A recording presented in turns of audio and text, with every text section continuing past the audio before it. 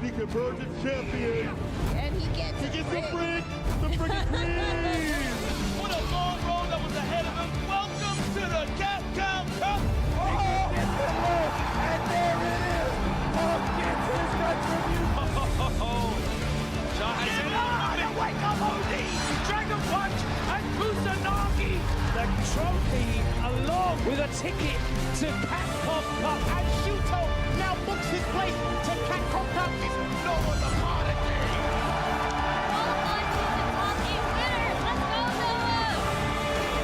The whip punch from the heavy. Oh, the engine right. Angry bird. Show him the door because, kid, you're in grand finals!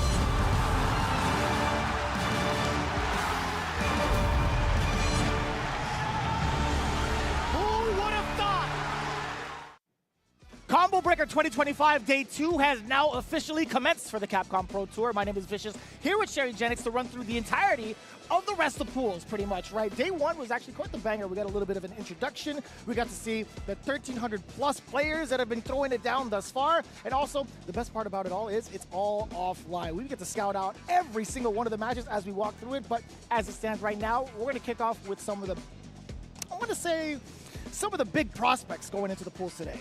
I mean, we're still technically in round 1. That's how many players there were. There are 8 pools, 64 pools, sorry. And so we still have more of round 1. I think we have 3 more blocks of round 1, and then we actually go into round 2 later today, which is top 256. So we went from 1,300 players down to 256, and by the end of today, there will only be 96 players left to go into tomorrow. I'm not that kind of fella that could do the math, so I mean, I appreciate you throwing down the numbers because I would have been like, yeah, let's just keep throwing the matches up for me. But at the same time, right, it's really fun to just kind of keep up logistically with like who's been kind of going up there and who's trying to like vie for all these points.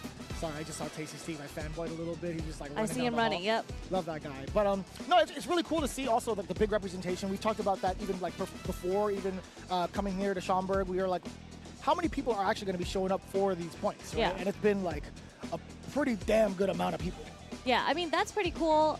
Like, we talked about it yesterday, but how the whole system for CPT changed this year, it's kind of like a hybrid of what it used to be, where last year it was you had to win to qualify, and you had all these players traveling all over the world just fighting for that one spot. But this year, they brought back the ranking system. So it not only do we have the qualifiers, where if you win a position into Capcom Cup 12, but now there's like 2nd to 25th place, you get points.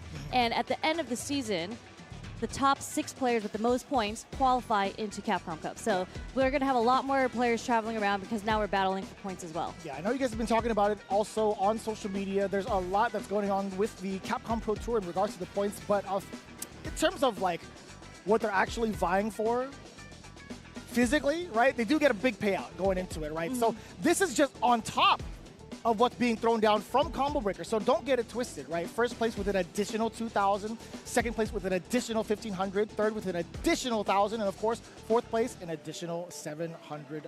So pretty damn good if you look at the spread. And speaking of which, this is what our current standings looks like for our top 16 going into this year's tour, right? Ryukichi with 300 points, Kobe on following suit. Would have loved to see him show up, but a little bit of a mishap over at the airport. Momochi, Lashar for 3rd and 4th, Akira, NL, Higuchi, and Yanai. This is actually looking pretty stacked. I mean, look, we have 16 or 8 more people that are on the list for the points, and this all just came from EVO Japan that just happened 2 weekends ago. So this is the 2nd premier tournament of the Capcom Pro Tour. So we're going to see the numbers change after this tournament, but most of these players are here. So it's going to be really, really exciting, and we get to commentate in this block. I think we get Tokido and Lashar. So we get to see some people with a lot of points play today in this first morning pools. It is 10 a.m. here, so good morning, y'all. Yeah, you know, nice and early. I gotta say, seeing Nyanpi's name up there, like the way she performed over at EVO Japan, I think that was criminally underrated, right? I feel like nobody was it underrated? Nobody got to talk about it as much. That's I true. immediately went to her stream and congratulated her. I wanted to say, like, I put it in Japanese. I'm like, people were rooting for you overseas. Just to let you know, you played your heart out, and it was like, it was 100%. acknowledged, and it was so I was fangirling. So beautiful Fangirling in the crowd.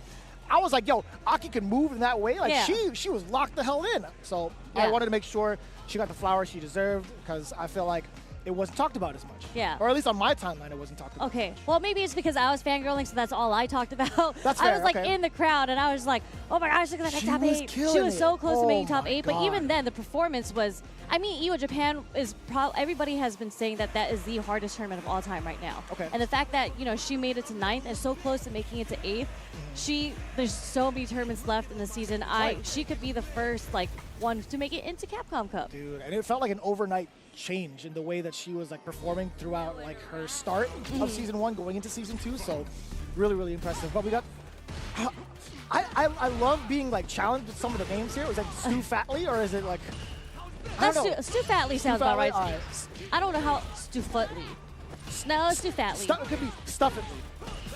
I'm kidding. I'm totally. I like how it's like kind of perplexing. But we also have Redbeard. CNC RE.D. Beard. Is it That's kind of how like? I'm gonna say it. Redbeard. Wait, that's maybe. Redbeard. It could be. You know what? I'm gonna go with that one. I'm definitely gonna go with Redbeard. That makes more sense. I think he has a red beard. Possibly. Can't tell. Well, he's got a pretty good Ken thus far. He's got first round to start things off against Stuately's jury. I gotta say, man, like if they watch the VODs and they hear us butchering their names, please correct us. Yes, please let me know. Just message me and Vicious and that Yes. is not how you say There- my yeah. name. And spell it out phonetically for us, please.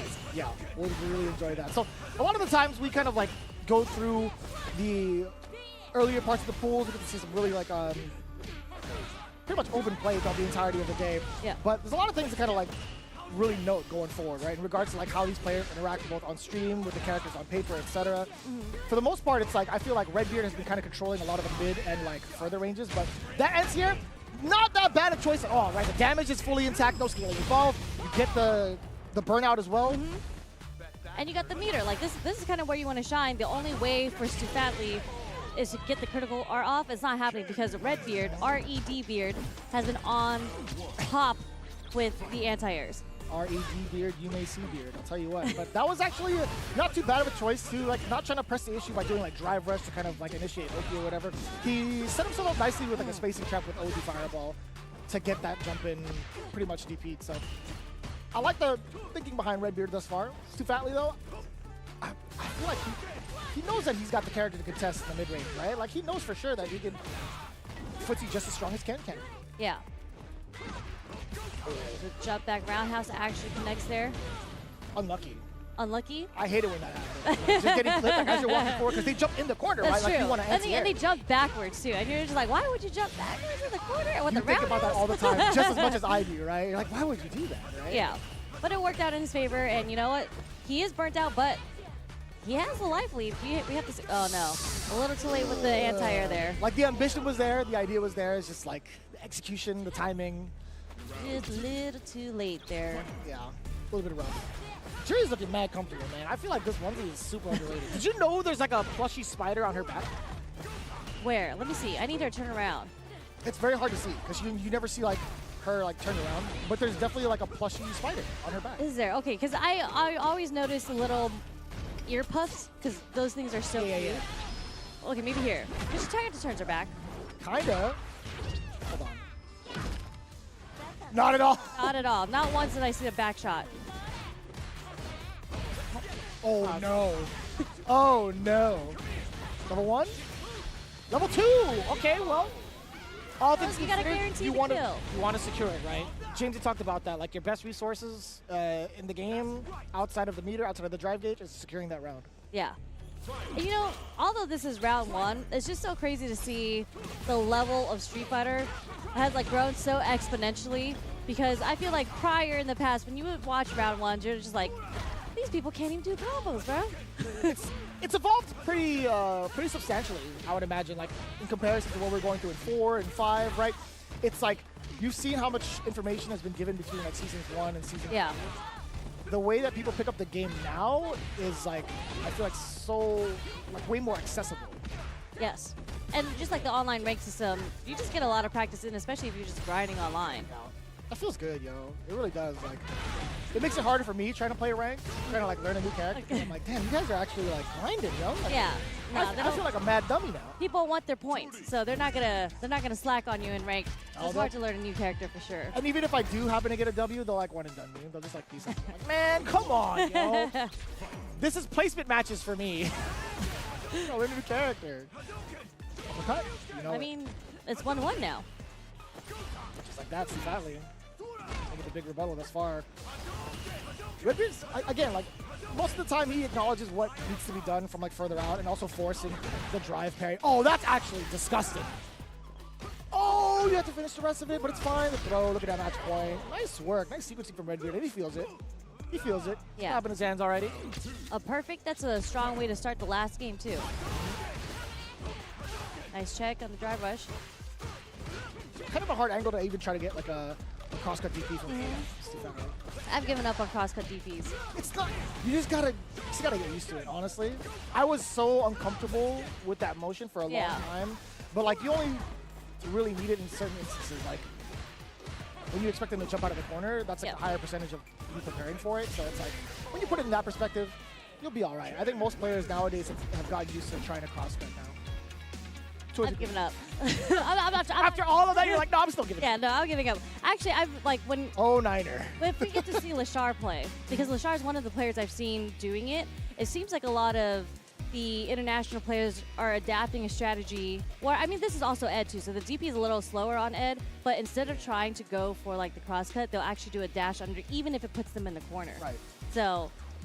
I think, you know, they're trying to tell me something here. Kind of, sort of. I mean, like, it's one of those things too, because in that situation where Ed wants to like maintain control of the corner, they'll like hold on to their flicker, just in case, right? And they see them move, like they don't want to be hopping backwards, right? Most of the time you'll see like the kill rush forwards because they have to readjust, they're forced to readjust. But for the most part, you do have a valid point in regards to like how Lashar consistently gets control even after they jump out of the corner, right? Whether it's like a crosscut DP, whether it's just kill rush, he knows how to reset situations so damn well. And I feel like just like that nuance alone is starting to really spread throughout like the lower skill levels. Like they're starting to really figure it out. And it's that took a long time for people like us to figure out in terms of like our era, right? I was gonna say, what you mean like us? Like you know exactly what I mean. Like 09ers? Or are you talking about, you know? Crosscut wasn't really like shown off as much until like, I know it existed before, but it's like it was way more prevalent in Street Fighter 4. Well, yeah, I played Viper in 4, so I didn't even you didn't worry even about need cross-cutting. But in Street Fighter 5, because of my Nikali, I did have to cross-cut a lot. Oh, that's true. That's definitely true. Oh, Rick Yasuda. Yes, from the U.S., and we also have a Conga from the U.S. Rick Yasuda is sounds like a pretty broken name. I like that. Yasuda. It sounds like a music artist. It really does. Yeah, either that or like an actor. Drop an album. Probably. Depends on what character he plays, though. Like, what character do you think Rick Yasuda plays? That's such a loaded question. He's giving me Rick Yasuda, I don't know, Jamie vibes. Word. How you feel about that? I want to say... I want to generalize it and say a Shuto, but that's too easy. I want to say Luke. You want to say Luke? I want to say Luke. Might be a Luke main. I'm not even cheating. If he actually does pick Luke, I'm not cheating. I swear, it's just like a pure guess. But Conga, I have no idea, man. Conga has to be like DJ. That's such a wild. I like how you kind of like smirked a little bit as you were like telling me. I'm like, what you mean by that? I have no idea what Conga would. Well, we'll hear when they hear the select. We heard an M. Oh, okay. I was gonna say like maybe like a Chun-Li or something. I don't know. Just a guess. I mean, this is all pure guessing. Absolutely no context, no background. This is pure guessing. That's exactly what it is. Just to kind of kill the time. But I'll tell you what, this is going through the G block, right? Yes. If I'm not mistaken.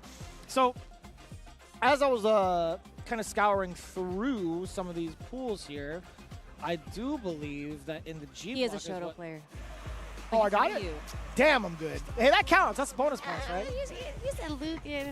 So in the G block, we got Chris Wong, Lashar, Tokido, Nephew, Riddles, Psycho, Oil King, and John Takeuchi. Just in the general G blocks, like G1 specifically. Right? Oh no, Rick's the Bison player, so I was actually way off. We were both way off. None of our character guesses were anywhere close. I always think that's like an interesting discussion because people like, Just the Kid would be like, yeah, you're definitely like an XY player or whatever. Yeah. Like, what do you mean by that? What do you mean by that? They say something like, oh, you definitely play E Honda. That's definitely offensive. What do you mean I play E Honda? Tong somewhere is like getting the shivers. Like, who's talking about? Who's talking about Honda? I think it's so scary trying to interrupt the Hashogeki the way that Rick just did, right? Like, standing jab sure is great, but it's like, man, if you get counter hit against the... That's a commitment to the counter Hashogeki. Shout out to Classic Costume Bison, by the way. We love Color it. 1. I think it's mad underrated, just this color in general. You think so? Yeah, nobody picks default Bison for at least the Classic costume. Damn, what was that? Oh, man. Oh, no! To punish, too. Okay, there's an interruption, low forward there. All right, we swing it. This is a swinging match. Knocking on the door a little bit. Was a counter hit, didn't get a big conversion. At least a decent conversion there after counter hit. Now gets to set himself up for a throw loop. Uppercut, getting the option select in. Uppercut again, no fly zone. I mean, that's the thing about Ryu, right? Like, when I see that I have to play against a Ryu player, I do test whether or not they have the anti-air. Free all the time. All the time. But most of the time, I say 95% of the time, like, these are Shoto Con players. Like, they usually are able to DP. Like, Sure. you're going to have to put the mental stack a little bit higher in order to get a jump in on them. But I feel like it's a must. Like, you have to test like, Oh, yeah. whether or not they got it right. And I will just blatantly jump. I mean, if multiple you're a Ryu that can't DP anti-air, I'm jumping all day. I'm taking advantage of that bad boy. That is for damn sure.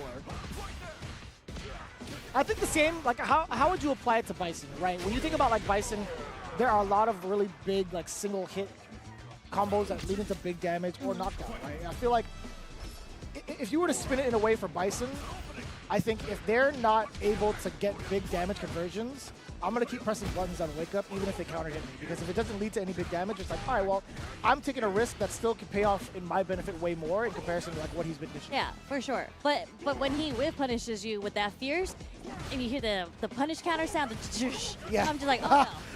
Oh, we're not whipping buttons in this match. Oh, no, not I'm going to counter whip buttons, but I'll definitely press buttons on Wake Up, though. That is for damn sure. Yeah. If he's trying to shimmy me, I'm doing low forward every single time. I don't care. Oh yeah, no, that's good for sure. And then like the thing when we talk about anti-airing with Bison, like he's not a character that can anti-air particularly well. Like his crouch fierce is pretty slow, so you kind of have to do it preemptively. I know because I got jumped in all the time on his Bison because you had to do it so early.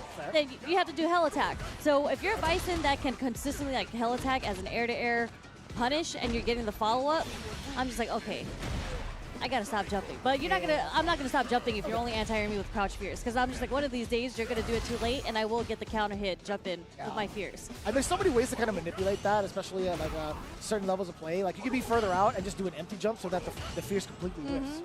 We haven't necessarily seen that just yet, but The bait. He baited that parry out. He's like, you're not parrying this fireball. it's tough though because like with Ryu, I think the mind game is obviously whether or not to prepare for the fireball. I feel like it's very hard to react whether or not he's doing Hashogeki or Fireball at certain ranges because of like the animation being very similar, right? I think even in the top levels of play, you see cats like Blas utilize that a lot. Like he says like light Hashogeki, you see someone's parry and he just drive rushes forward for the punish.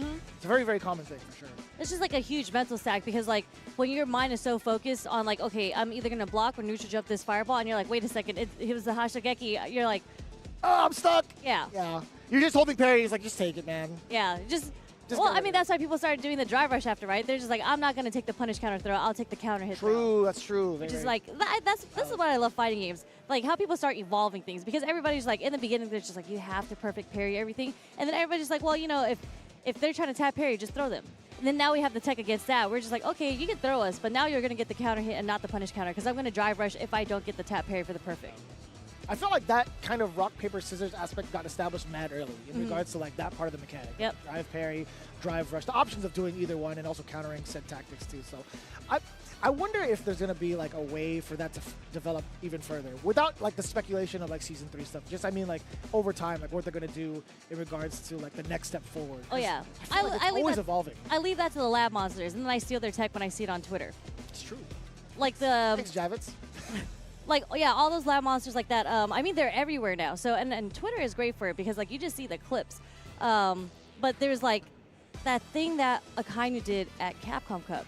The whole, like, Right. if you parry and then you block, against a fireball, like your hurt box is extended so much, so the pushback on blocking a fireball pushes you back and more. it applies to characters like Aki and Guile with like multi-hitting fireballs. Exactly, and then you get to do like the OD reversal in between the two fireballs. So it's just tech like that, the little things, and then you get to see that executed in game. Like I saw the other tournament too. Yeah, in tournament at Capcom Cup. That was godlike. There was that whole like the dirty DI setup. That was it's like fake DI so that they would DI back or parry. On their wake up. Yeah. And then like you're recovered in time. So I'm just like, man, these dirty tactics. I felt like that was the start of like the phrase like Dominican mind games. During that era. Seeing that Shout as out to Fidel. Yeah, of course. I love that guy. He is a Forte loyalist too. I know. He'll always hop in the Discord. He's like, you want to That's where he loses points with me. But you know what? All the tech that he's been posting, all the videos he's posted, he just won his local as well. That's right. Yeah, hey, congrats to him. He had to fight his own brother at that local too. Wait, really? Yeah, that was messed up. I feel bad. I get it. That's actually also really cool about like Street Fighter and the FGC. Like the community's so big, there are people that are like brothers or family. Literal brothers, literal family. Yeah. And you have to play each other. Yeah. Hopefully that's not the case here. Nagoo versus Buff. Is it Heras or Buff Jeris? Bujeres. Buff Jeris. I'm gonna add an accent. Bujeres. Heras. Heras. But I guess if it's Spanish, then it's Bujeres. Heras. Oh. Short jump. I actually think this matchup is pretty hard for JP. How you feel about that? Because I could kind of see that. DJ has, first of all, his drive rush is incredibly quick, right? So he already has a way in, but like with his Sobots and all his other like sways and all that, just his movement, I don't see how I don't see how JP would really deal with that because he wants to keep you stationary. That's why he's poking at you all the time. Yeah. That alone, like DJ's drive rush, is a pretty valid statement to make in regards to the matchup alone. I don't mind actually like the fireball war between the two as well, just keeping it like mid screen or even like 3/4 screen. I like the fact that DJ does have like double air slasher to contest against JP and reset his timing a lot of the times. So I think in that regard, plus what you had mentioned earlier, I'm more so inclined to believe that DJ would have a better timing. Plus his damage output in comparison to like what JP can dish out, surely he has access to it. No doubt about it, right? Especially with his level 2. He could go into a reset if need be, but yeah, which he did. He tried it. The perfect parry anti-air. I still think DJ's damage is so substantial against somebody who doesn't necessarily have the best defensive tools outside of like Ninja or level 1. Like, as you mentioned, like the best defensive tools, Lord knows what happens if DJ blocks the OD amnesia on your wake up. That damage is coming. Oh. Both parried at the same time.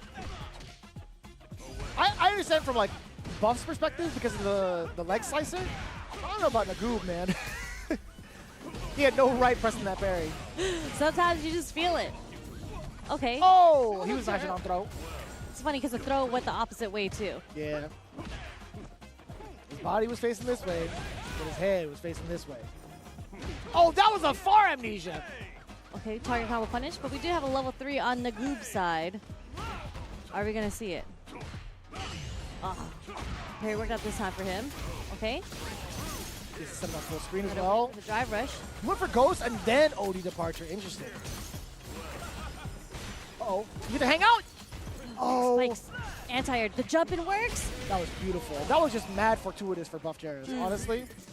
Because there was no way he was reacting to that air slasher. I don't think anybody in the world was reacting to that air slasher. no. It's a really good read. And you want to jump out of the corner too most of the time. So he's like, get me out of here. So good jump in timing from Buff Heras. Harassment. I think it's the most yipes I'll sound all weekend. I just thought about it. I'm like, yeah, all right. Oh, we still got the overhead. Red Ghost. I feel like that's such a problem, man. Like, having to block some of the projectiles against JP up close. Yeah, because one, you really see like whether it's the low or the high when it's a little further, because obviously there's more animation frames. And then he can even do the fake ghost when he's that up close to you. So you're just like holding the parry and you're like, man, did he really just fake me out? But the tech against that, again, is to like get the parry, and if he does a fake one, you just drive rush in, and he's still recovering. You're right. Bang, level 1. Much more of a clean start. He's making up. He got some, I don't know. He's got some. Oki Zeme Cafe. I think they're one of the booths here. Got some Oh, are coffee they? running I think they're doing fresh brews here. No shot. I might have to stop by their booth and grab some coffee. I definitely would love some Opusemi on me. That trade-off was way better for Nagoo in terms of like the fireball. Not necessarily the damage, but like the situation out of OD departure plus the tree glove. I would much rather take that as DJ. Double dash forward. Okay. Hey. Dude, TJ's design in this one is so damn cool, man. This is, yeah, definitely. He tried to interrupt it there. Works out this time. Great interruption. Oh, God. And jump in on him. We're starting to see some of the buff Heras' tendencies to kind of just jump in. I mean, it's annoying fighting DJ on the ground, right? That's why people just want to jump in on DJ. I know I want to jump in on DJ all the time. But there's so many ways for him to mask his charge, Yeah. especially with his normals. I just don't trust jumping on him ever. And the 3 incoming. How many times do you think DJ says, hey, hey, hey, in a round? You mean like off of the up kicks? And even the super, he says, hey, hey, hey. Oh, true. That's already like 8 in And the his round. Sobot, like his regular one, is Yeah. like, hey, also, right? He does hey, hey, and then a hey, hey, hey. I don't know. I mean, like on average, maybe, I want to say plus 20. Plus 20. People be jumping in this game. Are you kidding? It's true, okay. They're off of throw. Off of throws. And he's got one of the better throw loops in the game. This is the punish counter, so he actually didn't say it. Yeah. Now I'm going to keep track, but I really shouldn't. Either way. All tied up, by the way, Nagoo. Getting the big level 3 finisher earlier. Just waiting for that departure. But the second one, I thought it was off screen. I thought it was null and void. I didn't think it was going to hit. Off the screen. That's pretty hard to predict there. Yeah. There's Or also easy to forget about when it's off the screen. That's fair, yeah. There's like a glare on my side of the screen. Kind of, sort of. I can't even. So you definitely couldn't see the portal. No, not at all. That's why I thought it was off screen. Genuinely. Pierce. Nice pick. Sign. I mean, that was really far away, but still a good he was check ready for regardless, it. for sure. Yeah. Because that's how Nagoo has been getting in all the other rounds. That is fair, yeah. Like sign of a really studied player, Buff Garrus being able to like stop any of those approaches.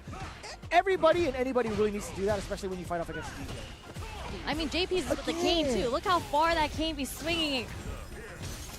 That thing's kind of nice, man.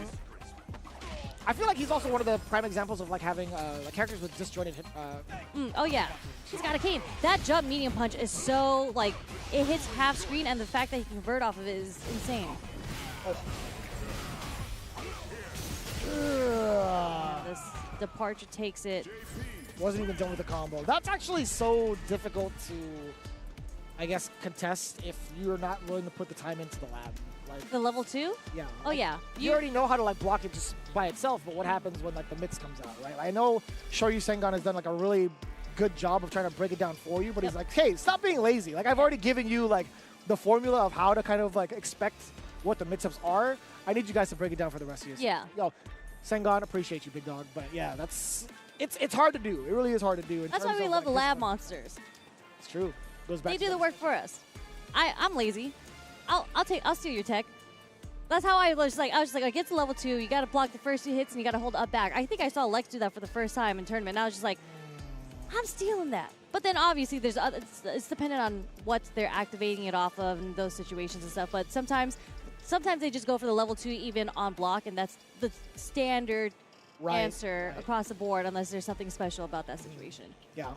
But either way, Buff Heras being Heras, no idea. He's going to be moving on into the pools, right? Again, we are covering a majority of, what, G1 so far? Yep. Wanted to double check. I'm like looking at our pages just in case. But Yes, either way. we have G1, we have G2 soon, but G1, we do have a lot of heavy hitters in there, so eventually we'll get there. Speaking of names, that's a lot of letters I'm seeing. There's a lot, right? One coming in representing ARC, Wizardy Herbert. Yes. Herbert. From Arkansas, perhaps. Maybe that's what ARC stands for. Probably. Because I feel like MNFGC is probably Minnesota. But how do you say his name? Is it Feebs or Feebs? I'm going to say it's Feebs. I think he it's has to be Feebs from the too. Midwest, so it's Feebs. But, you know, it could be Feebs. You never know, right? We'll go with Feebs, though. Yes. It's like a Phoebe situation, but we're going with Feebs. It's like a... Ah, I see. That's what I'm guessing. You are a boomer. Definitely a boomer. I recognize it because I'm a boomer as well. But Wizardy Herbert versus Feebs. We do love a Wizardy Herbert. We really do. That's And he gave the peace sign to us. He heard us. He gave us the peace sign right when we shouted him out. had to take a little bit of a sip going into it. Another JP. A lot of JP representation thus far here in the early blocks, but Yeah, Kimberly, and I really love watching this character. Do you? There's something about her offense that kind of like tingles my brain, right? I love the mix. I love spray can mix. I love the damage that she can get, and I love the pressure she gets afterwards too. I hate absolutely all of it, but Oh, defending against it, Yeah. feels awful. that's all. Because I don't play Kimberly, so when I see Kimberly, all I can imagine in my mind is what am I supposed to do against this that I'm seeing on screen? But I mean, definitely Kimberly is definitely one of the coolest character designs in this game. Yeah. Shout out to Shonibu for kind of doing like the IRL version of it. I love her cosplays. Shout out to the Seattle scene. I'm actually going to see them next week at their quarterly salon. So True. And then we'll be there. Oh, No! dirty. Dry rush command grab, dirty. And people forget that JP has a command grab fireball look, like the ghost is a command grab. People forget about that. It is kind of tricky if you're focusing on like the ghost itself, but there is like a big signifier audio-wise and also with his The animation. because he takes his right leg and he steps forward, or he takes like the back leg and steps forward every single time. Back leg is. Well, right now on player 1 side, it's Yeah. his right leg that's the back. On player 2 side, it's his left leg, right? So he'll always step forward with his back leg, and his back is facing the player when he does command. Okay. I just remember his arm. The back though in the corner, okay. Oh! A little bit too far. Got me making animal noises every time I throw whiffs. Try to Running dash into it. under. Yeah. Spray can, he's gonna, yeah, get the juggle. Oh, OD Vagabond, there's a bunch of spaghetti all over the floor. What's happening? Should just be wasting spaghetti. Oh, this is kind of OD though. Kimberly matching with the background a little bit. She's matching the theme colors, yes. I appreciate that tactic. Is this, whose stage is this? Technically Bison. Is that his throne back there? With the No, sorry, this actually got released with him, if I'm not mistaken. Yeah, this stage was definitely released. I just see the Psycho, logo at the top there. Yeah, you got like the Shadowloo emblem on the bottom too, right, with Bison's cap. So it's like, it's difficult to call, but I want to say maybe this is technically Bison's stage. But it did get released with it. Makes sense. Level 3. Okay, Feebs. Not quite dead. Set up departure though, or Tree Glove. Oh, Jesus. Oh, please whiff punish that. It's a little scary position, but I was going to say Wizardy Herbert was supplied with all the bar he needed to make a comeback in that round. Like, he just really needed to get that hit. Maybe like on that whiff throw, as you said. That would have been the time to get the party started. Really good start of something. I think Kimberly has some of the better like whiff punish tools in the game. I think her fierce is phenomenal. Yep. I think her medium kick is also very similar to Jamie's. Really great. It's cancelable as well. That could have easily, as you mentioned, been the start of something great with the amount of meter that she had. But either way, Feebs getting game number 1. Not going to be the end of Mr. Herbert just yet. Yeah, it's interesting from Feebs because I feel like he's not playing the way that you would think JP would want to play in this match, which is like further away, Yeah. which I think is actually pretty smart in this matchup because you don't want your back against the wall against Kimberly. So he's actually playing kind of aggressive to stay on the offense and not giving Kimberly the chance to get the party started. Makes a lot of sense too, because looking at Kimberly in regards to like her defensive aspects, not the strongest, right? Yeah. She doesn't really have any tools on upon reversal outside of like super. Yep. That's it, right? Yeah. I'm not mistaken, that's it. Or you can do like the parry. Oh, he answers his own teleport out the corner. That's kind of cheap in a good way. I love that. Oh, still being able to escape the corner. The elbow drop coming in as well. Feebs. How do you keep Kimberly from getting started? That's right, personal delivery coffee. That's crazy. Oh, Oh, okay. no. Elbow drop on the amnesia, but no follow up there. You can't drop the opportunities like that. Come on, Herbert. We make shift combos sometimes, you know? You just go 3 lows. Just why not? It worked after like what, the third one. Yeah, just We'll try to double clip take them. Let's go, Feebs. Good stuff on Feebs on the pad there. Not too bad from Wizardy Herbert. I mean, like, they're Wizardy, Herbert. Wizardy Herbert, right? I think there was moments where, like, he did manage to get some of the big hits, some of the big openers, but now it comes down to, like, going back to the lab and just figuring out what the sequence is supposed to be to get. Exactly. I mean, that is Kimberly. Like, you are supposed to sequence them up. You have to have your plan from, like, if I land this hit, I'm throwing them into the corner, and then this is my shimmy throw mix up, and then that's the Kimberly plan. Just finding what, like, the basic combo is off of your confirms to either score the knockdown or set up those sequences is so critical, right? So hopefully Herbert watches it back and kind of thinks to himself, it's like, man, what did I do after these single hits or after these whiff punishes, right? Did I get to get those conversions at all? Did I get to set myself up for some of these knockdowns? Those are like some of the big things that I would personally love to watch in some of these VODs, right? Yep. And like just how you would approach the neutral a little differently. I feel like there's just a lot of struggle there because Feebs was so aggressive in the neutral, and as you mentioned, like Kimberly's best tools, especially the Fierce after got buffed. So you want to do the Fierces, you want to do the stand medium kicks, you want to scare people from pressing buttons on you. Yeah, and I feel like Feebs took to the sky a good amount, right? Like Kimberly actually does a pretty decent job of anti-airing. That elbow is so sharp angled, and it's also cancelable that it screams mix-up afterwards, right? Because you could do run cancel if you wanted to. You could do it early to the point where you could dash also and get that mix going even from there. So it is very difficult to contest once like Kimberly anti-airs you. You would most likely be panicking. Yeah, because you're just like, okay, the 50-50 is coming now, especially after the dash. But next we have Eddie Pooh. We got Eddie Pooh 22. And Romeo. Both coming out from the US region. I'm trying to peep game on the chains though. He got 2 of them on. We do have 2 chains. Man, it's over. It fades away to the Mai. So we have a Mai versus Ryu. Okay. A classic Mai. I've seen a lot of modern Mai's this tournament, actually. I saw Chris G earlier playing. I see. Aqua is also playing modern Mai, so I saw that earlier as well. Oh, I did get to see that block. I think you were with Yipes on that block. Yep. Yeah, I saw that. Oh, I mean, I was watching it in front row, but I think the first classic Mai we've seen, I guess, for today at least. I didn't get to see any Mai's in my block. Really? At all. I saw more Ryus, Zangiefs. Zangief. Yeah. Zangief is pretty fun to commentate, I'm not going to lie. Dude, it's so fun. You just got to call out which 50-50 is he going to do? After headbutt? Yeah. Who was it? I think it was yesterday. I was watching one of the matches where the Geef did whiff sweep into level 3 and it hit. And I was like, not like this. I couldn't tell you. It was probably one of our blocks because me and James were dying. Okay. We were laughing. It might have been, yeah.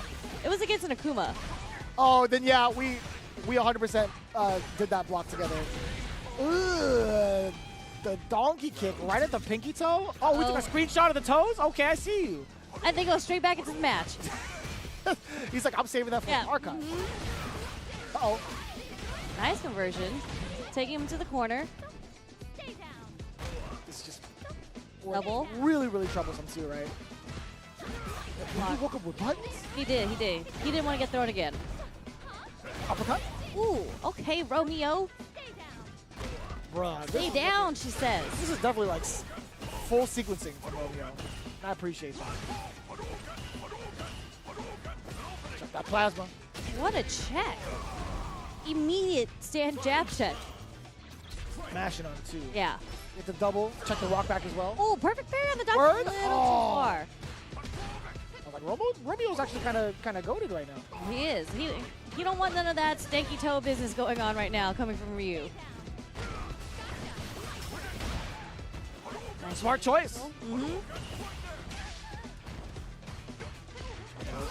What a time to actually check with that standing jab. That was a counter hit as well. Eddie Pooh opting to go for something a little bit slower. The level 3 now coming out from Romeo. I mean, I do like the damage output, getting yourself some of your drive gauge back while in burnout, and also in a decent space too. I was going to say maybe standing fierce, but he went for the dash instead. Yeah. He's trying to sneak in a little bit more offense there. Yeah, it's not her turn though, right? Like after level 3 like that, you're not allowed to dash. She'll be negative. Oh, this can kill Eddie Pooh. Is it going to kill though? It's going to. I'm not trying to James it out. I don't think so. Okay, fine. I didn't say anything because I wasn't sure. That's fair. I didn't want to commit to the get. Oh! Nice drive rush out. this is bad position for Eddie Poo now. Oh no, got his meter back just in time. Bruh, Romeo lost his meter mad fast. He just got it too, like He did. under 10 seconds ago. Wait, how did he even spend that? There was like the OD fan and with the drive rush out, I guess, but that's still, I don't even know how he spent all that clue. meter. Absolutely no clue. Bro, that was fast. We were just talking about how like on point Romeo was looking. It just, the tides turned so quickly. Let's go, Eddie Poo. 22. Predictable. I'm glad he gets to change up his fireballs and not just like automatically throw the Vengeance version. I love that change up. Still got the overhead flash. That's hella damage. Dude, drive rush into the foot. Too far? No, just Bro. he was at the pipe. Yeah, the recognition on that, the Fierce going to burn out Romeo. Oh, not the fireball drop. Not the execution drop on the fireball. Trying to chip him out. That feels bad. But you know what? Yeah, it feels bad, but you know, as a competitor, this is the time to recover. You don't want to be in the mindset where you're just like, oh man, I got the wrong thing. That I would have won. But doesn't seem to be that way. Okay, Romeo's so consistent with the anti-airs if you try to jump in the corner. I mean, we were praising him for it earlier, and it still didn't lead to the W. Yeah. It's kind of wild. Nice chip sequence coming from Romeo. Okay, making it 1-1. Absolutely worse. Absolutely worse. Both players actually showing up pretty Ooh! thus far. What a chase down plus juggle.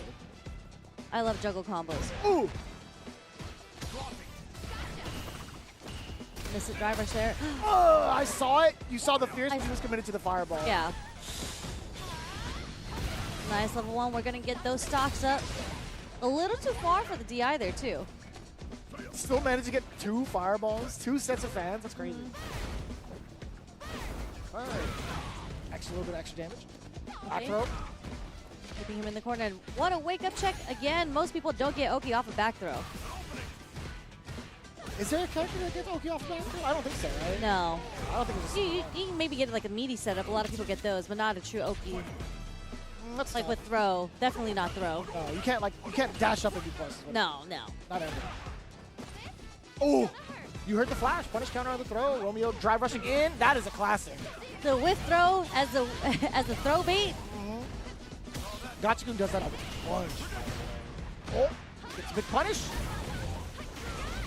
Level 1, Kagura no Mai. Oh, it's the enhanced version. You're dead. I actually didn't realize it. The enhanced version does so much. Did you hear that? Everybody was like, God damn, the crowd. That was a lot of damage, yes. That was the enhanced version. I didn't even realize it. I was going to say Kagura no Mai. It's going to be like one more setup afterwards. But Good stuff on when did Romeo. you do it the first time? Did I blink? I'm dead serious. I'm like, yo, when did that happen? Because that was a pretty fast round. That was. I actually don't remember a level 1 in that round. That's what I'm saying. I don't know. Uh-huh. It's too early for me to remember these things. That's what the I was too busy like watching all the fans come out. that's what the coffee drop off was for. That's true. And I haven't even taken a sip of it, so I'm not ready. I'm not caffeined up yet. True professional. Still scouring through the depths of Block G1 thus far. We talked about who was in this pool. A lot of Japanese representation overall, if I'm not mistaken. So we're going to see... Actually, no, I was mistaken. There's just like a wide variance of international players in G Block. But then looking into like the H Block, there's so many like high-end Japanese players. There are. Which is kind of weird that it's just like slabbed right in the middle with all of them. I don't know if you guys got to check it out. Incross has been putting out all the information Yeah, by the way. amazing. Hence why I even like have that photo. I just haven't like locked it on my phone, but it's pretty wild to see. I mean, Nephew is also in the G Block, so I'm trying to see some Nephew play. Seco is also in here, so I'm trying to see some play here. I wonder if Nephew's going to be dabbling with Mai during the pool phase of the tournament. Since it is round 1 as well, and I'm sure it'll be like Mai, and if he's in some sort of a struggle, he'll revert back to the jury. Any sort of Picklestein, he'll probably go into jury, yeah. Speaking of which, Picklestein going into... Damn, that's a nice handlebar mustache, my man. Very well maintained. Both of these guys have some pretty good accessories. Yogmoth as well, with the glasses. That Aki, I love that Aki outfit. This is one of my favorite costumes in this game. Easily top 3 outfits in the game. Yeah. In my opinion.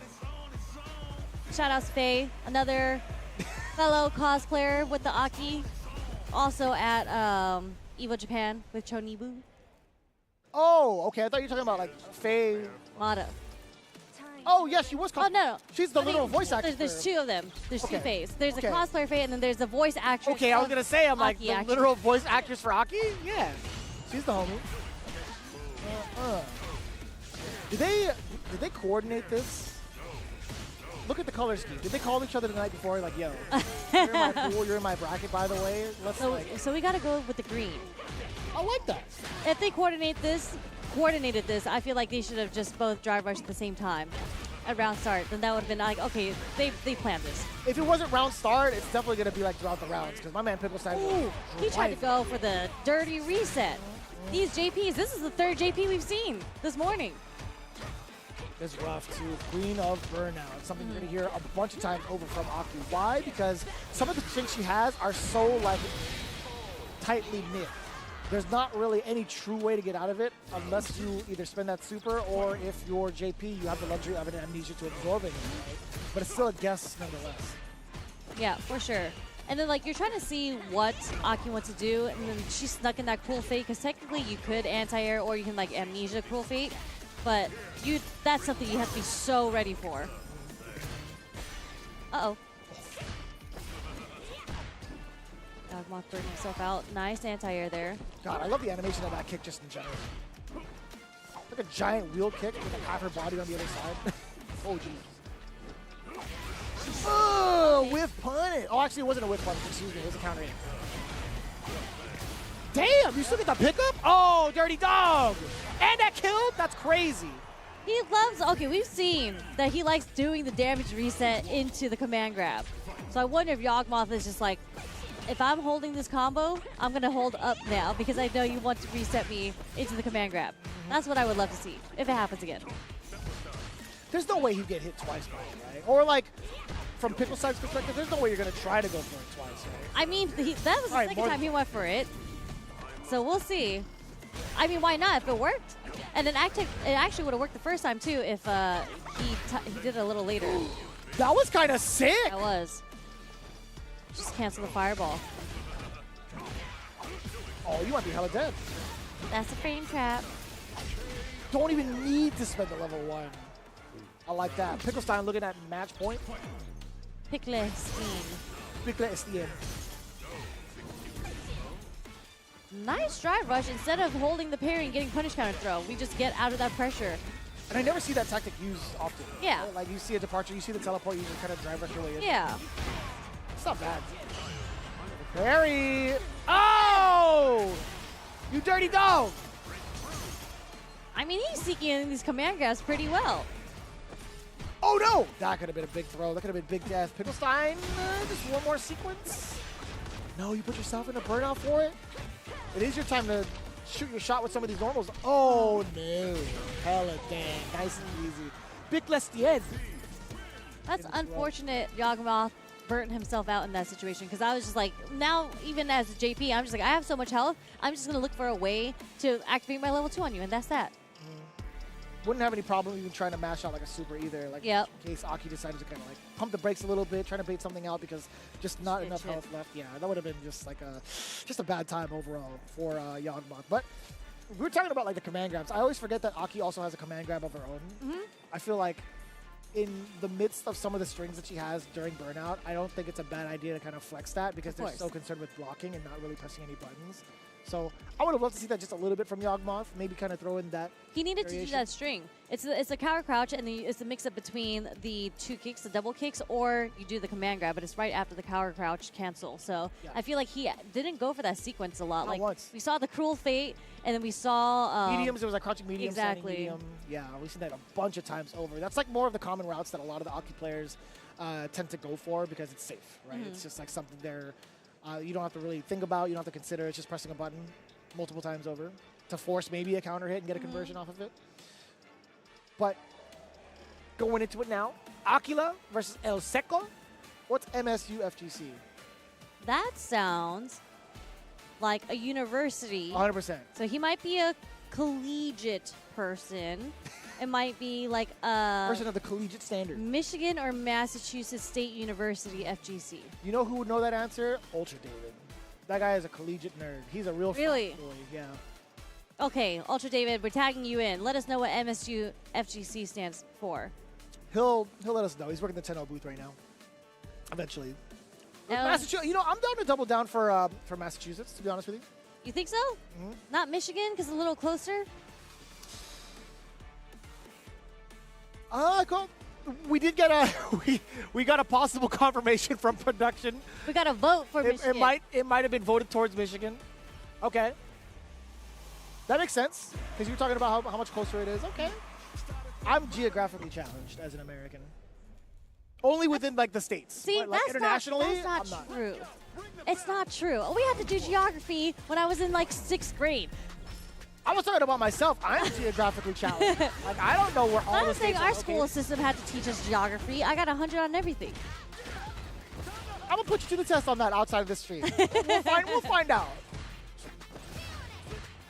Oh, Ed what a block. That was like the cross-up, too. Kind of funky. I think El Seco is 2nd seeded in his pool. Word. Yeah. I was just like clicking through all the random names and brackets, and El Seco was one of them just because I was like, isn't El Seco a drink? And then that's why the name stuck with me. Oh, yes. He is 2nd seeded from Texas, and he just got 9th at Texas Showdown. Damn. He's doing a damn good job, though. Sorry, I said English. I said English. Interesting punish counter throw from El Seco there. After the drive rush? It's punish counter? I mean, I could see why, right? He knew it was going to be like the exact amount of damage he needed, and also it builds like a ton of meter as well for himself. Like, the more meter anybody has, really, the more dangerous they're going to be. But I feel like that's particularly the case with someone like Ed, right? Being able to initiate the dream is such a big deal. I do want to see the dream. And we do have it available, but I think we're just going to see it straight to the level 3. Word? You were delaying yourself just in case? I like that answer, too, from Akila. Being able to get the back there. Is it Akila or, like, Akila? I feel like it's Akila. Like tequila, but Akila. No? No? Perhaps. That's a tough one. I'm going to go with Akila. Akila. Like Aki and Ninja. Like Akira, but Akila. Damn, that's actually bars. Perhaps. It could be. Maybe. Ooh. Damn, what a whiff punish. Understand medium kick? Low key, I really enjoy watching Ed Flames. I think he's so, like, He's, I think he's rather difficult to pilot. yeah. I was saying to Yipes yesterday, actually, that I think Ed is one of the hardest characters to play in this game. You think so? Yeah. He's a very complex character. That was a godlike conversion off the teleport punish. Yeah. There's like, it's one thing to be ready for like a teleport to stop it, but it's another thing to get like an actual Follow-up really, right behind it. Follow-up. Seco's actually putting in that damn work. This character looking pretty nice in the hands of El Seco. No, I would agree with you. I think that character kind of difficult to pilot. I think Aki sometimes, like, trying to get the really big conversions can be a little bit cumbersome because she has, I think, the most like free form when it comes to combo conversions, especially with like the on and off poison state. But I think those two right now are somewhat complicated and unique. That's because they're very unique characters. You're not like doing like a typical like low forward fireball or anything like that. And let me see this dream combo. Little bounce. Okay. Oh, we got it. Kill rush forward. Uppercut as well. Kill rush once more. Damn, that's hella damage. And you still get 1.5 bars. You're about to build your second one again. I'm trying to see the second dream combo. You feel me? And we're about to see it in Do here. it. Oh, that would have been so Yeah, that would have been it if we canceled into the level 2 there. but he has to do it off of like a OD, right? Oh. Hey, oh, that was sick! This guy is a genius. I almost ripped your arm off. This guy, Seco, is a genius. That was godlike. That would have mixed me up. I would have been pissed. I was like, hold up. You spent your level 2 to make it whiff on me just so you can do the throw. Just to bait out my parry? That's kind of dirty. Like, I thought the tail end of it, maybe the hitbox would like catch the person upon wake up so that it would force the block, right? Yeah, I was literally looking, I was like, what is the 50-50 mix-up he's going to go for? I got mixed because it was just, I'm going to make it win. I definitely got smoked too. I held parry. I did the exact same thing that the opponent did. I'm not going to lie to you guys. Akila, my heart goes out to you because I definitely got schmixed, man. Okay.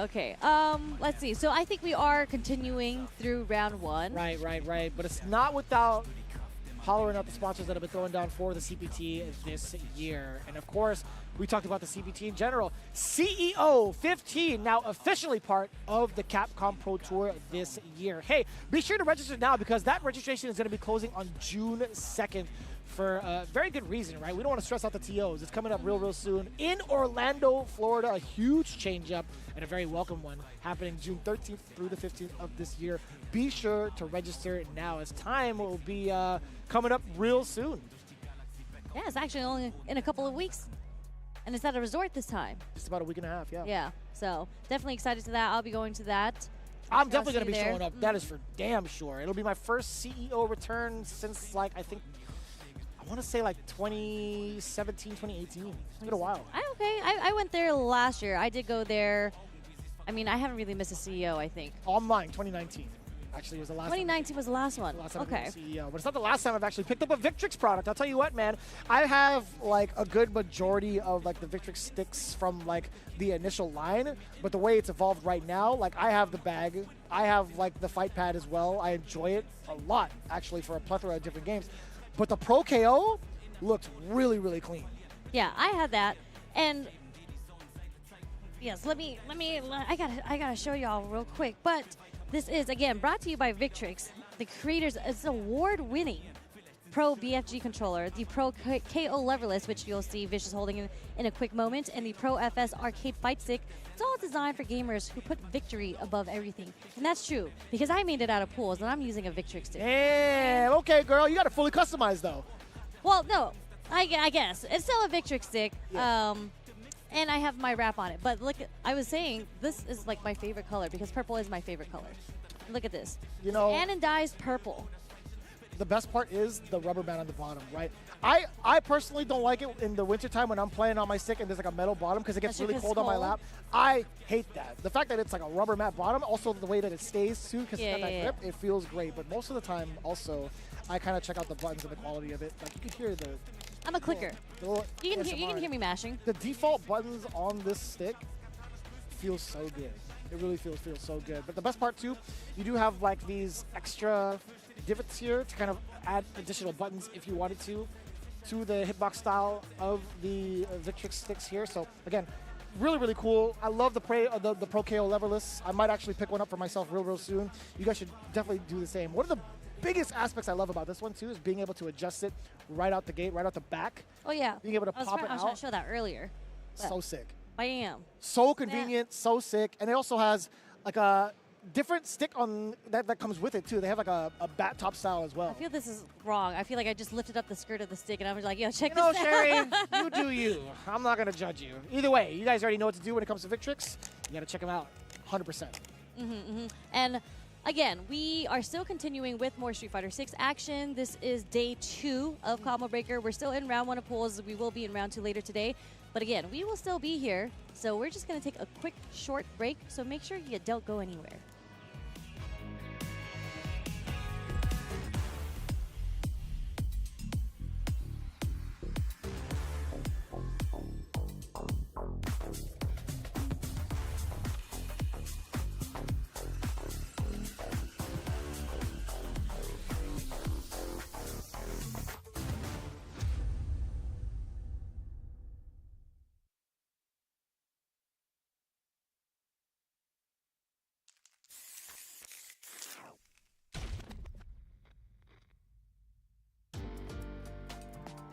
Taking a life and giving life? Fighting and living? I wasn't looking to fight to the death.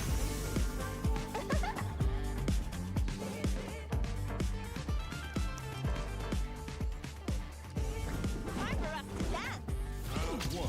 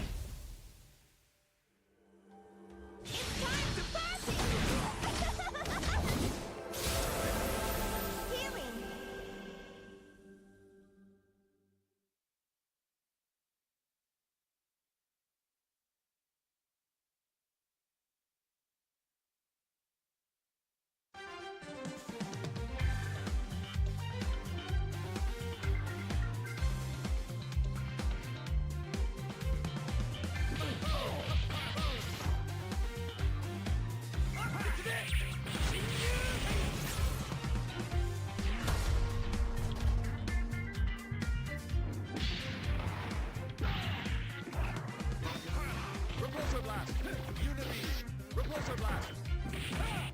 Yes.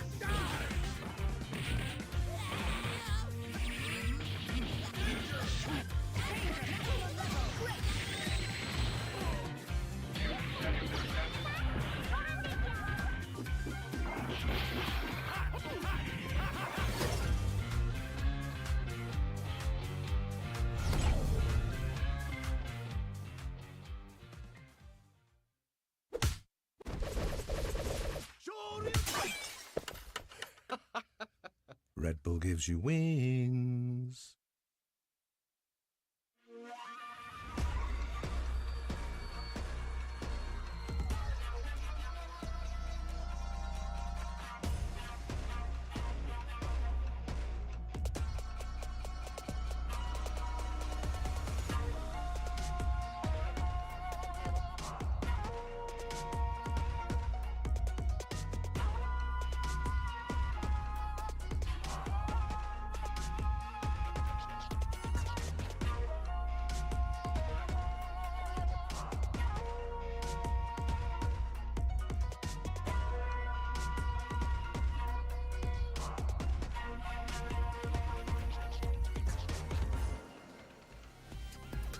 And welcome back into day 2 of Combo Breaker. We're still in the Street Fighter 6 action. Hopefully, if you missed earlier today, which wasn't, I think it's only been an hour so far, there's still a lot more Street Fighter 6 action. And again, just in case you missed it, it's your girl Sherry Jennings, joined by none other than Vicious himself. Thank you. How you doing? Dab me up real quick. Dab me up real quick, Sherry, because you've been kind of killing it on the Capcom Pro Tour, and now you're at the official stop, like one of the official stops, right? I think it's such a great feeling to hear like some of our favorite events in like the North American scene now being a part of such a prestigious event, right? I think it's been a long time coming. It had to be a staple, right? Yeah. From Combo Breaker and now CEO, a lot to really look forward to in regards to the competition. Yep. And just in case you guys missed it earlier before, like the Capcom Pro Tour is officially started. It started with EVO Japan. Right. I think that was like 2 weeks ago. So this is the official second offline premiere stop with CEO happening in June. Then there's Blink. There's like brother. USA. Obviously, there's EVO in Vegas. There's a lot. There are so many stops, man. Yeah. So like such a short time between each other. Man, Yeah. it's kind of crazy. This feels kind of good. Like it kind of gives you like a warm feeling inside because we get to see like a lot of like offline, That's right. Offline a lot is of back, offline baby. gaming Yeah. going on. It's a good recovery point. And then as we mentioned earlier, CPT, we brought back the points system. So we're going to see a lot more international players here, traveling everywhere, our players everywhere in the world. We love seeing that. Feels so good, right? Like I was kind of nerding out over seeing Momochi's name on the stream. Yeah. Right, as he was prepping to play his match. I'm like, dude, I haven't seen a lot of these players in the States like this in a very long time. And it felt like there was a big void. I felt like not a lot of incentive for a lot of the international players to come through. I mean, it's a rough travel. It's hard. Yeah. It's so difficult. And I don't blame them. Like, it's not even just like logistically, right? You got to go through TSA as well. Yeah. That's a whole different beast. That's a different matchup. That's a matchup they had to learn over the years. But unfortunately, there are new bloods, new players coming in from all over the world. So that's a matchup that they're going to have to learn along the way. But Brother, these two players, wet Endgamer 3, kunai? yeah, that's a wet kunai. That's a wet kunai? That's a wet kunai. What does that even mean? Endgamer 3K, I've seen a bunch. Yes. I've seen wet kunai. I think I've actually had to play against wet. I've actually had to play against both of these players. Why are you saying wet so much? How else would you say wet kunai? Just wet kunai. What are you doing? So wet. You got it. Hey, you got it. I'm not even going to contest it. Endgamer 3K, we've seen a bunch over in like weekly events as well. Rocking out that jury. Been a long while. I feel like this is the first Cammy we've seen thus far in our pool. And today, yeah. Second jury for coming from Endgamer 3K, but Endgamer 3K has always been very, very solid. Yeah, no doubt. Picking a good character to be solid with as well. Both of these characters, again, seeing a lot of representation on like the upper echelon, right? But in pools, I don't think you see Cammy as often, surprisingly. Yeah, I feel like Cammy, as you mentioned at the higher echelon, is such a good character because she's so strong fundamentally. On like the gimmick side of things, she doesn't have like the strongest tools outside of like Hooligan. Right? I'm actually inclined to believe that as well. I mean, the only other quote-unquote like gimmicks that she would have is like spacing traps with dive kicks. Yeah, which is part of her fundamental like game plan, which I don't feel like it's necessarily a gimmick. Like that's Yeah, that's why I put it in quotes, right? Yeah. That's like the only other thing, but it's part of a tool. Part of a toolkit, I should say, yeah. That was a phenomenal answer, by the way. that was Being able the to pull only out that answer level really. one- Oh, true, yeah. I mean, water and burnout, yeah, it makes a lot of sense. Nice parry. Okay, and we get the side switch just for the forward dash under. We're gonna build some meter here. Next sequence, if they were to get hit. Didn't get the chance to. I was gonna say if what Kunai was to get hit, they would have dumped it into the level 3, built enough for the level 3 there. But nope. And gamer 3 does the triple jab in the DP. A little slippery on the safe jump on that one. Wet Kunai not being able to convert if he wanted to. See, it's contagious. I am inclined to believe that Hwat Kunai was a Ibuki player back in the day. Sherry, I hate you. All right. We get the throw, though. Endgamer 3K sitting on 3 bars, right? One big conversion could lead to a massive swing, not only just in damage, but also in the drive gauge department. But Wet Kunai not going to let that happen just yet here in the neutral phase of it all. To that jump, very fortuitous for Wet Kunai. Coming on in, being able to stop the hooligan startup. And as we mentioned earlier, we love it when a player can check the air move, but also get the follow-up conversion. So it's really good situational awareness from Endgamer 3K that you're getting the jab that beat the hooligan as an anti-air, and you're getting the DP after. We're going to see this full level 3 come out from Endgamer 3K to take the first game. Yeah, well within the range of that kill. You can see it too, like where the life bar was, kind of past that third bar of the drive gauge. That's like one of the easier signifiers to tell whether or not it's a kill. So Endgamer 3K absolutely knew it. Finished out the rest of the combo in style. Yeah, I like that option select. We love that. You always gotta force that against your opponent, right? You can't let them get free drive rush pressure off the mediums. Ooh, that almost got the recovery frames from the whiff dive kick. A little too late with the fierce there from Endgamer 3K. Now in the corner. Still managed to get the punish counter, huh? Cammy said thanks. I feel like seeing sweeps more often as part of the meta is kind of like satisfying, right? I love seeing people kind of like whiff punish with that normal. From both ends, right? With both Jury and Cammy, we see Punk utilize that a ton. Yeah. To score that hard knockdown into whatever setup she wants. I think that's so critical in a lot of like certain matchups. Yeah. And speaking of the options select with the ODDP, we see it coming from Endgamer 3K too. So like clearly these two players, I feel like this might be like the winners finals to qualify out. They're both playing at a pretty good level right now. I'm inclined to believe that as well. The pacing, just like based off of the pacing alone, it feels like a lot more of an advanced level. And also, big check, Kunai. It's funny because the only time Kunai went for the mix-up with the hooligan, it got checked. So that's why I feel like Cammy isn't the best like character to sprinkle in the gimmicks unless you really have that mental stack. But fundamentally, Kunai has been doing really well. This is going to leave Kunai with like a little bit more. Next sequence will probably burn him out if he ends up blocking it. Yeah, which you might have to. Oh, there was a big bait. Actually, Endgamer was thinking maybe Wet Kunai will put himself into burnout. There it is.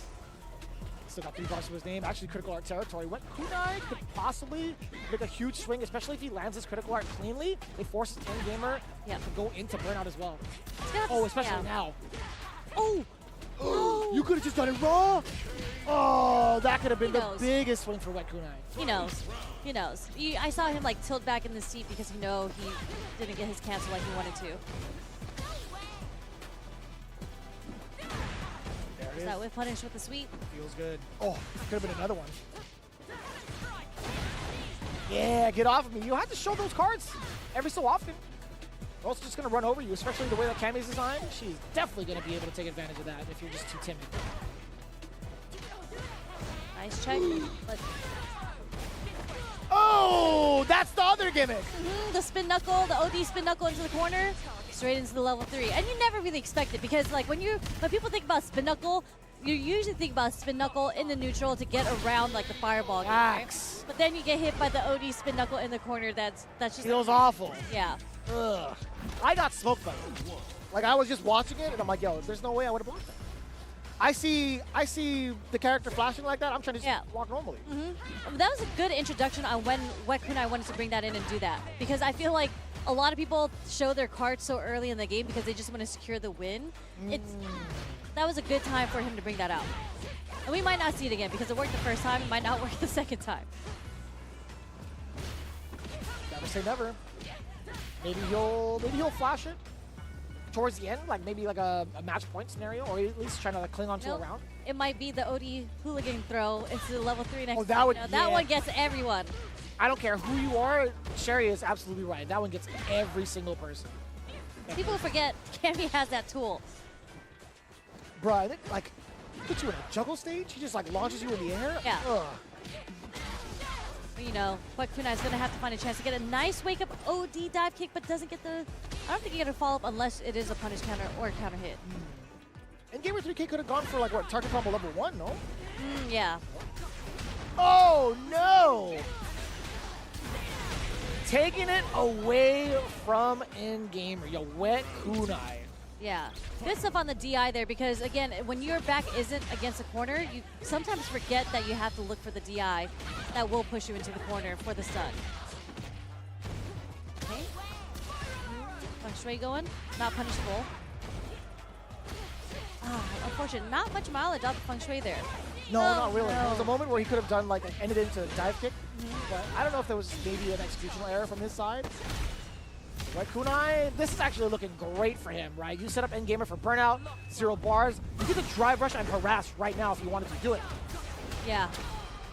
No bar. This was guaranteed. Checkmate. Wet Kunai. Moving on further into the pools, man. Excellent work. The first Cammy to show up on stream. Excellent play. Very clean. And you got the Supreme hoodie. Okay, I see you. Well, flexing a little bit, you know.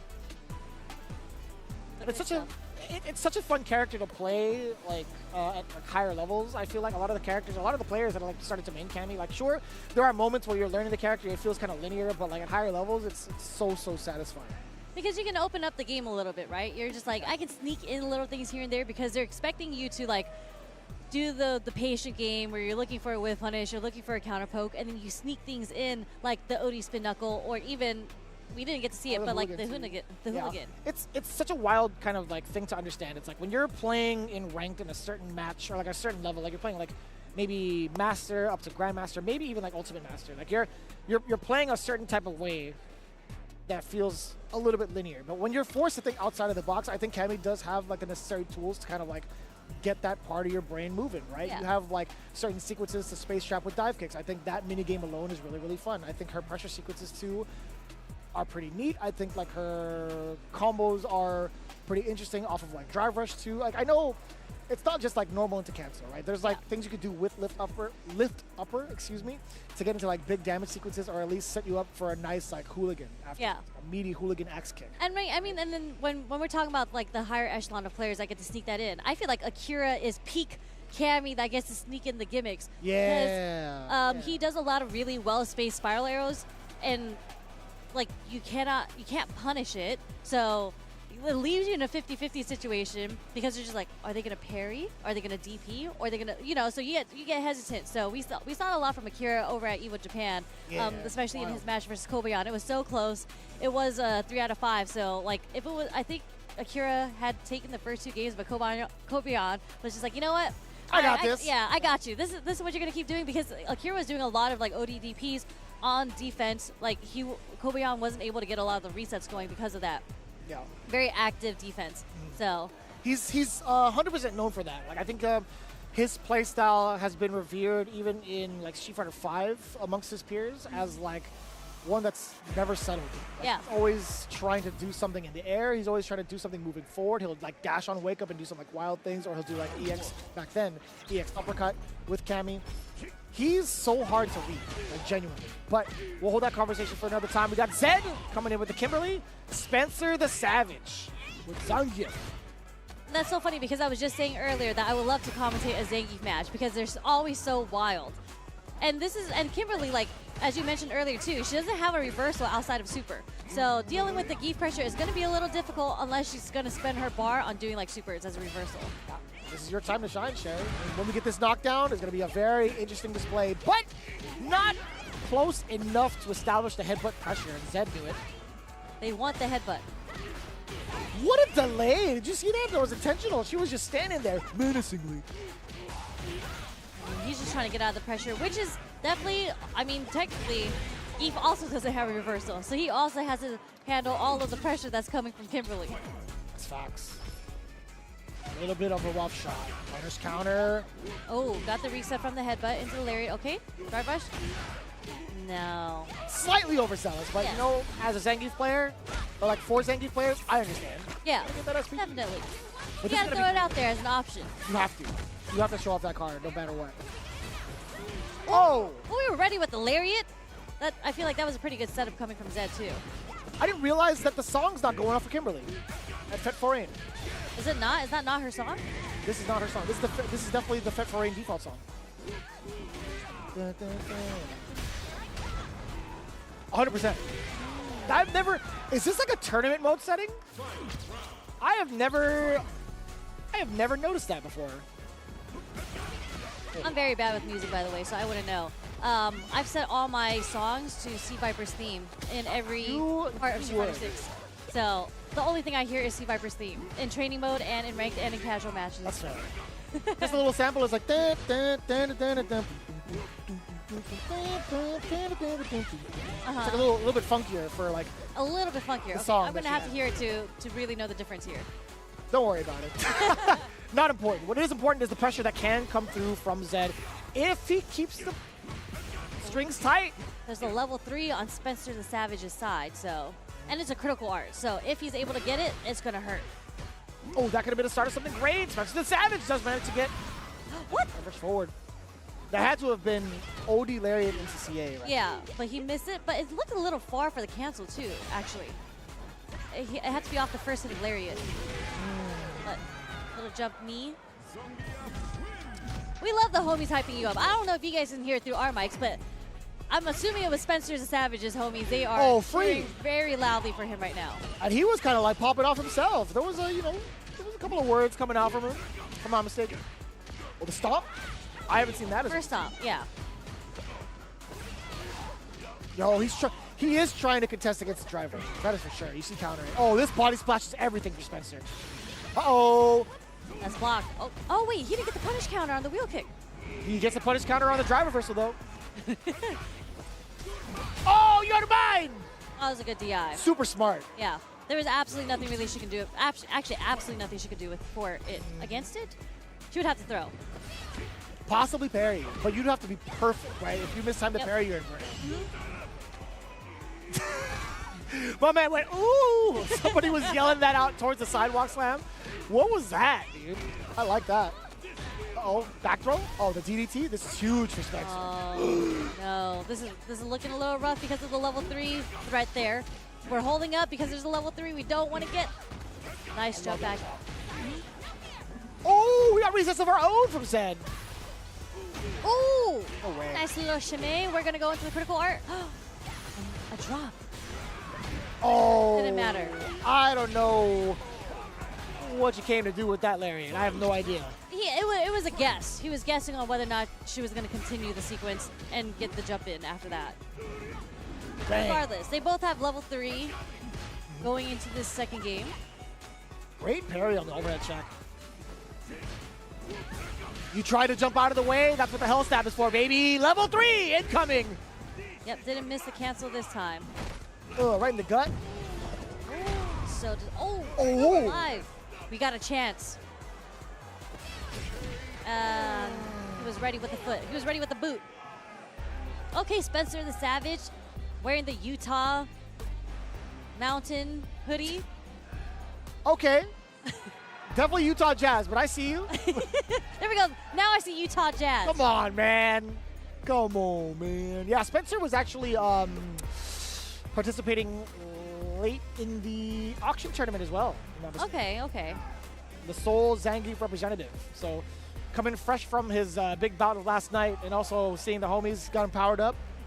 Not a For bad sure. way to start your day. I don't know if he was playing with headsets on because I didn't see him take it off or not. But yeah, when the homies are cheering behind you when you're getting hit, and if you're the opponent, you get kind of like, it's hard to kind of drown out the sound when you hear everyone cheering against you. Like when you're getting hit, everybody's like, yeah. Oh, dude, It's hard to deal with. It's a different type of energy when like they root against you. Yeah. It feels like, for me personally, I'm like, oh, I can't wait to disappoint your friend. Oh yeah, no, that's how I feel. Wait.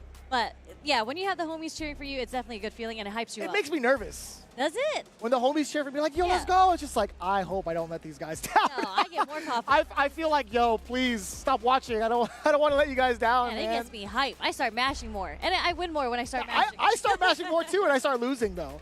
Oh, I can't be doing that. sorry. You gotta learn how to convert that. You know, Justin tells me, he's like, you just gotta learn how to mash. Like, It's since true. I don't know how to mash. This, I just can't do it. you double tap one button, you can hear me mashing from a mile away. There's Oh my God. context here, okay? There's a lot of context here. Mango Man versus Chris Wong, okay? The Chris Wong, all the way from Hong Kong, Falcons. I gotta say, this guy is a legend and an icon. Why? Because outside of the game, this guy knows how to manage real life responsibilities. Yes. Family life, full-time job, and then being able to do professional gaming Yeah, and still being a god at it. yeah. That He- is. I think he did difficult. give up his full time though. So he But back then he did it. yeah. Yeah, when, on the way when to he like. made it into Capcom Cup, he Yeah. was still full time. Exactly. Until he said it himself. He was just like, once I get sponsored where it's enough to cover a salary, because I'm a responsible adult, I will not be playing Street Fighter full time. And it's funny that he decides to play full time Luke. So that's why I know his journey from so long. He did try switching up to Akuma for a little bit. Yeah, and funny enough, he's the Luke that I tried to model my gameplay after. Yep, Obviously, same. I didn't emulate it that well, but I do like to pick his brain. I'm like, so what was the idea behind the Akuma pick? Is that like more so towards longevity? Is that something you want to just like get yourself familiar with to either play against or play as in the future? He's like, you know what? Honestly, I picked Akuma because I admit that there's certain matchups where I don't feel as comfortable as Luke. So Akuma covers those matchups for me. They're not necessarily bad matchups per se, but it is an easier time with Akuma than it is with Luke. Yeah. That was like directly from him. I agree with him because I also tested out Akuma and I can definitely see the differences between the characters. So Akuma is a great pick. But we're not even going to see that because we're going to see the classic Mai come from Chris Wong. Interesting. This one, I have not been able to pick his brain. No, I'm going to pour one out for my local Luke brethrens. We're not going to see that Luke for a long time, I guess. Yeah, that's me too. I love watching his Luke, and they're like, him and Menard when he does flash out the Luke, Yeah, I get so hyped. entertaining. So entertaining. But I mean, let's talk about Mango Man, TKC. Not familiar with what TKC would stand for, but look at the fussies. He is whooping some ass right now. Mango Man against Christopher Wong. Nice check on the drive rush there from Chris Wong. Okay, early level 1 to get the stocks. Definitely appropriate. Damn. What a weight. I like that he didn't go for the uppercut. He just waited for the dive kick to recover. That was genius. Yo, that was bad dirty. First of all, what side was that going to be on? An adamant fist also? That Yeah. is messed up. I don't know if that was on purpose or not, because to do the 50-50 on where you're going to land into adamant fist immediately, I don't think you would go for an adamant fist in that situation. Unless you were like really trying to bait something out there. It was for throw for sure. It was Yeah, definitely for okay. throw. That was actually pretty clean. But to know what side you're on, that had to be like super practicing first. But okay, this is a rough spot for Mango Man, and yeah, you know what? Why not let it rip? This is the last 50-50 interaction there on your defense. Why not let it rip? Yeah, I mean, feeling good about that first round against Chris Wong. Totally understandable trying to go into it, but guys like Chris Wong, they're willing to get beat in the first round just to kind of figure you out. Yeah, that's a data collection round. True professional. Okay, Uh-uh. adamant fist throw. Nice Overhead. overhead. Detonate. Look at the damage on that. Sweet Jesus, that's a third of the life bar. Damage. You got big damage. Oh, so much mileage out of these adamant fists, no? But unfortunately, the crouch fierce was a little too far. Tried to press the button after that too and got counter hit. Back-to-back throws, gotta get used to it. Here we go. Tried to bait the third one. It's always number 3. Lucky number 3. The throw would have worked, but Doesn't matter. Chris Wong is going to get started with level 1 anyways, or end this round with level 1. Yeah, Kaguru no Mai getting the enhanced version, a little bit of extra damage on top of Akuma already having, you know, Akuma health. Nice. Not the Akuma health. I'm so glad he's not like a 650 type of character no more. Oh, yeah, no. 850, sorry, 850 that he used to be. I mean, those combo videos that you would do against Akuma, I'd be like, rip. RIP to you if you ever did a wake-up DP on block. That got blocked. Also why I don't want to play Akuma. 'Cause I definitely been letting these DPs Yep, same. a lot of the time. And it's like, man, I'm about to be a highlight reel. Oh, nice check. Beautiful. Sand jabs. With the fan. Very clean play from Chris Wong. Mega Man did put up a pretty good fight, actually, but unfortunately, there was a bit of scrambles there. He didn't get to really capitalize off of like the stray adamant fist that he was getting. It wasn't like big enough, right? In Yeah. terms of like the strength that he was using, it wasn't the type of adamant fist that leads to like so much damage that we usually know and fear. Even towards that last exchange, what was that, like a demon flip? Yeah. It was a counter hit upon landing, so it wasn't necessarily like something that was checkmate. He wasn't going to get punish countered for it. It was just mostly like him hitting his decision to press a button upon landing, because Yeah. he would have been just fine. He could have just had to like block it out against Chris Wong, but But that's better- good recognition on Chris Wong there. it's exactly that, right? Being able to start off with jab instead, because he knew like after a demon flip, it's like he's not going to really be susceptible depending on like how he lands. So I think overall, like the awareness, the situational awareness that Chris Wong had was like the benefactor towards like him winning that round over Mango Man. But yeah, yo, Mango Man, pretty sturdy, We right? got Very, very good whip competent. punishes, especially in the first game too. hell yeah. So I mean, in the first round, he cooked Chris Wong, and I was like, okay, He was cooking. we got a match going. But yeah, good stuff on Chris Wong. I think that's something that Akuma players like. That's how Chris Wong used to play Akuma too, right? So the delay that we talk about that Chris Wong was doing when Mango Man was trying to approach with the demon flips, Right. like you don't know what he wants to do. If he wants to do the kick, if he wants to just do the empty jump as we've seen, or even like an air fireball. Obviously, it didn't come from the demon flip, but We he didn't like get to see the chop waited. either, right? Yeah, he didn't do the little chop, but Chris Wong like waited to see and then was ready to react with like delayed jab, which I think is a very good option instead of usually when you see Akuma go in the air, people always want to anti-air DP. And All the he time. didn't go for that at all. He was just like, I'm just gonna delay my response and see how I can follow up when you land appropriately.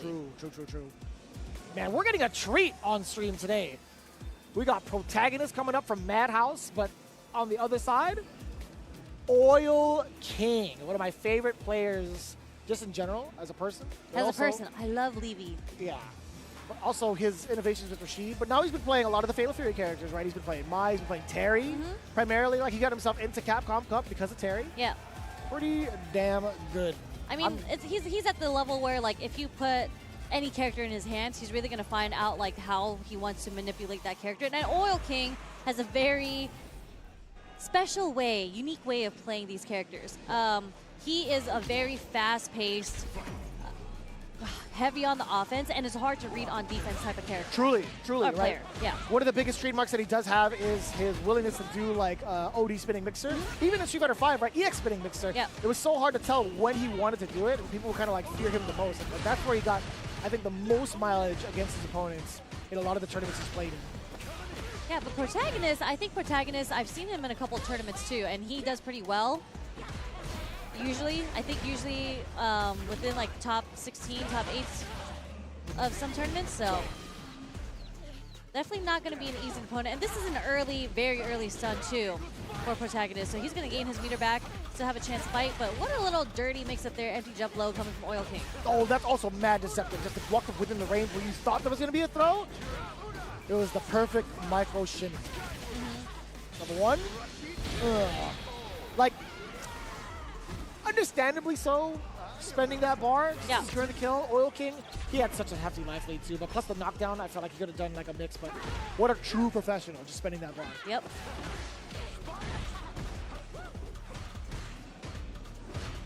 That sequencing is so hard too. Like, you set yourself up nicely for a space trap and then throw out that roundhouse just in case. And like, those are the times where Jury even like wants to press a button, right? From that range. Yeah. Her medium kick is such a great detention tool. Her roundhouse would be also phenomenal. Even her fears. All of her heavy buttons from like that range just feels so good to press. Oh, But yeah. Oil King's been practicing pretty well against that range thus far.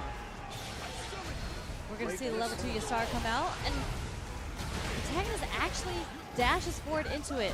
Probably thought there was a little bit more space to like dash block in time. Fortunately, was not the case. No shimmy there, but We okay. finally get a big opening from Protagonist down below. Go for the throw here. It's okay to take the forward throw in this situation from Oil King. That is unfair. That was actually unfair. My man went above the Yeah. low medium kick. That was an interesting, I think it's the forward roundhouse after the run that gets right. you that. It's interesting to do in that situation, but it worked out. I want to actually double check that input. I'm kind of like thinking about it right now. I'm like, wait, how does that input go again? I was practicing Rashid like a good amount, but I'm like, he's got so many things, man. So many tools. He does have a lot of tools, and his normals range from like all the different directional inputs and what you can cancel it into. So yeah, that kick is just raw forward heavy kick. Forward heavy Yeah, kick, because okay. the run one is kind of like a split kick. It's like a 2-hitter, and depending on like how you do it, it can like bounce, right, to get like a continuation. off of Gotcha. it. Okay, okay, okay. I had to double check. I'm like, wait a minute. Forward, not the run forget. one. Gotcha. Because I was Yeah. like, I don't think I did see him run, but I don't know, man. I'm missing a lot this morning, so. I was more so focusing on Protagonist and what he was trying to do to like lock down Oil Kick. But yeah, forward heavy kick is such a good tool, man, to get over like, some of those numbers. It's particularly well on Jury because of her low fireballs. I think they use that move to go over lows. 100%. 100%. That was a really good call. Pretty awesome too. I mean, Protagonist has been in the corner for a very long time for majority of these rounds. Damn! That was a sweet fifth punish. The walk back. Too, man. Oil King is just so fluid with his character. In terms of like what he wants to do, right? Like what his objectives are to like either side switch, get safe jump setups on you. He's got it all, man, and it just feels so smooth. Okay, we get the walk up, the double throw, you know? I pressed it twice as well. I get it. If he walks out of the range and doesn't punish me, it's like, he's got to throw now, right? He's got to Yeah. throw now. I'm pressing it. Yeah. Hard situation to be in. Oil King, that was a very good call on him to just walk up with the level 2. Like, there's a huge mental stack with that tornado coming at you, so good stuff from Oil King. He's looking so serious up there, man. Yeah. He's like the happiest, jolliest person ever. Yeah. He's actually mad funny. Yeah. He's actually mad, like, personable. Like, he's easy to talk to. And also just, like, his presence is really, really positive. Yes. Like, legit actually positive. And it's funny because he does a serious face as a troll all the time. Like, he'll look at you with a serious face, and then you just have to start cracking up, and then he'll laugh with you. Yeah. So He'll say something really random and funny, and it's Yeah. like, all right, you got me, bro. I am sort of concerned when he has, like, the stern look on his face, but now it's a 50-50. yeah, like, is he actually angry? Is he salty about something, or is he just trolling me? He's usually just I trolling. never want to ask either, right? Because, like, if it does happen, it's like something involved with like, a tournament run. I'm like, Yeah. okay, I don't want to. Oh yeah, yeah. not No, gonna- when they lose, you leave the players alone. You do not. You know how do that not say goes. a damn thing. Funny enough, like, there are certain moments where I see people kind of like, yo, can I get a picture with you? Most of the players have been really, really cool about it. They're like, yeah, man, let's take this photo They've been with trained, but sometimes a tweet does come out, and usually when you're just talking to the friends, you know, even at the bar, everyone's been hanging out at the bar late at night. They're always just like, yo, man, this guy literally watched me lose.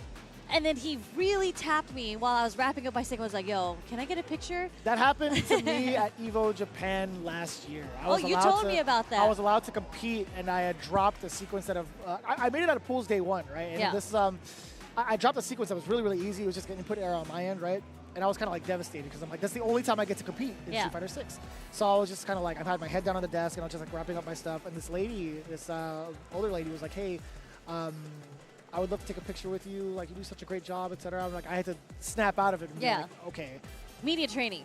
Not even that. It's just like, it's when you think about it from the perspective, it's like, damn, it's like people actually want like pictures with you. Yeah. Like, that's a really cool and crazy feeling. is. Like, I've never, even for some of the players, like I don't know if they've ever really had that outside of like, you know, gaming Yeah. before, right? So it's like, you gotta count your blessings type thing. Of course, So of it's like, course, man, of course. For you asking me for a picture, autograph, etc.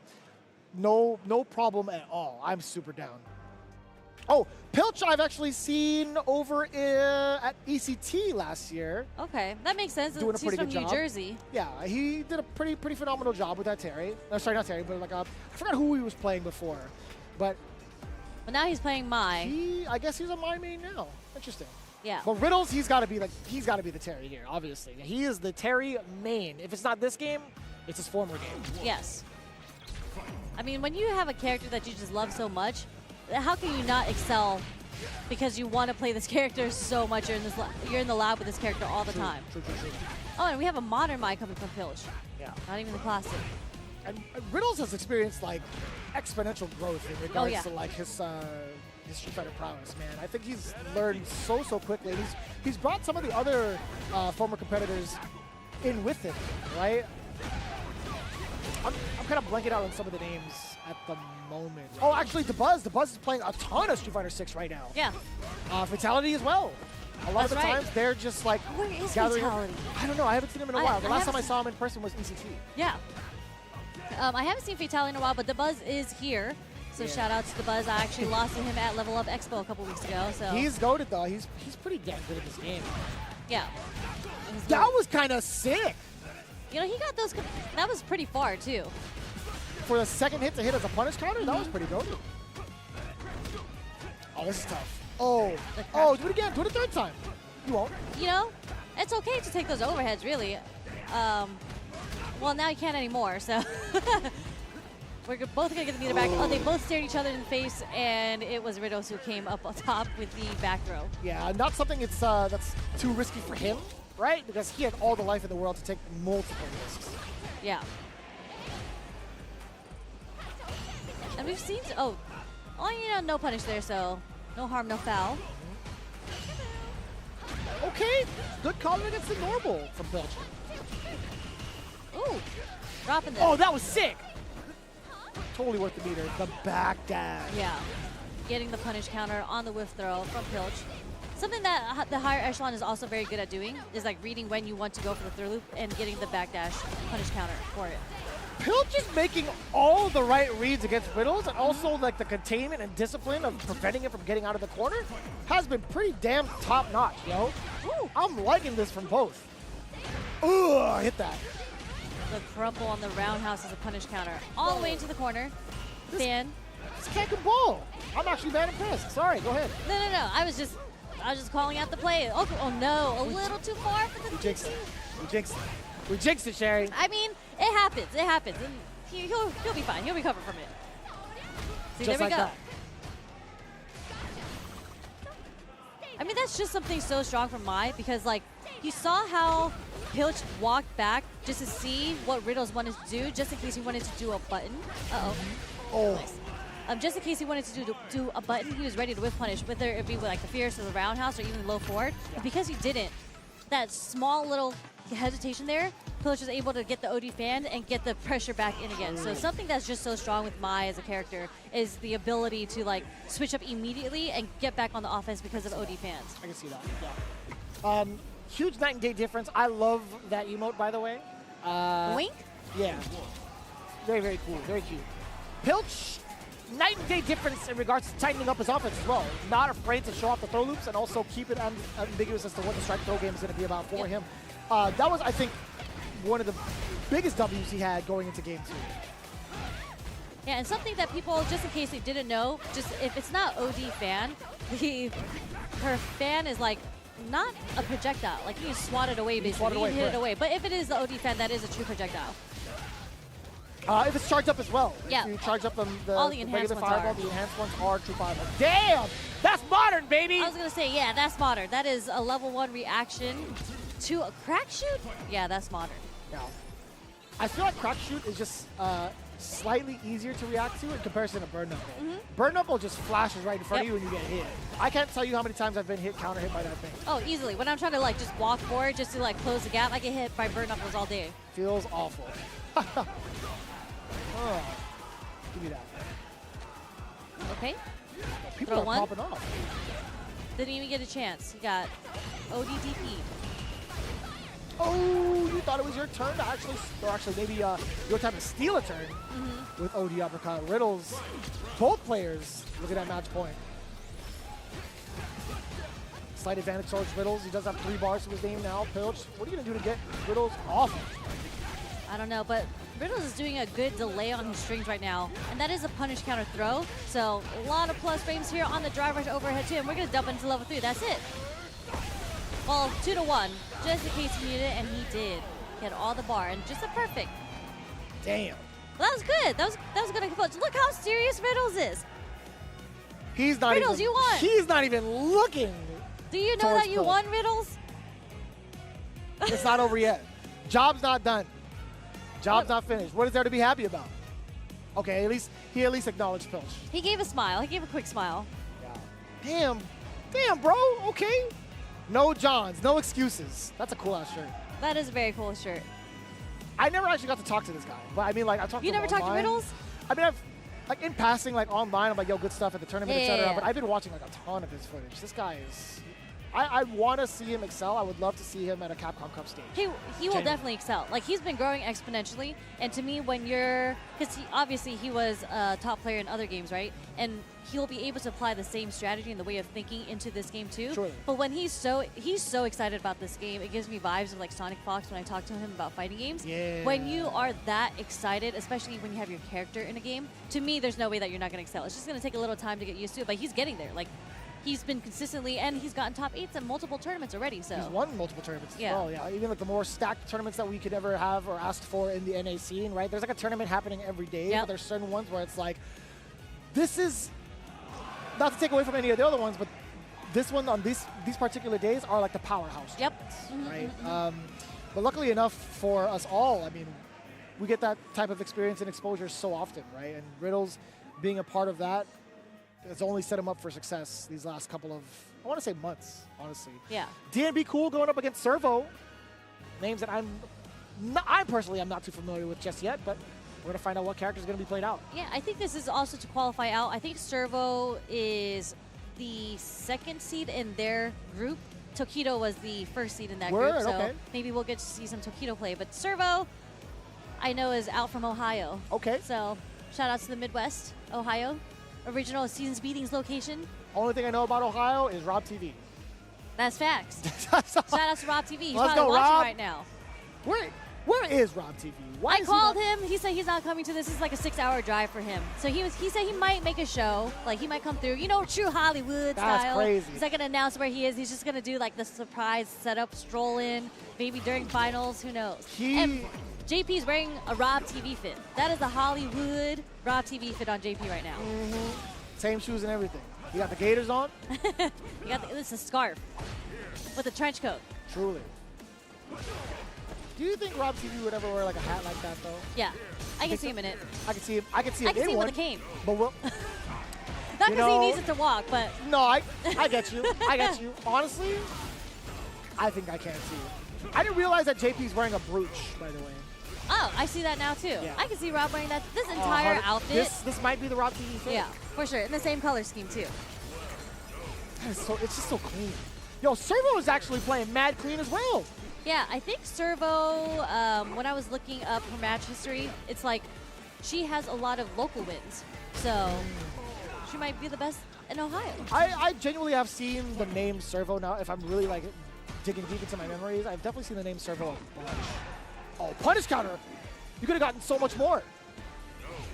Okay. There we go. Okay. Nice one. Nice back throw. Oh, Actually, it was a punish on the fake ghost there. double departure. Set up the tree glove. Another departure right in front. I think it's also really smart to kind of try to continue your opponent with doing like departure right in front of them, fake ghost to make them think about it and hesitate, then send out a real one so that it interacts Yeah. with the departure by the time its time is up. Yeah, Servo's been in complete control in my opinion. Yeah. And, like, DMB Cool, I think he's gotten his hits, obviously, but he hasn't been able to, like, stay on the offense. Servo's been able to fight defensively and Yeah. get out of it, and that's kind of more command grabs, but that's so funny. I just feel like you don't see that many command grabs with JP in general, and we've seen so many this morning. I agree with you. They're used very sparingly. Yeah. There's so much recovery on them, so in terms of the risk reward, it's not necessarily worth it. But if it hits, it hits. Okay. Actually, the dashboard interrupts the startup frames of the roundhouse with DMB Cool, so good stuff to Servo. Match points. Yeah. DMB Cool is struggling right now. Not a lot of big conversions off of the hits he does land, and also trying to sneak away with the drive rush when it's been contested so often has been kind of a problem, right? One of the biggest things that we had seen earlier on from DMB Cool, like he did have a run step kick punish counter and did nothing afterwards, right? You do have an opportunity to get a really, really fat link off of it, but Servo right now is not going to give DMB any sort of chance to get an opening, right? Up until this point, man, commentator's curse right on time. Or a blessing. That was more like a commentator's blessing because you got him the opening. Uppercut! It was a little far. No, I would've hit. It definitely 100%. would have hit because Ken's moves so forward, but I mean, this is a rough situation. You're about to get level 2 at least to secure the deal. Ooh, that would have been the classic start, right? Even hit or block, getting that cane out, cancel into level 2, forcing that guess, it would have been so difficult. Servo with a very, very clean W. Very nice. Going to move on to the next round, I believe. Sorry, someone moved the curtain. Yeah, no, I was freaking out. I was like, is somebody about to like, here comes a new challenger? It would have been like Rob TV, Shangoku Satsu. Because he heard us on the commentary. He's like, I'm going to teleport there right now. If he popped up right now and like threw me off of the seat, I would have been like, you know what, it's yours, bro. With the suit and the scarf and the hat on. With the cane. That's what I would have Let really me tell you a known. little something about Hollywood. Rob TV coming in for Combo Breaker. He would have done his whole spiel and like, it would have taken like very hours. smoothly. And hours. Very Yeah. smoothly. I would have given up my spot for him. We both just leave and he would just This is him by commandeered like himself. the station by himself. Yeah, we could do that. We could easily do that. But we got a job to do here. We're still going through what pool G1, right? If I'm not mistaken. This is the G2. last match of that block. So pretty cool to see in regards to like the amount of competition, right? In terms of like, Nice one. Let's go. I thought I wasn't going to be able to see Triumph today. But the fact that we get Nice One and Triumph, so this is actually a treat. Nice One's been around the block for quite some time. I feel like Triumph is one of the more rising stars from Season 1. Part of Justin Wong's series that he had thrown down. Yeah. I can't remember the name of it because I'm also really, really tired. Same. I mean, Okay. there's been a lot of events. So I just feel like all the names get jumbled in my mind. I just I'm have to sorry, have to Justin. read it. Yeah, I just let Justin know. I'm so sorry. I know Suspect is probably listening in too. He's like, come on, you guys. Yeah. But easily one of my favorite. Both of these guys are amazing people, amazing players as well. I'm a fan of both of them. Triumph has actually been in a little bit of a character crisis as of late. He's been playing a lot of Akuma, a lot of Luke on Classic. He had just been exposed to Modern Mai, which we're going to see on the screen in just a bit. So he's low-key committed to this character in preparation for EVO Japan, and he didn't know who he's going to pick afterwards. But seeing him now commit to Mai, at least on this stage, is a pretty good sign. Yeah. And Nice One, you know, out from, I believe, Atlanta, Georgia. He is from the South. Nice One has always been a guy player. He's about that Bushido lifestyle, so it makes sense that he is on the Kimberly. Oh yeah, most definitely, right? Like, I think very, very similar types of architecture. Archetype? Why did I say architecture? Hello, archetype. Pretty much. Architecture, say, I can see it. That was an accident. But both obviously very solid players, so definitely excited to see how this match goes. Yeah, Triumph is definitely a very aggressive type of player, right? Like he can't play the footsie department if need be, but like his offensive sequencing is so very intimidating, right? I think he goes through the dichotomy of like situations very, very well, better than most players that I've seen with how much experience and time he's had with the game. Genuinely. This guy's like a genuine gamer. He plays everything. He's definitely He's a D-Gen gamer? Is that what you're saying? D-Gen, no, he keeps a very, very solid sleep schedule, but he definitely be he definitely be playing other games when he should be practicing, and I hope he hears this VOD because I'm definitely calling him out on that one. So Nice One, I feel like the way that he's always, I've played him in every iteration of Street Fighter, from 4, 5, and 6. Yeah. He plays it pretty slow in the beginning, but he plays the characters like Guy and like Neutral Kimberly. So very neutral based, but obviously when they get in, it's his time to shine, right? So he has the sequences, but I think he's playing, you know, a little cold right now. Like we've seen him get the hits, but he's not getting the full conversions to get it started. So, you know, Triumph is on that. His foot is on the gas pedal. He's going. And Kimberly heavily relies on getting your offensive started, right? We talked about that plenty of times with the other Kimberlys. Oh, this is huge. This might be that situation. And the side switch, beautifully done. Yeah, that frame kill with the teleport to make sure that Mai lands on her knees and is airborne is so smart from Nice One. Here we go. This actually might be a sequence and a half to get yourself into the W, into the next round while maintaining your buff. But there was so much scaling involved. Triumph is definitely going to be living off of this. No, he did. I lied to you. I lied to you. It was the last pixel though, you know, it was just the last. I definitely thought she was going to be living. I'm not going to lie to you, Chad. I 100% thought she was going to be living. Oh, That's wow. messed up. That was messed up. That was messed up. But he didn't get the conversion off it, so Nice One was able to mash jab out of that situation and get the counter hit. Coming on top of the scramble, but this is where we're going to see Kimberly shine, and as I say that, he gets back thrown. Oh. He's about to get burnt out. I think he got hit by a raw to level 1. Sorry, not in time, actually, for Triumph. He did commit to the throw, though, right? You saw the animation. Off we go, back throw, okay. Damn, Jump counter. back. You're burnt out, so... Oh, there it is. He was looking for that earlier, but he actually got the back jump instead of the neutral jump to punish the drive rush. So Triumph might start realizing that's how Nice One is reacting to drive rushes, especially in burnout. He might just go for the drive rush DP next time. Off to a great start again. That actually hit. He was committed to the tick throw. Yep. Right? A little 2+ there with the hits done. Excellent use of the parry there. Didn't even want to try to contest against the mix. Oh, help! I was scared. I didn't know she was going to recover in time or not. But good stuff. Was able to parry the bomb setup, the spray can setup, but not enough. Nice One, laying down his pressure. He's starting to get him moving. We gotta get that. Yeah, we gotta get that corner carry. Level 1. It's gotta be blocked. Uh-oh. Funny enough, we haven't really seen Triumph kind of go for like a level 1 ender for the damage or like the buffs. Even the wake up level 1 against Kimberly, I feel like is a pretty good option because of how offensive Kimberly has to be. That is fair, yeah, it's fair assessment. Holding onto that meter, not being able to utilize it. I hope you don't regret that decision in the morning. Nice one. Get the forward throw. That is a beautiful crouching medium punch. Yep. No meter used again up until this point. Okay, I was gonna say, like, you have to spend it at this point. You have to. You have to spend the level 3 in this way for sure, but if we, you know, hindsight 2020, like if he was able to get the level 1 anytime earlier in this round to get the enhanced, he definitely would have gotten that very close amount of damage without having to spend the level 3 there. I agree with you. But again, this No, is I agree hindsight. with you. It makes a lot more sense too. Like if you're just looking at the damage output alone and the sequencing that he had earlier, it would have been so much better for him. He could have probably maintained like a bar extra going into this round. Nice backdash, the big read against the throw. So pivotal to get your momentum back. And look at the amount of damage plus the carry you get on top of that. Off of that single read. Doesn't go for the throw. This time it does work. Can't really punish that target combo. What a reaction. There's that level 1 we were talking about. And hold up. And it hits! And this is actually going to burn Triumph out. And this is critical art. It's not going to kill, but it's going to do a lot of damage. That is rough. Oh, you're 2+. You burnt him out. You got to recognize your 2+. That was actually kind of wild. Triumph even actually managed to get a micro set back. A slight one.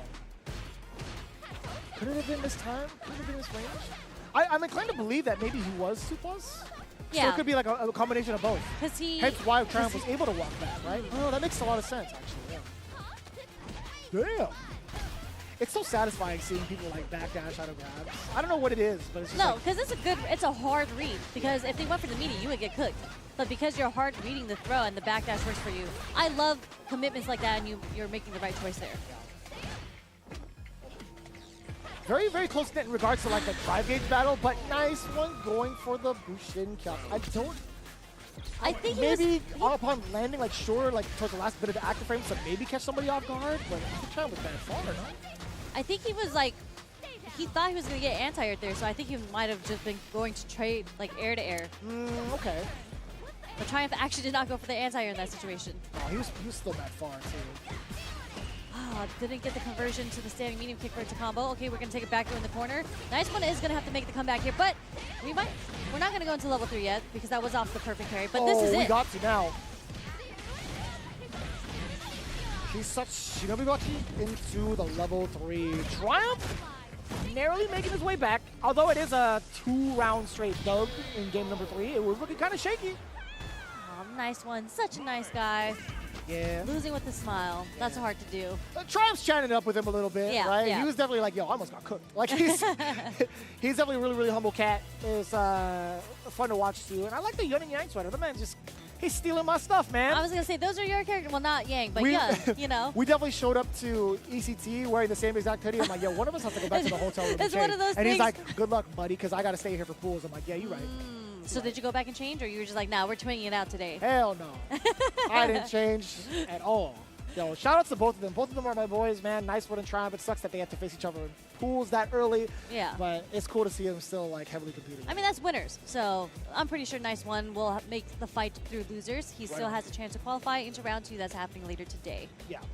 So with that in mind, I actually think we had just wrapped up majority of the G blocks. I think that was the last part of our bit, at least. If I'm not mistaken, but you know, that's the best part about it. We got so much more to go through. The day has barely begun, and you know what? If you are here, I want to say in the stream and in person, be sure to check out merch.10-o.gg for all of the cool new bits of merchandise that has come through, like the Akuma Heaven crew neck. This is actually really, really sick because it pops out so well. Like the gold color customization on this exact crew neck. I love crew necks. It's sold out at least here, I think, pretty quickly. I know Yipes is wearing the Cherry Blossom Ryu on the bottom left a little bit earlier. I actually had a chance to feel out the Genbu Temple desk mat as well. Very similar to the Jazzy NYC one in terms of the dimensions, but like quality-wise, it feels so good. And obviously, they have plenty of other designs available. They restocked some of your favorites, like the Ninja Star Pop. That one is actually pretty clean. Again, if you guys want to check it out, scan that QR code down below. Really cool merch, and it's the first time I feel like a lot of the gamer-eccentric merch and clothing has really felt good to wear, like streetwear-wise. Yeah, I mean, you're wearing one right now. That's right. That was, I think you bought that at EVO Japan, right? I sure did. So yeah, definitely the FGC is stepping up their merch game. But talking about EVO Japan and traveling all over the world, we can talk about CPT World Warrior that is going on. Registration is open right now. I believe most of them are happening towards the end of January, but the registration is open live right now. So you want to make sure you register just for a chance to compete and win a spot into Capcom Cup from your region. That's right. Capcom.us/WW25 for all of your schedule and informational needs in regards to how to participate. This is your journey, your exact path into Capcom Cup 12, starting with the World Warrior. And it's such an amazing time to see like all the regions represented and see like some of the big spotlights being shown to the regions that don't necessarily have access to some of these big majors, but for the most part, it's so cool to see like who's vying for those points, who's vying for that Who's struggle, the best right? from your region? That is a hell of a title to carry. And then you get to go to Capcom Cup where you duke it out with everyone else in the world for the title of being the best Street Fighter player in the world. That's sick. And again, here with the official stop, we have to give a big shout out to Turtle Beach, throwing down their headsets for our prestigious event here at Combo Breaker this year. Be sure to unlock 10% off your first order at turtlebeach.com, whether it's used for the Stealth 500, the 600, in fact, the 700, or the Stealth Pro. Raise your rank with all of the Stealth wireless headsets. Actually, looking pretty damn cool. I still remember like my very first pair of like competitive headphones have been from Turtle Beach. Yeah. I mean, Turtle Beach, they've been in the game for so long now, and it's cool to see what gaming headsets used to look like back in the day to what it is now. This is the Stealth 700. I saw the Pro on the graphic earlier. I think that's the one that I would aim for because, you know, I'm a pro. But Stealth 700, it's sick. All of them are sick. So you want to make sure you guys try these out. Get a couple for yourself, especially with a 10% off. We love on your very first order. a sale. Yeah, most definitely. Can I get to keep this, right? I mean, it was on they're your like, we side. need you to kind of like show this off in between, like. Maybe we can play for it, you know? No. I'm holding it, so I feel like I get to keep it. Either way, I feel like I'm going to try to walk away with this towards the break. In the meantime, do not rat me out. Don't let anybody know that I took it. But genuinely, we appreciate you guys coming to hang out with us for our first set of pools here at Street Fighter 6 at Combo Breaker. In the meantime, Sherry, any last words? I mean, this is it. I'm Sherry Jennings. He's Vicious, and we're about to sign off. But again, don't go anywhere. There's way more Street Fighter 6 action today.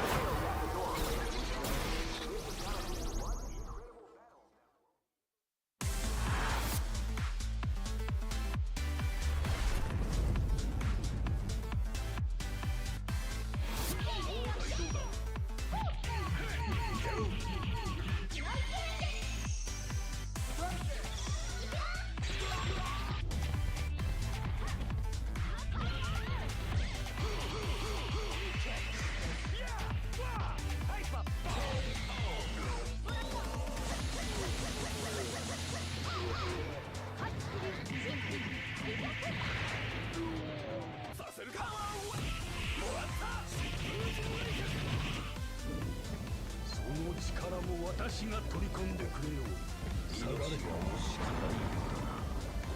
is gonna be a match to remember. Fight!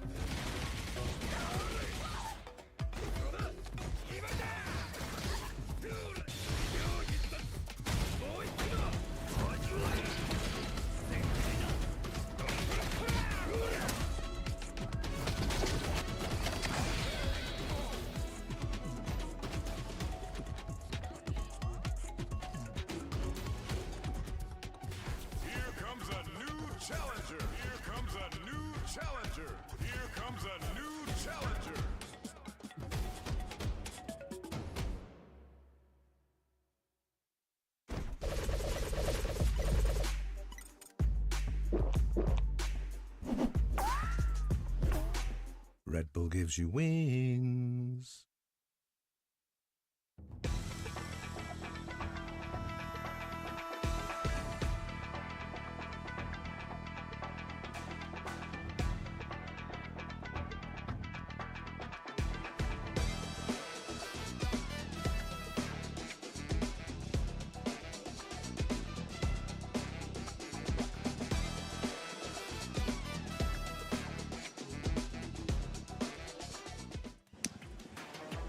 It's the H pools of Street Fighter 6 here at Combo Breaker 2025, the 10th year of this thing happening.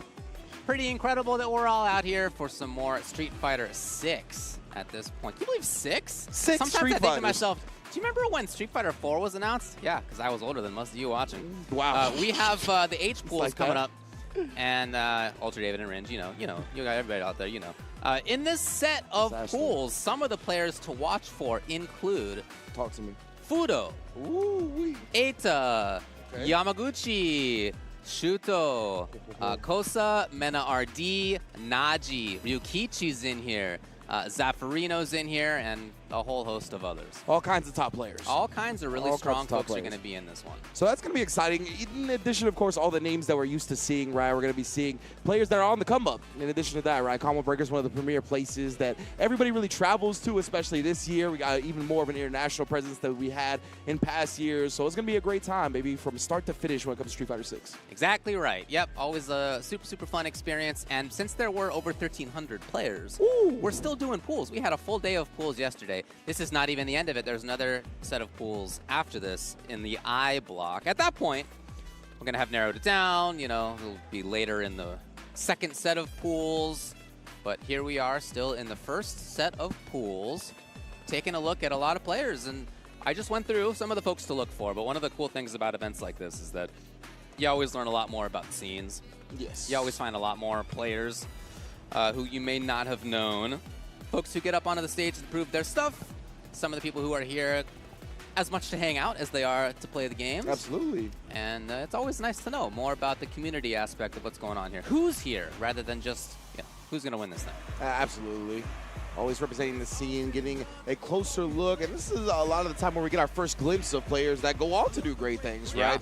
It's in pools at major tournaments, getting to see their journeys and whatnot. It's what we've seen time and time again throughout being in the fighting game community. And today, we're going to have Owain and Saturn stepping up to the plate. Two characters we're used to seeing, Ken and Cammy, lethal in pretty much everybody's hands.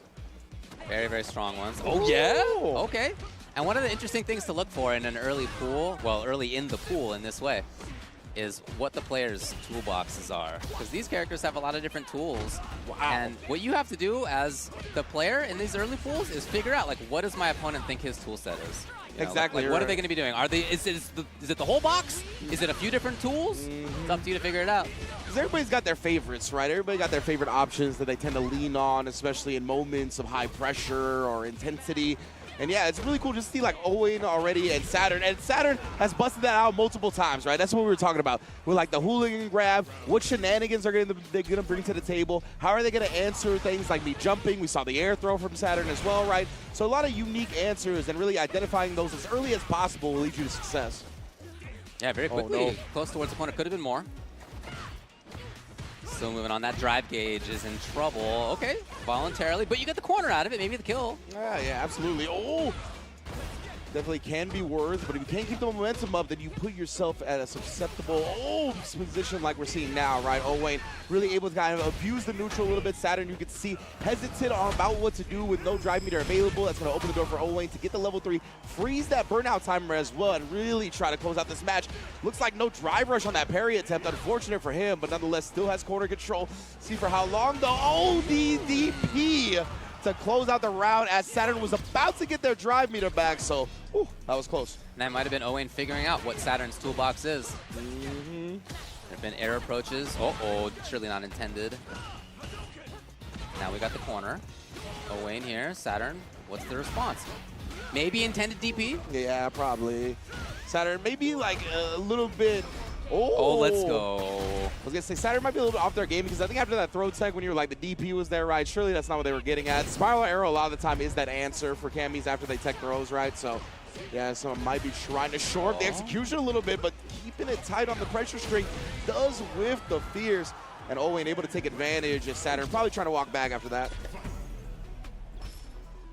Always something to learn in every different match. Let me tell you, man, as you know, back in the arcade days, like, folks would go there and just watch not just the best player cab, but the other cabs too, because there are always ideas coming from every angle in fighting games.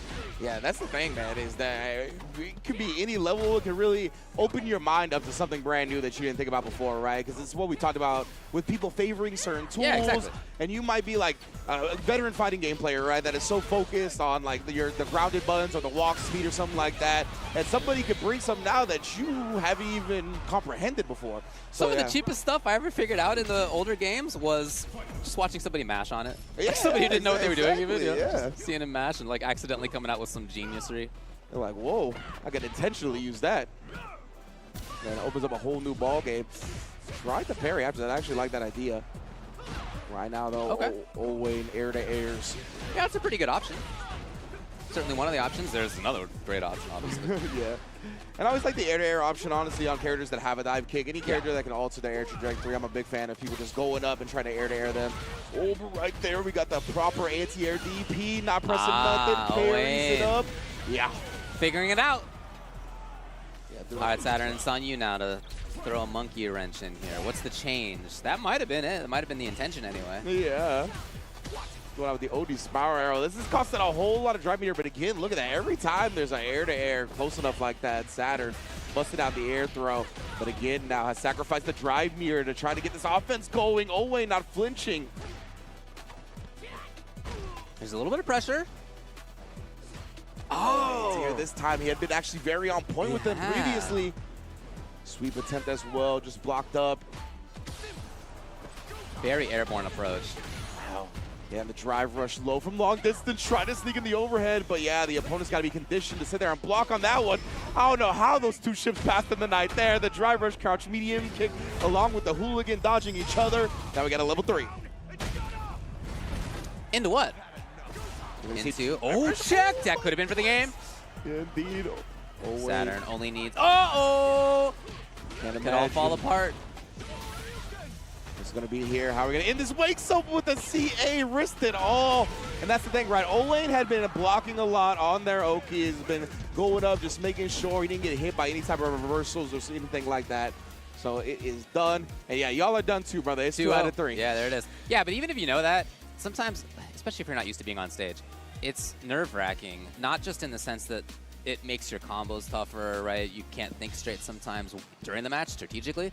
But it's also like hard to keep track of where you are in the match, right? Yeah, like, absolutely. Has it been 1 game or 2 or 3? It's kind of hard to follow. Nah, Shout out to 100%. Owen, moving on. When you get like caught Probably up, just Owen, I guess. Oh, you probably right, huh? I mean, it depends on what country he's from or what country the people who named him are from. Whatever, bro. A couple of different ways to go on that front, but shout out to him. Oh, Wayne, yes, indeed.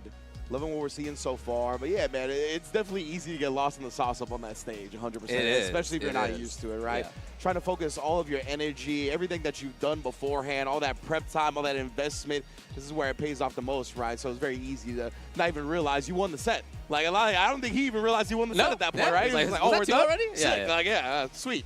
I've been there. That's all right. I get it. I get it. Again, though, lots of really, really strong players to look for in this. It's been super fun to watch what's gone on in this tournament so far. There haven't been a lot of big upsets, but it's been really cool to see players show up in the ways that you expect them to. Like, that, too, is really compelling to see somebody who you know is legit and has prepped and is, like, a fun player to watch actually show up through it. Yes, indeed, right? Because that's what it really takes in the process. Like, you could do all the investment and the prep, but do you have it on the day of? It's another skill set entirely. As we got Jamie the Kingslayer. See, we got Game of Thrones fan in the building, along with Shredder35. I was going to say spoilers, but it's not even a spoiler. That's how he actually gets introduced in the series. You're not a Game of Thrones guy, huh? Ah, man. I'm thinking about reading it. Well, whenever he finishes the series, maybe. But I'm not a big TV guy. So you're never going to be into the story then. Yeah, right. Because, he's never going to finish it. Yeah. So there you go. But, yeah. So we got Jamie the Kingslayer. Oh, is he going to be rocking the GeF? Ah, Zangi. GeF versus Aki. Ooh. Testing the buttons. It's going to be a fun one. As long as they stick with these characters, actually. But that is the real mystery, the real mix-up that us commentators have to go through. 2 super fun characters. Oh, yeah. The thing that, like, nobody knows, that he has the armor on it if you do it from super far away. There are 3 running bear grabs. I don't really know why. That's but wild. 3 different spots that have different results that you do it. Is this one of the default color options for that outfit? Because I know they just released the green. Oh, yeah, it looks like it. Okay. Because I know they released the green, like, ranked reward color for a lot of characters recently, so I was wondering if that was this. But now it looks like just standard stuff. I haven't seen this one before. Let's get it. It is going to be Zane versus Aki. Hates projectiles. Man, I hear you, buddy. Yeah. I feel that. Oh, man, so we're going to see. And he's got to have a lot of projectiles to deal with. I should say a lot, but, of course, the Poison Bubble, definitely a pest when it comes to fighting against the Aki. And, of course, you have the Serpent Lash, other things that can keep the character at bay. As Shredder's going to try to get in. Oh, and the jump is the way to do it. Reset it with the running bear grab already. Let's get frisky. Oh, wow, big read. Brother. Oh, my. Okay, all right, all right. Yeah, if you're the Aki player here, like, you don't know what's coming next. Exactly, right? What a way to start this off. But that's what you need to do in a matchup like this. Like, really make your opponent uncomfortable as quickly as possible. Trying to pop off with a DI. You can see just threatening with so many things. And now I'm expecting Shredder to kind of lean on that fierce that we saw earlier because he doesn't have any drive meter. Trying it again. That's very smart from Jamie to go low. Try to blow that up. This is the time to harass. If you're Aki, she's one of the best characters in the game at harassing against burnout. Yes, didn't see it same as before. Is it enough? Yes. He is scooping up. All right, this is what we talked about, right? You got to identify which tools your opponent favors. We see the running bear ground reset twice already. You got to be prepared for that going forward. And that's the thing, right? Shredder's going to keep that in mind, maybe switch it up, try to catch you from jumping this time. Oh, the SPD. I think on a parry attempt there as well. Yeah. Surely.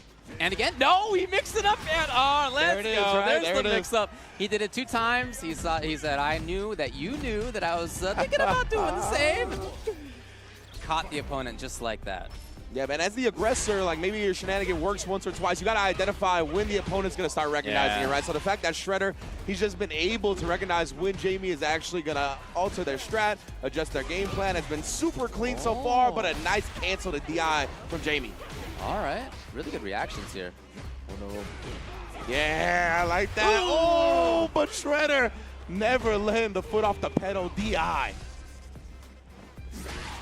Yeah, it really had to jump if that was going to be the approach. There's obviously no drive rush at that point. Big whip punish. Ooh, yeah, he's been Could be for the leaning on kill. the fierce. Oh, leaning on the fierce a little bit too much, like we talked about, right? We've seen Jamie blow it up with a low right there, just cleanly whiff punishes it. It'll be a little scurry. Yeah, oh, at least grab. And can set it up. There's obviously multiple ways to play Aki. One of the ways surely is as a pressure character. She's got tools for that. Oh, absolutely. That time I like the timing on that driver's crouch medium kick. Oh, let's go. Fully into the corner. Just like that, the tables have turned. The DDT, but committing to the headbutt this time. Jamie waking up with his DI, puts him back in the corner. Cruel fate. Oh, maybe for the kill. Level 2. There was a 3. Is that right? Speaking of which. Uh-oh. Talk to my loyal fans. The CA coming out from Zangief is going to do massive damage, but he's still got a ways to go. Oh, me? You don't got a ways to go. My bad. No, there's one SPD versus a parry. Okay. Yeah, legit, right? Like the level 3. It was 1 away. Actually put him 1 command throw away from getting that round, but Jamie does hold on to it. Going to tie up the set here. And again, this is best of 3, so winner of next match moves on to winners. Yep, taking a good turn right there. That was there in range. Jeez, that had some distance to it. Yeah, it did. Here's the pressures we've often seen. That's been the go-to. Confirm. Single hit confirm pretty easy on the down forward. And now just like that. Shredder. Got it. For the round? Big Got it. DI, SPD will be enough. Shredder puts himself on set point. Very back and forth. Yeah, most definitely. Both players are not surrendering much to the opponent, right? Really trying to stand their ground and establish their own neutral.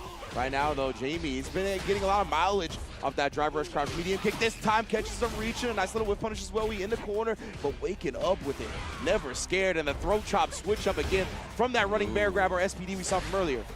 All right, here's the chance now for Jamie. Yes. Oh. Could kill, depending on the route. Got him. Match point for both.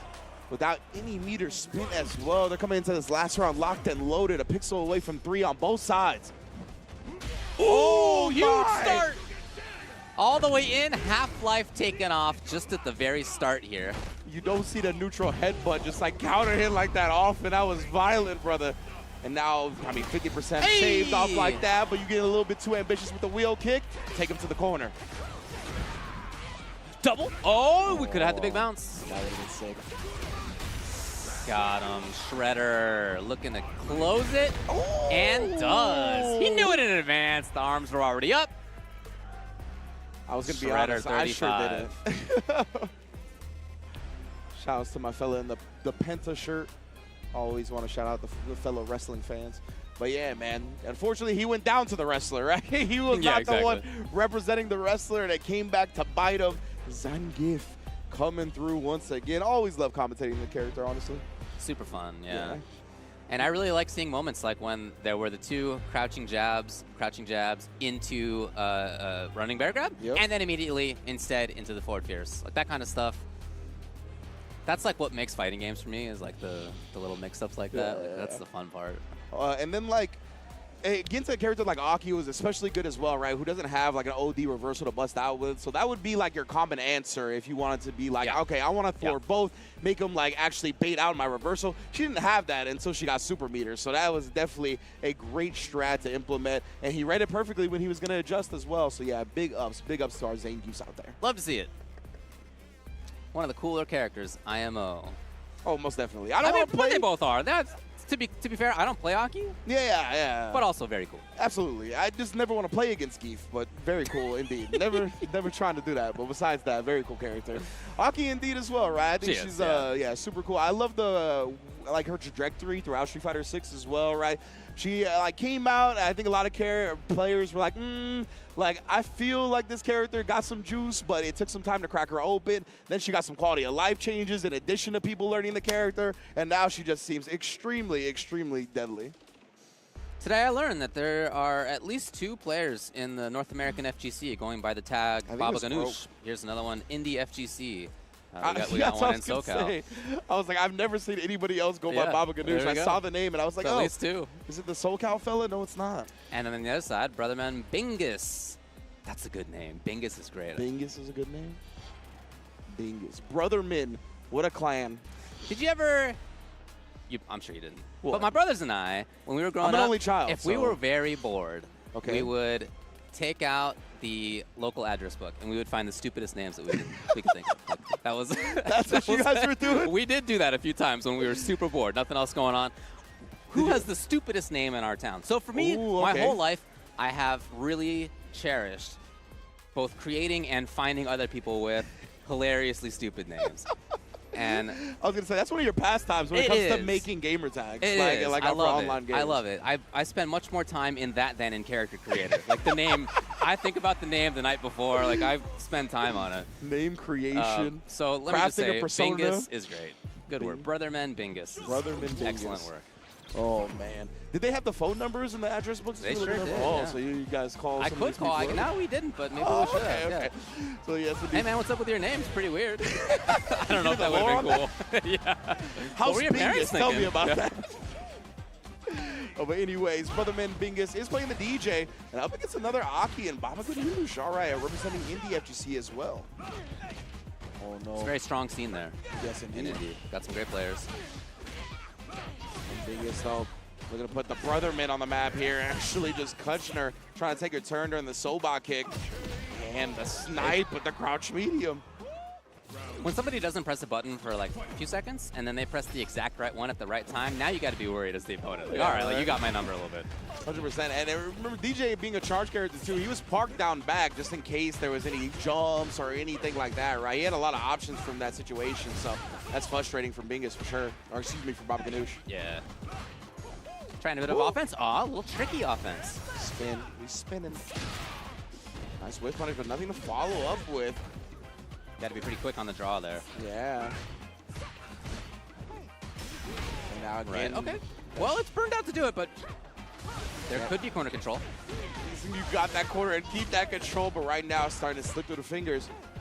Oh, wow. The air there actually burns him out of the process, but Bingus showing no fear with that life advantage, right? He's going to be willing to scrap it out, especially with Baba Ganoush not having drive themselves. That means any type of consequence that you face isn't going to be that bad. So I like him waking up, scrapping, and of course he had the meter to convert for the kill. Bingus. Bingus, I like how it dribbles off the tongue. It doesn't roll. I was going to say it dribbles off the tongue. Yeah. Oh, man, that's disturbing. He tried the driver's crouch medium kick, just thinking that Baba Ganoush should be walking back. Right now, we're pushing them back to the corner regardless. Serpent Lash, to stop to that. The shallow D drop. We go in all kinds of places. Oh, here we go. Baba Ganoush, make it happen. The poison's there. It's time to party. Wow, man. Yeah, Bingus is sniping with these crouch medium kicks. Nice work. Very quick on the hit confirms. Drive rush in trouble on both sides. Yeah, I understand not wanting to drive rush over there, of course. He would have burned out in doing so. Exactly. So low on the meter now. Again, the Serpent Lashes have been decent. Oh my goodness, the cool fade hit towards the end. Yeah, another significant happening here, but Bingus is willing to burn themselves out to put him in the strike throw scenario. And we always know DJ's in that crouch fierce. That's a match made in heaven. Done a really good job at being outside of obvious ranges for Aki and then suddenly getting in there. He's got some good normals that can make that happen. Good specials that can make that happen. Yeah, there's another air approach to make it happen. But I really like how he's playing outside of whip range for the most part. Yeah, most definitely. I like the way he's cycling through the different options once Aki gets closer as well, whether it be the crouch medium kick, the shallow knee drop. That time Baba Ganoush, he's scouting it out much better than before. Oh my goodness. With the roundhouse after the knee drop as well, trying to blow up the fuzzy defensive timings. Running out of life, Baba Ganoush. So close, so close. Ooh, snipes low. I mean, if it's the right confirm, she's a hit away from killing already. Most definitely, and Bingus spent the rest of his drive meter on that DI attempt as well. Oh no, but living to fight another day. Doesn't punish him outright. Ay. What do you got? What do you got? In pressure. Oh, nothing. Bingus guessed properly. The wake up was right. As often the neutral game was and the pressure game was. Yeah. I really liked it. Most definitely very impressive. He's not just about the name. It's a little bit more. A little bit more. The man beyond the name. The Bingus beyond the name. Hopefully we see more of them later. But yes, indeed. Big shout outs to Bingus holding it down. Indeed. Going up against the Aki. Aki always a very scary character to fight against, period. So loving the way he was cycling through, like we talked about the different options. He really made sure that he never got caught slipping a lot of the time. Didn't overcommit to a lot of things either. Had the charge to defend himself against whether it be Cruel Fade or any of these other things that Aki can kind of bust out with, right? So definitely liked the way he played. So that was pool H103. Fudo's in that pool. Ooh-wee. Also, Mr. Mostopheles is in that pool. Strong player, commentator himself. In H104, Eita, and this is another one of my favorite names out there, Dingus Khan. Dingus Khan is fire. It's pretty good. Yeah. Dingus Khan is fire, pretty for good. sure. Then in H113, Yamaguchi's there, Spirit's in there. We have GeF Kid in there. Mari, H114, Shuto's there. Oh yeah, you talked about Mena being in these set of pools as well. Yep, Mena as well. Ryukichi coming off the second place at EVO Japan. Yeah. Wow, yeah. So Jabali's in there. Yeah, Jabali is also in that Ryukichi Dougie's pool. in there. Good luck. Yeah, right. Like, I don't tell you. Oh man, but hey, I think Jabali made Mystery Game top 8, so I think he's so I think he's fine with whatever happens at the rest of the tournament, honestly. Thing about that guy is, like, you want him to not be a good fighting game player, but unfortunately, he's a good fighting game player. He seems like a strong game player in general. He is. You know what I mean? Yeah. So, and he's not afraid to rub your face in it a little bit. No, he's not. Yeah. It's super fun riffing around with that guy because like he definitely has an ego on him. But when you tell him, when you push back, he's like, all right. Yes, all right. exactly. I do mess with Jabali because he can take the trash talk back 100%. Yeah, like he don't take it personal. He don't get offended by it 100%. He's one of the better trash talkers in the scene, honestly. For sure. Here we go. We're going to have 2 more players. We're going to see who gets the right to trash talk the other at the end of this match. Man, we get some big bodies on the stage as well. JP versus Manon. Oh, boy. I haven't seen this one in quite some time. Mm-hmm. Manon in an interesting place. JP, very strong as well. Shadow Payaso, long time, really good player. And Klonoak on the other side. I'm glad you said it. I was trying to figure out since his name came on the screen. And then right now, Shadow Payaso, of course. Oh, the JP is going to be looking to keep Manon on the other side of the screen, but already showing off the air throw. Not something we see a lot from JP, but of course does have it. Right now, Klonoak. Oh, my goodness. Okay, it was the same series before. Shadow Payaso had seen it. Here's the knockdown and distance game, obviously where he wants to be. Yeah, and it's rough, right? I mean, no. She does have the projectile interval twirl as well. I guess that was too early on the command grab, yeah. And the spike as well. To the rafters it goes. That's what's so tough about getting through the JP stuff, right? A lot of the times, jumping isn't even the answer. You gotta do it from a certain range, and that one I thought was gonna end disastrously. Jumps the command grab attempt. You ain't gonna catch me sleeping today. Let's see what the setup is after this too. Oh, drive gauge attack, distance. Klonoak stuck. And right there, Shadow Payaso, right? He's like, I have the corner, but I'm gonna stay right here. Like, oh man, there's gotta be more than sweep in those situations. He has had 2 big jump-ins, and she could have had considerably more. Missed probably the up kick there, I would think. EX up for the anti-air. Yeah. Now back to the other side of the screen again. You know, if you're Shadow Payaso, he's playing it perfectly, right? He's like, I'm not even going to go towards the corner, have some type of backdoor incident, mess up my meaty, get in close quarters, but I don't have to, right? He's actually going to take the screen space and make his opponent prove that they can get past the JP game first. Oh, perfectly anti-aired as well. That's one of the fat rewards he gets as well for the anti-air starters. Oh, and just put him to the other side. You got to deal with the ghost, the spikes, all of that. Good luck. It is tough. I mean, it's tough to navigate for a character like Manon. She just doesn't really have the tools for it. Yeah. So the way that you have to approach this is thinking, okay, I'm going to lose a lot of my life on my way in. Fine. Yep. Once I get in, that's where it's got to be. This is the moment now. Regular grab. Oh yeah, but as you mentioned, that's the name of the game. Yeah, you got to make those moments when you actually get in count the most that they can in matchups like this, right? So right now it's tough to get there in the first place, especially in the capable hands of Shadow Payaso. He's not going to be doing anything predictable or linear. We get a command grab here. Try to get the sweep. I ain't even mad at that, honestly. Yeah, no, I get it. I get it. We're going to get the level 2 out. They could survive because they're not quite in burnout yet, but does get clipped by the high spike. It'd be like that. No overhead protection on that one. There you go. Shadow Payaso. Like I said, really good player for a long time. Seen him at the Chicago Major, whether it's this or Frosties or previous stuff for a long time. Shout outs to that. Looking good. Yeah, it's a tough one for her to navigate. Yeah, right? 100%. As it is, she's not the only one who has a tough time. But you have to think, once you get in, it's got to be, he did have these 2 jump-in roundhouses that did connect. And then there was sweeps. Yeah. It's got to be hit confirmed time. And I understand easier said than done, but like that's it. Like that's the game. Yeah, that's exactly, right? Like especially when you do get a jump in. Like that should be like automatic 35-40% off their life bar, and that's going to make you feel better about playing the rest of the round too. Exactly, you're like, oh my goodness, finally getting some breathing room. You're going to get Oki after that. So yeah, definitely a couple opportunities slip through the cracks, but yeah, it's tough to get in that situation. And Mana, like, she has one of the shortest drive rushes in the game as well, right? She does, yes. It's like very tough to even use that to like time getting past the projectiles. Like we talked about, she has the projectile invo Toro, but you also got to be close to use that and like never really in range to do so optimally. So unfortunate, but now stepping up to the plate, Chris Chaos. I like that name, honestly. It's not anything, you know, funky too much, but I like the alliteration. Going up against Wash Your Hands. You're damn right. See too many people go to the bathroom and then ignore the sink. You see it. You see it. You do see it. You do see it. It's too much. I'm glad this guy is spreading awareness and messages. He's going to wash your hands.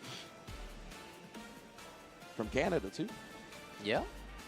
Got a lot of Canada representation here at Combo Breaker as well. Honestly, from everywhere. It's been a dope tournament so far. And obviously, Combo Breaker every year has a lot of attendance and entrance. But, man, now, like all the tours being here as well, the point system back for CPT. Yep. We see so much of an international presence. It really does feel like the throwback days when we got everybody under the sun here to play some fighting games. That's what we're seeing today. Another JP. JP. My From man, Ontario. juggle points. Wash your hands. Chris Chaos, Bison, first one on the stream in this block. Okay. A little bit less common than he was at one time. Yeah, definitely. Still legit. When he launched, everybody constant. had a pocket Bison. Felt like it was like a third of like the high master ranks at one point. It was really high. Yeah, people were like doing challenges like, how quick can I get to Legend with Bison?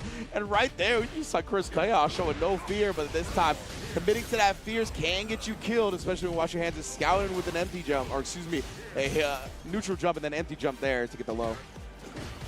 Doing a really good job at being patient in this neutral. Yeah. Excellent job with the neutral control. Excellent job at not getting knocked down. I mean, of course, what Bison wants to do is he gets that one chance, and he set up the bomb, and he pressure, and that could be it. Can he block? Yes! Nice. This is huge for Chris Chaos right now. We're going to go into the OD legs here, and as you mentioned, plant the bomb. What we're going to do with it next here. About to explode. Boom. Right now, just applying that pressure, really shaving off the drive meter on Wash Your Hands' side via that block string. OD is what to get past the spike. I like that idea. No air to air. Dude, one of the biggest in the game, that jump range. Yeah, man, that jump medium punch is lethal. Too close. Oh, I would have thought so too. It's a sweep, trying to get you walking back, the stomp in front. This is Chris's game. No! Oh, unfortunate, yeah, got caught walking back by the crouch medium kick, and then that gave him enough advantage to frame trap him with the stand medium kick. Level 2 has put him in the corner as well. Uses the last bit of his OD for the gambit, and it pays off. Wash Your Hands going up 1-0. It can be a risky idea. Oh, yeah. But it's a yes or no for you to win the game or not. I understand that, yeah. And, of course, yeah, with that OD departure on top of the opponent, heavily weighted in JP's favor. Definitely. So, love the confidence from Wash Your Hands right there. Big neutral jump. Yeah, really good control. And then again, right, just playing around that departure range. Ooh, caught him with a low as the spike came out as well. Chris Chaos was trying to avoid all that. Here it is. There has not been Wake Up EX Amnesia yet. I think Chris Chaos is a little bit worried about it sometimes. I'd love to see him pressure more. Here it is. Right now, oh, just outside the range. of the button from Bison, and of course Stand Fierce. It feels like it's always in range. Yeah. It's one of those things. That's, oh! Again, big neutral jump. And that's one of the things that I think JP is really good at, though, right? It's like these spacing traps. He's got weird spacing tools that other characters don't have. So usually when you're used to reversing a button in a scenario, it might not be the best idea to do it against JP. Back throw scramble. That's decent for Chris just because it gets him out of the corner. But honestly, in this life deficit against JP, he's such a tough character to come back on. Yeah, the question is to what effect, right? I mean, he's got to get in close and actually make things happen. When he has been close, he hasn't been able to. Yeah, I love this from Wash Your Hands as well. Very patient. Oh my goodness, yeah, he's been committing to that Stand Fierce, and it's been dangerous. We've seen Wash Your Hands neutral jumping a couple of times. There still has not been the amnesia that it seems like Chris is a little bit worried about. Showing a whole lot of respect for that. Hey! Harry on the jump in, punish counter throw damage, not enough. Okay. Well, I was gonna say it was one of those multi-hitting moves, so it's a little weird to punish. Try to go with the crouch medium kick outside range once again. Yeah, man. It's tough, it's tough. It is tough, yeah. But hey, as you were saying, really good control by Wash Your Hands. Good predictions on scissors. Really good pressure when he needed it. Really good footsies in a lot of the situations. Checked a lot of movement. And then he was really patient defensively. Again, he didn't bring out EX Amnesia. It wasn't about that. It was about him kind of waiting it out, and he was right. Yeah, and I even like that attempt with the where he parried and then did crouch medium kick at the end because it's a multi-hitting move. So a lot of the time, if you try to go with like the Stand Fierce, right, that's like something that would definitely got Bison in range. If that was a parry on the first hit, you would have just got demolished. A lot of the time, players like to DI in those scenarios. That could have been a funky one, but like the idea to unfortunately slip through the cracks. And yeah, the JP was just in control. These JP players, they know how to get through pools, right? The way we're seeing them play, like we're not going to overcommit. We're not going to try to play close quarters combat to get woke up on or start getting put on the defense. Let's stay on the other side of the screen and throw stuff. Make sure you prove you can get in.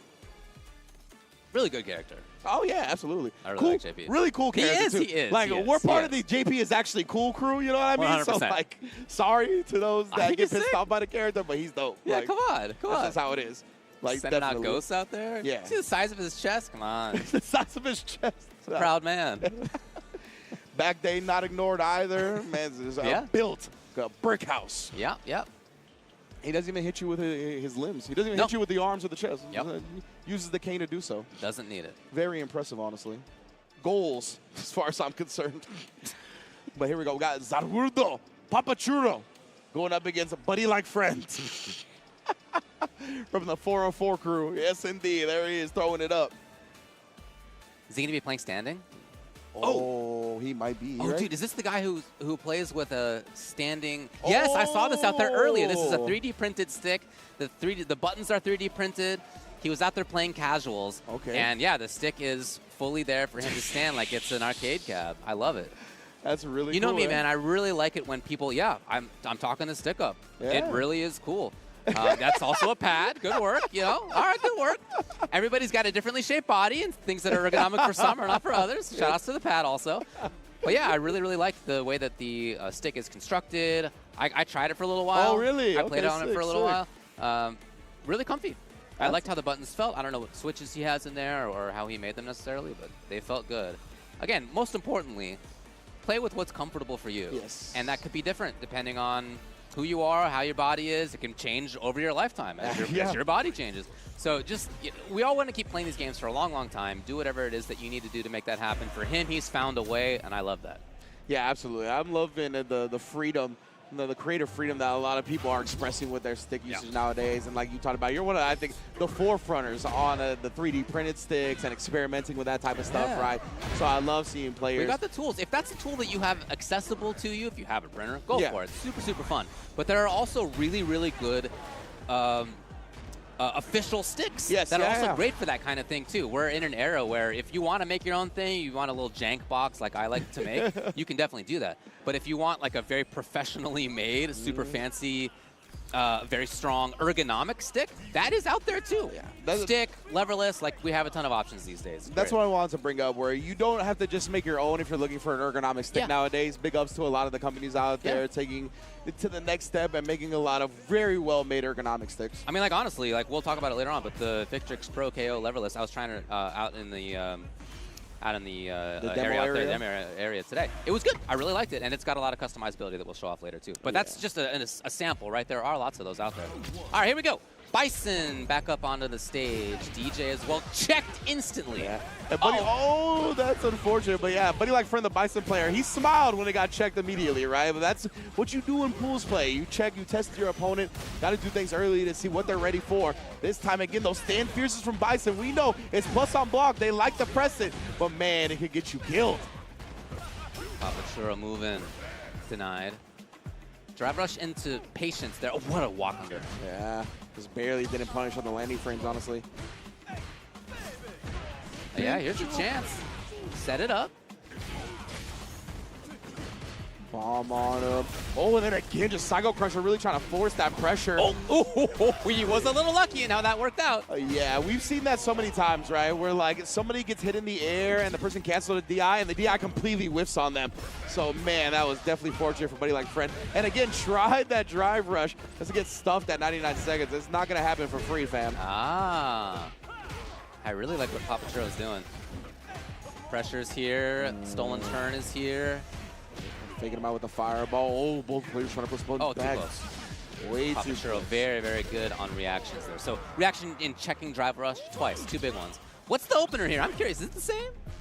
Okay. Okay, yeah, he has learned a little bit. And again, Papachuro, he actually recognized that himself, right? He's like, I'm going to be the one in 99-second drive rush this time. DJ, a very potent drive rush in his arsenal. I think it wouldn't have been bad for a buddy like friend to do it again, personally. Yeah, I wish you. I like doing that. I was like, okay, now this person thinks I'm not going to do it. Yeah. All right, here it is. This is exactly where buddy like friend wants to be. Papachuro. Caught! Yeah, we see the counter hit come out. We saw the reversal notification as well. I'm not sure what Papachuro tried.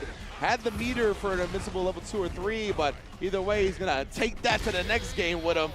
Buddy like friend, and full acting out the Bison emotes and even added some dance moves along with it. Buddy like friend. Oh, he waited this time. That's a little bit of trickery in there. It was not instant round start into pressure. That was actually sick. Yeah, the slightly delayed drive rush catching the check attempt, that was cool. And he's out of there.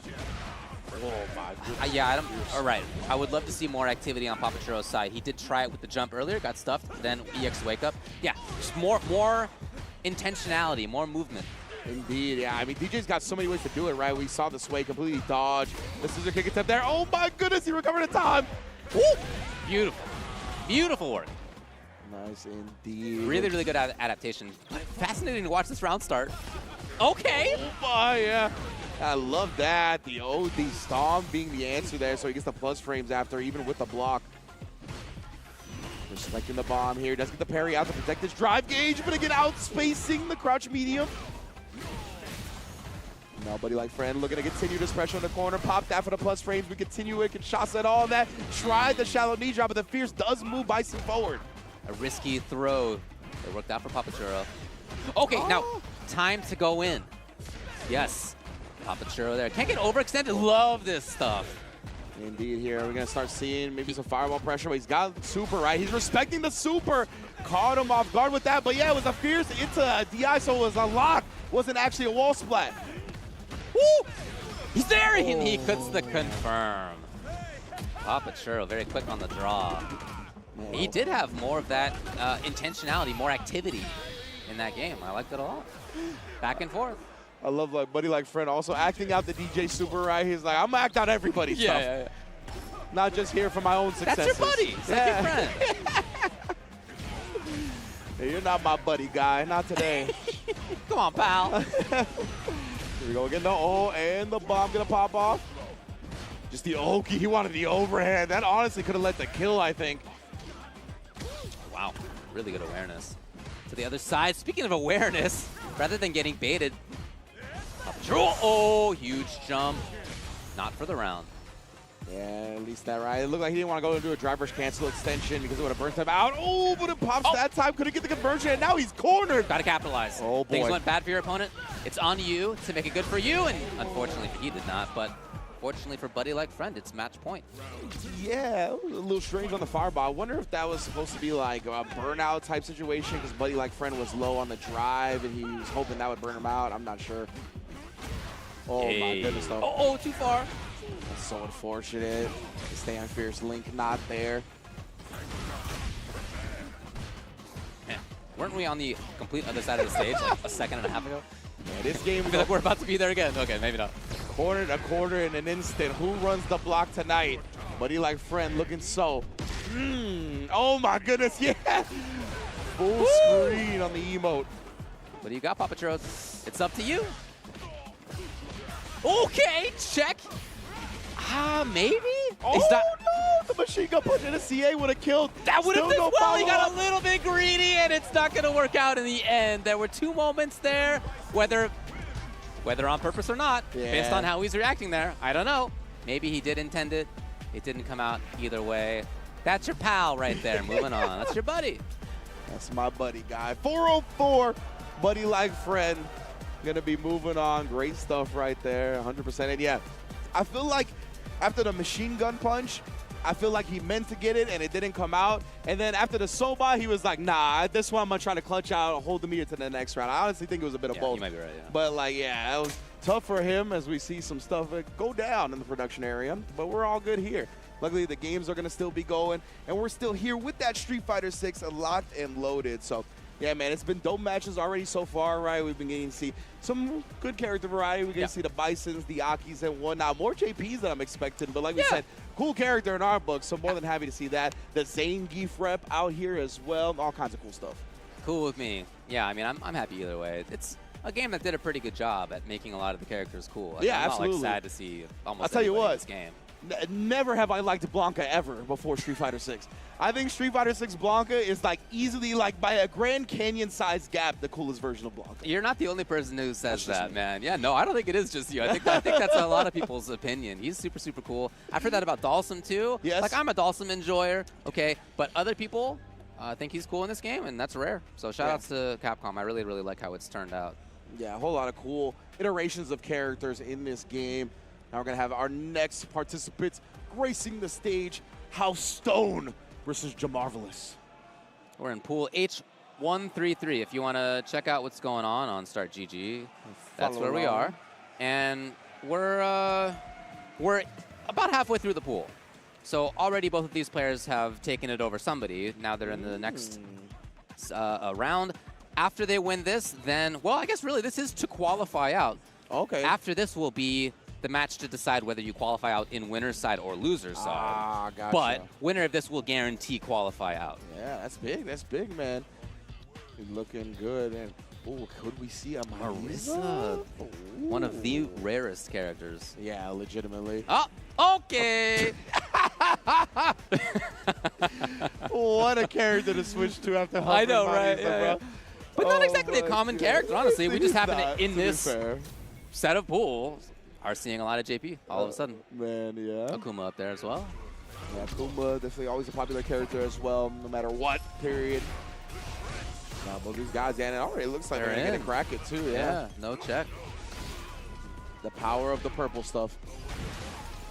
Okay, not sure that was the intention, but it worked. Sometimes you take that. And again, right there, right, just GP's ability to pressure you from a distance, and people love like reversal crouch medium kick in this game and stuff like that, right? There's so many instances where JP is going to be outside that range and then just whip punish you with fierce like we saw earlier on. So right now it's tough. He is trying to demon flip the hell and back, brother. I know it's his stage, but man, JP not a resident here.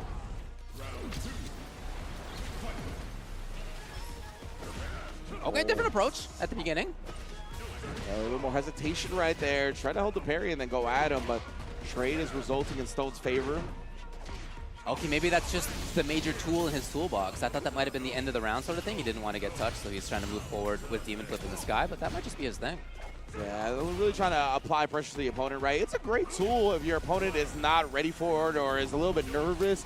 Like, it's going to catch people doing all kinds of nonsense. But right now, Jamarvelous looks cool, calm, collected, and composed. Didn't get the full conversion off that, but finds the last hit of the level 2 and will make the most out of it. Oh, and will he pressure after? Oh, wow. Very rarely seen tool. Yeah. Oftentimes, if you see JP burn out in that situation, like, he'll go to full screen where he can play safely, be cautious. But yeah, that was close enough. If that had been full screen in the command grab, maybe that is jumpable. It's easier to react to. Exactly. He was at a good spot. And we saw counter hit notification as well, so Stoney might have been one of those instances again, right, where like he's like, okay, JP's close enough to where I feel comfortable to press a button, but he's just outside that range of the button you're looking to press. This time, though, in the middle of talking about all that, Stone. 14-second perfect. The juice erupts in the background. Yeah. Picking up that one as well. We're already at the corner where we saw last time. That's why Jamarvelous waking up with a drive reversal, does not want a repeat of the first round. Oh, there it is. Yeah, all right. It's a good feeling to get that. Absolutely. A nice little boost of morale and confidence. Jumping in, at least he gets the trade on that. Now letting JP bully, but my man is pressing back. No fear shown. Drive gauge in trouble. Fakes would be okay. Maybe hopes to proc a drive reversal? I don't know. Maybe just get the hit. That's fine too. Yeah. Match point. Ended up working out. Yeah, I think he wanted to like test Stone to see if he's gonna bring the parry out. Maybe he had some type of like setup to throw while he was parrying, but just ended up getting clipped, and you already know that's gonna be great for the JP. He gets to set things up or go in. You know, interesting. He has been much more about the going in. Okay. Oh, DI reset. One setup. Well, one setup to kill. Stone, we know the talent. Oh my god, EX grab from Point Branch, canceling into it is harder to see. Yeah, most def. You got to look at his foot. His foot, oh yeah, is that his the foot toe? Turns up. In my opinion, that's what I use anyway. Okay. His foot like turns up, his little toes like go up kind of. Oh, interesting. When he does it, yeah. He's got like the Mexican cowboy boots. Like, exactly, little toe yes. curls up. Okay. Yeah, so whenever I see JP like doing like a distance-y projectile, like if there's a ghosty looking thing, I'm like, what's going on with the bottom half? What's going on with the sneakers, huh? Exactly, okay. It's a good thing to know.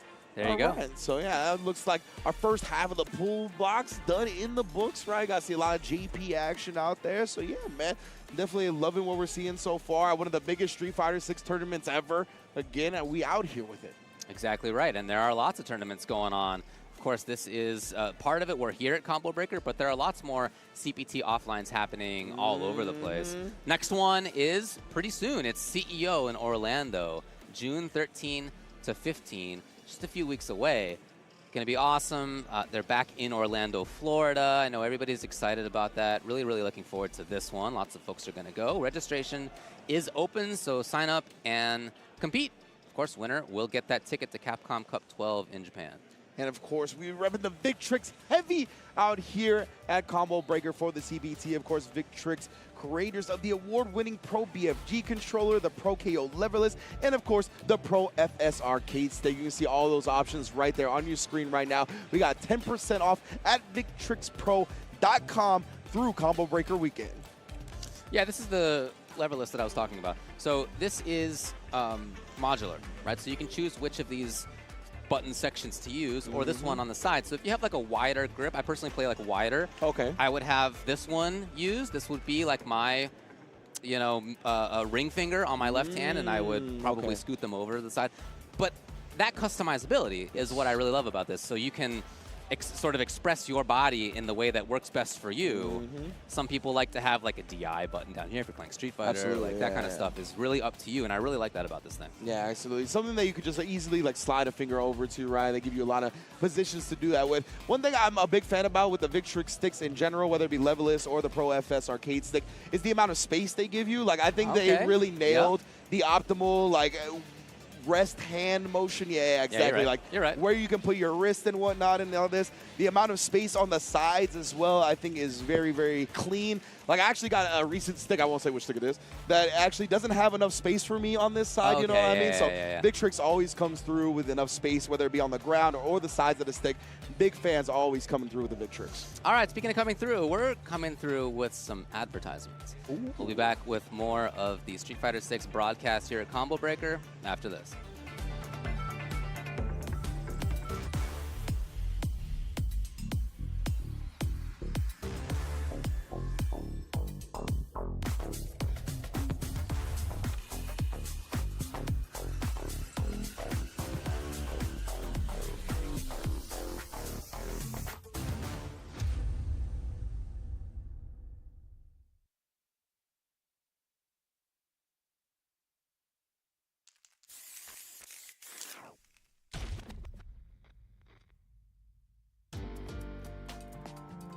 taking a life and giving life?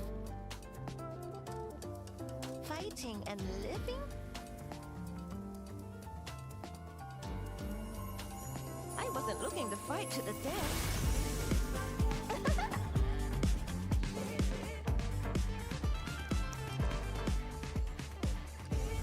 Time for us to dance. Round one.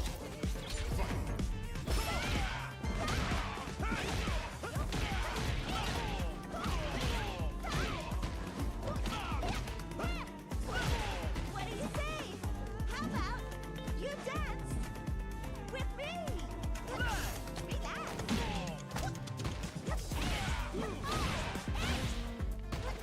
Up you go.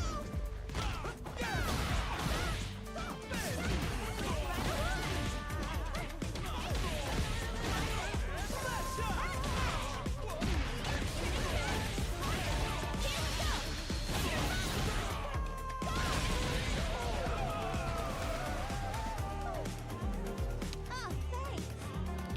Nice fight. I'm ready to go. Yep.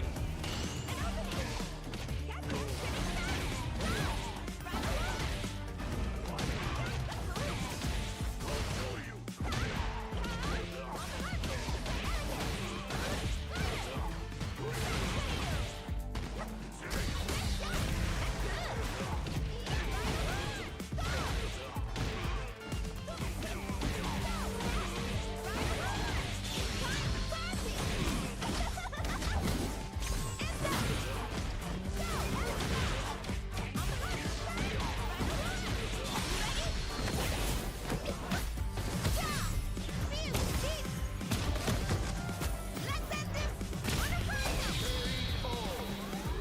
All right.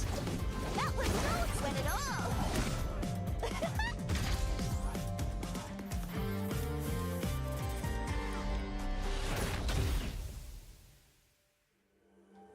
It's time to party. Healing.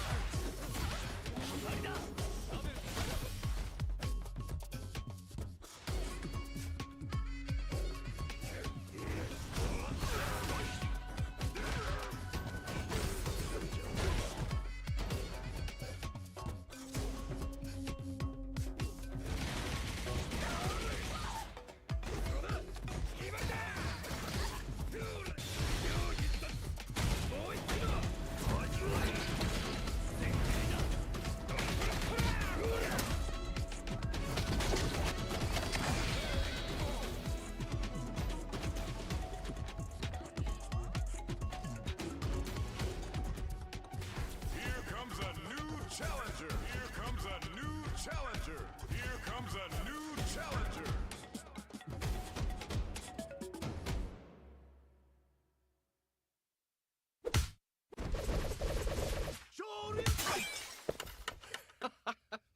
Red Bull gives you wings.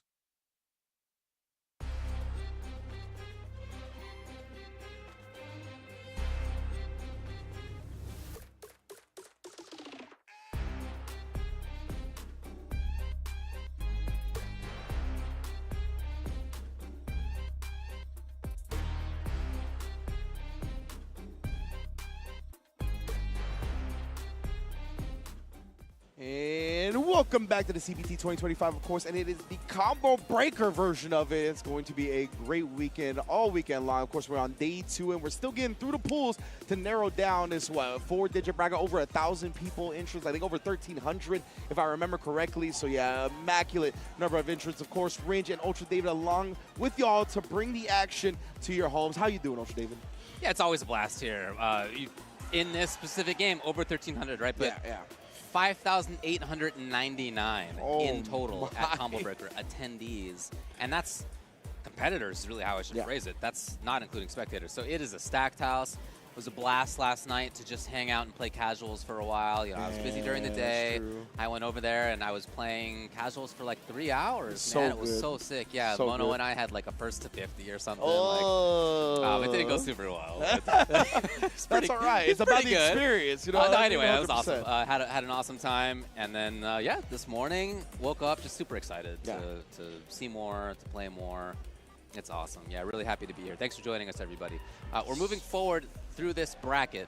As we mentioned near the end of the last segment, we are getting into those matches that will begin deciding who qualifies out of this set of pools. So we'll see a lot of the names that we had talked about before. I haven't noticed any upsets yet in the bracket.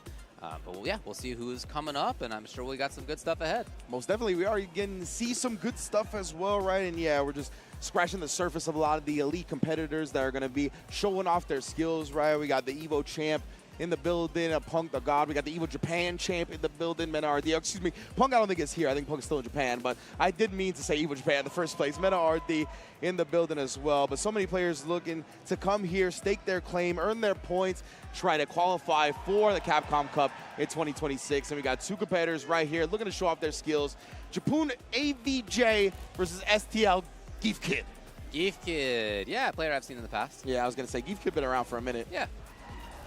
Yeah, definitely. Most GeF definitely. and Bison, a matchup that not a lot of Bison players like play. Winner this will play against Spirit, another super, super strong player.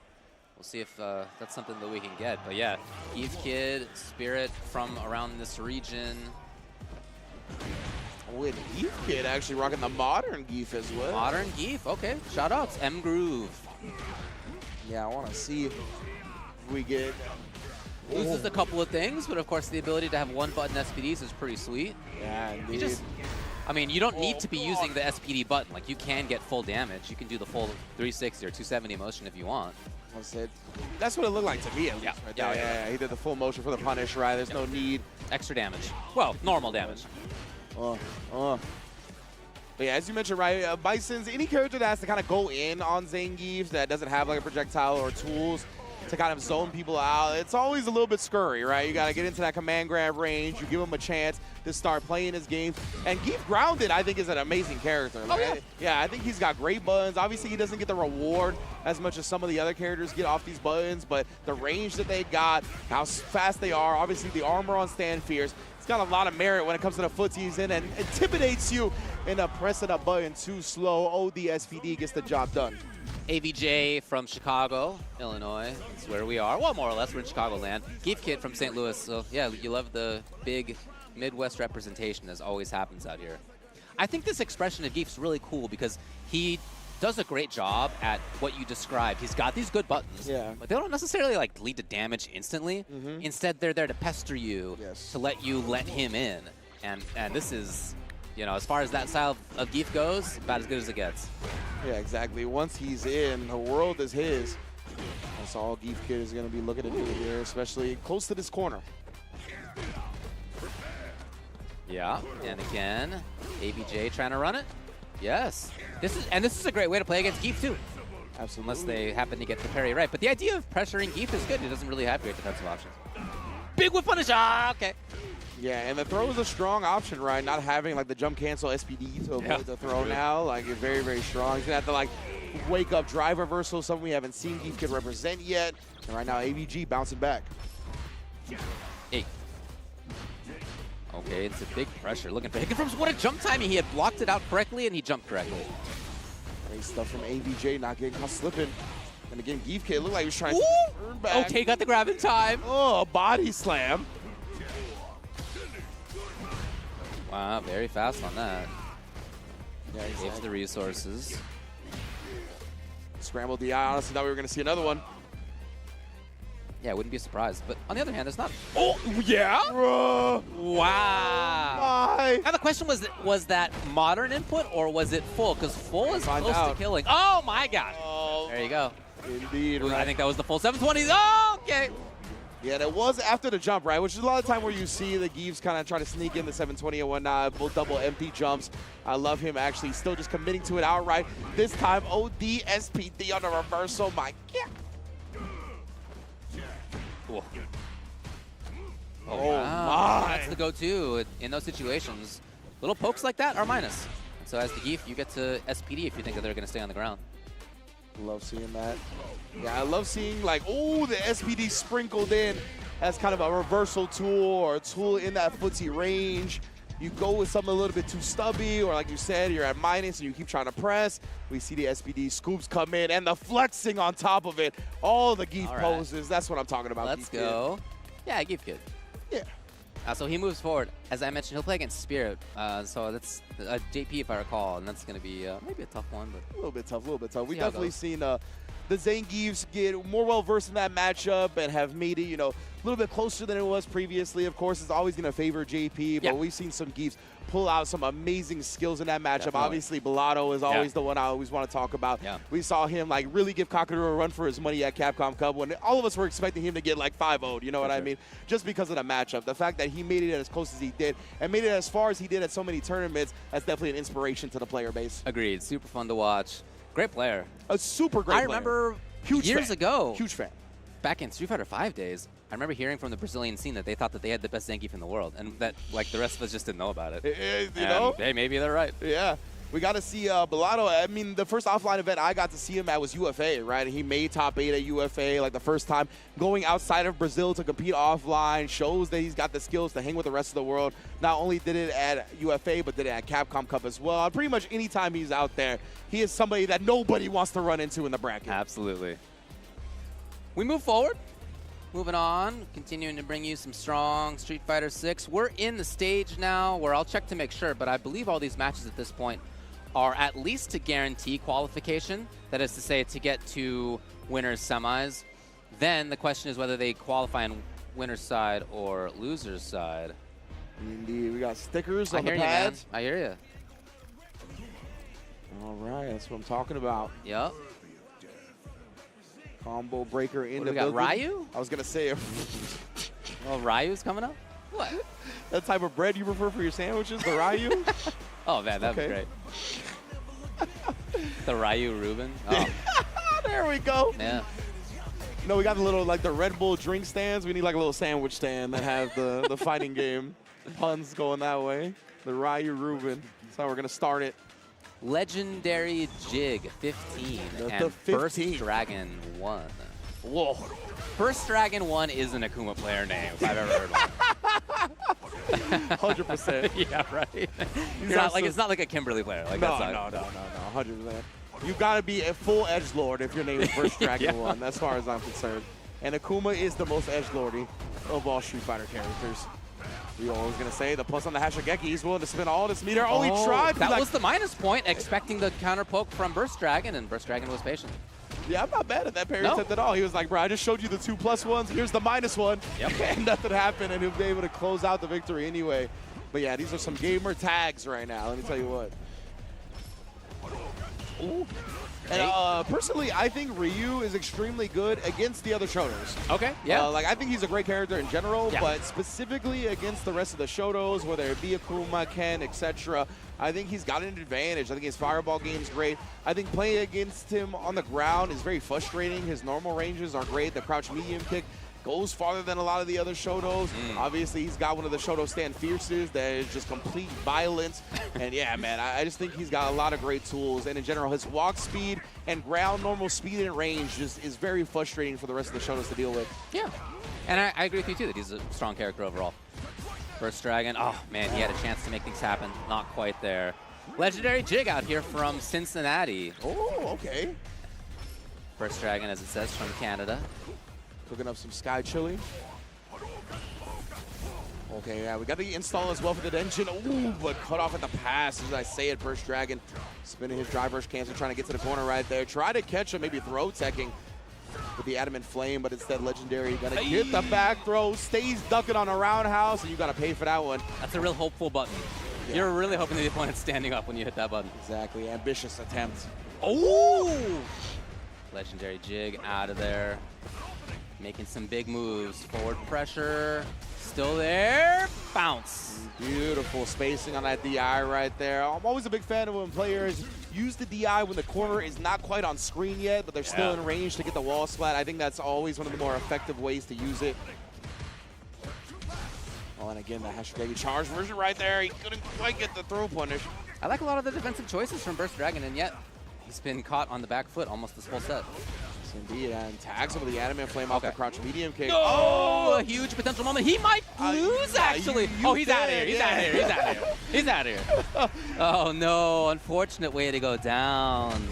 And that's another thing that I didn't quite bring up in this matchup when talking about Ryu versus the Shotos, but specifically Ryu versus Akuma. One mistake means your life bar, dog. Like, this character hits like a diesel truck. Man, great stuff indeed from Legendary Jig. 15.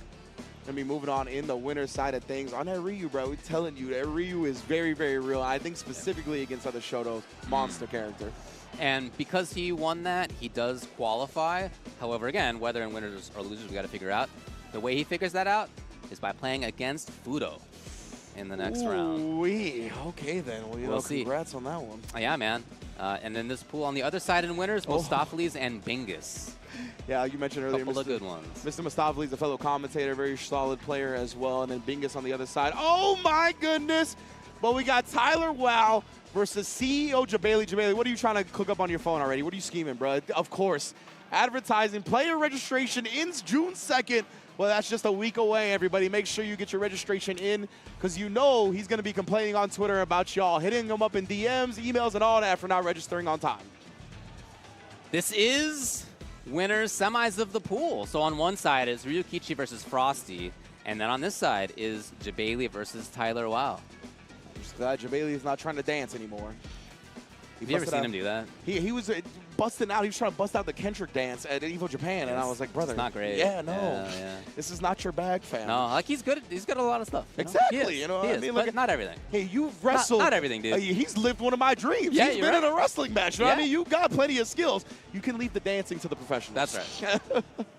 Of course, Jabali. We talked a little bit about Blanca earlier. That's kind of been one of his characters in Street Fighter 6, right? The Blanca shenanigan-based character. We're going to see right here. Yeah, historically, he likes Ryu, he likes Blanca, and in this one, Blanca's a great pick. Yeah, I agree. I've played against this Blanca in the past. Really, really strong fundamentals. He makes good reads on his defense, on your offense. Like, he is a good player. Yeah, and on the other side, we got Luke. With Jabali, right, is he's very feel-based. 100%. Like, he is all about the reads. He's all about trying to pick up on the opponent's habits, play with his heart. And, hey, sometimes his heart leads him to victory. So we'll see today, especially, like you said, with the Luke on the other side, a character that we barely see nowadays, which is crazy. Like, it felt like we were going with years and years of Luke constantly. We were. I mean, in two separate games, we were, for sure. Legitimately, right? It felt like 3 to 4 years of straight Luke, always in the spotlight. And now he's kind of falling off a little bit. See the hezzy right there from Jabali, really calling out the button timings perfectly, like you talked about before. Yep. Oh, God. Tyler trying to be, okay, I was happy to see that. I was going to say he's being really patient, maybe too much, but he did move forward right after that. Good work. However, CEO Jabali in.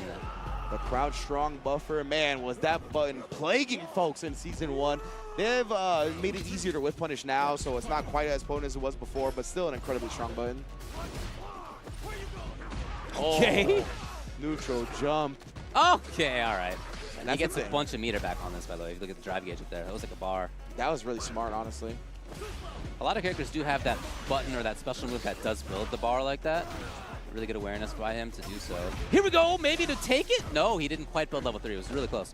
Good as Jabali. Yeah, he's just jumping forward, trying to bait out any of the reversal attempts, right? We saw the drive reversal get baited, but it could have been DP, super. All of those would have lost the jump forward, so that's what Jabali was looking for.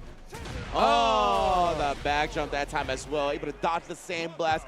Put a dub on the board for the TO. All right, Tyler, what's the change? Took a risk up there in Sky to Jabali, but he was right. And you see Jabali, he's really respecting a lot of the wake-up options. He doesn't want to get caught up in that game. Right there, even then, it's neutral jumping it away. Nice drive reversal to get rid of the Blanca-chan. Jabali can move back in. No, he seems a little bit more content to be away. Hair to hair on reaction. Stood up at the wrong moment. Indeed, yeah. Sniped him with the crouch medium kick, caught the legs. Now Jabali one strike throw away. Tried to bait something out into the jump in, just caught Tyler lost in the lights.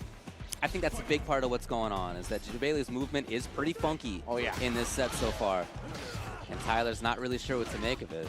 Very, very easy to be like a deer caught in the headlights, right, up against Blanca.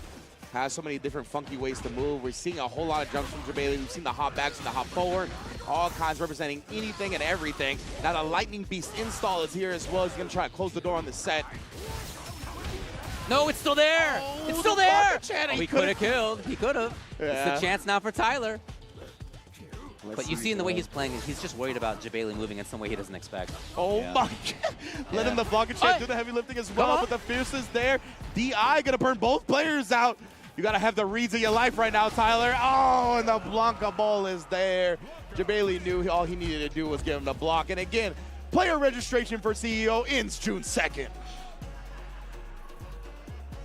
I'm very curious how that set would go if it had gone on longer. The way that Jabali was playing was just really, he had an unorthodox movement. Yes. And that can absolutely catch even very strong players off guard. Again, he's a good player. I don't mean to minimize.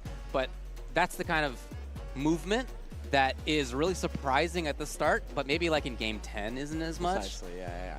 That's not how the game was played. So shout outs to him for a strategy that is a first to two strategy. Like, there's a lot of debate, right? Yes. As to how many games we should be playing. Is it 2 or 3 or whatever the number is? They're just different. Yeah, 100%. You just play different. That's 100%. And wherever you fall in the debate, the result right now is 2 out of 3 in this pools play, right? So you got to tailor your game to whatever is going to be effective in that. And Jabali is a long-time fighting game player. He understands, right? Knows, yeah. He's like, bro, like, I am going to do the shenanigan-based style, make you uncomfortable, make you have to spin these games figuring out what I'm doing, right? And that's going to spend a lot of brain power and energy, and we see him run away with it because of it. Awesome work. So he qualifies in winner's side. Again, though, Tyler does qualify in loser's side. And as we start getting more of these results updated onto the Start GG, we'll let you know a little bit as we find out who has qualified through into the next round. But again, lots of pools left to play the endings of. We have next one's coming up. Galaxy Brand. Oh, it's good. It's good. I like it. I like it. Truly. Let me back up. Truly Galaxy Brand. Beautiful work. Oh, and on the other side, Pulse, Kepler. Man, the dyslexia almost got the better of me right there. I almost said Kelper. Good old Kelper. It's Kepler going up against Galaxy Brand. Fill in the bowl of Galaxy Brand with Truly. You are a degenerate, brother. Let me tell you what. Galaxy Brand. Kepler. This is a Blanca Big fan shirt? of astronomy. Oh, boy. Yeah. Oh, boy. It looks like the Blanca shenanigans making their way back. That's cool. Yeah, I think part of why he's a cool character is that you don't need to play him that way. You can play him in different ways. There's a good player expression for that character. Absolutely. More than many. And if you want to play him as like a grounded footsies character, you got it. Yep. You can definitely do that. I was really happy to see Mena RD on the Blanca at EVO Japan.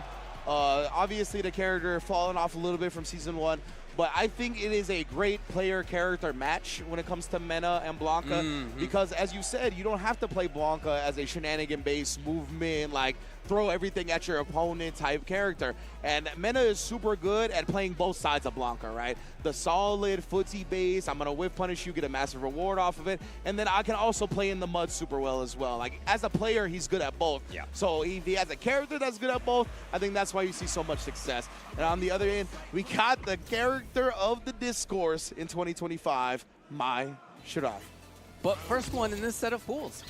How about that? Yeah, what do you know? Very strong, obviously. Yeah, of course. We're going to see fan games that went out, whether it be the OD fan to get it started. Exactly what we're seeing here. All right, Kepler already making her moves. Just looking to find her way Look at her in. parry. Yeah, okay, so we're seeing strong stuff out of Kepler at the beginning here. Yeah, because even just getting that parry off, right, at least it protects your drive gauge, even if you didn't get the perfect parry. So Yeah, I mean, and there's different ball timings, right? So you just got to make the bet. yeah, well worth.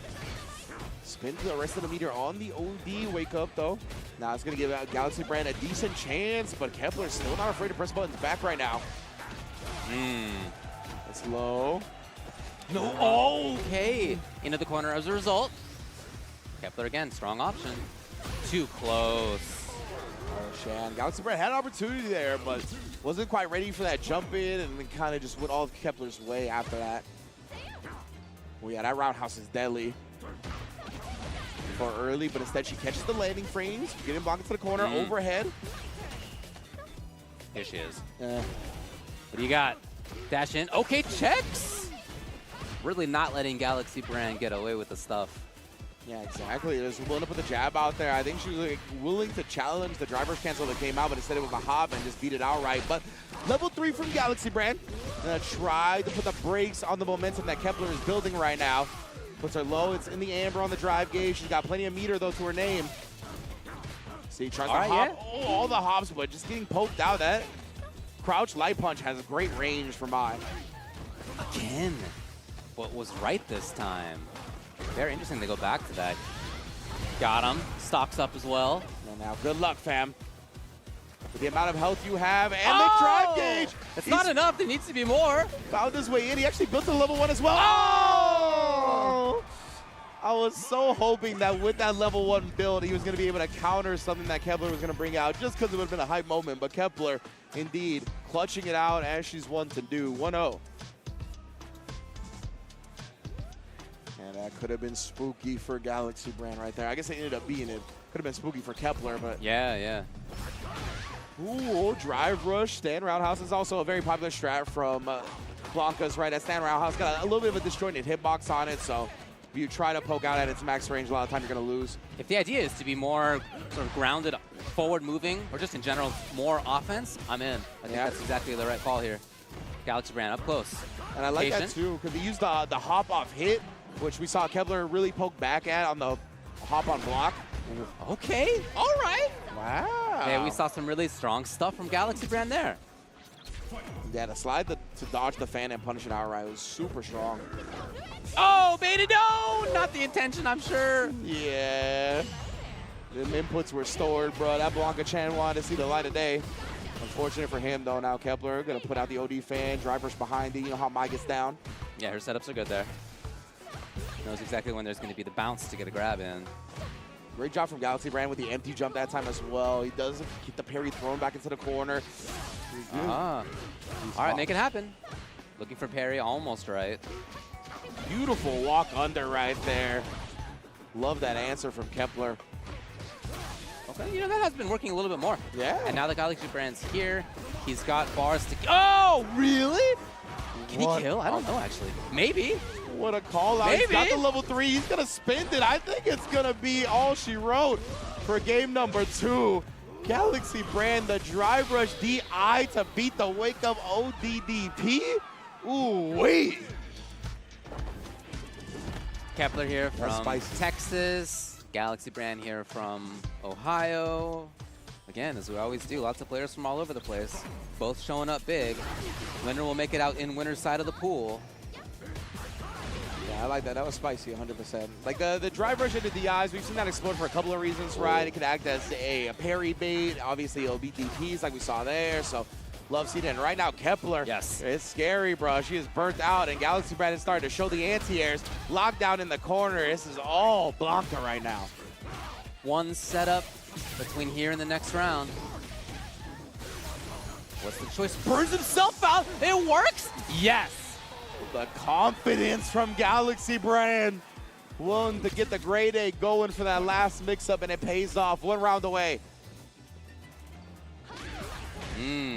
The strong, consistent stuff. Walking forward with the good walk speed, pressing the good button. Instant in here now is Kepler.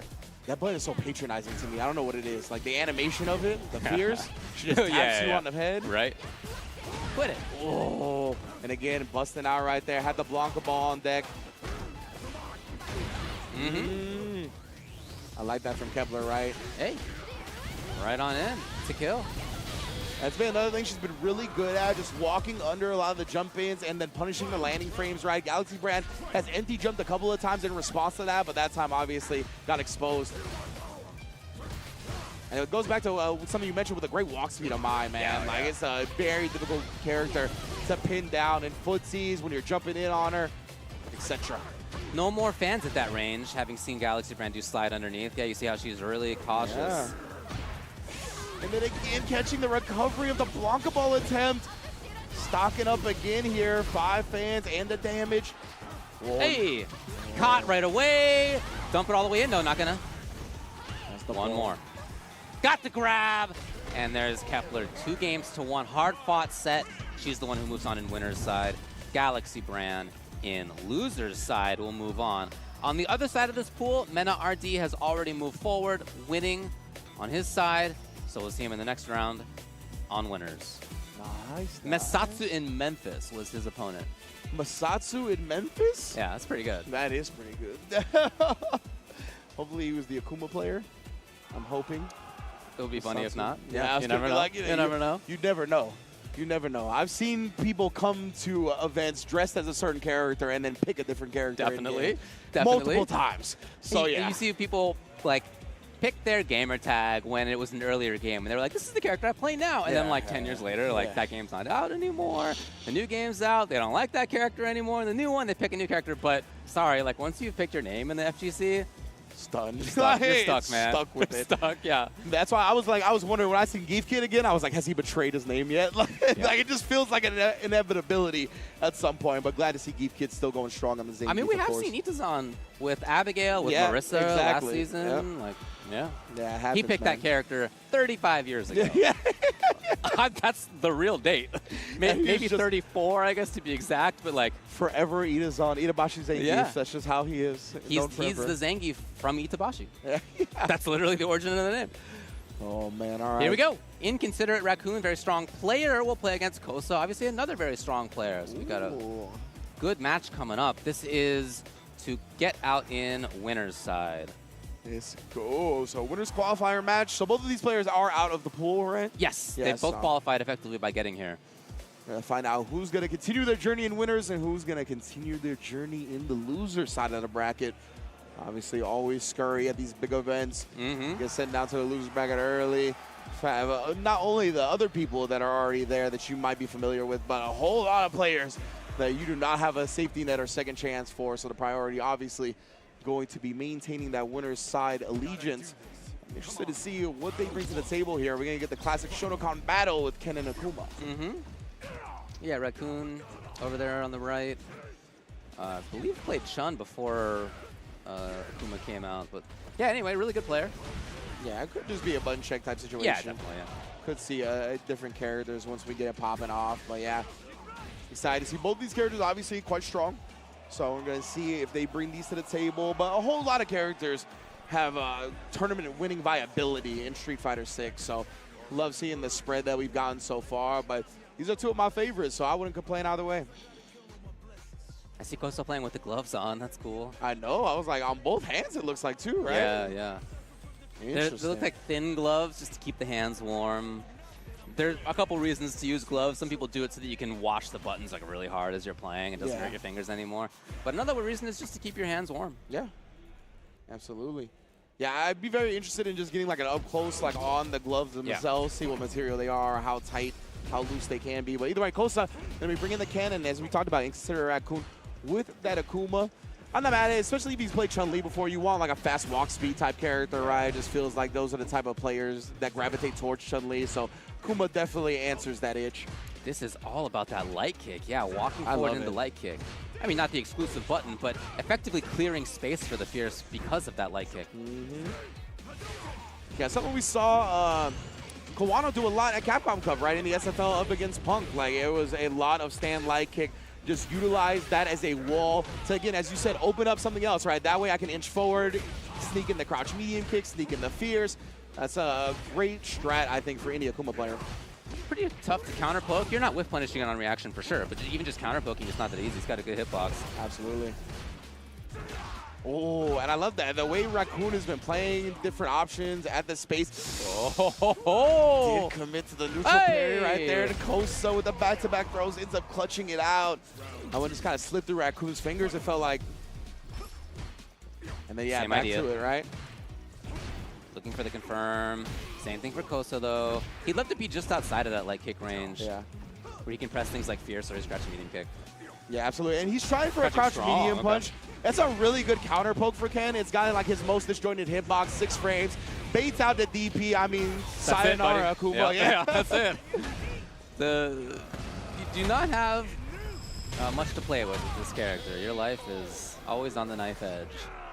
But yeah, Ken's like, as you mentioned, right, it's always usually like the reversal crouch medium kick or the stand fierce or some of these other great buttons. But when you want to counter poke, that crouch medium punch is super effective. So I love seeing Kosa already throwing with it a lot. Oh, this time he's trying to bring his own light kick out. Ken also has a great stand light kick of his own. So you see both of these players, I think, really scrap it out at that neutral range. See, even trying to sprinkle in that stand medium kick, gets the whip punish, Mike. Yeah. Raccoon hasn't been able to play at that light kick range quite as effectively as he wants to in the last round, and this round too. You see him playing from a bit further. There had been many more fireballs in this round than there had been in previous rounds, so he's adapting. That's exactly right. Definitely utilizing the fireball a little bit more now. And again, it's all about just trying to condition your opponent at certain ranges to sneak something else in, finds the crouch medium kick, and now we got the corner. Though parry there recovers the time to not get clocked. Kosa moving, threatening, no cancel. Yeah. Was below that 3-bar threshold, right? So they didn't want to just buffer the drive rush cancel and burn himself out in case it was blocked. But that Fierce, I'll tell you what, it's pretty confirmable for drive rush cancel, honestly. So either way, Kosa does get the back throw, just enough damage on that Akuma life. Kosa, match point. I really like how Raccoon's played this, and yet it's 3 rounds straight so far. Right? Yeah, I'm struggling to... He's not getting dunked in neutral, that's for sure. Exactly. Like, I'm struggling to give Raccoon like advice in this situation, right? Like, I'm not sure what you could do differently. Kosa has just been clutching it out at the end of the day, but there it is. Demon flip past the fireball to the tech throw. People always love throwing their projectiles at the tech throw in this game, so that is a strat you can abuse. Kosa now in. He is already at kill range. 100%. Okay. All right. Well, man, that's the life of an Akuma player. You got all these really strong tools, and you just got to be right. Like, you just have to be right with this character all the time. And if you are, man, nobody's beating you. Exactly right. But if you're wrong, that's it. Oh, yeah. When you're on and right, it feels like Akuma, like, how will I ever beat this character? But, man, 1-2 things go wrong, and the entire life bar is gone. That's what happens. Kosa doing a great job. And yeah, Raccoon, that was another round where he played super well, had the life lead, didn't really find anything to criticize him on, and he ended up losing it. It's just... He basically got, like, I forget what it was, whiff punish, some starter, into one mix-up, into, hey, man, that's 70% of your life in that sequence, and that's the life you choose as the Akuma player. Yeah. It's effective balancing. Like, I like it. They did a really good job. Like, if you are on, as we were saying, who's taking you out? I don't know. Yeah, I'm with you. Like, I really love when Akuma is balanced like that. Like, make it so that Akuma feels like he got Akuma health, and when he hits everybody else, they feel like they got Akuma health, right? Exactly. That is what I want that character to be. So I'm glad to see his iteration of it. And we've even seen, right, I think there's been, like, speculation, or I don't know if people have actually talked to Tokido and the Angry Bird about this and whatnot, but, like, part of why they're not playing Akuma is because of the life, right? I'm sure. Like, I can afford less mistakes with this character than I can somebody like Ken. Consistency. Yeah, exactly. The consistency of that goes further. So, yeah, definitely. Probably, I assume one of the reasons those players have gravitated towards Ken rather than the Akuma like they have in the past. But right now, we got Help versus Dingus Khan 11. Dingus Khan. The 11th. The 11th Khan? So we're already through the whole Golden Horde, the whole period's already... All right. Dingus Khan. It's a good one. Good work. This is, of course, to get out in winner's side. I'm also a huge fan of the gamertag Help. Yeah. That's a great name. There's definitely something to be said for, like, the simple... Yeah. Just straight up Help, please. That's very much a common sentiment in fighting games. You'll find yourself feeling that plenty. Ooh. Mano? Could it be? I thought for a second we were going to have Ryu versus Jamie, and I was going to be like, holy smokes. But looks like it's going to be Ryu versus the Manon instead. Okay. Still some underrepresented characters here in the building. I'm interested to see how it goes. We talked earlier about Manon and how she could have some troubles getting in on characters with a good fireball game. Obviously, Ryu definitely has that, especially if he gets the Denjin installed. Well, maybe we'll see some of that projectile invul twirl that we didn't get to see previously in the Manon versus JP matchup. We'll just see what Dingus Khan, what brand of Ryu he is, right? That's always something that I'm interested in when it comes to the Ryus, because they range from very patient and slow fireball-based Ryus to in-your-face, I don't know where the hell you're going type Ryus. Dude, this counter poking has been great so far from Help. And that's another thing with Manon, right? I think she's similar to GeF in that instance, where she doesn't get the reward on her normals that some of these top-tier characters get, but the length and speed on them is quite strong, and then this time just straight calling out the fireball. Oh man, that was a fantastic round. The really, really good whiff punishing that made it so that Dingus Khan did not want to be in buttons range, so that he wanted to be at fireball range instead through the fireball. It's exactly when help jumped. He knew it already. Yes, indeed. Oh. And as soon as Manons have a bar as well, you gotta be wary of that, like that drive rush, crouch medium kick, level 1 link. It's always something that the Manons look for as well. Right now, Dingus Khan's got the corner though. Dingus Khan. Yeah. Oh yeah, back to it. Overhead. Connects. Maybe not because it was overhead. It looked to me like there was something else going on, but he'll take that. So this is this brand of Ryu, huh? Max range Donkey Kong, donkey kick in the donkey kick. And now help though. Ooh. Oh, RKO. One more is all he's gonna need. Dingus Khan. Okay, big chance. It's so scary, man. Luckily, Big chance. Oh no, no green. Yeah, bruh. We'll pay for it as help is gonna take game number 1. Oh man, asleep at the wheel, literally. The lights set go, brother. Unfortunately for Dingus Khan, the drive rush was nowhere to be found, and help takes the first game. But that's something to take away from that game if you're Dingus Khan. Yeah, you lost, but there are certainly things you can identify to improve on. Yeah, definitely not convincing enough, I think, to feel bad about, right? To get in your head about. So just play the second game, see how it goes. You got your anti-airs on point already. You're not looking shook. Due to that anti-air, yeah, I wouldn't be surprised if we see more fireballs now. Help a little bit more patient on the ground. Exactly, discouraging help from jumping. Oh, he tried it again. The max range donkey kick into donkey kick again, but Dingus Khan this time, the roundhouse a little bit too quick. It's tough to counterpoke, but since it's 20-plus frames of startup, like people are parrying that thing on reaction to. Wow, really? With her drive rush. Oh, wow, tried to jump Opportunity! Out. Dingus Khan, this is the chance. Plus frames, Help was looking for parry. Yeah, Help had to parry right there or they were going to get burnt out. Speaking of which, Dingus Khan brings himself out with the drive reversal attempt. And yeah, that's pretty much all she wrote. Goes for the chip and finds it. Match point now for Help very quickly. Ooh, got caught. Swinging with the roundhouse that time. The neutral stuff hasn't really worked out. Dingus Khan, maybe the idea here is to play more offense. No, backed off. Okay, hadn't thrown a fireball in a bit. Help was right. After the back off, too, you can't be too linear about when you throw the fireball. Dude, the mix-ups. I really like. Okay! The little head right down. there. 5 medal kill. My goodness, bro. No, in the building. Yeah, it was really good. Hell. Started off really, really well with that counter poking, whiff punishing, into pressure, jumped at just the right times. Only got anti-air DP'd once. Yeah. Great mix-ups. So that's all the stuff you need as Manon. And if all that's there, then you're going to be moving on.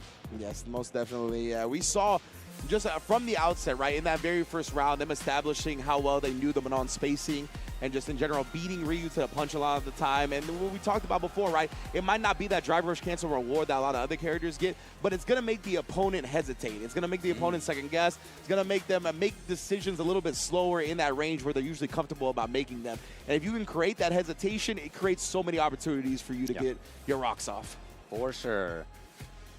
So again, we are at this point, I think all the matches that we're going to see are going to be to qualify in winners or losers side. Yeah, we're getting through these. There's still some players we haven't seen yet in this set. I'm not sure that we will.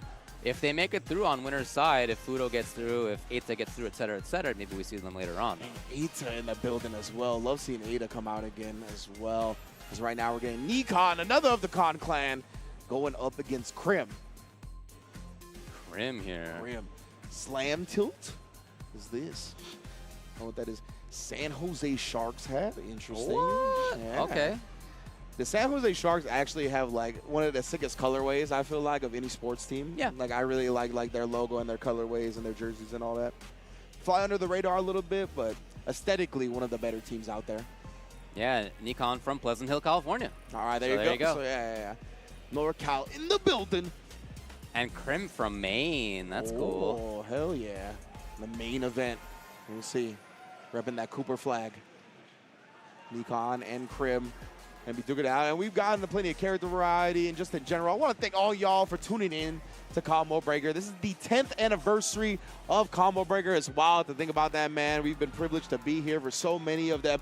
And hopefully we get 10 more years and beyond of Combo Breaker, right? It's been one of the premier tournaments that I think has not only been extremely fun to attend, but extremely influential with how the community in general has gone when it comes to holding tournaments, what we value out of tournaments in general. So yeah, big ups to Combo Breaker, really paving the way for a lot of what we know as the fighting game community nowadays. Jury on one side, Rashid on the other. Krim even has Jury as his avatar on Start GG. Oh, wow. Okay. Committed. Pretty serious about it. Trying to put a ring on those toes. Yeah. I knew you thought I was going to stop at a ring no. on it. And then I had to sneak in the extra, too. But yeah, Rashid as well, another character that we've seen plenty of. Very prominent character as well. Definitely, obviously, the wind condition, as people like to call it, with the Isar on level 2. But I'm interested. I think both of these characters are extremely potent, obviously. But, like, Jury, I feel like sometimes gets a bad rap, like, because she doesn't do anything the best, but I think she does everything good to great. So, like, I definitely think this character super strong in the right hands. Yeah, no doubt. Setting things up on the forward approach. Okay. A little bit of a feeling out period. Both seeing what the other one's going to do about... Wow. Whip into button. So Krim throwing some funky little angles here. Oh, wow. Yeah, that charged up whirlwind, able to blow through the fireball and actually clip Jury as she jumped. Twofold answer. Really? That was interesting. The jump timing was very interesting to me. Like, uh-oh. And no meter yet. Uh-oh. Yeah, this is tough right in there. here. No answer. And it snuck in the DI right before she built the level 1 as well. Really great stuff from Nikon. Okay.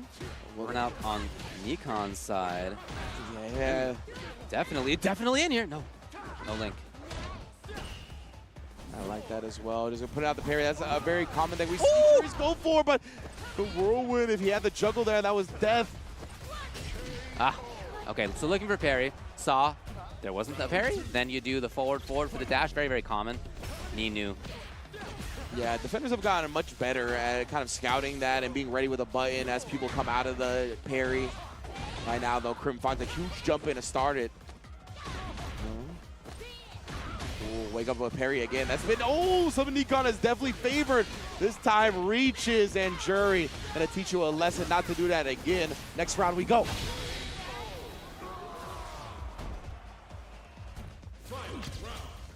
Had some interesting starts in this. Yeah, okay, it's very similar to the round 1 start. Sniped with a crouch medium kick just as Krim maybe try to advance forward. Yasuda in the building. Here he goes. It will dissipate. Okay, yeah, good work. Just kicks it towards her for the continuous pressure.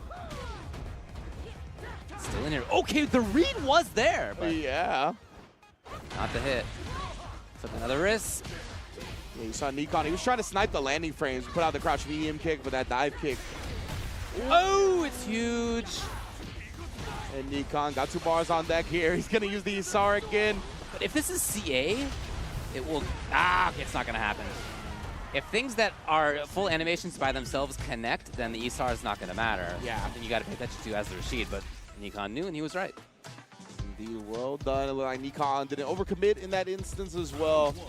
Perhaps being very aware of the meter potential that Krim could have busted out with. Right now, though, a little bit outside the range of the Fuha storage, but it's okay. Krim respecting the turn, taking his turn on his moment. Pretty standard ideas. Great throw tech right there, and immediately the projectiles. This is what we talked about, right? After the throw tech, players love relying on their projectiles to make up that space. Hey, Krim. Waking up with a no fear in his heart. With a punish counter, that would have been burned out. Does get burnt out eventually. I think he got baited. Yes, Nikon knew it. Not even gonna let her. Doesn't need to kill. Oh, but he dropped afterward. If he had just had Oki after that, he would have been fine. DI could have come. Here it is. Yeah, I was gonna say DI still inescapable for Jury at that point. Had no meter to her name as long as Nikon did one of the unjumpable gapless strings. You can get out of it. Oh, wow. You look just a bit shallow here, and now Krim.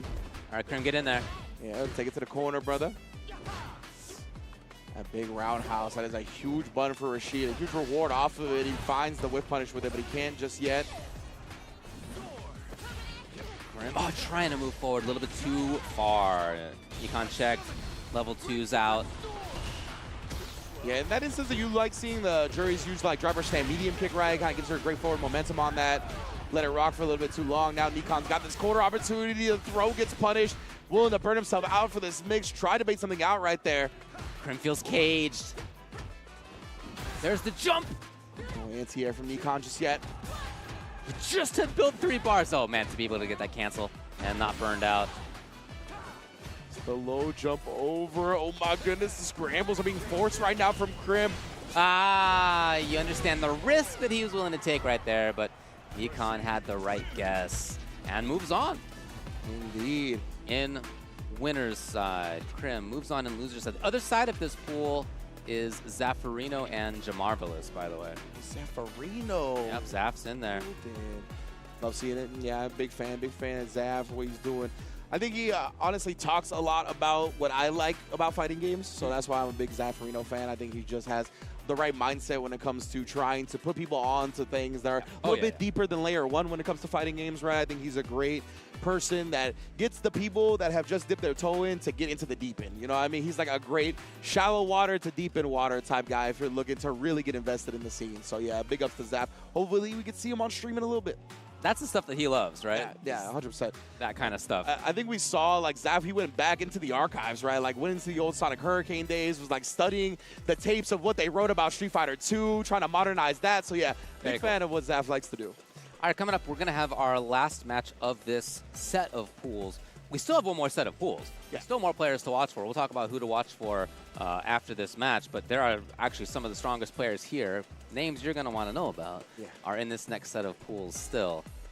Indeed, man. So looking forward to this, whatever next match we get. And just the continuation of all the tournaments here at Combo Breaker, man. It is elite level competition no matter where you look.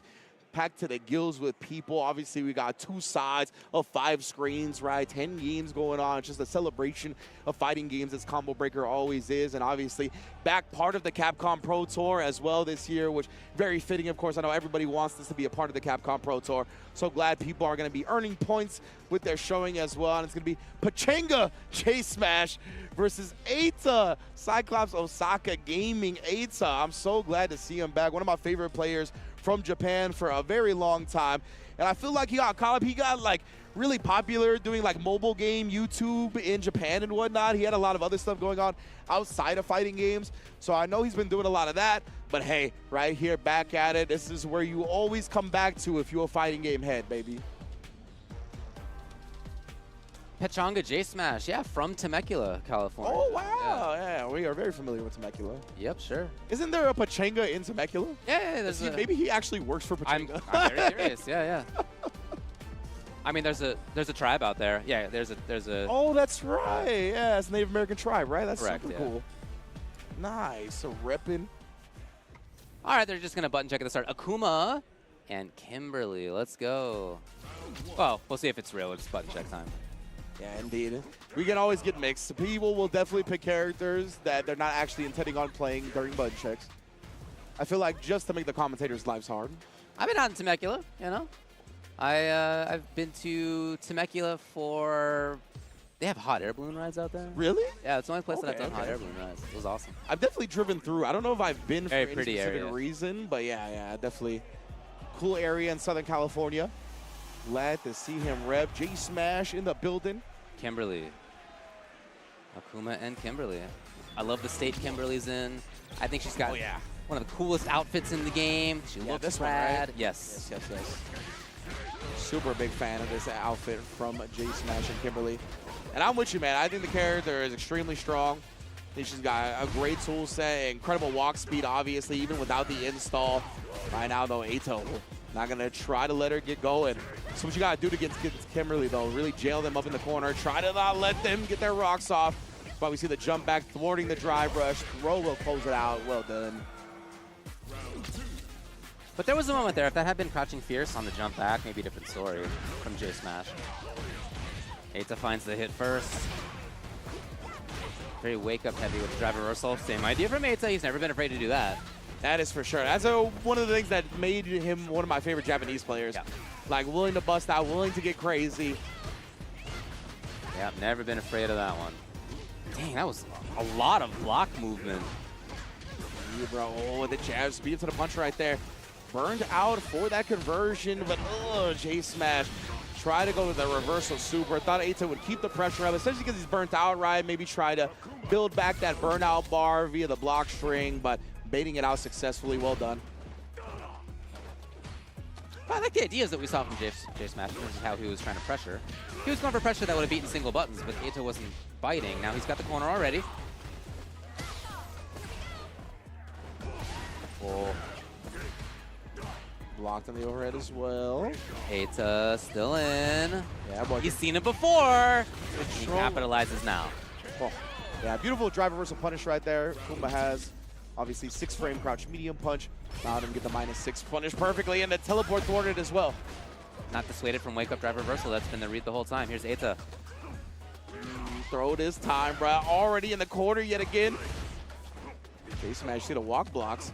Protected him from that crouch medium kick, but we'll see how long he protects himself. Oh, even catching the landing. What calculations from Eita. He's gonna go for the cow? Maybe not. Who's gonna be good here? He's gonna get a follow-up as well. Yeah. Won't not build quite to level enough. 1. He does build to level 1, but in a way where he can't combo into it. And the back throw does it. Eita out here once again, showing exactly why he's been a deadly fighting game player for a very long time. And one of my favorites, the showmanship is always real. What is that? Is that Paw Patrol? The hell is that? I think it is.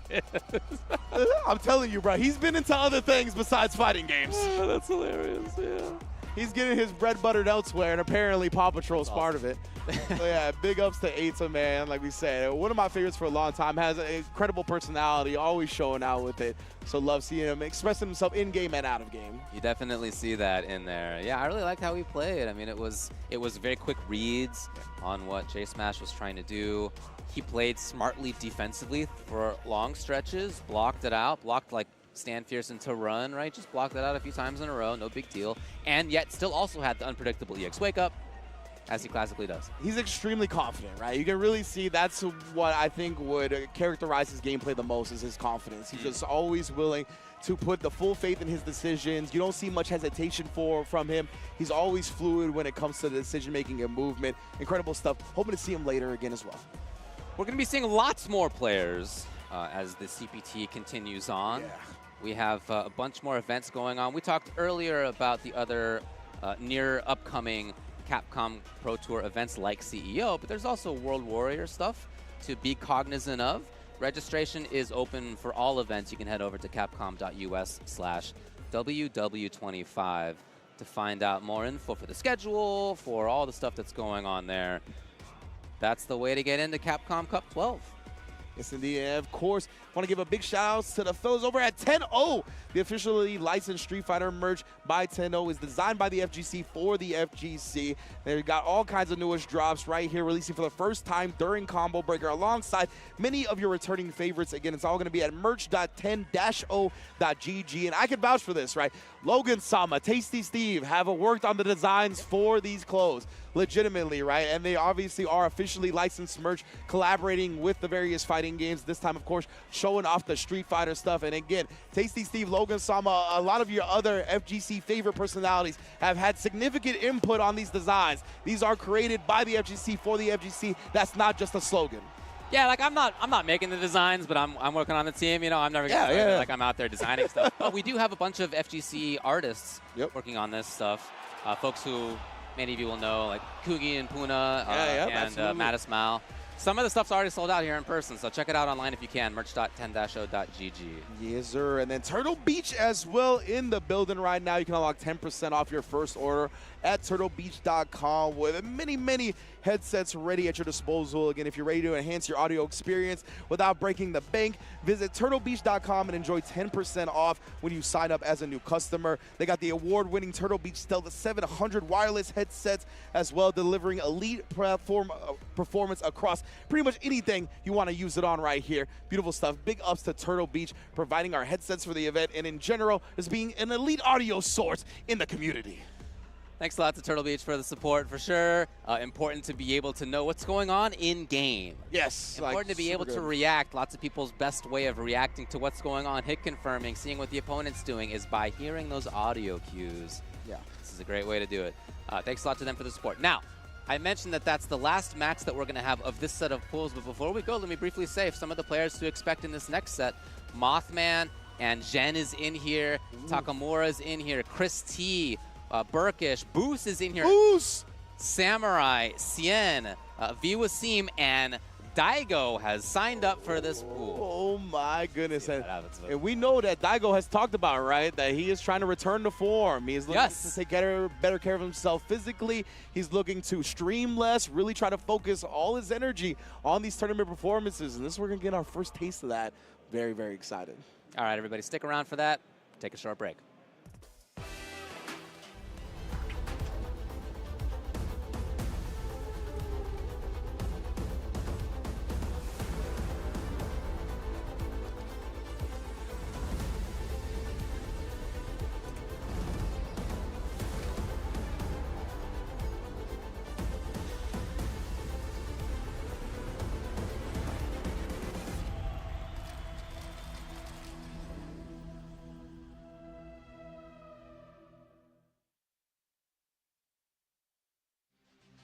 Here comes a new challenger.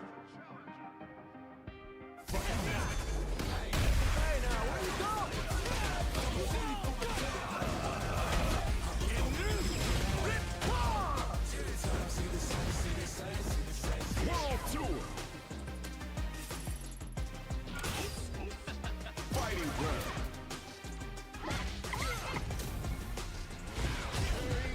Battle hub.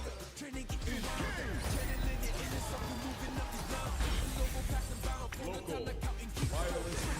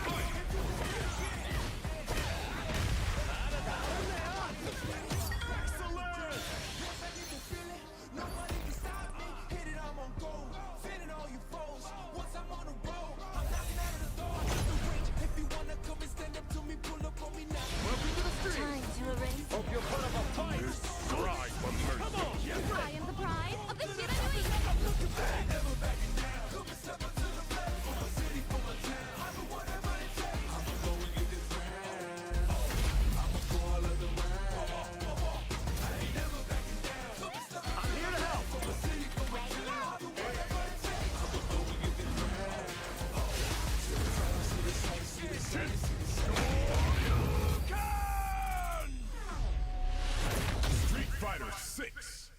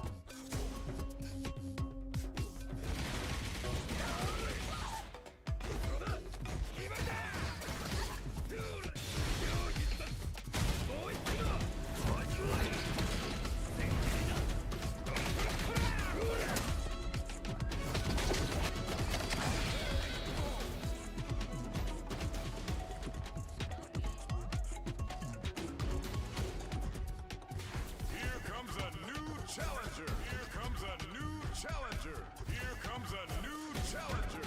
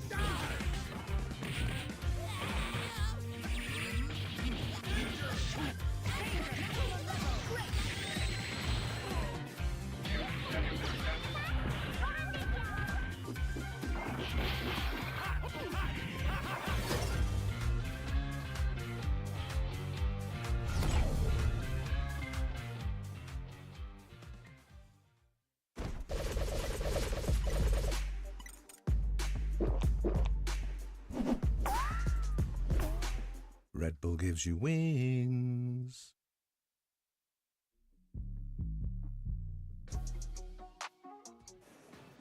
And welcome back to day 2 here at Combo Breaker.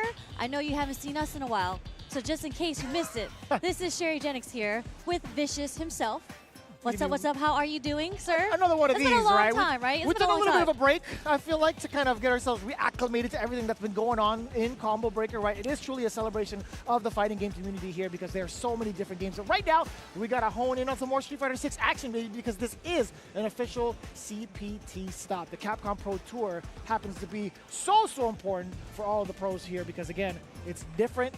We got a little bit of a change up now. The hybrid system of both points and auto qual spots. Everybody who's anybody is currently here. Yes, for sir. the most part. For the most part. Well, mostly. Punk, unfortunately, isn't here. For the most part.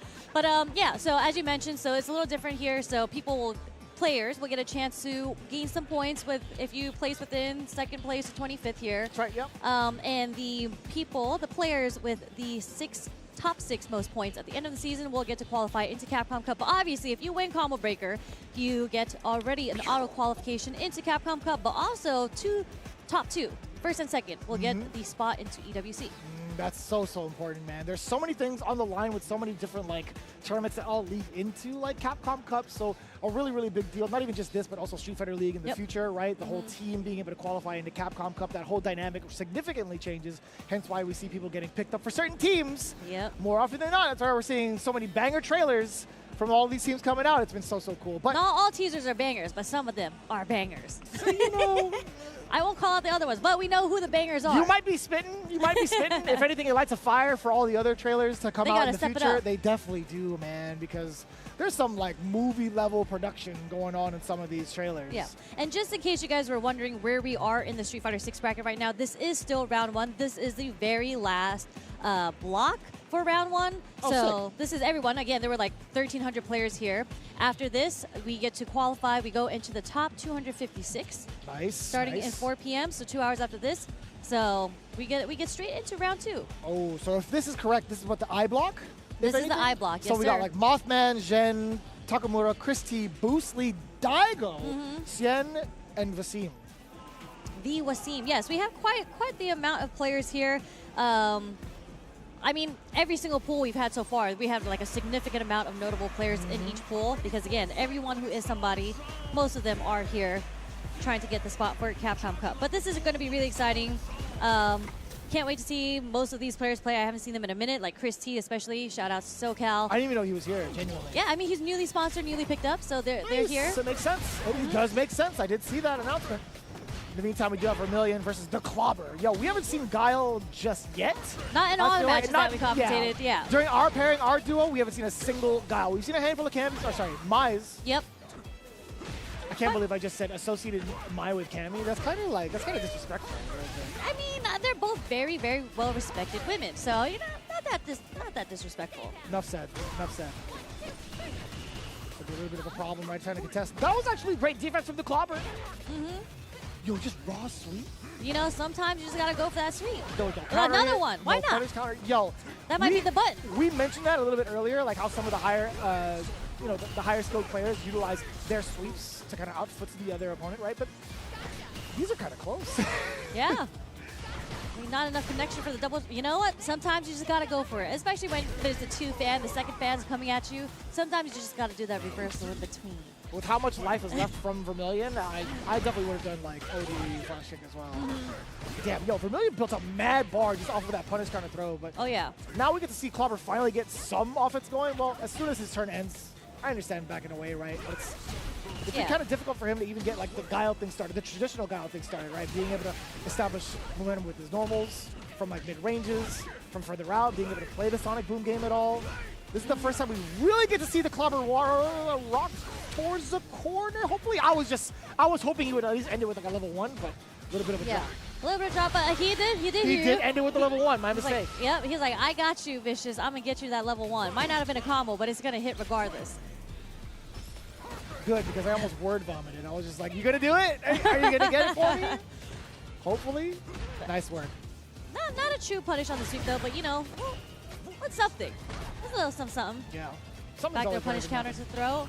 We're going for the parry, but yeah. We're starting to identify what the main problem is here, Sherry, right? And again, these fans have just been a little bit too much for the Clobber to handle thus far. I'm trying to see more Sonic Booms. Sonic Booms can contest the fans. Oh, nice DI back. Everybody, I feel, is so ready for the DIs except for me. Does it make you, it makes us feel kind of old, doesn't it? Yeah. Like, I'm thinking about it, like, I don't think I would have done it in the heat of the moment. If I was doing like a jab already, maybe, but as like Right. as a reaction to my Sandblast, I probably wouldn't have DI'd back. I'd probably like parry if anything. But good stuff to the Cobbler then. And this is what I like to see. We need to see more Sonic Booms because in the neutral, unless, you know, in the first round, I think Vermillion got a lot of jump-ins. True, And that's why it kind of made the Cobbler hesitate with the jump-ins. But you know what? You got to throw in the Sonic Boom game. That's just the life of Guile. Sometimes you just get jumped in on. That is fair. That is fair. I think there was a moment where like Clobber was trying to focus in on like resetting the timing against Mai in order to get himself ready for the Sonic Booms. But like when he found that knockdown, that single knockdown, at least the space away from her, he pretty much took the lead for the rest of those rounds. And as you had mentioned, dude, as soon as the Clobber is able to play the game, it seems like it feels a little bit one-sided. Yeah. No disrespect towards Vermillion, it's just like Guile can't get away with stuff like that, right? The Clobber. There's a sweep again. No punish. Okay. Nice. Then Not that's too some much, plus frames. not too much damage. I mean, it was a counter hit conversion. We do take those. Okay, we'll take the back throw. Wake up sweep. Okay, I see you, Vermillion. If it works, it works. I Yeah. mean, Vermillion's 100% with those sweeps. One of them whiffed, but that was Oh, just did one it? out of like the 7 that we've Oh, seen. okay. Actually, one got off block too, but that's 2 out of like the 8 we've seen so far. I must have blinked. I'm like, you know what? Like the sweeps go by fast because there's a lot of them. It would have been cool if there was a conversion off that, but Point blank sweep? well, that one was her. What is that? It's not the sweep. Oh, I missed She it. got a little double thing. I see. They all look like sweeps to me, to be They honest. do. That's why I get confused. Now I'm going to look at the input. It's like down forward heavy kick? No, down forward heavy kick is like the kind of like mini handstand thing. Yeah. That pops them up? Yeah. Yeah. The Cammy has a move similar to that. Yeah. The little double kick into Yeah. them that If they it's like usually a- use as meaty. If it's a two-hitter kind of like movement, then it's got to be Crouching Fierce. The little pew, pew. Well, it's her leg one where she goes, doot, doot. So it looks like a sweep, but it's not a sweep. Interesting. I think it's a medium. We got to tilt like this monitor upward so I can actually see the normals proper. 'Cause That's- I'm definitely There's a little missing glare out. on the I'm definitely monitor. missing out on some of the normals. I'm not gonna lie to you guys, but either way, I mean, the Mai representation has been pretty solid, right? I don't think there's like too many Guiles that have really made a big splash thus far in general, right? I don't think we haven't seen as many. I mean, the more notable ones obviously is Kaba. I did see Kaba yesterday. Yeah, So I got to Kaba's- commentate Kaba yesterday. It's one. Yes, that's one. Out of the 1,300 that are here. Yes. Oh, Higuchi is also here. That's two. Yes. Like these are like the top of the top, you know? Yeah. I want to see more of the like unknowns, right? The I wanna army. see, The like- army of Guiles. Yeah. I want to see whether or not like those guys are going to show up to the plate and do some damage, right? Oh, this is significantly better. Thank you, so thank you. much. I can see everything. We got this Shimi Onishi versus JPH. How did you say that so fluently? I was having a little bit of trouble. I Were was you, like, what were you thinking that was going to say? no, I was trying to read it and I couldn't figure it out in time. You got it like mm. first try. I was like, okay. You got it. Sometimes I just got it like that. Yeah, you know, you know. I was like, you know, a spelling bee champ in my days. I just don't know how to read. I'll be honest with you. I'll be honest with chat. I just don't know how to read, you know? I don't even know how they let me on the desk. But Shimi Onishi versus JPH, not too familiar with it. I'll be fully transparent with you guys on that one. But looking at the character select screen, Do you think hopefully, JPX will be a JP player? What do you think? just because it's JPH? Yeah. JP's What's it? house? JP's house. Maybe. The house of JP. Could be. That would be HJP then, right? Yeah. Who knows? I don't think he would do it just because of his initials. I assume these are initials, but I don't think so. It's just, Wait. it's honestly just a guess. We I are like just how you guessing. were looking at me for an explanation, and I'm like, I got nothing. It's just a guess, dude. Like, I don't know. Well, here, it might be a Marissa. We haven't seen too many Marissa representatives out here so far. I think we've seen maybe 1 or 2 on stream yesterday. I don't think I've seen one yet today. Yeah. So this will be fun. I do like a highlight clip of Marissa, especially when she gets the damage off, but we haven't seen that happen too often. We did see a big scramble, spaghetti scramble situation yesterday. I think David was on, I forgot who he was on with. It was IDOM. It was the IDOM versus the Marisa player. Yeah. and Idom had whiffed his super in front, and he then the did another Marisa player didn't actually whiff punish. He did like what, standing light kick, and that was it. Yeah, I mean, he like fluttered. He was like, oh snap! Idom whiffed the super on me, and he whiffed the second one again. That was crazy. I still can't believe Idom got away with that. You know, they're, oh wait, hold up, this is a mirror match? Brother. You know what, they heard me. They're just like, I heard you haven't seen enough Marisa, so I'm not gonna give you one, I'm gonna give you two. But in the same round or in the same game, come on, against each other? How many Gladiuses? Gladys Knights? How many Gladys Knights does it Gladiuses take to are Gladius gonna into the- see? I have no idea. I have no idea. One. Okay, average, I want to say per round, 8. That's a lot of Gladiuses. But there's 2 Marisas. That's true. What they do 4? Possibly. In combos it counts. You say 8, I say 5. Sure. 2. Thank you. Nice Superman punch. JPH has been kind of fighting out. See, they're not going into the Gladius, but No, not. Especially off of light conversions like that, they want to go for the knockdown, right? Oh, that's 3 so far. Oh, hit him! oh, should have cashed out there, but you know what? 3 It's just only? the first round. They're not trying to play neutral with Gladius? Nah, they're not. I've seen a lot of Superman punches though. We are seeing hella Superman punches. We are But not there we there. see that we finally see the whip punish on the Superman punch at least. Yeah, at least one setup too, utilizing the OD to Heras. Okay, wake up dashboard. Okay, we're getting a lot of dashes here. Dude, the baseball bat of the roundhouse. Ugh. All her moves sound like they hit so hard, and they truly do. Maybe not the lights, but okay. Charge Gladius is going to hit there. Wonder what, I think he was just trying to contest it there. Was that the first one? The OD one, the charge one, for the yes. round, yeah. Uh, The Makara set him down. Ooh. And the sweep also.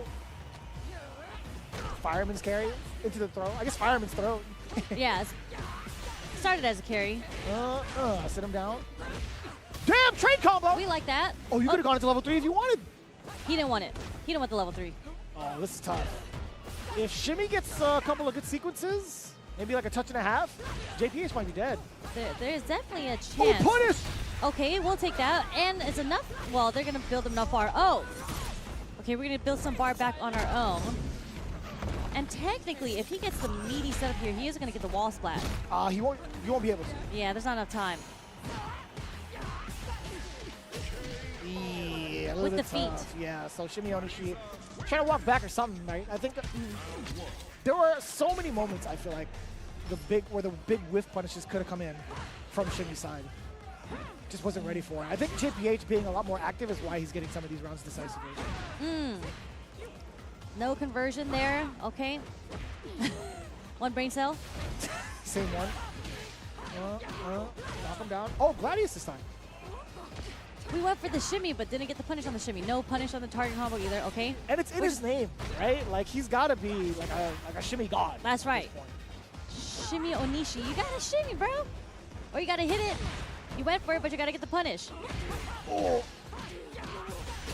That's enough. That's enough. JPH only needs one more round. I think there's so many opportunities for Shimmy to actually get some pretty big damage, or at least a significant setup, right? He's already shown off the Demikyra setup a couple of times over in game number 1, but there's just something different, right? He's not able to score some of these knockdowns. JP's being a little bit, I want to say a little bit passive initially, waits for a whiff punish, and then deals out max damage, or at least the closest thing he can to max damage. Ugh. Ooh, okay. Oh, unfortunately not meaty enough. Shimmy Onishi was able to jump out of the DI setup, but That was the fanciest, like, phalanx, like, pseudo frame kill setup into it's a real DI. one. He just did it a little too early there. He didn't get the true definitely meaty did. for the DI. I've seen Cuddle Feed do that setup a whole bunch of times. He's hit me with it. As intricate as it was, it's like, don't miss your timing up so that you miss the DI, right? Like, that's the whole point. Iris again. Gladius level 3. Big cash out, big reward. Kiss on the fist. Okay. I'm gonna walk away. Her back to me. Where's that wall coming from? There's the wall that just drops in every stage of this game. Thank you for humoring me. That was meaty as hell. That phalanx was like super meaty, Jesus. Oh, hit. That word is it's not resonating with me very well. Phalanx? Yes, the phalanx. I'm just used to it, is all it is, right? Like, it's... That's the name of the Superman punch, right? Yeah, Is that, that's exactly okay. what it is, yeah. Oh! Pretzel mode. That's all I think about, right? During the command grab, it's like, just turn into a pretzel. I think that was Tasty C's fault. I think that's like one of his voice lines. Turn him He to says a pretzel pretzel. mode? Something like that. Yeah, like, turn him to a pretzel. Oh. I mean, JPH has been going for this setup. He hits it this time. He is a DI mess, but we're not getting the follow-up. We got one more sequence. Are we going to see a DI again? No. A check. Shimmy, you got to fight for your life right now. The time is now. And sorry, Shimmy Onishi. I'm so sorry. It's unfortunate that both the Marisas have to fight against each other in that Yeah. move, man. There's already so few, and now you meet them mirror match each other, and one of them had to knock each other out. Boo! That's just how it goes, man. That's exactly how it goes. But either way, OD Phalanx not really giving you much time or, I guess, like much space to breathe afterwards, right? So kind of like a tough spot to be in. You saw the counter hit towards the end of it. JPH, or sorry, Shimmy might have thought he had a chance to press the button. But again, I feel like he was just way too passive as a Marisa player.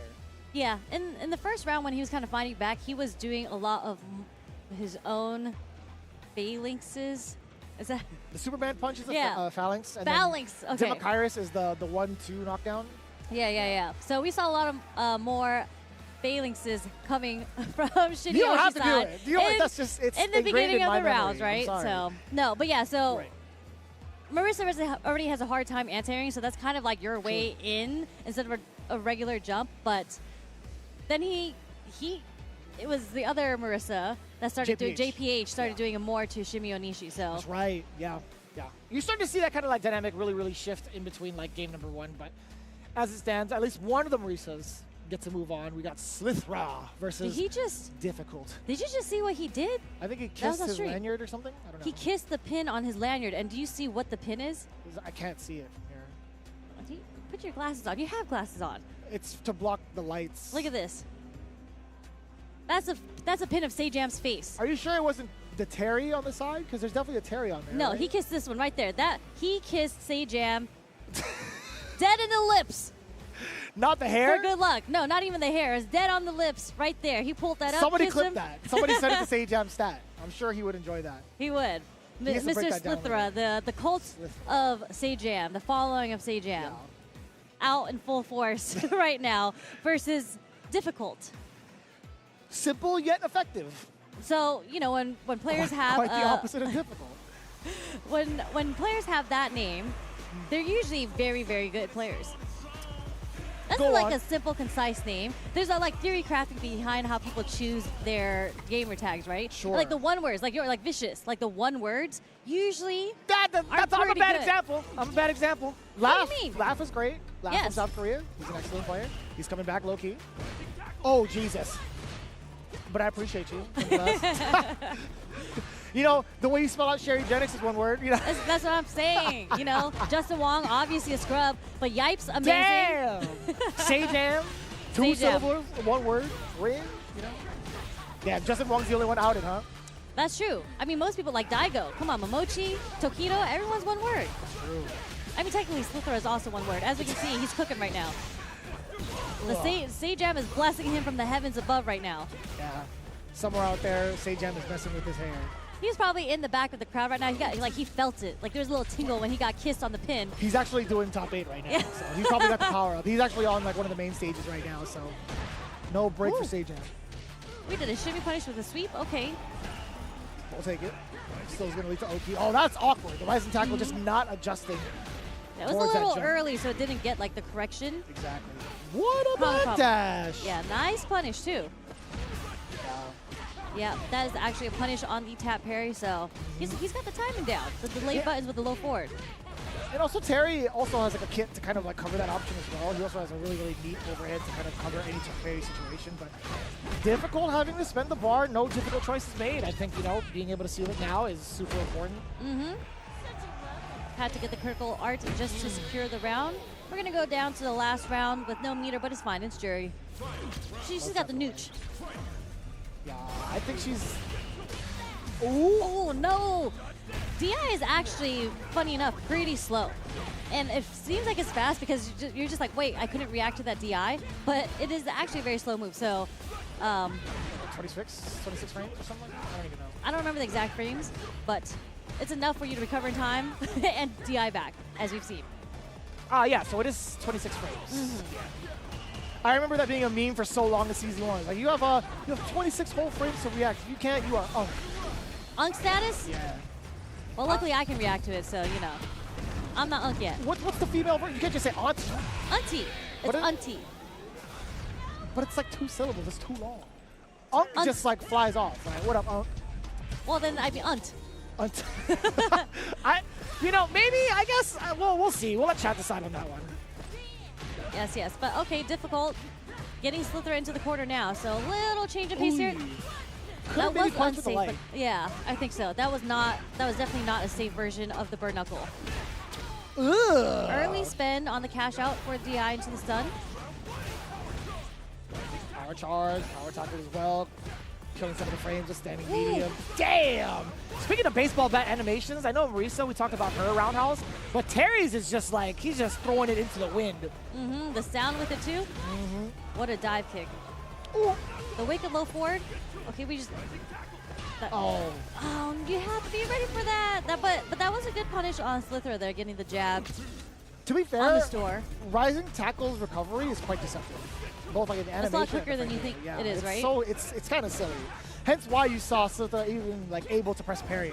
Yeah, like difficult went for the forward fierce, which is already a slow button, but you saw him like kind of hesitate a little bit. Yep. There's like a pause in between that. I think he did a little bit earlier that actually would have punished. Nice DI back. Both players pretty consistent with DIing each other as a punish. And he went for the OD towards the end of that. Difficult, still getting smashed up. I think that was supposed to be a wake-up drive reversal. Usually you don't do a wake-up DI. That was like immediate wake-up DI. I could see that. But it did work out in his favor, so. Gotta watch out here. Damn! Oh, you put her in burnout. You better. Didn't get to mash out the super. Very unfortunate for difficult there. I had a pun ready. Put in a difficult situation. Only chance out was with the super. It is rather tricky to even try to contest against like those sequences that Terry does have while you're in burnout, right? Like it's a matter of like timing. He could bait it out still. So but sometimes you just gotta make that committed choice in your head. If you're gonna die, you might as well. Yep, because you're just like hesitating. Do I look for the crack shot? Do I look for that? Sometimes you just gotta do it. Whatever Terry does is whatever Terry does. Yeah. So I'm just gonna do it. Yeah. Just let it rip. Like if you go out that way, sure. But if you win, it's like I get to play another round. I'm totally fine with that. But as it stands, a lot of Terrys thus far. At least we had a couple Terrys so far. We've been like going through. What was that? I want to say like G1, G2 earlier. But Jury has been very, very abundant, I feel like. I think her stock has just been, like, ever increasing still. Yeah. I mean, she's always been a solid character from, like, last season all the way to this season. $1 million character. They didn't really do too much to her, so I feel like she's especially in the hands of very, like, capable, fundamental-based players like Nephew. They're always going to do well because she's just, like, a very fundamentally strong character. And she got some sauce to her. She's definitely got access to more damage also based off of her target combo being able to connect into like level 1. I think that's a pretty significant deal. Like having access to that made it much scarier for her being at the lower levels of Super. So I enjoyed that change, right? It wasn't like too substantial in my opinion. And like when I talk to Jury players, shout out to Lord Jago, he says like the weakness of Jury is that she has lingering hitboxes or hurt boxes. So you like get whiff punished quite a bit. But I think that's when I brought up the fact that in that range, like one of her best buttons in neutral is her fierce.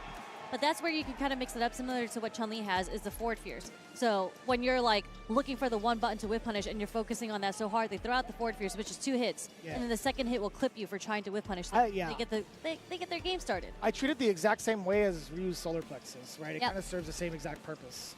So when you put it and apply it that way, you kind of understand like when to manipulate your opponent's reactions towards certain normals, and you keep it in the back burner, right? Then when it comes time to it, forward fierce also being cancelable afterwards. Yep. it's pretty damn good, the fact that it is canceled. And That you alone can sets get it a combo apart. off the counter hit too. So True. Yeah. Even if you didn't want to do it, like you could confirm maybe like off of a raw hit, but off of a counter hit, you always want to go for like the bigger damage. yeah, That makes sense. so. We're getting blessed with a double Zangief. That's actually Is pretty that a cool. blessing or is that a curse? It's an amazing blessing. It's So a we got- blessing. We got Slain Man, who we've seen time and time again. Yep. You know, we've seen him. I actually didn't know he was rocking the Zangief, but I've seen Slain Man for numerous combo breakers. Then down below we have Chopa, C-H-O-P-A. I want to make sure it's, is it Chopa? Chopa. I think it's, yeah, it's Chopa. Okay. It's Chopa. You heard it here first. Chopa versus Slain Man. Ugh. Damn, all yellow, the Hulk Hogan's? That is a whole Hogan. But I do like the Gentleman Geef. I think that's my favorite costume on Geef. The Gentleman. I like the Certainly fact not that a like gentleman, his leather shoes like curl up anytime he does like certain actions. I think that's funny. The little toe box gets a curl. Is that? Yeah. Strongest shoes known to man. Ooh, that was like max range. Okay, running bear grab. I think for both outfits, you get to see the shoes kind of curl. It's kind of funny. This drives me nuts. Like, The head balance, the back and forth. have you ever seen a real person do that? No, I haven't. Have you? Yeah. Oh, I mean How? on YouTube. Oh, on YouTube. Yeah. I was like, have you ever seen that in person? No, hell no. I'd want to get away from that. This is really intense vibe right now. Nice into level 2. Full follow-up animation. No, we're going straight to level 1. Didn't need to do anything else. Double perfect on stream? Ugh. A double perfecto. I am so sorry. Chopa. I mean, so I'm just like watching what's happening, and Slain Man is just like in the neutral. He's using so much more of those buttons, and he gets his game started off the stand short into Drive Rush. And then it's the 50-50 after that, right? Like the Zangief Classic. I haven't seen Chopa represent the stand short at all. I mean, will he ever have a chance to after this? Like this is kind of where you want to do it. You know, he's swinging a lot with the fierces. Like 2 times over, really hasn't found the mark. Double German. Oh! Yeah, you still get to cover that option. Again, being able to have your option selects down pat in case a throw does not work out for you. I mean, every character has at least one option to cover those jumps. Slain Man choosing to go for the option of arm. Damn, you go to SPD just a DI attempt? You know what? Why not? Nice confirmation into the target combo. Okay, stomp, starter. Oh man, he caught him holding up. You already know what time it is. See another level 1. Uh-huh. Okay, Level 1 time. That was godlike. we're doing frame kills in between combos. That was actually pretty sick. Frame kill, hell stab into the OD lariat into the level 1. This guy is kind of sharp, man. This All right, guy's Slain Man, why'd you gotta do pretty Chopa good. like that? He was showing us like a tutorial combo in tournament. How you do that? That was kind of sick. That was pretty sick. That was a pretty sick combo. You don't see too many from Geef. You really don't? I'm just kidding. No, you're not. I think. Okay, I'm not kidding. That was actually pretty slick. I rarely get to see like a sequence like that. Yeah, you don't really find an opportunity that often to see Geef kind of style on you, you know? I could feel Brutus getting the twit longer ready, directed towards both of us. It's all Let me the tell you Geefers. why these guys are so wrong. And then he's going to let us know by the time he gets to Evo. If he gets to Evo, Brutus, we're talking to you. We're definitely going to get you out there. But, yeah, the back-to-back mirror matches so far with, what, Marisa, Zangief? Come yep. on, man. Spread the wealth. I want to see those characters Because those two excel. characters aren't played that often No. either compared to like the rest of the cast. Yeah, we need to see the. There's actually more Zangiefs going. I think like Yes. with Kobayan's performance, I mean there were almost 3 Zangiefs that made it into top 8 at Evo Japan. Like Kobayan made it in, but then Itabashi was right there, and Itabashi so was was Zangief Pilato. They were all right within the range to get into top 8. So very, very viable character, I feel. Gotcha. Yeah, no, I definitely agree with you. I think Zangief has had some pretty significant rising stock, not even just in Japan, but internationally. Ramsey also being a big proponent of the Midwest, doing a great job with that character as well. Hopefully we get to see him on stream because he is easily one of the more explosive Zangiefs we could ever ask for in the States. But we'll see. We'll see how it goes. I Need Fruit with _87. Yes, sir. Damn, coming in from the UK. I need fruit. I understand. Me too. Most of these gamers out here need fruit. I And vegetables. definitely went to Whole Foods, got myself like 2 bags of salad and a bunch of the the fruit slice. They got the mango, pineapple, watermelon on top with tahini. Okay. Dude, every Hold night up, I'm that's just the combo. dehydrating every night, and it feels great. My skin feels good. My brain feels refreshed. Yo, That's I'm so telling funny. you. I saw Markman this morning with a fruit cup. Yo, man. So, okay, I like the health grind that we're having here. The fruit cups are a game changer, yo. Like, if you don't have, like, access to water as often, yo, just eat some fresh fruit, man. Yep, they do have a lot of H2O in it, especially the vitamin C to prevent you getting that scurvy. You know what I'm saying? We don't want people getting scurvy in these streets. But underscore. Big Cammy player. He's been a long time Cammy player, and it's a name that we've been seeing a good amount in the States when it comes to these weekly events, right? Underscore has definitely been within the realm of like top 16s, top 8s, heck, even taking down tournaments during season 1. That's right. Oh, wow, that hit from so far. That was a very delayed dive kick over there. Pretty No high, catch. I high need reach too, right? No anti-air. Okay. Uh-oh, hella damage. We're going to go to level 1. Yes, we are. Nice and easy. Underscore 87. Willing to spend that one bar. I wonder if there was going to be a way to like maybe do like a drive rush punish counter against a flash kick, because I've seen Knuckle do like initiate some of his combos that way, and it does fat damage. That's right. But it's I feel like when we block like flash kicks and the wake up DPs, it's sometimes hard to get the drive rush punish because of how far it pushes you. Sometimes it takes you to the different position on where you would start it. Like, Yeah. sometimes you go behind them and then it kind of messes you up. Wait, you see the drop, but there's that OD spin knuckle that we were talking about that we see that Cammy's like doing in the corner as a mix-up. Okay, wake up level 2. We're out the corner, I guess. My man is expensive. Underscore just sees it, and he's like, you know what? I'm going to buy it. He is not a window shopper. I need fruit, though. Now just to back him up just a little bit, we do have the solid puncher currently active. Burned himself out on that. Not a good look. Okay, wait, hold up.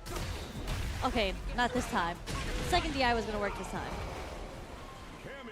He was just gung-ho with the DI. Like, I don't really know how to stop that while you're in burnout. I mean, I Need Fruit did have like a little bit of solid puncher left. He did have a level 1 intact as well. It's like, did you expect that to be coming out the woodwork like that from Underscore? I don't know, not that quickly. Well, a lot of people, they just, when they see you burnt out, they're just like, I got a DI, because you definitely can't do anything about this unless you're really set on punishing it. And that's something like players like Knuckle do represents really well. When he's in burnout, he is always ready to cancel a normal into the super, just as a punish. So something that people need to start, you know, make sure that they have in their repertoire. Damn, you got a hooligan past the Sonic Boom like that? That was preemptive too. That was actually ultra fast. It's a sweep. Not even sweep, sorry, just a roundhouse. Roundhouse, that's right. I always thought it was kind of fascinating between like her sweep and her like roundhouse in terms of like how fast she spins. The other one is kind of just like Olympic ring style, where she kind of just like does a little sit down and does a sweep. Like, how much torque do you have to like knock somebody down in that fashion? You know what I'm saying? Like, her legs can not only be buff, but she has to hit a certain momentum to knock somebody down. With meaty legs like Giles, those are some fat calves, yo. You know, Those are America's calves. that's true, but she's been training like this her whole life. This is what she's known for. I mean, so is Guile. He's, you know. But I'm saying that's how she has the power. It doesn't say anything about Guile. Oh, I see, about Cammy. I see. Like, she's been training for this her whole life. She got that core muscle going on. You have to have core muscle. That's fair. That is fair. Yo, Underscore's got the classic Cammy crew neck.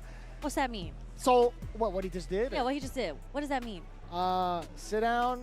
I don't know. Like, he just calm down. I don't know. That's the gesture that I associate that action with. I don't know. Like a Kendrick Lamar sit Because down? he went like, or maybe it's just like, yeah. You know what, I don't Underscore, know. you're going to have to explain that one to me, because that one did not click for me, but that was some sort of celebratory gesture, I'm going to assume, because, you know, that means he's moving on through winners. Nice work. Nice work. I'm glad he's still rocking out like some of the older like pieces of merch that we had. Like, that was I think that was like a Red Bull Conquest or Battlegrounds. I forget which one, but either way, that was a very, very classic print. But I'm glad to see that he's still rocking it out with Cammy. Yeah, yeah. I don't think I've ever seen him play another character outside of No. Cammy. He's been with Cammy for a Cammy very loves. long time. But why not? She's a great character. She's been a great character in 4, 5, and 6, so why not? Yes. Especially in 4. Seeing that discourse again on social media about like Cammy things, and seeing K-Brad talk about it, there's like a bunch of the unblockables that she had. Yeah. That people are like, oh, you guys used to like praise this or play this kind of stuff. Yeah. Yeah, dude, you have to learn. It was fun. You have to learn. Yeah, and like they were setups. You had to set up the unblockables in the 50-50s in Street Fighter 4. But there were escape options for them. I don't know if people know this, but like there were moments like certain unblockables you can't escape without having a block, without having a focus attack. You could like lower your hurt box. Yep. To, Like the wake up low. yeah, you can do a wake up low at the right time to just prevent the normal from hitting you altogether. What's that? Street Fighter 5 mustache? I don't know, but That's he's the here to have right fun. now.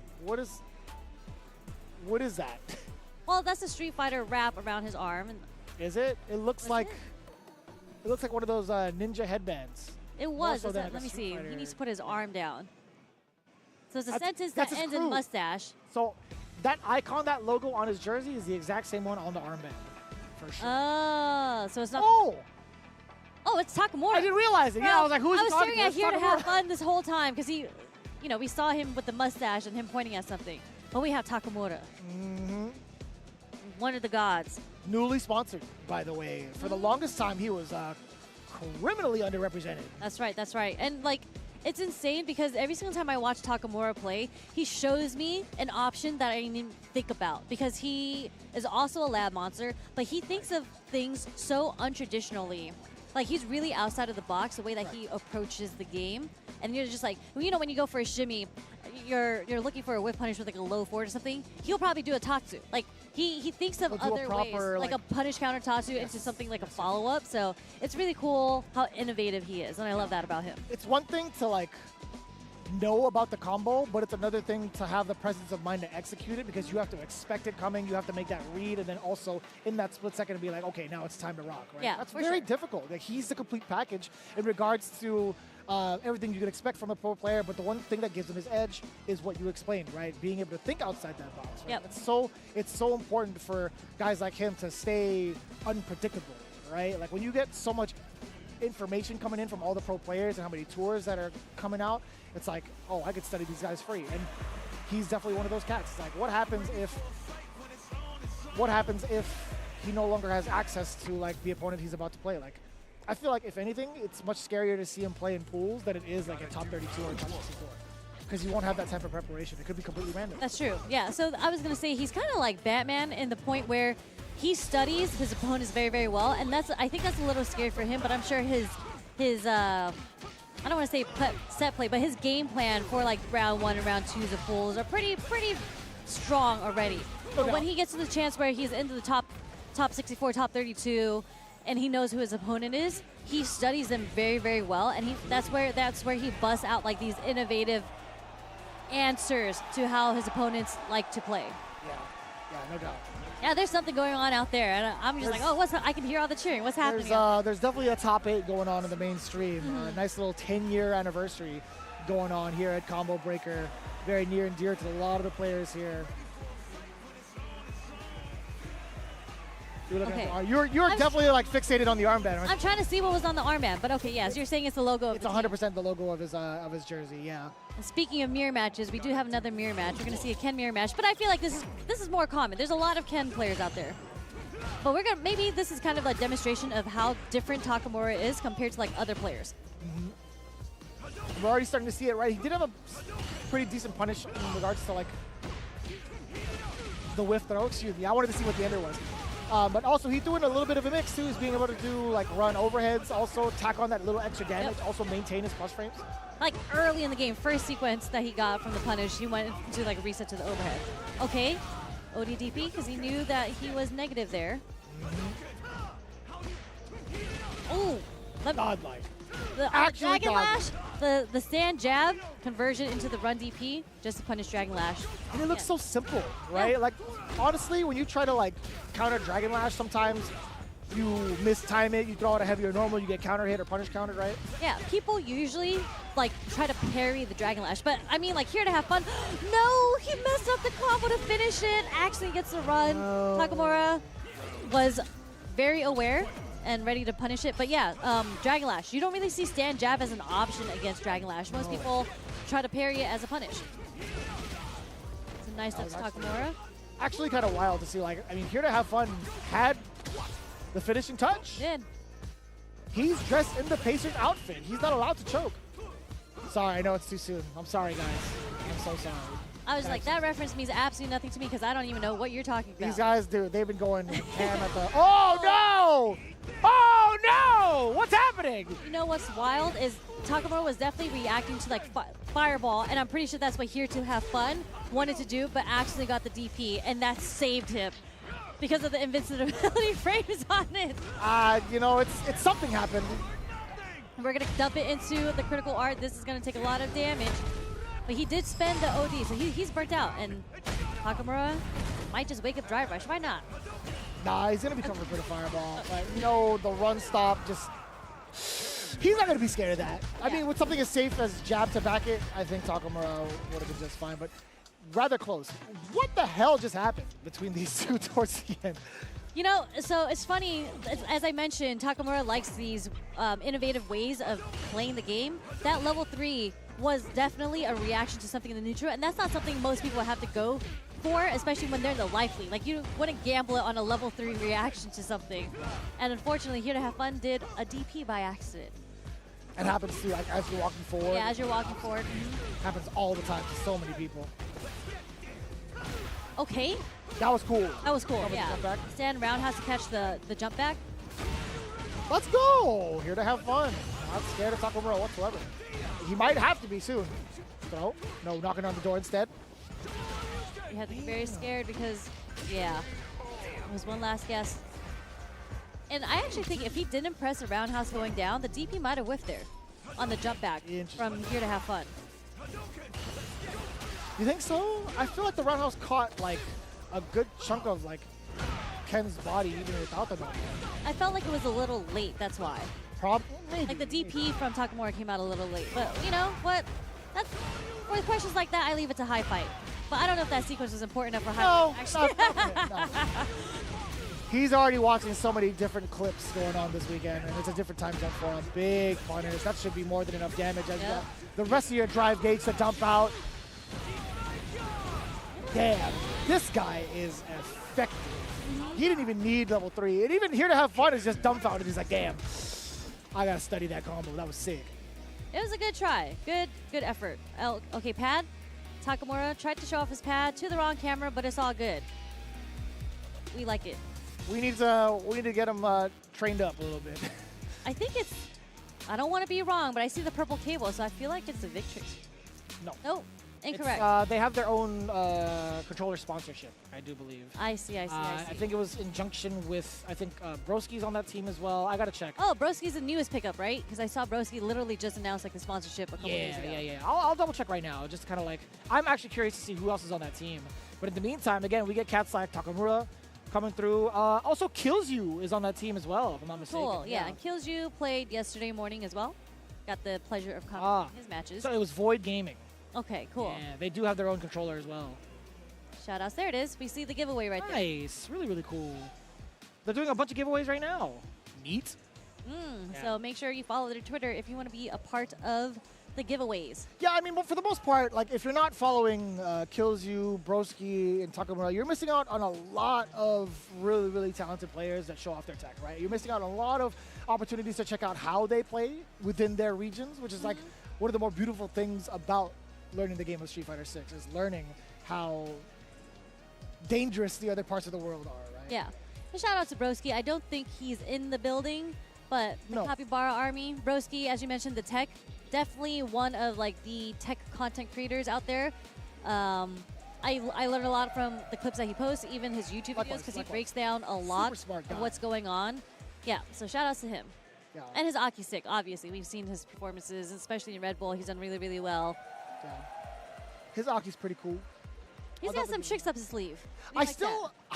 It's so difficult for me to figure out like who I think is like the #1 Aki in the world. Aki is played so funkily that you don't really know, like, you can't really say who's best. Like, you can look at the results and you're like, okay, they're doing well. But I feel like it's hard to read how they play because I don't feel like any of them play similarly. No, definitely not. But I think there's a lot of like different points of awareness per matchup that can be gauged in comparison to each other, like Broski, the way he operates against like one of his worst matchups, like Dial, right? I think he navigates that much better than Hikaru does, but Hikaru may have also a couple of performances where he might have done better than Broski, etc. But then Yanpi coming out of nowhere, entering the challenge, right? Getting 9th at Evo Japan. It's just like, well, she's automatically in the run. Then you have Carson is here in the States. Carson is representing as well as MG Blaze. So it's a nice round of options for Aki. But going into it, Aaron's, both of them versus Vaxstrom, JP versus Kent. The Aarons, not just one Aaron. We got multiple Aarons. Aarons. Aarons, okay. Aarons. Yes, exactly. Aarons. Thank you. Nice conversion. Counter hit on the medium kick. Oh. The fierce, so fiercely hitting. Honestly, that's my button of the year. Standing heavy punch. You know what? That is a very good like competitor to his low forward as the best button. You know, oh, hold on. Let me hold that thought. Okay.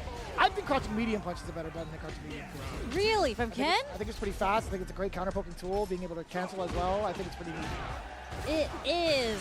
Like, you don't get as tilted from getting hit by a medium punch as you do by a medium kick because you're trying to escape. You're trying to walk back. And then you're just like, that low forward really reached me from that far? That is always the comment. And it's slow. It's not even a fast low forward. 8 frames. Ooh. Get off of me. He really wants you to get off of him. Oy, the baseball bat still coming in against the swing. Nice stuff from Vaxstrom. A lot of conversions here that we're seeing in the neutral. Yeah. All very damaging, all beneficial for him. Doesn't even just push the envelope. Yeah, OD fireball just in case. I don't think Aaron's would have been able to get himself out of like burnout in that specific situation. Couldn't really respond with a level 1 or 2 because he was too far away, 1, and then also the fireball's just gonna get through that, right? Yeah, that was indeed a meaty fireball. That was checkmate. Damn. Like, here's that conversion coming from Vaxstrom again with the stand roundhouse as a punish counter. It hurts my soul every time I get hit by it. Yeah, I feel the same. Ooh, foot. Good punish. That was Fusi's. That move is like... It's so fast. It's so far, too. Yeah. Stand jab anti-air. Okay, that was plus. Yeah, Vaxstrom now putting himself... Okay, I thought he was going to put himself in the corner, or at least push Aaron's towards it. He almost got... It was a little slick there, but actually got jumped in on by Vaxstrom. Punish counter. No follow-up. Oh, counter hit. Oh, you could have done it nice and easy. I think... No, I don't even know what he could have done. Maybe like light kick in a super, light kick in level 2. But I mean, if you wanted to keep it simple, yeah, light kick short you, right?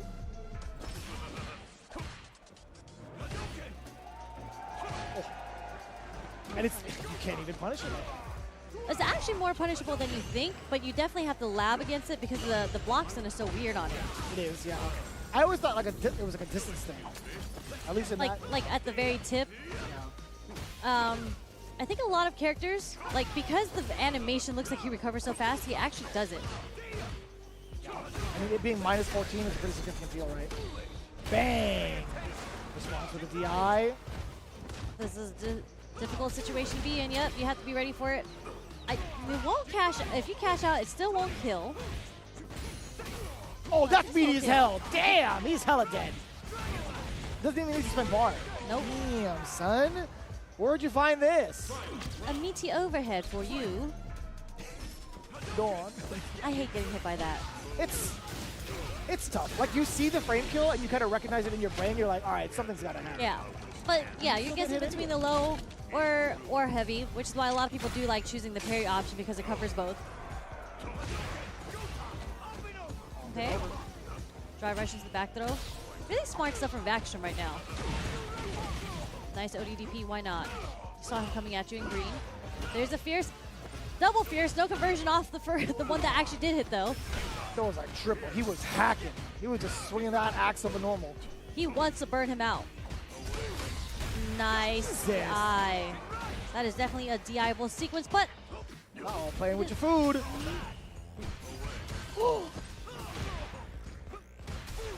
Okay. Oh, yeah. Vaxstrom taking full advantage of that. You know, I don't know if Aaron's actually had enough life to possibly DI back, because there's a certain point where you can do it, but he also had so many answers to it, right? He had parry. He did. Just in case. He had amnesia, if he wanted to. But I mean, there was a lot going on with action Yeah, sprinkling around. Like, it was a lot of fierces at once. Damn. And then all of a sudden, you're doing with, like, the crouch strongs, and then you're dealing with shorts. And then you're like, wait, what does he want to do to me? You know? And then, the DI finally comes out, and, like, you're just looking for all the other options but that. You forget that DI is an option in this game. So, yeah. Unfortunately, or fortunately for Vaxstrom, he moves on through winners. Yeah, so still got plenty more players to go through, that is for sure, at least for after the break, which leads me to let you guys know that we will be kind of like hanging out just a little bit longer. We have, again, going through the I block, but for the meantime, we obviously have to shout out our sponsors that have been providing us everything and pretty much throughout the entirety of the CPT. But again, there's so many events going on this year. We have obviously this one being a very, very pivotal stop for the CPT. We also have CEO coming up really soon. Make sure, again, on June 2nd, that registration is going to be closing, just in case you guys didn't know. But again, so much going on in the realm of the Capcom Pro Tour this year. Yeah, CPT, I think we're going to discuss it here. Oh, no, sorry. We have one more match before we go into that. But oh, okay. I misheard. My fault. We will talk about CPT soon. This is the very last match before we go on an ad break, but there is definitely more Street Fighter to come, especially in the round 1 blocks. This is, again, the very last block for round 1, and after this, we move towards top 256. So everyone is fighting for their lives right now to move on in the brackets. We have the Nito Burrito and Bluebit. What do you think? I was going to say, like, I knew you were going to ask me, like, which characters, but... No, I wasn't even going to say characters. I was going to say, what do you think comes in a Nito Burrito? Oh, damn. Oh. Yeah, I have no idea. Do you think it's like the full combo where it's like the protein plus the rice and beans with some pico de gallo, you know what I'm saying? You can't even, like, illustrating this to me right now because I am starving. Or, it could be like the Chipotle burrito where it's build your own. And you add the guac in it. You have to add the guac. Always add extra guac. 100%. The Nito Burrito. I don't know. I don't even want to know what protein's in the Nito Burrito, honestly. But tell you what, I like Bluebit's decision of going with Jamie. I think this is the first Jamie that I actually got to see, at least on my blocks. Same. This is actually the first Jamie I am. Yeah, I don't think I had the pleasure of commentating a Jamie yesterday either. But this is like the 4th or 5th person now, especially with the mirror match earlier. Oh, yeah, that is true. Gonna drink up, level 2. Ooh, not even gonna try to DI that, just blocks it. Again, one of the better normals in the kid of Jamie, that standing medium kick. Incredible normal of his. Not gonna drink up that time? Yeah, in pursuit of pressure instead. I like that. That counter hit could have been everything for the Nito. Nice check with the driver short. Does catch Bluebit, but waited enough. Was able to get his meter back. No longer burnt out.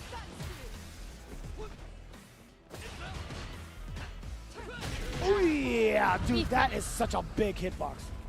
Oh, no, sorry. I was just saying the queef punish. The queef. The queef punish. Something that Marissa actually does really well herself. It was just in that sequence, it was Jamie's auto spacing that allowed him to get the whip punish there. Right. But the medium punch coming from Marissa is very strong as a whip punish button. Yo, Bluebit is actually pretty damn slick. His offense has been pretty relentless against the Nito Burrito, and also his spacing has been very much so on point. What's the follow-up? Calm his life. Get a sip off of the sweet target combo, excuse me. Okay. Neutral jump throw. This is going to be a punish. Beautiful. Beautifully done, right? Being able to get a 5-frame fierce like that against the drive reversal. Excellent. I think that's like that's super sick, right? The only character that has like a 5-frame fierce. Yeah, and it hits like super kung fu style. It's easily one of my favorite normals in the game. And a lot of people, because it's like such a funky move where it's like a triple hit really fast, they reset into DI a lot. And it catches me pretty unexpectedly sometimes when they reset into that. Yeah. And it is also, speaking of DI, that move was purposefully intended to combat against DI, right? Because it's a triple hitting move. It breaks the armor of DI. So sick. I don't know about Gladius though. The Nito Burrito trying to keep him burnout right now. Yeah. Add a couple more special moves in there. Gonna have to, right? But Bluebit being able to jump away towards mid-screen is pretty pivotal. To Kairos, sit him back down. Oh, where are you going? Bang! Where are you going? Into the floor. That is like Steve's favorite move out of like Marissa's kit. The command grab? Yeah. It is pretty cool. Although I don't like being command grab, but you know what? Marissa can have it. It's just so brutal looking. It is. Right? Like I mean, you get stepped on. that plus like the camera angle where it just Yeah, it's a feed camera angle. gratuitous violence from her. I couldn't remember the name of the move, but it is Infold. I don't know why I was blanking out on it. Oh, you thought it was your turn to press the button. Oh, the reset, okay. With the drink straight into the stand medium kick. Got Buck High, level 3. So 2 drinks, you could get a reset or you could go for a full combo. I would imagine you could go for a DI reset. Nope, gonna go for palm instead. Ugh, empty jump low for the counter hit as well. Real sneaky. Blue Bit is actually looking mad promising as a Jamie player. Very, very much so. Is he gonna start off with palm? Oh no, really? He's done that a bunch actually. Yeah, he Or has. kick. Or he'll like do a delayed palm after the round starts, so. A different option coming from Blue Bit here. There's that reset that I was talking about, the Fierce into the DI. He was extra plus though because he did drive rush right before it. Oh. You get the armor for the stance. Need the burrito.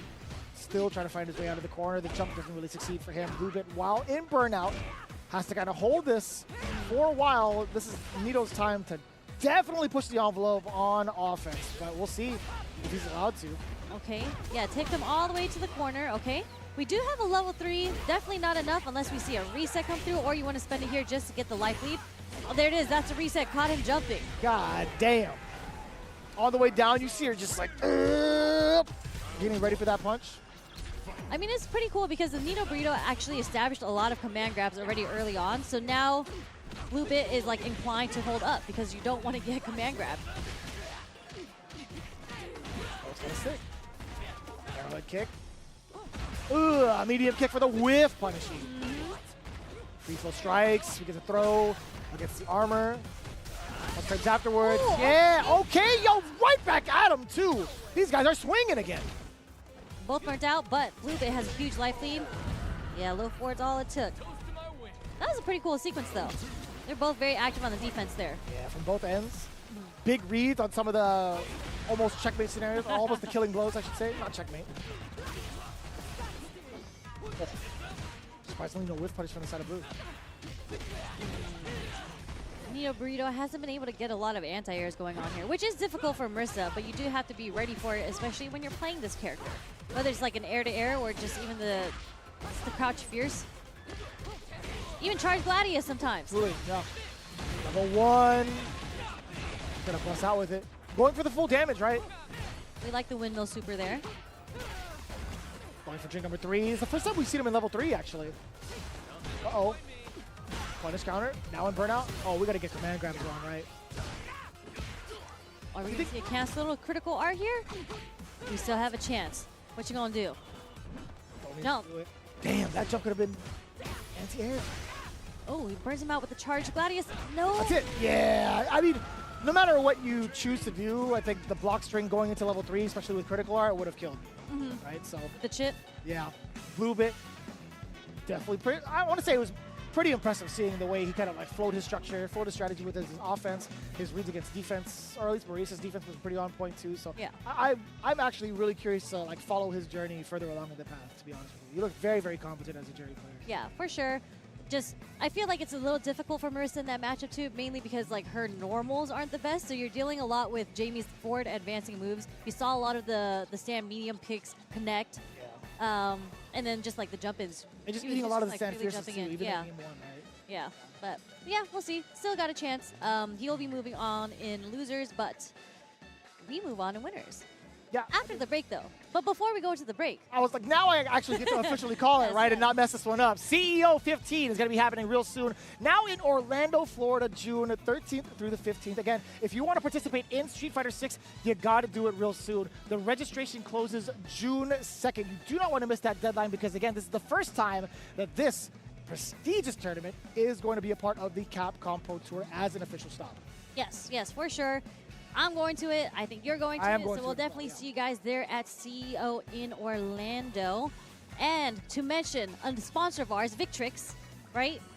Brought to you by Victrix, creators of the award-winning Pro BFG controller, the Pro KO Leverless, and the Pro FS Arcade Fight Stick, all designed for gamers who put victory above everything. We're going to run this back again because you can hold the Leverless and I get the pretty arcade stick. Well, I mean, you're not really playing Leverless nowadays, right? I feel like I've never played Leverless. Dude, it's so fun. Even if you're not playing fighting games, it's mad fun. Like, I like booting up like older arcade games. Like, I have the Capcom arcade collection, so I'll like mess around with like Mega Man 2. I have the Mega Man X collection as well. Dude, I play it on a hitbox. It's so fun. It's like silly fun for me. Playing X4 on a hitbox is like the coolest thing. So, silly fun makes sense to me. Yeah, But if I want to like turn my brain off for fighting games, I'm playing on this. That's a good thing to call out Leverless players, yes, when you turn off your brain. But as we move on to the arcade stick, as you can see, the classic here, this beautiful execution right here. We love this. I'm just kidding. Unnecessary. Anyways, I'm just kidding. Everybody, you guys have your own preferences. You guys play on what you guys want. Just know that Victrix has got you covered, True. whether or not you play it on an arcade stick or a Leverless. I do love these buttons, man. I feel like at the end of this segment, I might have to walk away with these and somebody's going to replace it. But in the meantime, yeah, I mean, that pretty much rounds it up for at least this part of the block. The next hour, we're still going to continue on into the next phase here at Combo Breaker, specifically for Street Fighter 6. So when we come back, we're going to have more of those players coming up on stream in just a bit. We'll see you right back.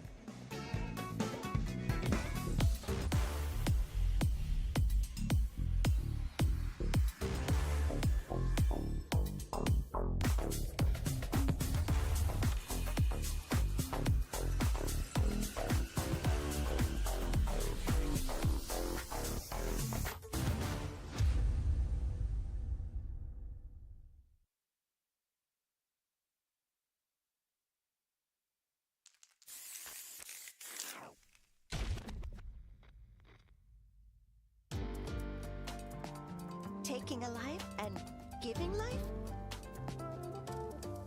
Fighting and living? I wasn't looking to fight to the death.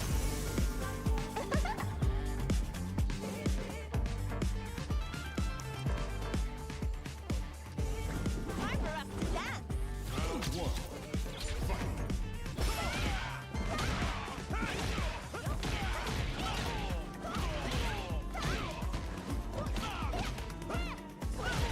What do you say? How about you dance with me? Relax.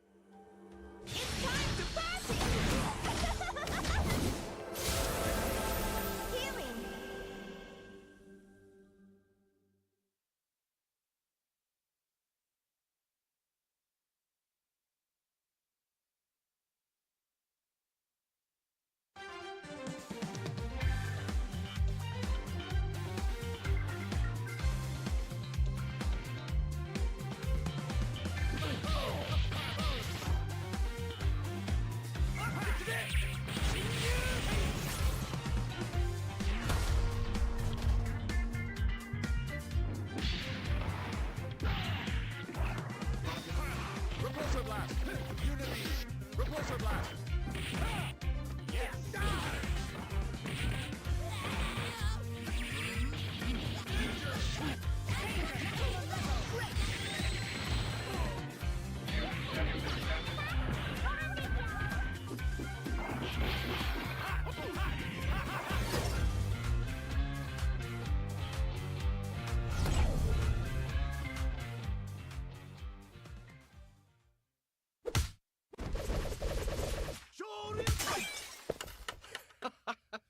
Red Bull gives you wings.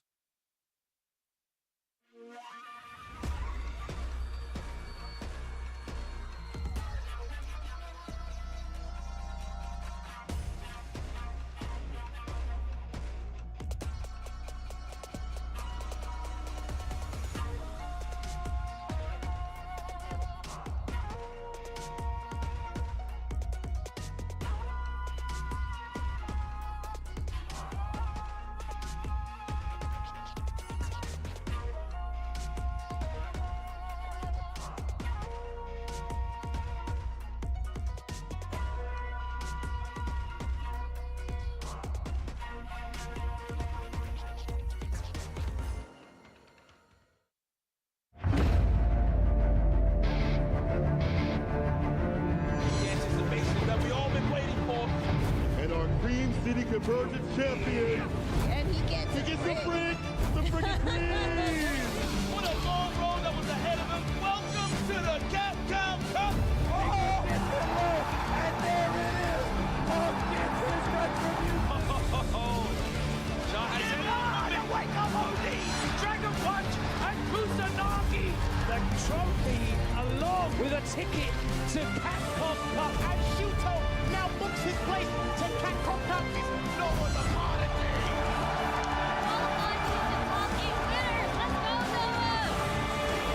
The whip punch was heavy.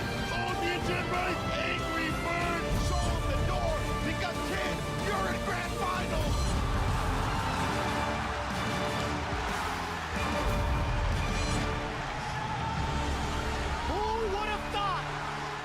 Alrighty, I hope you guys are refreshed and reacquainted with what's about to go down here at Combo Breaker 2025, an official stop of the Capcom Pro Tour. We're into our second phase of our pools. Now, again, just in case you hadn't noticed, Sherry Jones has been joining us for a long time now for the Capcom Pro Tour.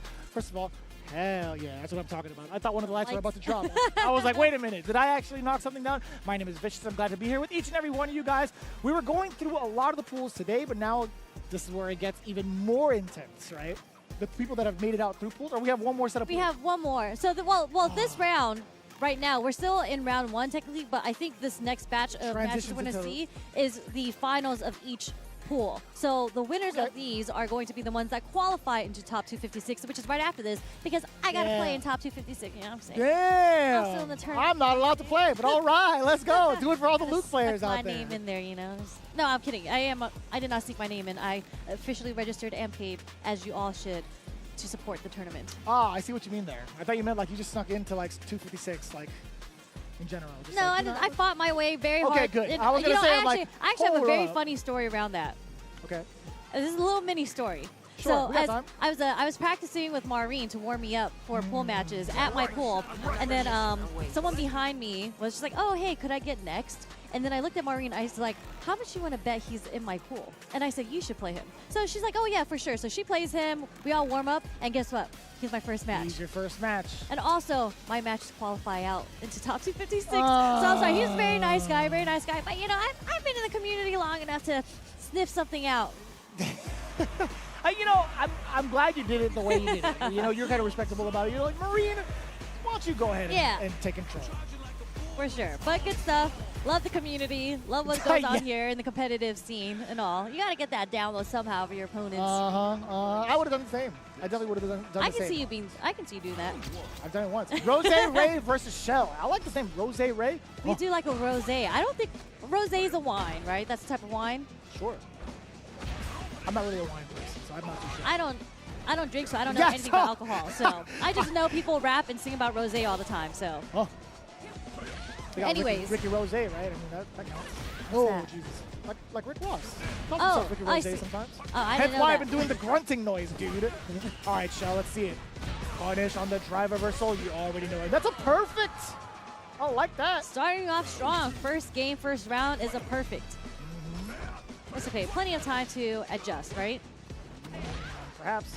Dude, he's been doing that a bunch. The hooligan? No, Shell's been doing neutral jump the roundhouse. neutral jump roundhouse. I mean, it's worked out definitely in the hooligan. That might be a hard read on the hooligan. But that's what a read and assessment to make against a Cammy player. Especially in the first game, you know. But maybe he studied the tapes. Oi! Do you think that was actually like fierce DP? Like he intentionally wanted to do that, or maybe he was buffering too? Super? He's lucky he got the fierce DP. That is true. That is true. If it was an accident. But okay, Rose Ray waking up a little bit. Shell was burnt out for a very long period of time there, actually. Didn't get like a chance to bring his drive meter back. That was like beyond the normal like burnout sequence, it felt like. Yeah. Just walk forward with forward throw. Oh, Okay. did you see the last bit of that hitbox just nail Cammy right in the face? That's crazy that we connected So like that. active on the stand here. So look at the damage that comes from this. And he didn't even spend a lot of his drive bar to get that damage. It was just one drive rush Help! overhead into the crouch fierce. Double perfect. You got to be feeling mad clean about that. That was such an impressive sequence coming in from Shell. Man. Double perfect A to start double things off. perfecto, yes. In the first game, Double perfecto. Is that what I heard you say? that is what I call a double perfect. Okay. A double perfecto. Double perfecto. Can I steal that? You can take it. Hell yeah. Just give me credit. Of course. No, yeah, automatically. Oh, the low forward does expose Rose Ray. The side switch, yeah. That was actually, yeah, really well placed. Nice DP, cannon strike, okay. We're trying to find something here. As Rose Ray, most definitely. Yeah, Right? I'm trying to, oh, Oh! drive You rush are a spin knuckle, good not player. even in the corner. My man did it mid-screen. What's crazy is, like, you know how you see OD moves kind of like make your character go yellow or Yeah. whatever? But, like, since it burnt her Yeah. out, that was, like, even more ambiguous. I'm like, what the hell is this? She's like, Cammy the Gray just going into the other side of the body? Like, how is that even possible? I've never really seen a sequence Yeah, same. mid-screen. I mean, that's a lot you're risking there to get that mix-up. Spending your drive meter and going to an OD move True, just true, to get true. the mix-up. Yeah, but I mean, like, there's no normal way of blocking that, I feel like, because you don't know, like, with the angle that she came in, she could Yeah. have still been in the front. You would have never known. But if you're in burnout, you have to truly guess what the option is Yep. to block. Let me see some optimal fun. Oh, no, we didn't want to dump the meter to extend that, but Nah, the shimmy enough with the low forward punish counter you can do without it, yeah. is enough to take it. But it's a little scary here because all this meter here that Shell has is where he spent that bar to do all that damage to get the perfect the first game. Wow, Pretty far reaching, right? very far reaching. At least Rose has kind of like cleaned up his act against some of the neutral jumps. That was actually really, really devious of him to do that, just to go for the quick fall. Didn't want to go into level 3 there, but we're going to go into it here. Damn. Excellent. Excellent choices being made from Shell. The damage pretty close to that KO. The burnout is there as well. Building up some of the drive gates for himself, and also in a very good distance to throw out the fireballs if need be. Yeah. Doesn't need to. Nice and easy. Just the low forward was enough. You know, like when you're in the corner and you're burnt out, we saw like him wanting to neutral jump already because he's like, the Cammy was scared to be DI'd in the corner. Yeah. Rose Ray. So instead, he like waited a second and he tried jumping again, but that's how he got clipped by the low forward, just trying to get out of that situation. Yeah. Decent amount of Cammy representation. I mean, I would love to see like Rose Ray even further, but Shell, pretty impressed with Ryu thus far. I wouldn't be surprised if he makes it out of his pools. I mean, like, I don't know how many of the killers are in his pools currently, the players that we've known and we've seen throughout the CPT, but Shell was looking pretty clean. Like, he had an objective and he executed pretty well, in my opinion. Yeah, and like, as you mentioned, it was clean. There were no drop combos. Like, every move that he did had intent, so it was pretty easy for him to follow up. It wasn't like, oh, snap this hit, oh, a scramble for the next button for the confirmation. Right. He's got it. That's who he was able to perform a double perfect in the first game, so Damn. good stuff to Shell as you move on. You don't get that too much in tournament. No, I mean, there was one moment where we got a triple perfect, where it was like perfect, perfect. Oh, that's perfect. right. Right, where it was like they were sharing each other's perfects. I'm like, damn, I have never seen that in my life, actually. That's not common. It's very uncommon, yeah. I mean, I also did get double perfect in my pools. I don't know why I admitted that, but, you know, I felt like it was untrue of me to say that doesn't happen a lot in tournament because it did happen to me. It's different. Whether it happens a lot or whether it happens to you are like, they're not mutually exclusive, right? So That's true, yeah. you'll be all right. You'll be all right. I mean, I've gotten double out. perfected too. I mean, I mean, he's a good player. Shout out to Zadei. with how many years we've both been in the game, it's like there's no way we've never been like double perfected in our life. Yeah, and it just be that way sometimes, you know. It's a mix up. So Do you think Justin Wong has ever been double perfected against in his career? Genuinely. Same with Yipes. I don't know. I can't even. You know, Justin's been playing for so long, so there's. Since he was a teenager. Yeah. I mean, so have I. There's no way, not once, has he not gotten double perfected. Just once in like, how long has he been playing? Like 25 plus years now? Probably. I mean, that is a record to quite hold if you've been playing for this long and you haven't been double perfected, let alone perfected before. Yeah. That's fair. That's fair. I'll ask him that. I did see him on the way back Question. towards the venue. I saw him like in passing. I'm like, yo, what up, man? Yeah, that's a good question to ask him. We got Yak Spiker versus Matty Ice, if I'm not mistaken. Matisse. Matty Ice. Matisse. He had a couple numbers behind his name. Yeah, I don't know what numbers there were, to be honest with you. I think it was like 1, 2, 4. You tell me. Gotta do this. He could definitely like pass for Thanos. I'm not gonna lie to you, man. Matty Ice, if you put some purple on him, he definitely kind I of was so wrong with the numbers. I don't even know how I got that. He said 1, 2, 4. Well, I got the 4 right, but the 774. Yeah, It was not even- 774. I'm assuming that's an area code. I could see like 1 kind of almost being like a 7. 7's more like a chillin' kind of 1. 1 is more formal. I like how you did like the cactus Yeah, pose for yeah, the yeah. 7. Exactly. 7's chillin', 1 is formal. You know. But okay, Matty Ice with the life lead here, with the Ken. Wait, I was actually talking about this matchup before because that short period of time that I was playing Bibson, I hated this matchup. I did not like the Ken Bison because he got to sprinkle so many Fierces and Jinrais on me, and I didn't have like an OD DP punish. So the only really defensive option I had against it was to either hard read with the DI or like spend it on drive reversal. That is fair. Yeah, I think Bison being susceptible to the Jinrais just make it that much harder. Ooh. Yep. Or you make that read exactly as you had mentioned, making the read with the drive impact. Yak Spiker, 1 step ahead of the matchup. The Yak Spiker. You think he's a drinker? I don't know, Sherry. I'm not too sure. Don't know how to answer that either. But Matty Ice, also, I guess you could ask him the same question because it's like Matty Ice, right? But who knows? Okay, the who knows? sweeps. What kind of a question, Sherry? What do you mean? That's that change that they did to the. Bring me back to Earth, Sherry. Bring me back to Earth, please. What has happened? I'm sorry, I forgot the official name of that. Bison when he comes down. Devil's Reverse? Devil's Reverse. I can't believe I forgot Devil's Reverse. You're crazy for messing up that one. It's been a long day. But you know what? Yeah, they changed the properties of that where it's much easier to anti-air now. Yeah. Also, putting him into juggle state, making sure that he's able to get like fully punished for it. Yeah. It makes sense. I felt like it was a pretty hard move to counter against. It was. Counters. You do get the counter hit off of the scissors. I do love the way that his kit kind of flows in this game, right? Being able to get the best of like every iteration of Bison, right? He has his walk speed back, his traditional fighting style back.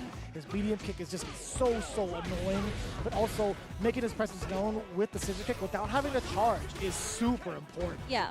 I guess if you started in Street Fighter 6, it doesn't feel too weird. But if you came from playing against Bison in the other games, it's so weird to see Bison walk forward at you and be able to do a scissor kick. Because usually he has to be holding down back to charge it.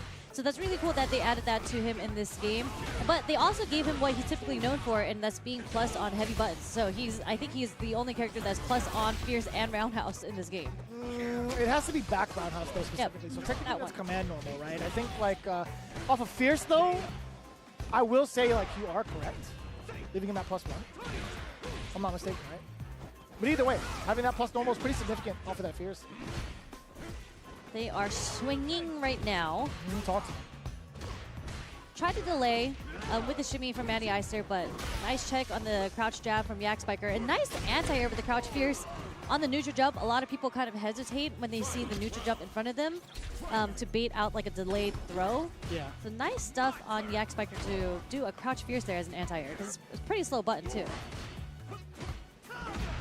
I was looking it up. You were definitely correct. Yeah, so Bison being able to +1 off the heavy punch, which is something that's been pretty known, but like looking at the rest of the casts, like heavy normals, yeah, you're they don't definitely get that. Oh. I like that about his kit though, right? Being able to enforce pressure off of those lights, or sorry, off of those heavies alone is pretty nice. Forcing the guess multiple times over. Man, Matty Ice finding himself into the corner could be a little bit problematic. It also sets up Bison nicely for stealing turns, right? You got back-to-back knees. Yep. Okay, uh-oh. Not gonna do it, is he? It's not. No, I mean, like, it's not gonna kill, but I would imagine maybe like another sequence perhaps, because after the Dragon Lash, you could go for the Ryukichi option and enforce your will with Oki by dashing up twice, right? To force another extra guess. He said, I'm not about that life. No. And Michael pressure was enough. Yeah. He did try. Like, you saw the times that Matty Ice was trying to neutral jump, just in case he did go for the scissor kick or the cycle crusher, he would able to land and punish it, but he got a little jumpy. The good stuff on Yak Spiker because he recognized all those neutral jumps and did like an air-to-air to stop him from jumping, and then was able to get the cycle crusher off after that. Right. Not a bad look, honestly, I think, for Matty Ice. I mean, like, going for that moment where it's like all or nothing, going in for the level 3 for that the second to last sequence.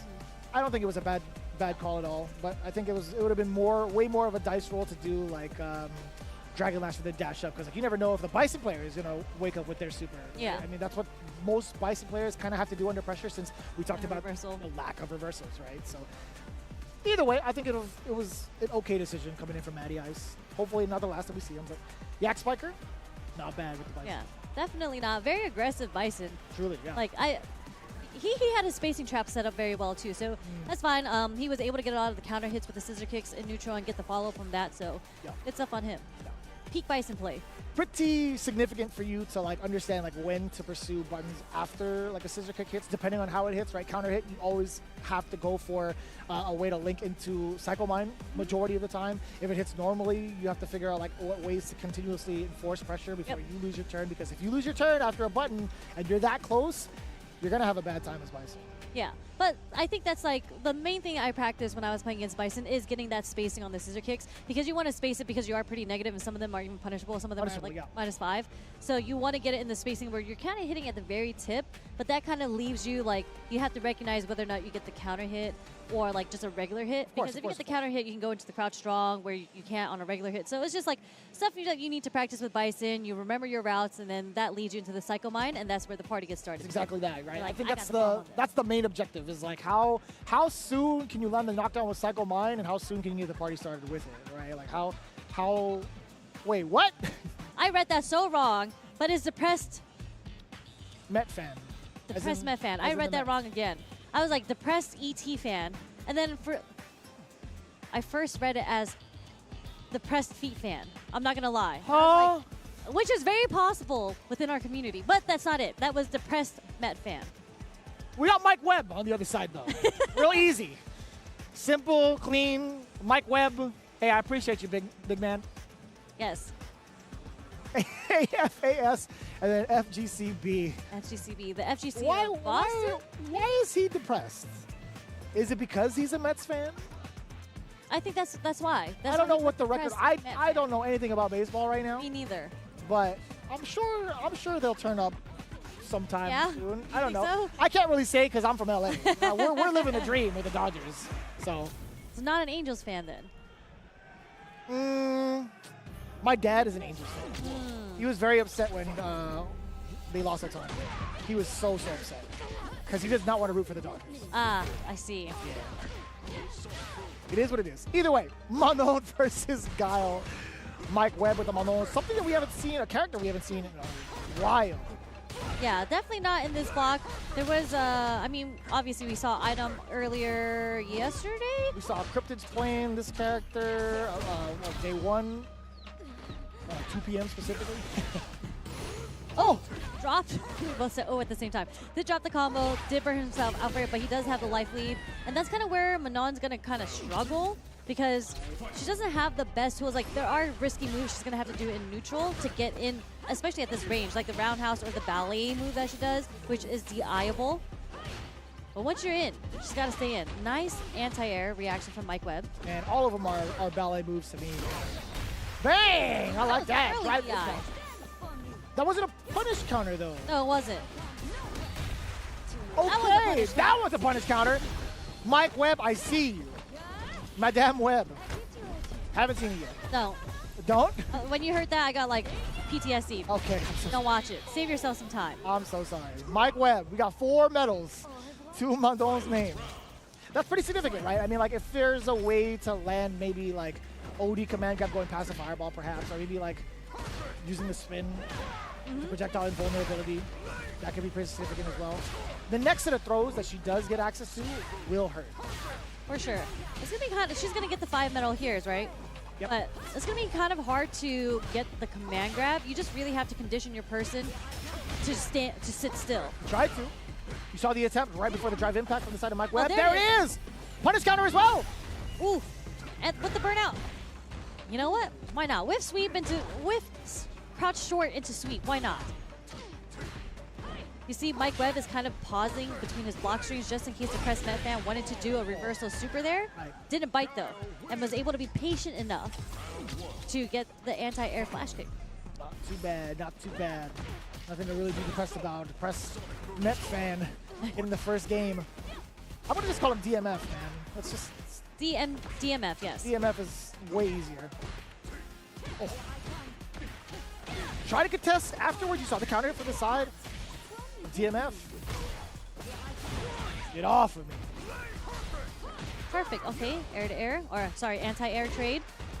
It's hard to anti-air Manon, I feel like, because of the jumping roundhouse. You have to do it so early. Yeah, because of that reduction in like the distance, right? Like, oh wait, Just to wake up Odie's Sonic Boom. like what else were you supposed to do to like enforce your pressure as Mike Webb, right? Yeah. After that super. It's just like a read because, you know, you're not really thinking about the wake up Sonic Boom. You're thinking about he's probably going to want a flash kick to get you off of it. From that distance, no, I'm definitely thinking about the Sonic Boom. It's just way too far out. I wouldn't want to jump though, like just by default. I feel like jumping in on Guile is always going to be like a little problematic, right? Yep. Damn, we got 5 again? So you got 5 again. Command grab from this distance will work? Oh boy. Trying to walk up and do something sneaky there. Okay, with punish. Hey! Help me. You know what? We will go for the side switch. Okay, you know what? Why not? Uh-oh. No, he dropped it again. And he spent the bar. All right, now he earned his name back as depressed Met fan. That was kind of brutal. Ugh, the jumping against the cross setup? Level 5? Ugh, Jesus. Not like this. Oh, wow. That animation with the Sonic Boom also kind of made it look like he actually got hit by the wall. Okay. Trying to tick command grab. DMF, definitely back in the running. No. No cancel the level 3. Didn't want to go. Oh, Okay, you know what? Why not? Again. Missed the drive rush attempt there. help me. Oh, please hit. We're going to have to find another way in here. Find any way in, please. If Mike Webb was ready, we can do a level 2 here if we want to go through the booms. Ah! Punish counter. Okay. DMF. A little bit of a smile on his face. Okay. Yeah, he came back from it. He came back from it. That was a pretty tough drop into the critical art there. A little bit. A little bit. But hey, as long as it leads him to a W, can't be too bad about that. Mike Webb, we appreciate you though. The Manon, Sure.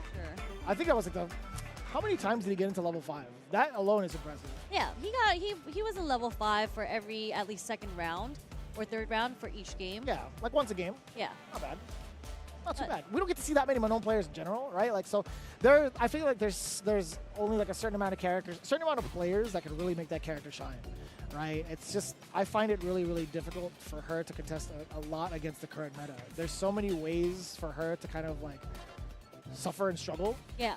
But when she does shine through like the metal system, it's so much more impactful, right? Like you're so terrified of the lingering threat of that command grab that you Yeah. kind of like act a little different with the way you want to play. For sure.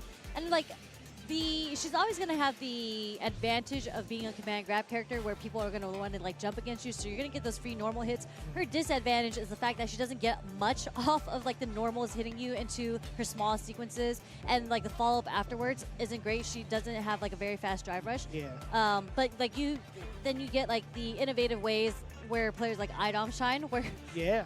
you cannot read what Idom's going to do. Absolutely not, no. And speaking like Daigo, right? We saw Daigo versus Idom before, if you remember that match. I think it was Cream City. I don't remember what tournament it was, but it was on stream. Yeah. And Idom was just free-flowing with the DIs. He did empty jump DI. He did like all these random cancels DI, and it wasn't hit. It was either Cream City or East Coast Throwdown, because Daigo I think it had to have been East Coast Throwdown then, because Idom had like a really impressive run in the top 8, going into top 8. But here he is, ladies and gentlemen. Reject Beast's very own Daigo Umehara. The Lord and Savior Daigo. Going up Back into- against... Oh, sorry, I was going to say back into the competition. Oh, yes, absolutely. And in pretty significant form, right? He's made a lot of life changes to get himself ready for the competition this year, right? But hopefully that doesn't deter or intimidate Hollow too much. Yeah. I mean, I think when people think about Daigo, it's like what you said, they get a little intimidated by the name. But a lot of these players have been playing competitively for a while now, where that doesn't really affect them too much. But we'll see. Hollow has made it here this far, so let's see what he's got. Yeah. Doing a pretty good job also of kind of checking and avoiding a lot of Daigo's advances, right? He's already checked the drive rush pretty significantly. He's also got a good amount of whiff punishes. But as it is, in Daigo fashion, being able to get a pretty solid confirm, it's a big damage, as you would expect from Akuma.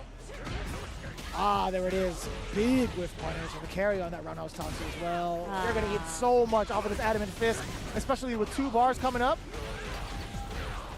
Man, that wasn't any bar really, just a drive bar. Jesus, this guy's a machine. Hollow's already getting into his own head. He's like, man, how did I get paired up with Daigo? Who seeded this thing? He's shaking his own head already, and that's kind of what you'd not want to do. You're still in the game, man. It's a first to 2. Keep your head in the game. Damn right. It's so difficult, though, man. I definitely felt this exact aura intimidation back at NCR 2014 against Daigo on the main stage. He dismantled my young like no other. But Daigo, again, man, making some very significant changes to his lifestyle to focus on competing, right? Like, he's talked about it on the stream. He's really changed, like, his diet. Really started considering, like, his daily regimen to keep himself healthy. I mean, like, the reveal that they did for him, it was on Rejects. That teaser that they made, because he was the last reveal. Everybody was going crazy on that video. I definitely So put together. So well put together. Oh. I wonder if you could have just done like uppercut from that distance, perhaps? Like roundhouse uppercut? I'm wondering if he could get a conversion off that. You know how a lot of people have been doing like stand jab into DP? That's right. So maybe there's another option into the dive kick after Demon Flip. But who knows? That has to be something that's labbed out. A little wait there. Oh, perfect parry. Word. The efficiency. Yeah. Optimal, too. Very Getting himself into critical art, or sorry, into level 3 because of the throw finish. Very, very nice. Notice, okay. Hollow getting a big opener. Notice how Hollow was actually trying to bank on Daigo throwing out a fireball towards the end there because of the fact that he had like meter, he had drive gauge too, and he was kind of like buffering away with the spin knuckle just in case. Daigo was not going to give him any remorse. Yeah. Focus more so on the dive kick. Hella damage incoming. You might just be dead. Might just be. I think we're going to live with the sliver. I agree with you. I know. You know. Daigo proves me wrong every time. That's 0 for 2 so far on my end. Daigo Umehara. That's 1 for 2 on mine. I guessed right the first time. I'm 50-50 right now. That thing did hella 50%. damage. That did. That is an Akuma level 3. Who hurt you? You know, he's back to his competitive form. You know, look how stoic he is. He's just... You can see it in his face that he's lost some weight too. Like he's starting to really kind of like really bring it all together for his competitive form. That makes me very, very nervous to see like how much pressure he's putting on himself, or I guess like whether or not he's going to be taking out a lot of the big dogs towards like the end of the CPT, because like seeing him in this form now, he was already rather strong, right? Yeah. Now I want to see like how much further he could push it. If it's going to be like the era of Daigo. Yeah. I mean, it makes me sad because, you know, I grew up in the era of Daigo where I don't think there was any Evo in Street Fighter 4 where Daigo didn't make top 8. I see. And 1 year, I think he did go into losers into top 8 because he lost to John Choi. Let's go, on John. the way there. So it was like battle of the Shotokons in that match. But yeah, Daigo has been in. It's Daigo. He is a you know? staple. Yeah, he is the FGC. So it's weird to say like Daigo's comeback because I feel like he's never left. But in this game, you in know, the realm of Street Fighter 6, I don't think he's had the results that he's wanted Yeah. because there are multiple instances. Also in Street Fighter 5 where he wanted to be more community focused, like throw down like exhibitions, throw down events, also stream pretty heavily, right? He's done Kimono Michi so many different years, right? Yeah. He's done like Beast Cup now for Street Fighter 6, and the way that he's been consistently streaming and putting up all these videos, he's a really, really busy man, right? And even in Street Fighter League, we didn't get to see him as often as like the leader. He was part of Ubehara Gold for a very long time, and then after a while, he was just kind of like picked up for one of the teams. I forget off the top of my head, and then some years he didn't even attend. Yeah.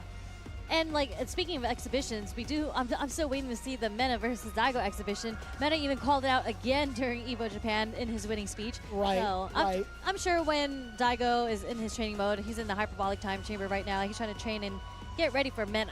I think one of the conditions is like for Daigo, he had mentioned it in one of his interviews, or at least one of his YouTube videos. He was like, I wish Mena would tell me what character he chooses to play so I could accept the terms and conditions. I see. I mean, that's part of the game, though. You know, when you can play so many multiple, like you can't really tell your opponent, well, if you want to play me, then you got to play your Luke. I think most of the exhibitions that Daigo has been a part of, they agreed to character lock. Okay. That's pretty cool, though. Like a whole set thing ahead of time. Yeah. But moving on, this is a qualifying match for sure because Mothman did tweet like, I think it was like 20 minutes ago that he is in winners finals trying to qualify. So this is great. So we have No Good Citizen, who Let's go. is a resident Midwest player, I think out of Illinois.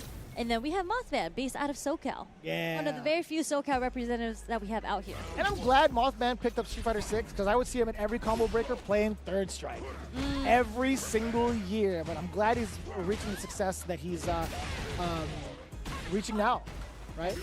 Nice walk back with the side switch. It's going to put No Good Citizen into the corner. And this is going to be a very difficult situation for M. Bison to be in because he can't really space out like the scissor kicks that he'd like. And he might be peppered with dive kicks. It's not easy for him to anti-air. Oh, this is huge for Joe. No Good Citizen. You got to make it hurt. Oh! She would have exploded if he just blocked. Oh, you're stealing turns. You're hella stealing turns. No shot. It hit the ankle. No Good Citizen. Playing at the pace he is comfortable with. He is just trying to be fast. He says he plays patient, but everybody in our Discord is like, you a liar, bro. He's trying to get that dub quick and fast.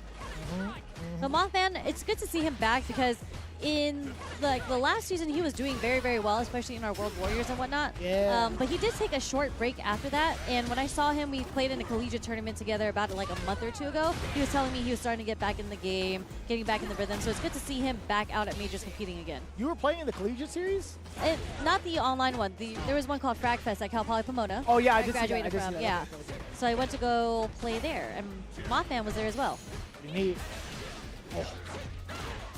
I do want to talk about that slight instance with the hooligan command grab. The fact that No Good Citizen jumped out of there, that's the first time I've ever seen anybody escape that. Yeah, usually people are just standing, and they're just like looking at it like a deer in headlights, and they get hit by the grab. I mean, you would think the overhead is coming, right? Most of the time, people think the axe kick is going to be coming down on you. Oh, this is so huge for Mothman. Even bigger for No Good. I can't believe it. The level 3 actually catching Mothman. Yeah, that's a real get off of me move. Spending the level 3 there. Tried to bait a wake-up reversal coming from Mothman there, but Mothman did not bite. Unfortunately, No Good Citizen is back in the corner. Tried to air the dive kick there, but that's a risk that you do get when you play against Cammy. You have to guess what she's approaching with in the air. Nicely spaced. Yeah, and there was opportunity there too, at least for the whiff punish. That's the second time Mothman had rebutted with a standing light kick, and it whiffed against the second kick. I hope that's something that No Good Citizen pays attention to if he manages to survive, which he won't, unfortunately. But even better for Mothman, it's like, well, maybe if he's gonna keep scissor kicking me from these distances, maybe I could try to like find a way to advance forward a little bit, maybe stutter step, and maybe get a counter hit opener. Yeah. Against No Good. I mean, if you recognize that he's doing a lot of stand shorts after you block scissor kick, that is a prime opportunity to throw out that fierce and get that punish counter. For No Good, yeah, but Yeah, we'll for No see. Good, I mean, yes. like if Mothman had kind of like caught wind of that, it's like, I know that you know now, so I have to change it up. That's the for next layers, layer. you know? Oh, no whiff punish. Yeah, no good citizen. He's trying to find his way out of the corner, and he finds it with the crouch strong punish counter. Dry rushes out. Okay, you see, no stand short there, right? But good anti-air option coming from No Good Citizen there with the Psycho Crusher against the dive kick, and is able to put Mothman into the corner. What's the setup with the bomb? No, that's not gonna work. Wait, Oh, it sure is. you know what?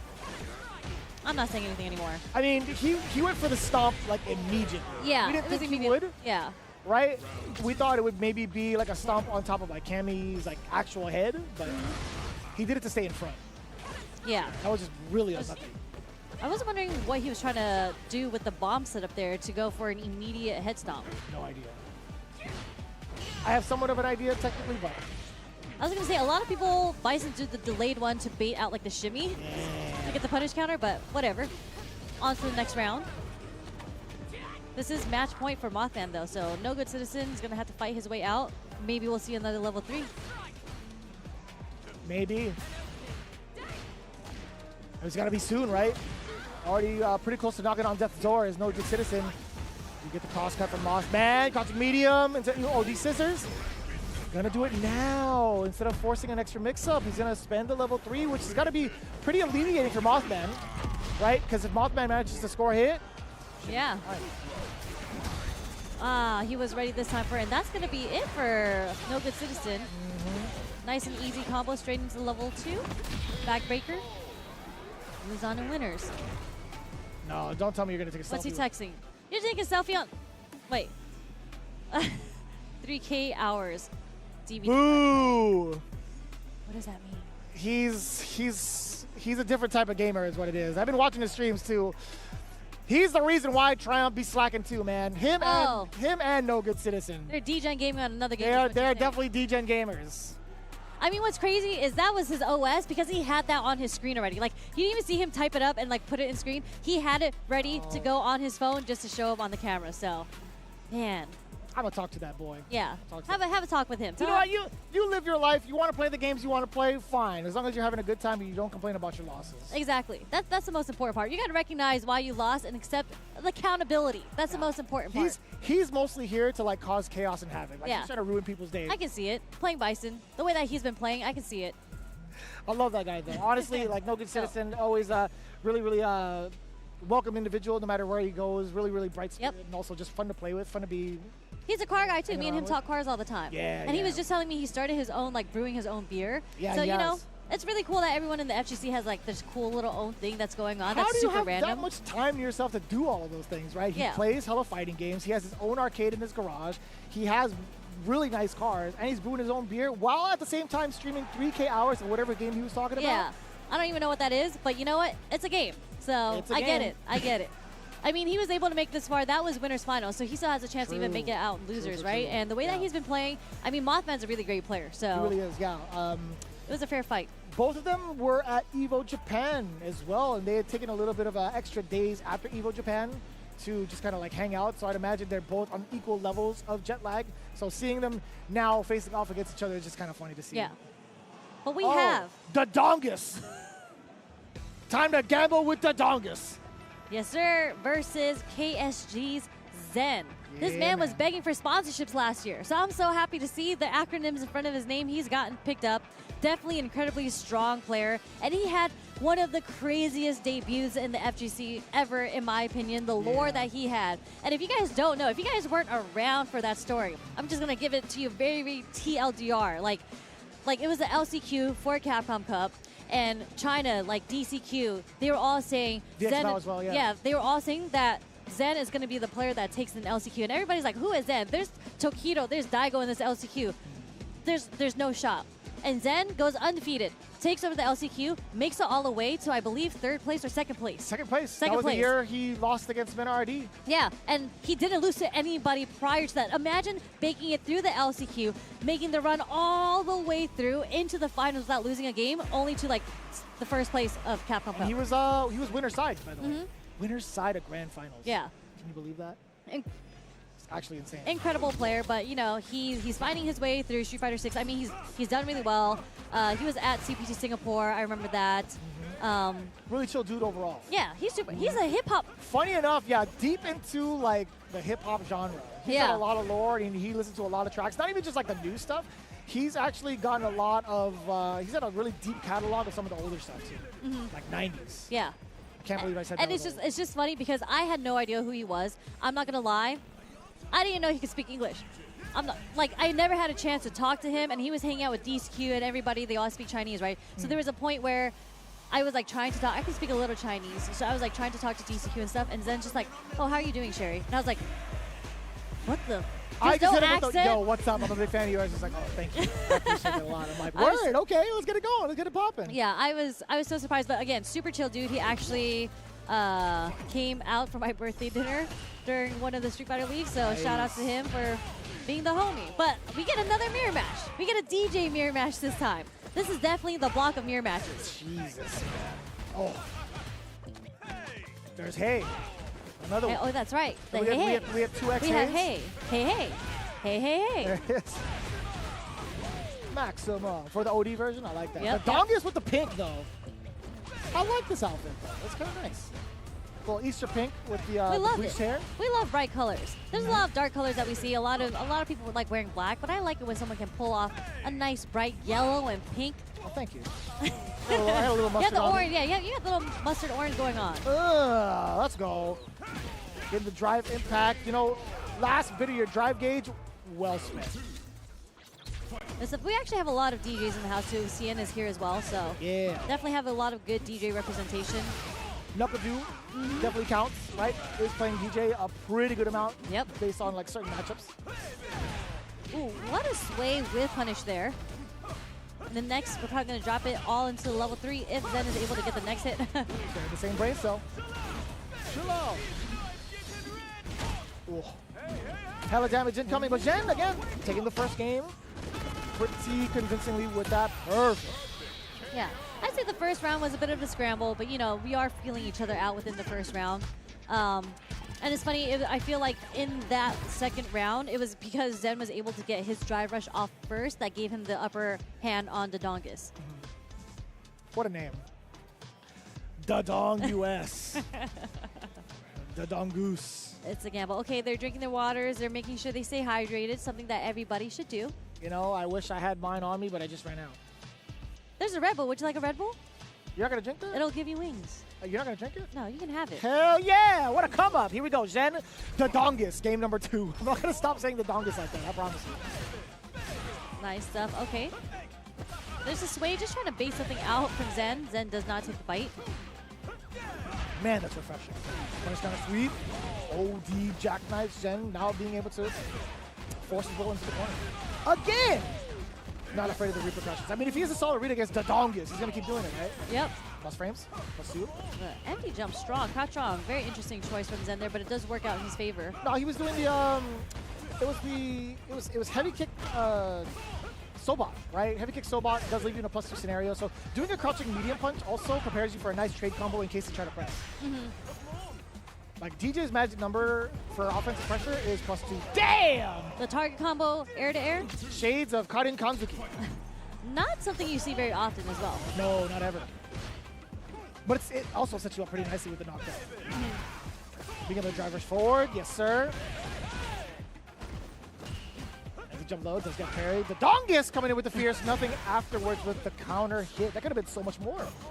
Sorry, I didn't mean to like scare you. Because like that was a the pretty. way that you said it. That was a very impactful fierce, right? Yes, it was. It was. Okay, we got the rhythm. We did talk about how Zen loves some hip hop. He's got the rhythm. Baby. And good sequence to burn out Dodongus. Dodongus does have meter, so I think that's why Zen's kind of sprinkling in with jabs. It makes it very difficult to react to, but nice confirmation to level 2, right? The Dongus got the damage? Oh, but he dropped it. He doesn't have the beat, man. Oh, no. He's about to get beat, man. Help me. Okay, we got our meter back. There's still a chance. Counter hit, please. Oh. Yeah, just enough to take it for Zen. That was a very safe option for Zen too, because the Dongas was trying to find a way, and he definitely wasn't trying to be on the defense there. So good DI coming from Zen. I don't think there was anything too wrong from the Dongus, the way he was playing it out, but I mean, Zen, world caliber player, right? I'm pretty sure he's gone through 1.5 million of the mirror match, but that's just how it goes sometimes. At least you have the privilege and the luxury to play off against someone like Zen. I would be feeling the same way. It's like, man, I got bodied by Zen. That's fine. That's how you would feel? I would be salty. Well, it's... I'd be like, Zen, give me that run back. Well, yeah, I'm not going to get it like right away, right? I'm Yeah. like, okay, now I have like a taste of like how to fix my DJ. Yeah. Because especially if it's like a mirror match, I'm like, okay, now I can steal some of the tech that he's utilized against me For sure, and for improve off of that. I think that's pretty godlike. Yeah, yeah. And then it's always like the fun times. I feel like in a mirror match, it's a little difficult, mainly because you play a little, I feel like you play a little differently when it's a mirror match because you know what each other's tools are, but you guys play so differently. But it's kind of, I actually feel like I learn more when I watch my character play against other characters because it reminds me of what options the other players are utilizing that I'm not using enough. I use that moment for mirror matches to see how sharp my offense is. And then I want to see like the cracks in my own kind of like strategies to see how to sharpen it even going forward, right? I want to make sure I'm very offense oriented and also get blown up for it in the mirror match. So it's like, okay, For well, the bad habits. exactly. It gets rid of the bad habits, also improves my own defense because it's like now I know how to defend against somebody who decides to use a sequence similar to mine, right? Yeah, so yeah. I just love the mirror match a lot. Well, you're one of the few, I'd say. I think so. I think so. Yeah. It was fun. It's so much fun with Luke too. I really enjoy it. Like, Luke's not too bad, I'd say. Yeah. No. Not. In my personal opinion, I don't think it's bad or you even know, when I boring. think about bad mirror matches, I think about characters like Dawson. Like, I wouldn't want to watch a Dawson mirror Hell match. no. If I were a Dawson player, that's the only mirror match I wouldn't want to play. Yeah. I feel like I think as a Dawson player, there's some sort of high that you get keeping the other character out. Yeah. And just like sprinkling your normals with them. And when they get in, just getting the escape, you feel great. And you see the frustration build for the other player. But when you're doing a Dawson mirror match, they're doing the same exact thing to you. So it's not that fun. The one mirror match that I think I would enjoy the most is a Zangief one. Yeah. That's because the Zangief one is just like purely off hard reads. And aggression. Yeah, and aggression. Yeah. Those are easily one of my favorite ones to watch. And also in 4, I kind of dabbled with Zangief towards the very end because I was really, really bored. Dude, playing the Zangief mirror match in 4 is hysterical. A lot of green hands. Hella green hands, dude. I'd even wake up SPDs. Like, I dare you to try to hit me with something. Oh, right? yeah. But, okay, I think this is the last match that we have. And after this, we're going to have everybody that qualifies into top 256. Nice. Right on. Earl versus Chime. I feel like that's a band. Earl versus Chime. Chime versus That Earl? sounds like a T. Earl and Chime. Earl and Chime? Could just be Earl Chime straight up. That's right. Earl Chime T. You're onto something there. I've definitely seen Earl before. I actually had the luxury of meeting him over at ECT, if I'm not mistaken. He was also participating in Street Fighter 6 there. Okay. Did pretty decently, I would say. Chime, this is my first time being exposed to him, but the jury's already locking him down pretty early on. Yeah, I think this is a matchup, we've seen quite often here, Ken versus Jury. In the matchup, I think it's probably 5-5 based on like the tools that both of these characters have. They both have very, very strong fierces. Obviously, Ken's very different from when Jury would like to place it. But the neutral game, I think they're both pretty even in as far as how many tools they have. Oh, you saw that fierce just bring out against the a low medium forward, pick? yeah. Ooh. Yeah, 2 perfect parries back to back. Okay. Damn! Footsies, what? With the stand roundhouse? Again, lingering hurt boxes. Or Daigo. Nice confirm. Not too bad at all. The low forward into the driver. What is happening? Reset City? You caught him walking backwards. You made him pay the full price? That's crazy. He did. And it's funny because you don't really see that reset often. You usually see the overhead reset because you catch them like blocking low. Chime was actually trying to get out and caught like standing or walking back or trying to jump out of the pressure. Yeah. Man, unfortunate. Perfect parry again coming in from Chime. This time against the Dragon Lash.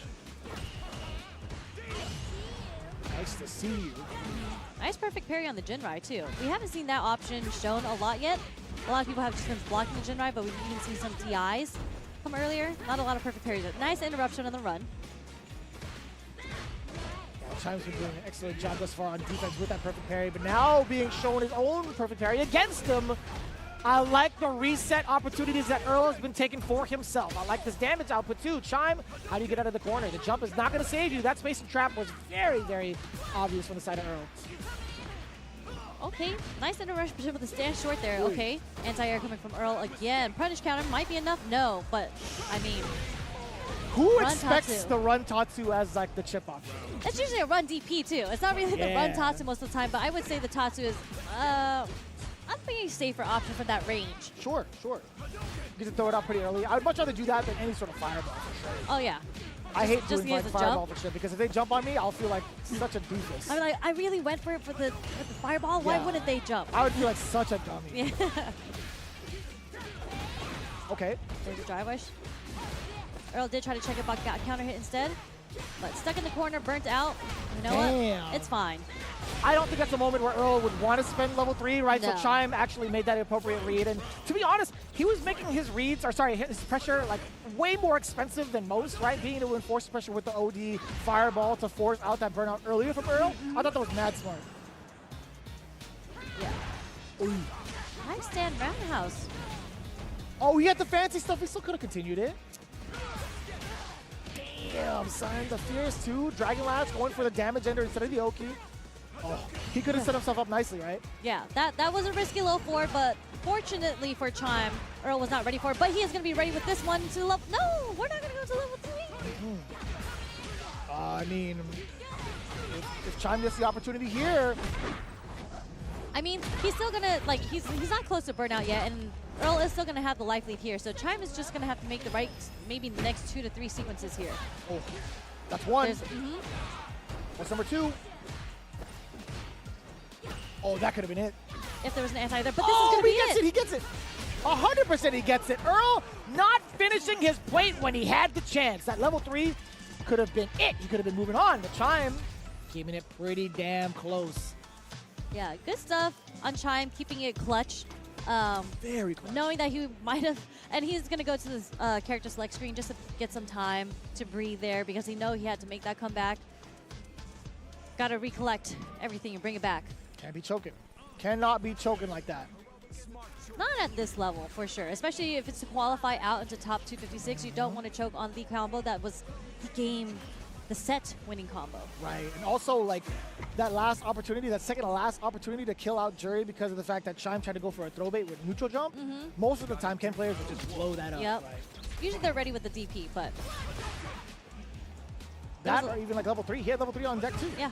Could have done whatever he wanted. I think he was just looking out for a lot of stuff in the corner. Maybe a DI he was looking out for and whatnot, so he just like was not ready to punish a neutral jump. Perhaps. Perhaps. I don't remember what the drive gauge scenario was like for both of them, but still, that could have been an option.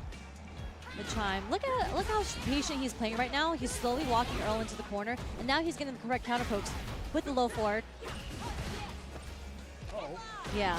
This is a huge turnaround, right? Momentum-wise, you got to be feeling pretty good about yourself if you're Chime. Getting close to 2 bars as well. Earl might be getting into his own head, excuse me. He's gonna have to wake up a little bit. We're not getting a lot of punishes right now. Oh. We're seeing a couple of baits just based off of the movement from Earl, and he does get a pretty significant one. Chime throwing out one of the bigger buttons in Jury's arsenal. Sit her down. Nice recognition on the punish there. Nice work. I think that was a light Jinrai, so yeah. Ugh. One for the damage again.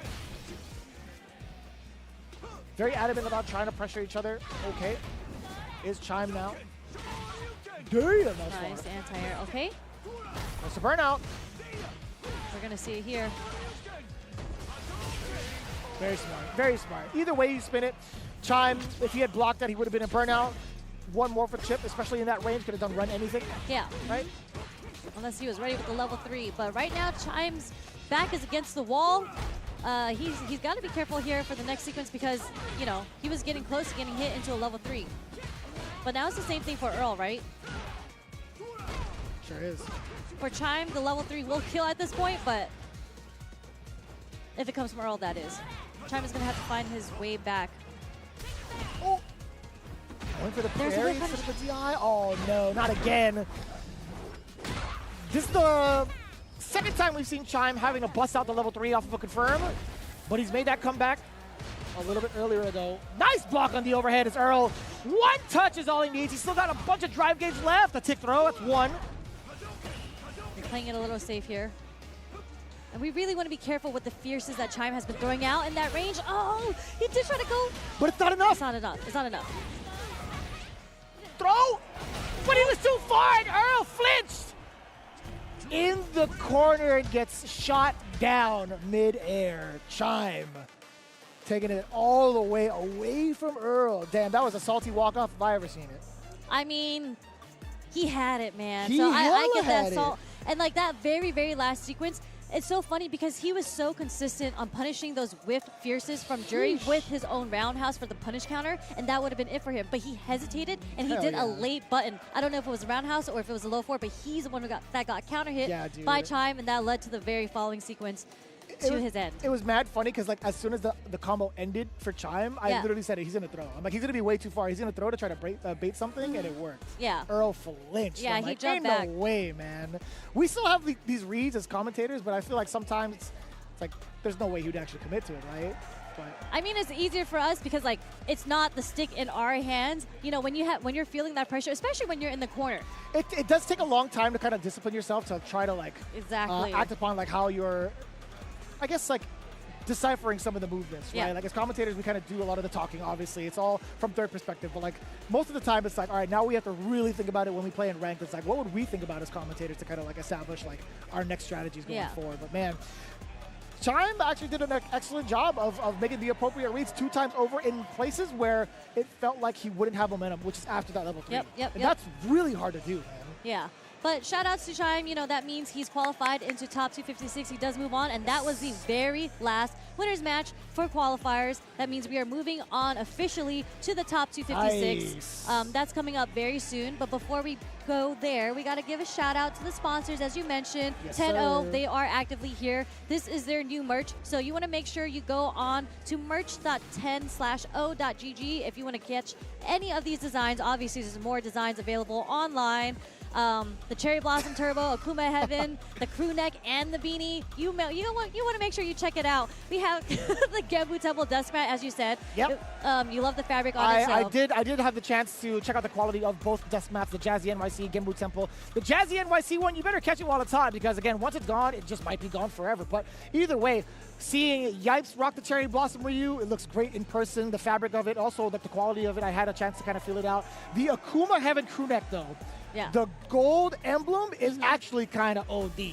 I'm not going to lie to you. I'm glad that they changed the colorways to it because you have to, right? When it comes to like fighting game characters, you want to claim your color. If this is the colorway for you, you got to do it now. Again, merch.10-o.gg with some of your favorites also restocked. And again, we got to make sure that you guys get on yourselves to your journey towards Capcom Cup 12. The World Warrior registration is now open for all of the information and where you can sign up for your region.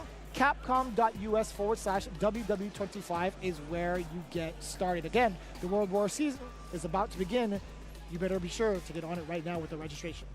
Yep, for sure. And the last thing, very much so, is our sponsor here, the headsets, Mr. Turtle Beach. Not Mr., but Turtle Beach, yes.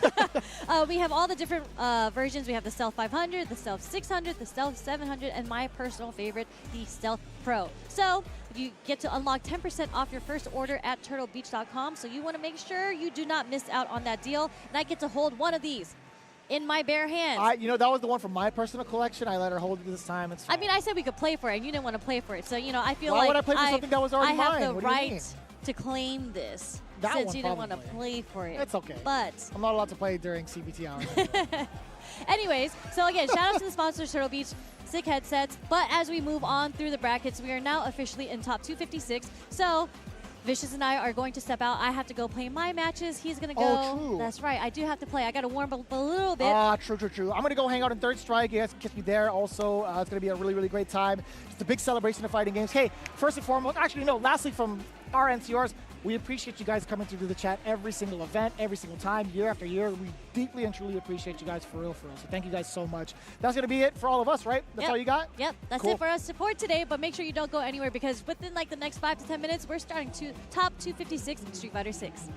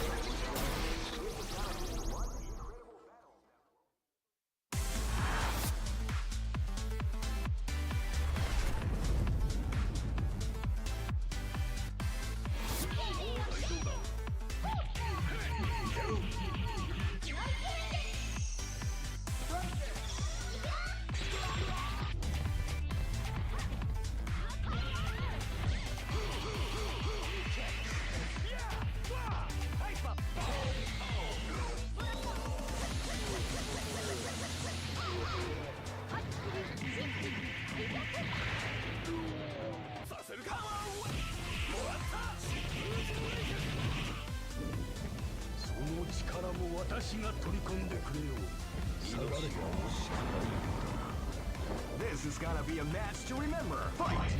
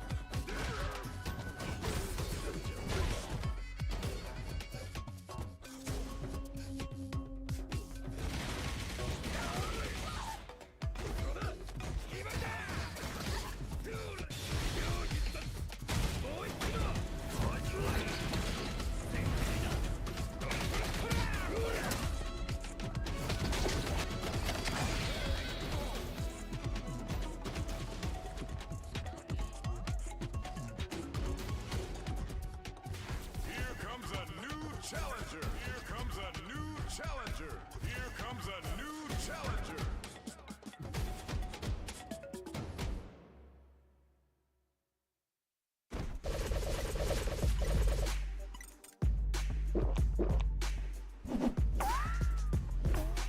Red Bull gives you wings.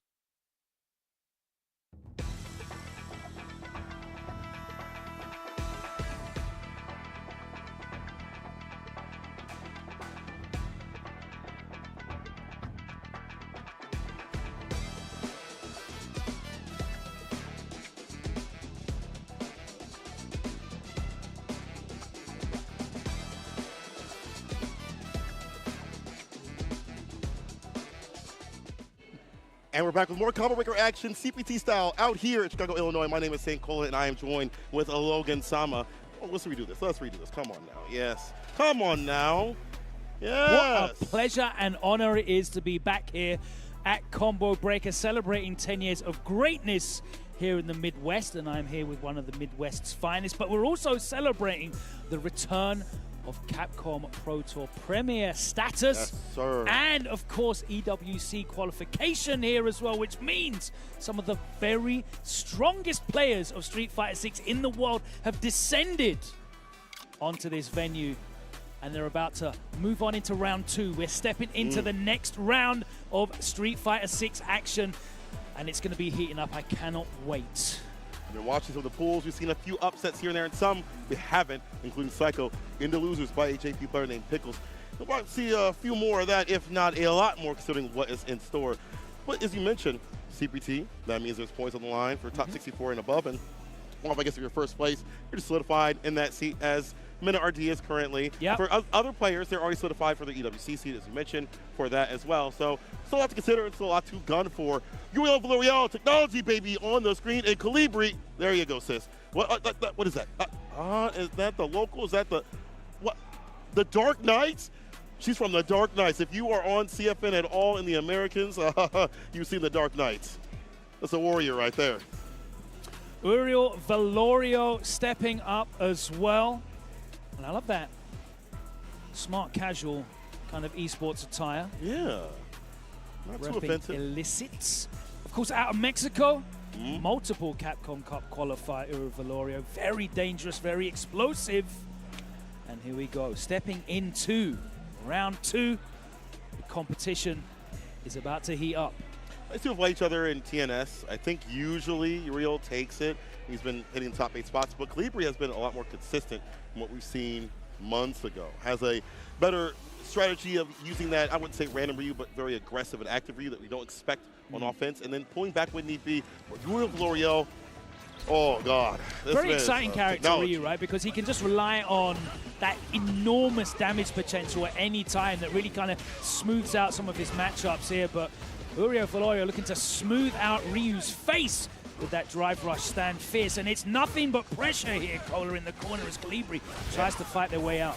Take that trade stock up with the Dinjin. Unfortunately, trying to get in again. The knockdown is there for Fierce Hella Plus. Delay, but that allows Uriel to get that Jinrai right after. We all die to Jinrai. Uriel L'Oreal, first round. Yeah, it was an incessant amount of pressure.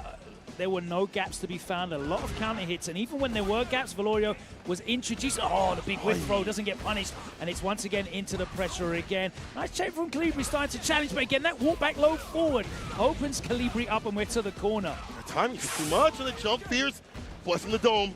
Prick up with the stand medium. Significant hit, should lead to something like Jinrai of the Super Edition. Yeah, that's a super Jinrai. awkward situation after the run Tatsu, because it's not a true safe jump like your jump phase will whiff if you do an instant jump in. Okay. And there's a mix-up involved there. You can slightly delay your jump and the jump phase will come out. You can empty jump on B0 and start introducing lights and throws. So Trades possibly too. yeah, I see. absolutely, yeah. That's technology. So it's a mix in the way that it's not actually a mix. You don't, Right. Strike those real mix in the game, brother. I see the vision. Uriel Valorio, delay, crouch Fierce. How many delays have we seen or backdash delay button that have worked out for Uriel Valorio here? And Uriel backing off again. That drive rush jab, impossible to stop. Close You range got to makes it just hard. preemptively cover the screen. Calibri needs to start getting that projectile game out. There you go. Gonna stop this character more often than not. The drive rush jab too Takes close to the for cover. punch. As you have mentioned so many times, we don't stay fine. Right, and the jabs find their mark with the OD ender off the Jinrai. Set point, man of technology. Uriel looking to speed run this one. Can Calibri bring it back? Oh, looking a big whiff. There you go. You got to start putting preemptive moves out on the screen to stop this Ken, because there's no reacting. Oh no, that was a big counter hit stand fist that wasn't reacting, but the corner pressure is maintained. Too many plus frames. Committed, put a ring on it. Made the throw whiff. And once again, Uriel Valorio with this corner pressure, Cola. And now into burnout. We got a lot to think about. Does have hard to bomb the reverse, but I don't know. It will give you the chance to let that happen. Backs off. Don't have to overextend. Oh I my God, mentioned big whiff Dragon Lash, but no punish. moments like that. Driver shaft, crouching kick, hits right in the super. I'm down with that. Spin. Spend the bar, stay in the match. We can always make more meter. Spend it now, make more later. You need to be alive to stay in the game. As you mentioned, Ryu can double that damage at any possible moment. He doesn't really need level 3 like other characters do. It's just the access. And that's has been a problem for him, but now not so much. He's got that forward heavy kick, 4 fierce. Charge up with the Denshin, also help out against some of the fireballs. Hit him with the driver, crouching medium kick. Colibri swinging for the fences. Nice pressure strings though. Backs off. And Uriel, drive rush low forward. He's throwing everything at Colibri. There's the best button in the game right there for Ken. Perfect parry. Jump. Leaves the corner. Not my hood. Let me get on out of here. Oh my word. Attacking that drive gauge. The perfect parry. So they knew that meaty was coming to try and burn them out. Here's the punish. There's the burnout. It's not a checkmate situation, but there's the DI. That damage fly. And heavy Colibri with the level 2. Pixels left. Oh, chip him out. There is the chip string. Shades of Street Fighter 4. Daigo crossing you up in the corner into the block string. I'm feeling nostalgia. We just had Daigo on the stage a little bit earlier. Look, Colibri staying in it. I'm seeing Daigo still on the stage right now. Game to game. TNS is a great place. Can opener also as well, but this is where it really matters. Points are on the line. Money on the line. OD reversal. Perry, throw right after. Toss him. Crouch fierce to the gunny works. Big trade. There's a knockdown. And the Titan to power up. But again, the drive rush low forward from downtown. And the perfect parry beyond that too as well. And stop the fireball pressure. He's trying to present. Triple light string too far away to follow up. Nice block on the overhead, and you're gonna link the super afterwards. The level 1 gets the damage done, and Colibri looked like it was gonna be 4 rounds straight, but we're sweeping it back reverse style. Colibri now the 1 on set point. Great adaptation, finding the mark when they needed to for that damage. Whoever takes to stay in the game, trade, crashing with a kick, and you see Uriel not even trying to press the issue anymore. He understands. One mistake could be dangerous. To the corner. Attack on drive gauge. The rumble is coming. Drive rush stand fears. Oh, he counter hit. What the hell? Everything's working. Everything's counter hit. Everything's doing big damage. And Uriel, we're going to a final round in this first game of our round 2 phase, and it's definitely living up to all the expectation. They're on the fireball on the wake up. Keep the bar up as much as possible. Anti-air is not there. Nice empty jump to bait out that late DP. We're going to reverse the Colibri. Never afraid to let that rip. That reversal get your bar back by getting aggressive with the fireballs. Perfect parry. And he's in. What Uriel wants. Oh, you work yourself out trying to tap parry there. Get the attention. Uriel will take full advantage of this push to the corner. Nice. And that'll give Colibri a little bit of time to come out of burnout. There we go. Back in the green. It's time to invest. Go like a goblin. No, that was definitely meant to be a fireball, wasn't it? And it's going to be the level 3 to close it out. That is so unfortunate because Colibri was there, back in the game, came out of burnout. The drive rush fireball input crossed over, and the DP soared off into the sky cola, along with Calibri's hopes of winning that set. They're still flying away. Uriel Valorio taking full advantage of that right after, but damn, I see the intention. Drive rush fireball, something we see a lot of Ken players do. Hold your advantage a little bit right there. And, you know, Ryu players starting to do it too, but that mistake, we'll take that. Uriel moving on technology, baby. I see you. Yes. My man's all smiles. I've never seen someone smile so much playing any sort of fighting game, especially Uriel Valorio. Check out his streams. Please do so when he plays. He is always max chilling as he DIs his opponents continuously. That guy is all smiles, all fun. Great opening first match there, really hype. It looked like it was going to be a blowout, didn't it? But Colibri brought it all the way back, and what would have been, you know, I wish we could have seen that play out without that execution error, because it was so close, so tight, and you hate to see it. But Uriel Valorio is the one who is going to advance into winners quarterfinals. As we look here at J pools, you can check those out on Start GG. Look that up. And you can follow along at home, see how some of your favorites are doing. We've got some of the world's biggest stars here. They've come out for Love Combo it. Breaker. God, I love just turning around and seeing players I haven't seen in a long time or see overseas. Some players for their first time going overseas, like Sahara, who used to be an FPS player, now moving to the Yeah, streets. we had Sahara at Brussels Challenge, and it was great to see them play Tabe. because they're so, you know, they're a really efficient Ed. Yes. You know, they're not like one of the flashiest. You're not seeing the desync combos. But it was great to have them out and another name to add to the roster of top players. You're talking about players that have crossed over from different titles. We've got to talk about Riddles on the screen right now. They've been putting the work into Street Fighter, of course, known predominantly for Smash, but definitely now up there as one of the top North American threats. Oh, 100%. This guy has been running Terry even before the buffs had happened and has been, and this is what I was talking to Jabim about, becoming a real Terry main. It's cool to have Terry on the side. Really get the most out of the character. You have to be a Terry main. Understand intricacies, matchups, and things like that. Yeah. Reels has been grinding. I love entering Terry. every I think single he's really, tournament. really fun. You know, the different combo routes depending on your resources that you want to spend. Fireball and here we spacing and go. things like that. I think this match can actually be kind of annoying for Ed. You can't do the fireballs a normal sort of way. Also, you have the full screen goofiness that you can implement as well. The El Yaku. Seco, a player that I'm not very familiar with, Cola. Oh, that's part of Du's covenant. Yes. I didn't know that dude had a covenant. You know, if you're in the stream, you're part of it. The chair. Coming up with the chair. He's pretty good. I've seen him practice with the top dogs out there. So there's the Riddles with the back row. That fireball just to lock him down. Oh, Super off nice the backdash and punish on Ready. the whiff, and that is going to be dead with the level 1. And I was really impressed with the situational awareness of El Seco. They completely controlled the spacing in that matchup, was ready with all the whiff punishes. We saw it immediately early on with the low.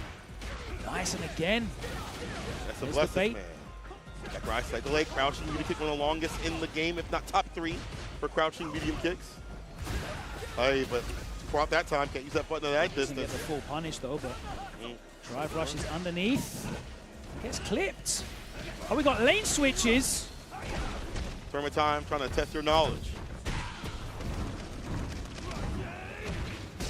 Or the drive gauge, big lead right here. A lot of bottom spin for Riddles, but gonna make the most of this in the corner. Perfect parry. A little bit too buttons. predictable with the heavy, but not able again. El Seco, it's another drop.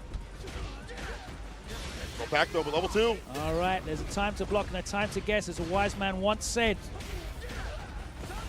Look at the luck, look at the utility. Not even for a combo. Put him in the corner. OD, ground wave, back throw.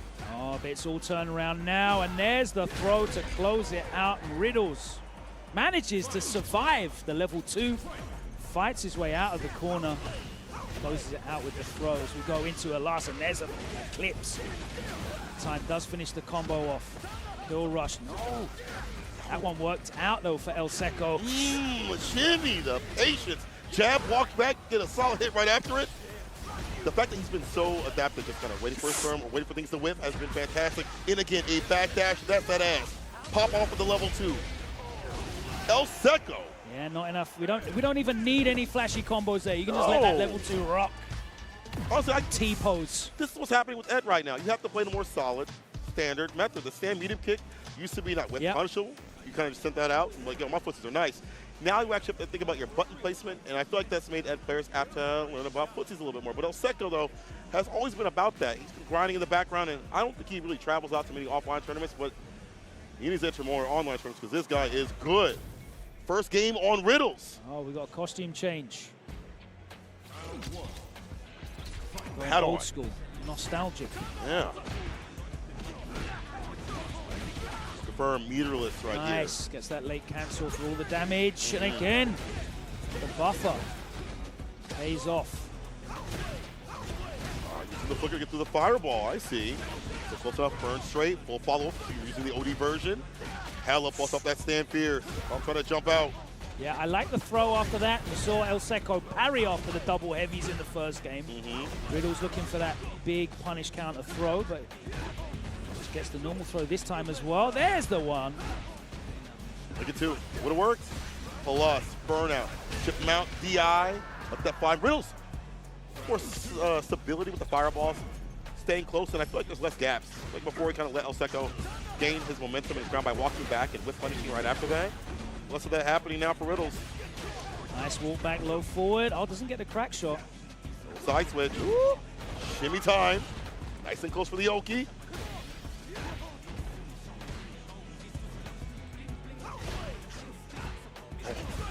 Shimmy able to hit counter hit. Should have level 3 after this. In the yellow. Let it rip. Power geyser.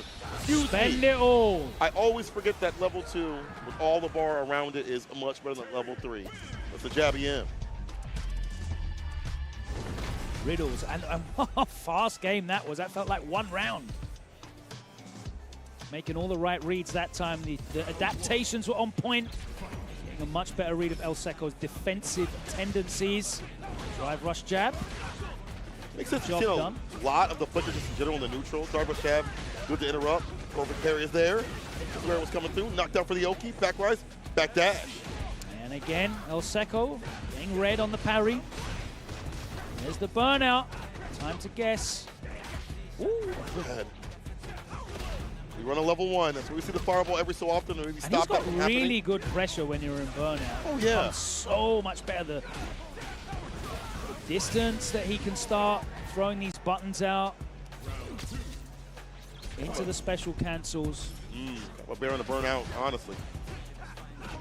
Taking to you too as well from the corner. Catches El Seco walking back in with the crouching medium kick. And El Seco trying to fight their way out of the corner. Riddles backing up and then back in again.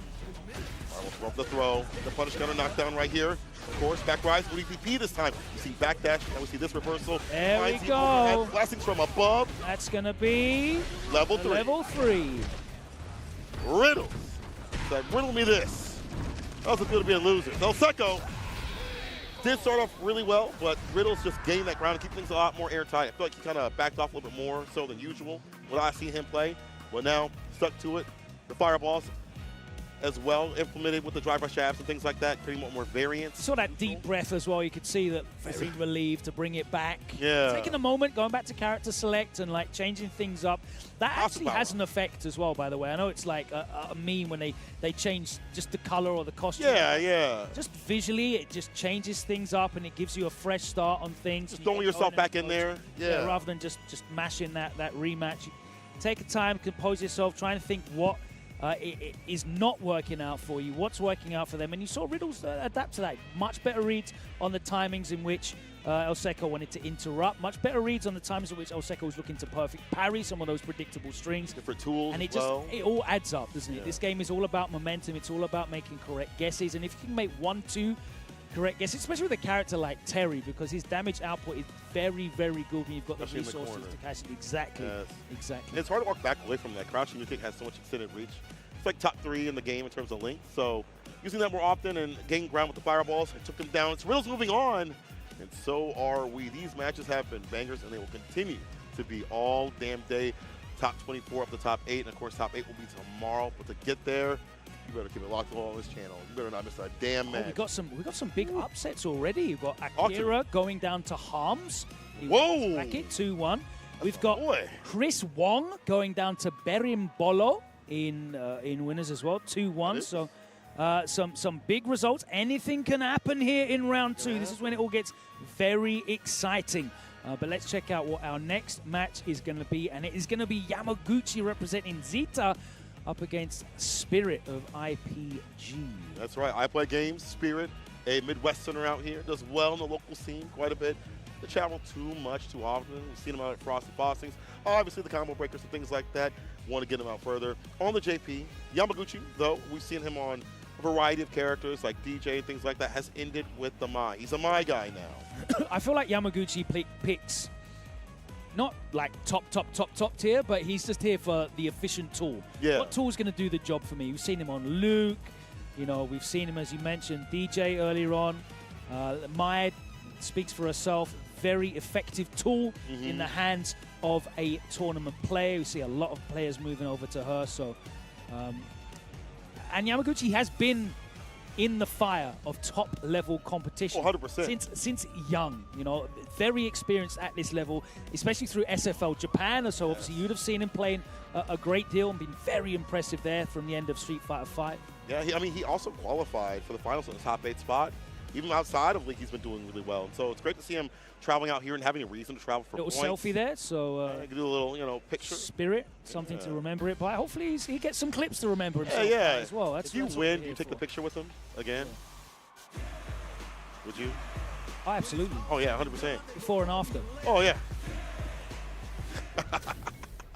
Vi versus JP. Let's see what happens here. Also, one thing that Yamaguchi's on is like, it's also like the character that is like fitting the meta and for his style, but also who Momochi is playing. A lot of people like his style to Momochi. They're very similar in the way they play. I think the defensive habits are different for Yamaguchi. The timings and things like that are a bit different, but he really models himself over Momochi a lot. People kind of compare him. I forgot what they call him, like Little Momochi or something like that. I forgot what it's called, but not in a bad way. It's more of like a jest, but he kind of models himself after Momochi. So Momochi goes back to Ed. Maybe we'll see more of the Ed from Yamaguchi. Right now, running the mind, a matchup that JP players have said, to me at least, that they don't like at all.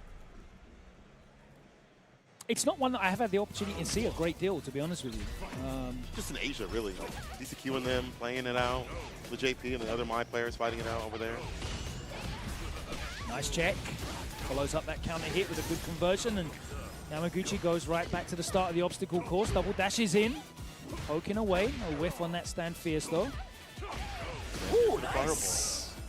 Departure setup, what you're looking for the most with this character. Lock him down as much as possible. And I can see until Mai gets that level 1 up, this is very, very difficult for her to navigate because she doesn't have a true projectile yet. She's going to have to expend OD for that kind of thing. Yeah. Even have something resembling that. So find that level 1. That was very, very smart. Stand heavy kick to low profile, the crouching medium kick, or I guess high crouch. Either way, the low and play right there. More of the OD expenditure here from Yamaguchi. Start things off. Yeah, and this is definitely a momentum matchup. You can see that, baits out the OD amnesia and goes straight into level 1 combo. So we've got enhanced moves as well. We've got one of the best corner situations in the game, and a perfect KO is a perfect response from Yamaguchi. Good point about like whoever gets it going, the one's going to be better off. Momentum. Well, it definitely seems like Spirit is, or just JP in general, is just fighting to ensure that she doesn't get it going. But there you go. As soon as any hit comes out, it's going to be cancelled into a drive rush extension into that level 1. And now we have... Well, could have been a finish right there, but will be in one more touch. Can he find it out? OD departure. Let's it rip. Yamaguchi backing off. Let's help the overextend to get them win. Nice, very reliable anti-air. At least at the highest point, it's really reliable. When you have the space to do so. Kind of hard when they're jumping a little bit deeper, but... Yeah, it's awkward in terms of the horizontal range. Yeah. But it's very reliable going straight up. Yeah. Very, very, very good anti-air. First game to Yamaguchi. Yamaguchi just illustrating there how important it is to start getting that momentum rolling. JP fighting to control and just stop her getting this. But you can see how this changes as soon as she gets in and she gets that level 1 off for the enhanced projectiles. Well worth opening up with that OD, as we saw at the start of the second round. Take away her options, 100%. Stand Fierce must find the mark, though. With a Stand Fierce hit confirmed, we're going to go towards the corner. Counter conversion, back heavy kick for the plus range. Stand Fierce on the OD. Yeah, you can't do that. You have to be very careful when you send that out. You need to find a true knockdown or go to town. Oh, God, level 1 incoming. One more touch. The perfect parries. The chip. It's coming. Jabs instead. Time to beat them to the punch there. Yamaguchi now at set point as Spirit fighting for his life here in winner's side. Ooh. We're going to try for right after, maybe. With punish, no, it's not, but a perfect parry. That's going to hurt. Ready. Yeah, guaranteed. Yes. Matchup knowledge, perfectly done. Level 1 incoming. Mentioned some of the worst pressure I have to deal with. And you can't run the amnesia game. The reversals aren't the same with this character up the corner. Backs up the anti-air. Yamaguchi marshalling the corner, walked back and was ready with the anti-air. And now the pressure again. It's OD fans. Only OD fans. Level 2. Time to get off me. Converted into nothing. Yamaguchi burnt out now. Yeah, still has level 1 if he needs to bust out. Or even anti-air. Yeah, Spirit now at a point where he can afford to use a OD special. Archer trying to push him towards the corner. What the intention is, it's for the impact. Oh, just too far away, and now Yamaguchi out of burnout and immediately spends the bars on the OD mix-up with the fans. Yamaguchi with another anti-air. This one to close out the game. 2-0, just too strong. Now you see a lot of Mize use the forward roundhouse a great deal. Yeah. And poking and just relying heavily on the stand fierce as well. And I was really impressed with Yamaguchi playing that very sparingly in that matchup. Always ready with the anti-airs, wasn't over-committing, and you know, not a lot of opportunities to be whiff punished as well. Very, very patient on the ground, and a great display of the power of momentum that Mike can unlock. Yeah, sometimes you have to access it differently. Obviously, use OD at the beginning, like the OD fan, to initiate. Level 1, as you mentioned up in the corner, to ensure you could strict that movement. And you saw what a good investment it was. You saw round 2 of the first game immediately open the OD fans, and that was it was needed. You saw the moment that Yamaguchi came out of burnout as well in that last game, immediately started playing with the OD fan as well. Spent the bar, drive rush behind it. Now it's my turn to play, and you have to answer. And I think, you know, absolutely an important tool in that matchup. Also take away the bar from him, like forcing him to use OD at the beginning. Like he's less bar to utilize right after that. Very smart stuff. You know, you're forcing them to have their options utilized a little bit maybe earlier than they wanted to. Wasn't really able to get anything off that level 2 as well. It was kind of like a get off me and let me He's always had good survive in the defense like corner. that, you know. Yeah, that guy Yamaguchi, he's good. Moves on in the bracket. Real Spirit. good. Good luck in losers, my friend, because it's becoming a shark pit. Is it Oh, not? I'm just looking down in losers, and it is terrifying down there. And it's only going to get worse as we have these top player matchups going head-to-head. We've already seen a few drop down. As I mentioned, we've already seen the likes of, let me remind myself, the likes of Chris Wong dropping down into losers already. The likes of Akira, one of the world's best when it comes to Kami, dropping down there as well. But here we go, and Shine doing it for the 100 Thieves. He's going up against Zadei. Got the red on. I like that. Recently signed, recently dyed up. Shine. Shout out to him. I feel like it's been a while since we've seen him on like an actual team. You know what I'm saying? Like an actual sponsor team for a while since Endemic. So super sick stuff. He's been deserving of it. He's streamed. That jersey's cold as well. I have to give a shout out to the 100 Thieves jersey. They got the classic trefoil Adidas logo on there as well. I like that. It does look fresh. It does look fresh. Could be a typical one, you know, usual too sweaty type beat. But that one does look clean. Zadei, though, that's a Midwesterner. Another one. I think y'all doing this on purpose. Y'all sending him up on purpose. Well, hopefully not sending him up to his demise. This is going to be a difficult one. Rashid, on paper, hey, it's pretty good against him. So many ways to anti that heavy mixer, medium mixer. Good way against the elbow drop. Also the ground approach, hard to stop. You know, the fireballs, good to stop her from coming through. But this man's fought so many Rashids and TNS, can opener, all that. He's got a game plan. Shine Zadei, let's get it. Immediately to the corner. And immediately out of the corner as well. Jump forward from Zadei, expecting some kind of shimmy attempt, but Shine just wasn't ready for it. A throw this time. The stand fierce interrupted. Too far away to link afterwards. Wow, whiff punish on that medium punch. Zadei starts the mix. Empty jump, walk back, then goes back in for the throw, whiffs the throw. And Shine will happily take that free escape. Gonna bust out. Shine will probably take that bar too as well. In burnout, they gotta be very careful. Let's have level 1 to fight back with.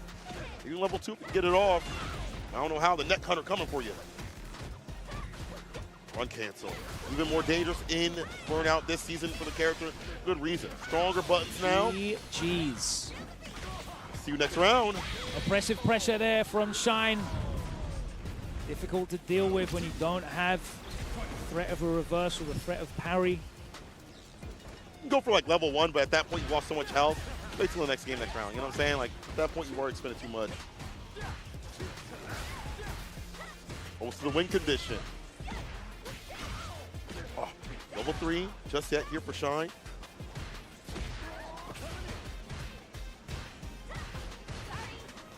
Step, backdash on out of there. Drive rush crouching light kick. Drive rush crouching light kick, caller. It has been an absolute terror. Some people are like nice and close to go for that besides crouching medium kick. Nice block in there from Shine. Great patience. Good time to interrupt. Got a better combo though, Shine. Regret it now. He's caught up in the corner. A good cyclone. Stand fierce. The throw. No, it's a crouching medium punch instead. Perfect parry, the punish right after.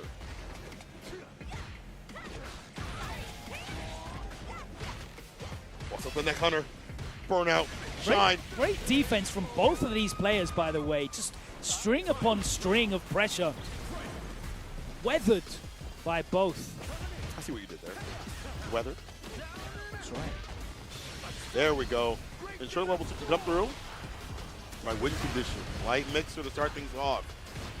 Press that button. Shine again, showing fantastic defense. Yeah, level 3, get your bar back. Very smart stuff. Never a bad time. Give me this power up. Give me this damage buff. Give me this speed buff. Hand me the odds. Let's go. And also give me 2 bars. I'll gladly take those 2 bars of drive rush because we can get this party started right. Oh my word, the defense on display, the blocks. More blocks than a Tetris World Championship. Sensational stuff here from both of these players. We'll dash up for the throw this time. Crouching beauty punch finds the mark. Can he book the level 1? He can. Raven Cyclone. Oh, level 2, excuse me. Wants to ensure the victory. Shine, let's see. Oh, he finally flinches. 2 on the arm. Zadei. Oh, I hear the Midwest crowd saying this is a movement. Nice a plethora of characters. Tell me, heat up. The fight of my life. All right, let me stop. Anyway, Shine's got a lot of characters, right? Does he switch? I feel like Kim is the character he's rocking, and he's locked in. We're just in the costume switch. Yeah. Just the power up, A little moment to refocus. Tie back the hair up. There you go. Just go back through that mental replay channel. I don't think there's a tremendous amount to change up, to be honest with you. You've seen some great reads from Zadei on the perfect parry timings, and just in the end there, he successfully read that Shine thought the throw was going to come, and that was that. It was really back and forth. But. Back in the corner. More medium push, Raven Cyclone, some heavy kicks. Parry against that though, to keep the bar up. Surprised we don't seem like perfect parry in the impact here from Zadei. Usually pretty good about that. Gets his character. Ooh, elbow drop. Cancel, crouching medium kick. Trade. Side switch this time. And he went to the... Still blocked it out.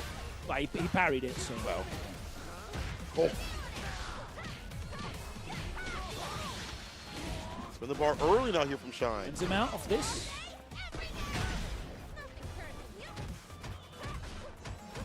Cancel off the medium. Again, all of this pressure. Ooh.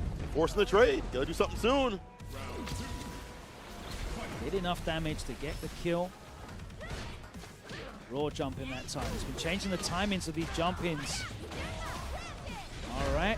Big Azuna drop. Handle in. Vagabond, press the button plus. Nice straight conversion. Very aware as he set that up. Zadei has been challenging. He has been interrupting where possible. Yeah, that string again. The target combo drive rush into the low, and Zadei blocks it out, and he's summoning the Desert Storm. Our favorite mixtape. Do it every night. Base with the drive reversal, -6 punish incoming. OD.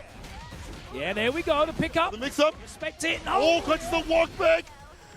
Shine popping up with the level 3. Very smart stuff. Counter conversion. The hard read that it was going to be the fastball empty jump. Pressed the button, beat Zadei to the punch, got the counter hit conversion, and that was all they wrote as Shine levels it at 1 apiece. And this set has literally just come down to 1 or 2 correct reads. They've been so evenly matched. This has been on point on both sides. Shine a little bit more active nowadays. See him jumping outside the corner if need be. Now taking the initiative. Stand fierce. Yeah, Zadei has to find a better way to punish that. Perfect parry into drive impact. Can deal with that. Back throw. Just the back dash or catches him pressing a button. Excuse me.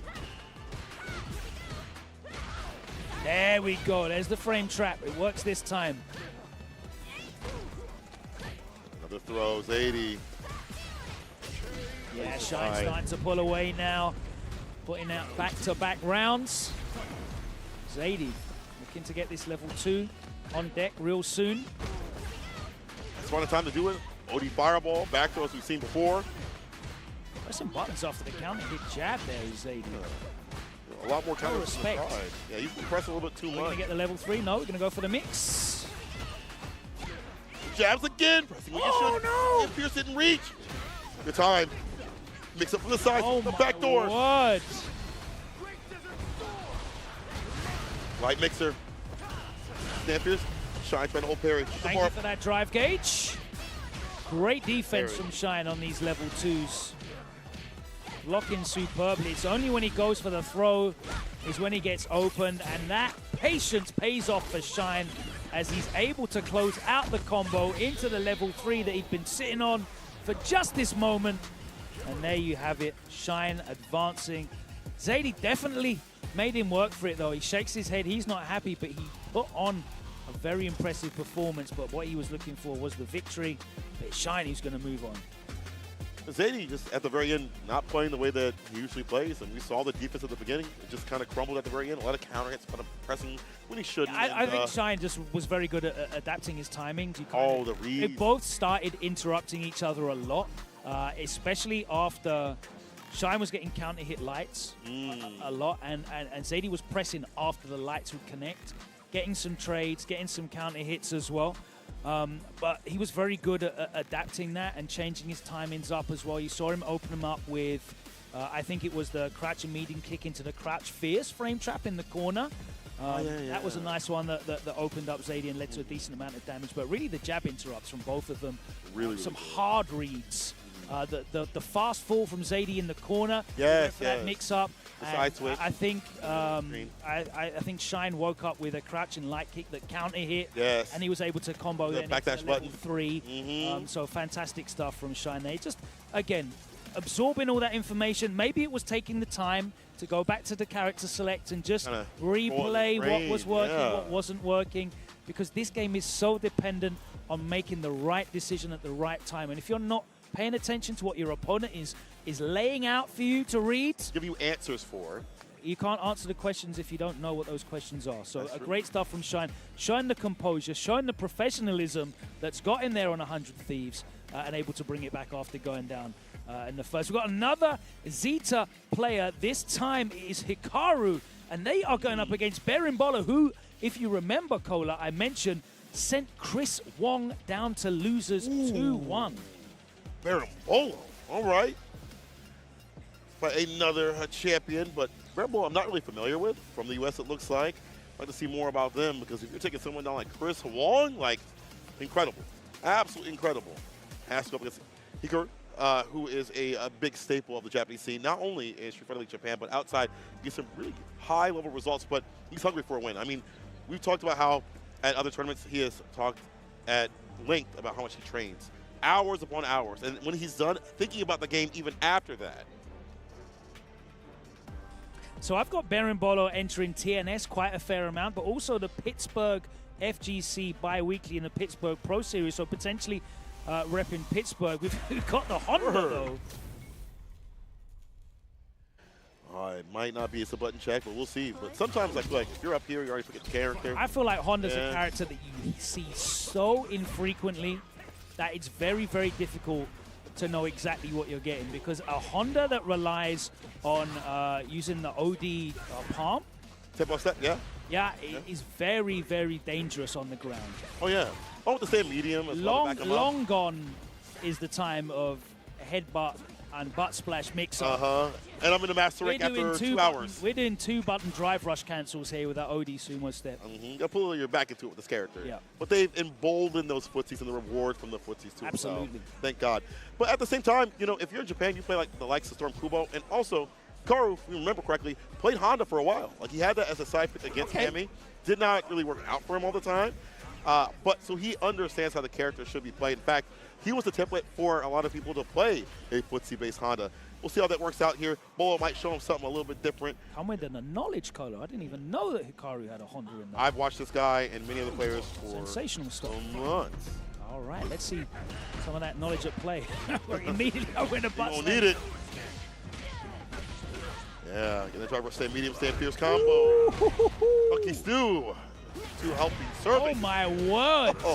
Berimbolo, the floor is lava right now. Oh my God. No way. Berimbolo on one. That was a beatdown. Listen, Berimbolo is putting his the reads on the table. He is putting the bolos on the table. Oh, there's the super right. Sierra Bottle finally hit from Hikaru. Not feeling so comfortable going for the parries on wake up. Mistakes there. Perfect parry. It's a fireball. Bolo. Careful the drive. Oh gauge. my word, watch your ankles. Again, taken to the air, and Hikaru walking underneath. The OG in between. Stocks up. Raise the sun. Oh, Oh, nice. the bait. Almost got a I punch didn't right know. after. I didn't know. I didn't know. I'm not going to lie. Again, my man played this character. Try to go for the command grab. Interrupt. Air to air. Clap that away. Just make it clap.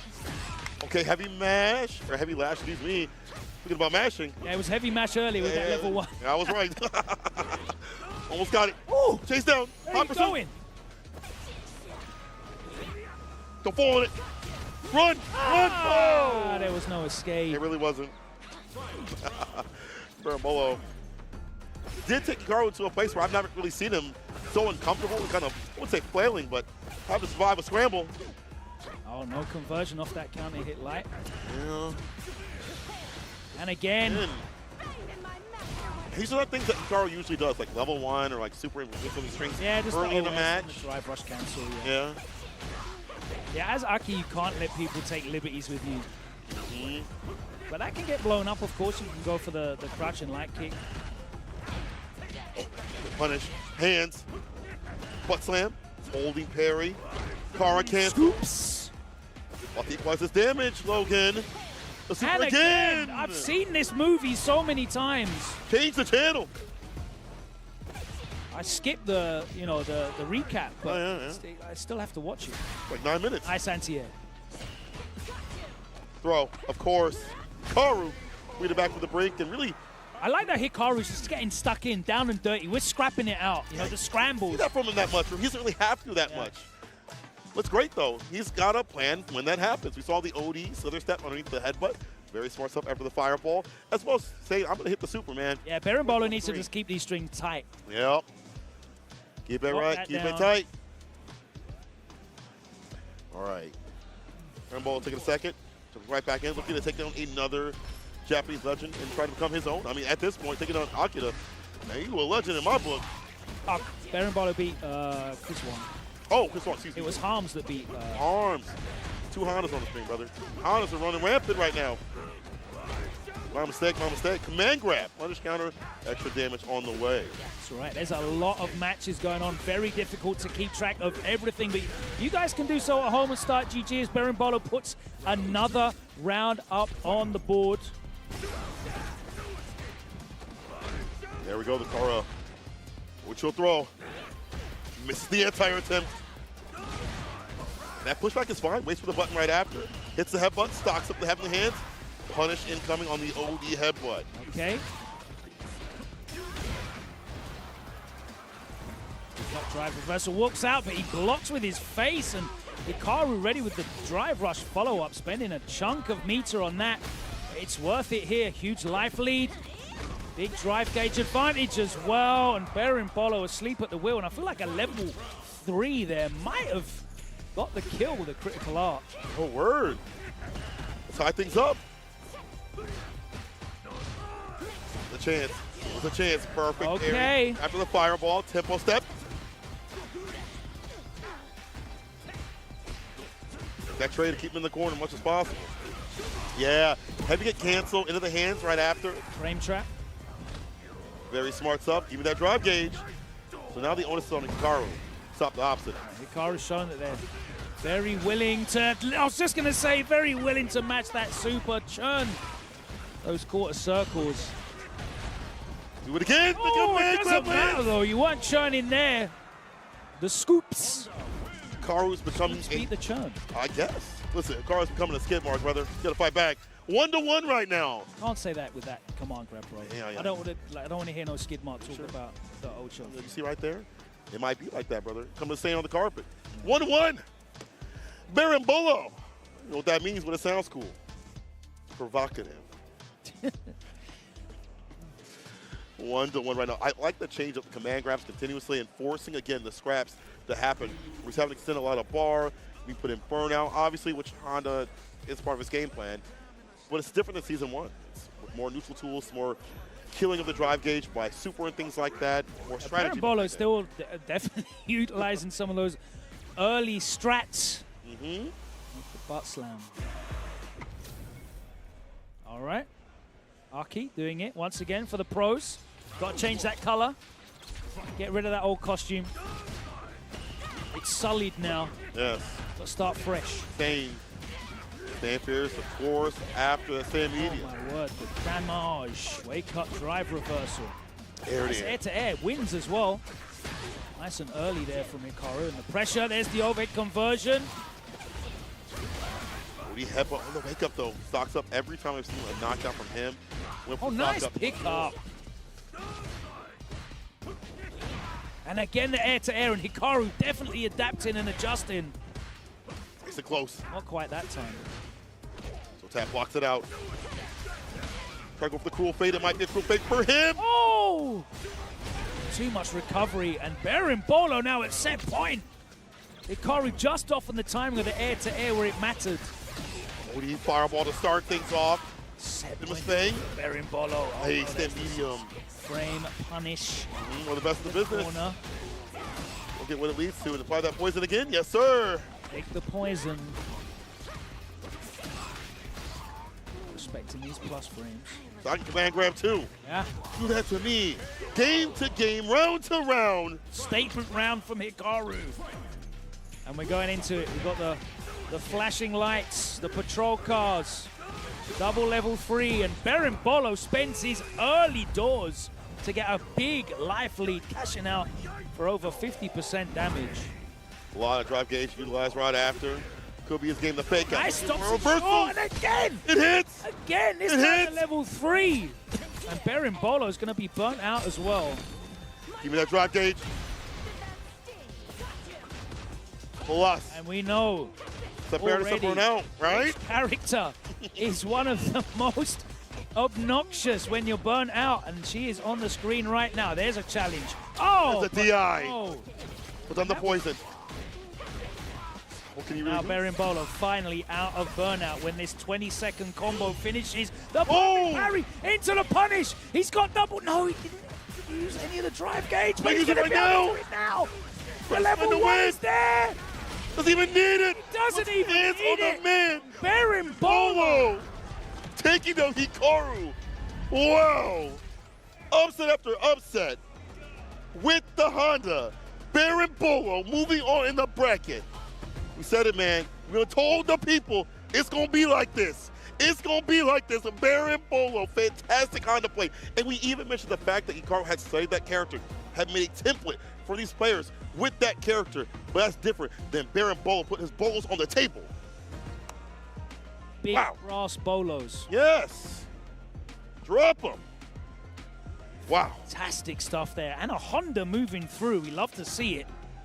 Character not so heavily represented on the competitive circuit anymore, but showing you the power, the damage output, the reliability of the pressure as well, and just able to continually re-engage, not getting zoned out, able to survive the oppressive burnout pressure there from Hikaru. Maintain that composure, and they are moving into winners semi-finals. Wow. Baron Bolo, fantastic performance. Absolute GOAT in my book. England or TNS, you're the best. Baron Bolo moving on. And one thing I also want to mention is, like, it's great seeing some of these characters that are probably going to encounter or maybe have encountered some bad matchups still stay solid. I bet that matchup not that good for Aki in the first place. Or I'm sorry, the reverse, for Honda in the first place. However, Baron Bolo, well calculated, well studied, and just the confidence to be up here on this stage with these top-level players that are signed, that have been playing in league, have been at top 8 of tournaments, winning tournaments as well. Saying, I don't care about that. Invited to some of the, the big events in the season as well. And Kumite and stuff like that, Great right? stuff. What a No great, fear. What a great breakout victory. And that's what I love about, returning to this era of Pro Tour Premier events. And now we've got these EWC qualifiers. It's bringing players like this out. They've got to compete month on month around the world. And, guys like Baron Bolo, who are consistently entering their online events, playing in their locals, they get the opportunity to come to these, somewhat close majors, take on some of these players, get big results like this. And that's, that wasn't just the first, by the way. That wasn't the first big name for Baron Bolo. They also sent Chris Wong to losers in the set. So that's 2 back-to-back massive results there for Baron Bolo. So shout out to him for doing that and showing out. And I'm so happy that he got to do that on stage. Yes, as well. in front of everybody. That's one of the best things about having these things, being able to see everything right out here on this stage, on this offline. Yeah, but we're talking about that. Offlines are back. That's right. We're here right now at Combo Breaker. But there's plenty more CPT offlines happening around the world. And you know what? You don't have too far to go for the next one because it's CEO back in Orlando where it's meant to be. Registration is open right now, so sign up and compete to win your ticket potentially to Capcom Cup 12 in Japan. Register now, and we'll see you there in Orlando. I see some beautiful sticks on the screen. I actually picked up my leverless one recently. I'm holding it. You'll see in a second, but you should definitely The Pro KO. the Victrix stuff. Let me Yes. take a look at this because come on, oh, bring that this up is here. beautifully machined. Yes, yes. You can see that right there on the left-hand side, the Pro KO on that screen. There's also the Pro FS if you are in 2 sticks. But me, I'm a leverless type of guy, and I actually just used it recently. Feels perfect, feels beautiful. You have also other places you can put these buttons to as well. And it's like the I most hear important thing. that's quite popular these days. It is, Yeah. because you know. I You know use what? buttons to DI. I'm a sucker for a machined aluminium finish. Isn't you know, it? and this feels delightful. Very, very And again, nice it's piece light. of kit. Someone And like me, look I how want to thin carry that like is. heavy things. Yes, and we do have Of course, the they stick. have the fight stick as well, the classic design that has been with us for a number of years, continually being iterated upon and improved, but the shape as we know it, here we go. Shout out to the Victrix guys who are here as well at the event supporting the community, but you can, of course, find out more about their products online, so go and check out Victrix. So, hey, also if you're here, go get your stuff engraved. If you have a Victrix stick, go get it engraved laser right engraving.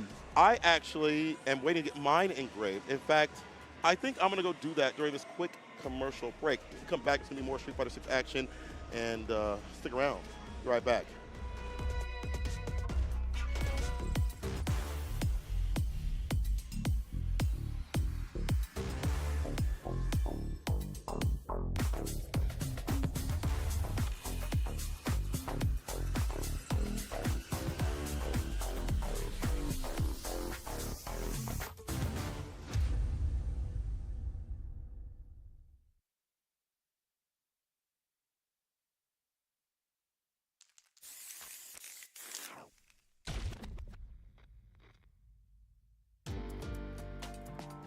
Taking a life and giving life? Fighting and living? I wasn't looking to fight to the death.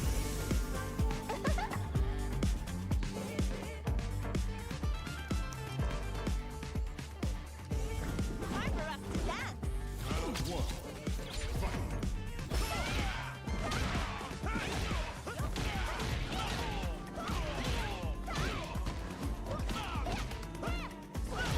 What do you say? How about you dance with me? Relax.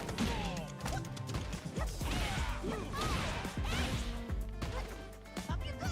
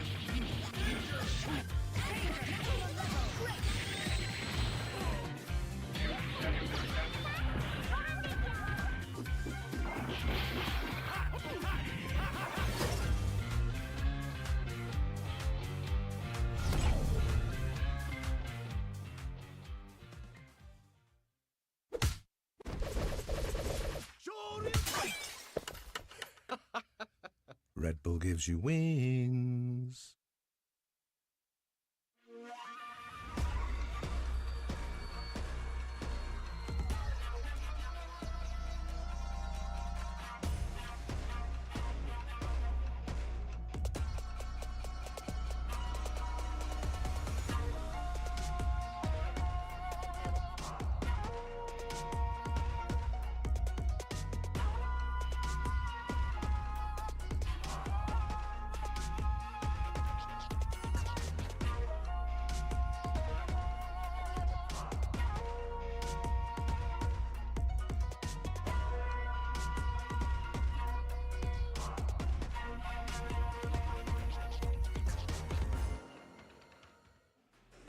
Welcome back to Combo Breaker 2025, celebrating 10 years of greatness here in the Midwest. And we've had an hour of greatness already as we progress through round 2 here for Street Fighter 6. Of course, a Capcom Pro Tour premiere event and an EWC qualifier, bringing out all of the stars.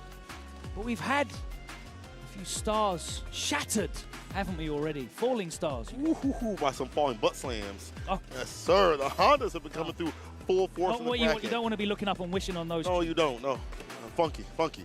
But 2 Hondas have done so, and we'll see many more upsets as we go through these brackets. Again, we're getting deep delish out here, and we're not going to stop. Tonight, we will square away our top 24, and tomorrow, we'll finish the rest. So, we'll get to that point, though. I gotta say, I like the variety I've been seeing lately. A lot of DJ, Honda, obviously, just recently. Akila, of course, on the screen. I feel like I've seen every character thus far, including Terry, some Chun-Li as well up to this point. The variety's looking real good for the last maybe 2-3 weeks of the patch.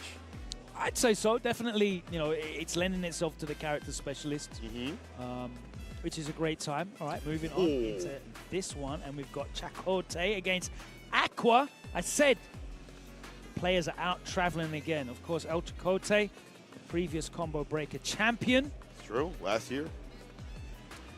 On the Lily. But that Combo Breaker definitely didn't have the array of international visitors. That's true. That we have now. So, and it just shows you the depth. You know, you've got the obvious professional traveling names, mostly out of Asia, but some of the Europeans as well.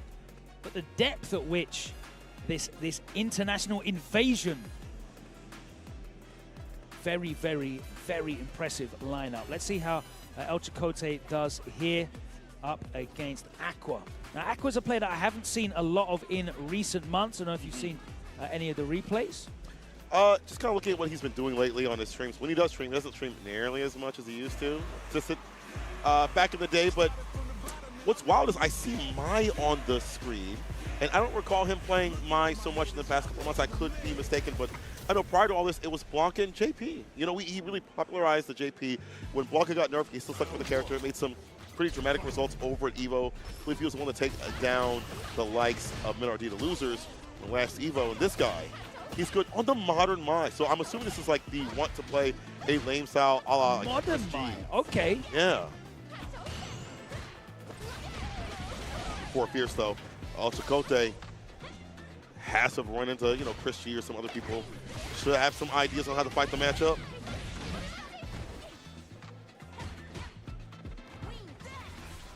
Stocking up the stand Fierce and OD. Oh, no. Completely. Trying to run that sweep.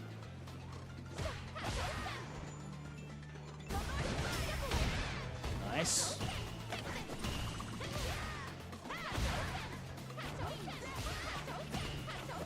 All right. Just parrying full screen, mitigating those fans. Harry's there. The turn. Okay, in range for that. Time to get scooped. Back to stocking up. Aqua immediately back in. I'm not really sure what the benefits are for Modern here with Mai. Well, one would be to be able to anti-air a little bit better. I guess, yes. Point, but not right there. He's got the instant level 2 as well. Is he? Yeah. A very strong tool in projectile matchups, but also you see Chris G playing it, and I feel like he runs that like lame style. Throw out the fan, react better, put him in a bad position with the crouching kick as well at the perfect distance. Modern Mai, yes. Okay. Yeah. Watching him play for a little bit over at Combo Starter previously, and then also level up. Like, I understand the intention, but I'm surprised to not see the other characters. There you go. There's the answer. Reaction, I should say. Oh, super in play right here. Stock up, of course. Get a free one. Kick that away. Get that out of here.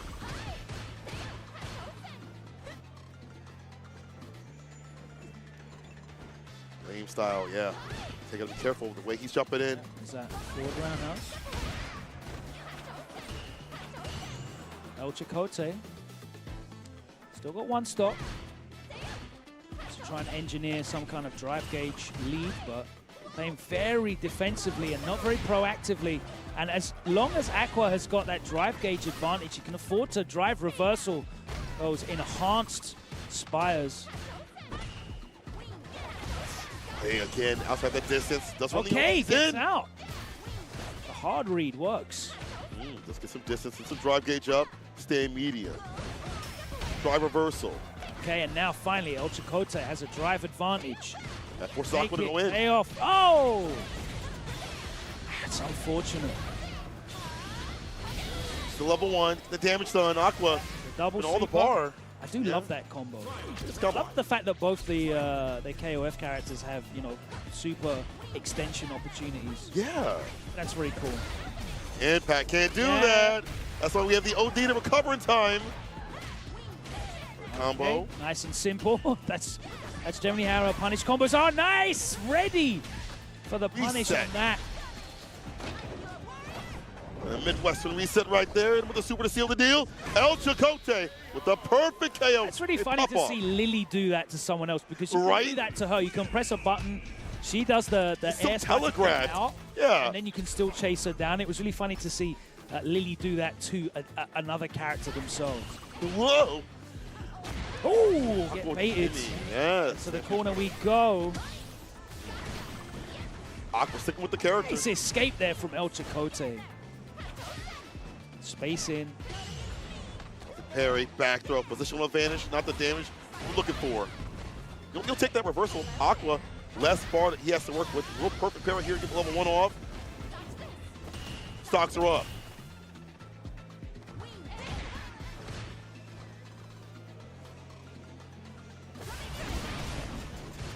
The OD this time. Nice patience there from El Chakotay, trying to press after. Spire on block, not your turn, and there's the overhead. Style's working out even more so for Aqua as this goes on. Backing away, hitting the OD now, a little bit more bar usage from Aqua just in general. I've just held that parry for like 3 seconds. Side whip punch with the fan. So it's that heavy kick, that labels space traps and things like that. Expecting to see Chakotay throw out some of these enhanced moves now with the drive gauge lead. Oh no, gets clipped low, and we're able to drive rush behind the fan for the conversion. Yeah, because you have to take that pressure. You definitely don't want to burn yourself out with a drive reversal. Right. Looking for better days. Drive reversal. Now Aqua on the precipice. And Tate, during that time, will just back off and stock up right after, right? Like he's like, I'm cool to chill. Yeah, now this is a good time. Throw that out. Yeah. You can do it again. Necessary. Confirm. Take with the anti-air. Again, stocking up whenever he can. Oh, that's unfortunate. Didn't get the pickup. Chakotay burns himself out, looking to try and mix them up with a change on the timings. Level 3 could be coming in, it will be after this. Yes. Hey. That mix-up so strong. And El Chakotay did a great job of engineering a drive gauge lead, put Aqua in a position where if they were going to drive reversal, they would have been burnt out, and that would have been terrible pressure. But actually, Aqua kept getting hit. I don't know if you noticed that in that sequence when he was about 1.5 bars of drive gauge screen. Kept getting hit, and it kind of saved him from having to block and take that drive gauge deficit and allowed him the opportunity to come bring it back. But here we go. We've gone for a costume color change, as is customary. Seems to be the trend now. Yeah. All the cool kids are doing it. So switch up. Hasn't worked for everybody, but yeah, at least attempt. We'll see what works here for Aqua. Here we go. Okay. Game number 3. There's just the raw throw. I like that. Again, the OD expenditure forced out immediately from some of these my players. I have to spin to get in. Aqua looking for that perfect parry. Timing just off. OD. And again, the Throw. throw. Be going for the strike mix-up, the high-low mix-ups. Not been working. The frame chat's not been working, but these throws seem to be paying off. DI, try reversal. Yeah, and burns himself out. There we go. And this is a good situation for Chakotay if they can fight their way out of the corner. They've got bar for drive rush cancels as well. Command grab. You've got to respect those plus frames. Back in we go.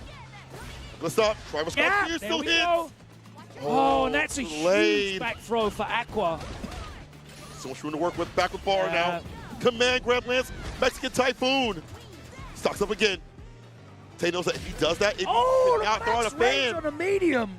Ooh. And Chakotay hadn't really been showing that option as a normal. Aqua just off on the spacing. The more stocks up here for Tay, that means you can't throw these fans as you like to. I think that's why Tay keeps going for knockdown. I go for my stock up. This time goes for the Oki. Crouch for your starter. Stock up right after 2. Now coming through. Just holding that parry. Building that drive gauge up again. Takes the throw. Fan right after on the meaty scenario. It's nice and neutral right now. Slowly trying to walk Aqua to the corner, but it's so hard because can't jump on this cat. The OD expenditure again.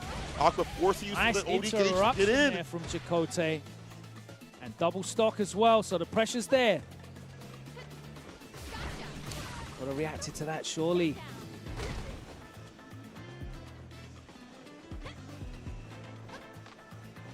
Looking to make Aqua flinch, and I'm not sure what he's looking for. The mistake! No, that was surely an input error, because that was nowhere near. That had to have been a super input.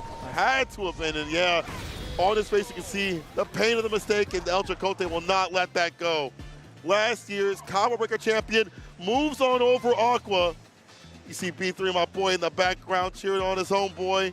And what a great draw, by the way, for the next match I've just seen in the bracket. El Chakotay up against Itabashi Zangief. Ooh, that's so good for him. Is that going to be the Lily versus Zangief matchup? It's a run back from Evo, too. He is the person that put Itazan into losers last year. Yep, fantastic path here for the returning defending champion. But great stuff from El Chakotay. Played that one with great patience, a fantastic strategy in terms of dealing with the ground game. That fan was almost not a non-entity, but it was certainly reduced in threat a great deal. And it only really was able to convert it into throw damage. Yeah. No real big damage there. That's defense from El Chakotay to block that out or hold parry against that, and as well as have the stocks up to stop that from being a consistent threat. Yeah. Once the OD Spire is on, even normal Spire, you don't want to throw out the fan. The risk-reward is way too much in the favor of Lily for the most part. There's some things that are maybe missing for the character, but I feel like it's not a matter of like modern or classic. It's a matter of him understanding that matchup and the risk-reward in general. So Tay, moving on the bracket, very fantastic stuff with his defense into offense. Yeah. Going to the bracket, even more so. Yeah, America doing great on stream right now against the Midwest. Asian professionals. America. Midwest, yeah? Does Pittsburgh count as a Midwest? No. El Chakotay's from here. Oh, but you mean Pittsburgh. I mean just generally, the record that America has shown. Yeah, we always count make it about yourself, man. Yeah, you know. I was up behind the child. So, anyway. We're going to be leaving behind more matches. Hope you all are enjoying everything on the screen. Tweet out, let people know we got this Capcom action on the screen. Fudo. Big Fudo. And a man who has joined the Avengers Team Reject, a team that I need investigating for financial fair play. What's the salary cap on that team? It's all zeros, brother. All zeros. I don't even see the number in the front of everything. That team is insane. I mean, last year, their team was ridiculous. It took a secret weapon to take them down. It took a DJ to maneuver around the Cammy play that was occurring. So, despite that being the fact, Reject last year with their team were top dogs. Highest placing in the Street Fighter League, I do believe, in history. And right now, they have an even stronger team. And Fudo, this guy on the edge, something active, something aggressive. He gets that still on the edge as well. Hasn't left. Yeah. I don't think he switched. You know, he considered the DJ at CPT finals before that, but went all ad the entire time. Has to go up against a Terry. You know, of course, Riddle's been talking about him, gunning him up because he has been getting top spots on his own. How can he deal with this international, though? Ooh, Harms, by the way, beat Shine 2-1. Going to fight a Gucci later on. Okay, that'll be later. Right now, Fudo Riddle. Didn't have the frame advantage to be able to walk back. That instant wake-up throw from Fudo. And there he keeps him stuck in the corner. The counter hit converted. The backdash doesn't punish, though. Enough frame advantage there for that to be safe. It's more. Fudo's one of the more active Ed players, you know, using a lot of close-range jabs, things like that. Like he'll spin bar and get it back. Burn straight, get the punish I love counter. that. What a whip punish. Predicted with it, really, honestly. Plus, reversal. Don't want to guess. Oh, for knuckle. Oh, wake up medium, crouching addition. Wow. Like, that's not real. The call out, though, isn't it, for the walk back shimmy, I guess. Yeah. It just worked because Riddles went for that slow overhead.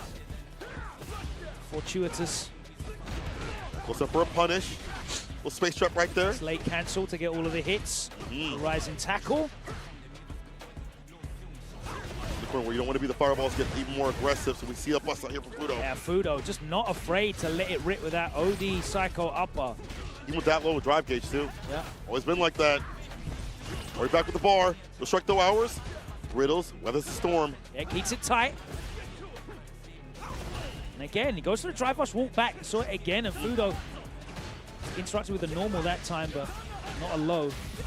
Not going to matter because he's going to cash out the level 3. Hey. First game. Here to Fudo. Doing strings, but I feel like Riddles, every time I watch him, even the first 2 or first 3 scenario, is a slow starter, but a heavy finisher. We've seen it over in some of these other tournaments, like he'll lose the first game or first rounds pretty drastically and become a new man right after, always evolving.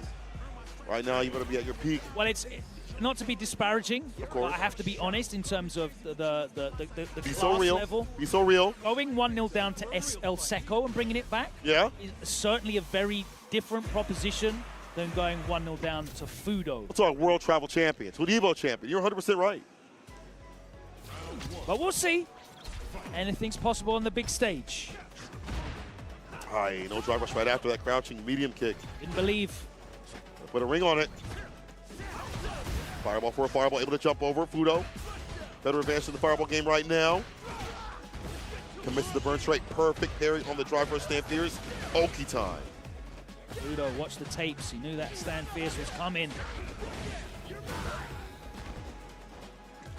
Yeah, it doesn't leave the DP. I like that. Use the jab instead. Oh! Only Fudo's allowed to hit those reversals. Nice! Riddles with the reactions. She'll take that bar. Oh, not nice. That's a one-touch scenario there. This drive rush medium, like Fudo's willing to take that super because, hey, you're still in burnout. Have to fight back with. Now on set points, Fudo. Brother, you better turn up like volume, Riddles. Turn up like volume. On a backdash, Fudo. He understands what Riddles wants after these drive rush conversions. Take those scenarios. Nice, the stagger. Speed bag. Level 1 just to get that big life lead advantage and a huge drive rush advantage as well. Sorry, drive gauge advantage. But it is a drive rush advantage because he's going to drive rush cancel his way to a 2-0 victory and a perfect KO, Mr. Cola. Quick games done cheap. Fudo moving on in the bracket. I've got bad news for Fudo, though. Oh, no. What is it? He's going up against the Slayer in Berimbolo. Oh, I want to see that. God, I want to see that. Baron will have to fight another Hopefully Japanese we may. legend. That will be in winners semis of this pool. The other winners semis is Higuchi versus Harms, who has been tearing it up. Sent Akira to losers bracket. And as you mentioned, sent Shine to losers bracket as well. Harms making it all the way to winners semi-final where they will face Fudo. Let's take a look at our next match. Coming up here as we progress through round 2. Fast and a hectic pace and nothing but star names here, but victories are not guaranteed for these international interlopers thinking they're going to come over here and just glide into this top 24, get these CPT points. No, sir.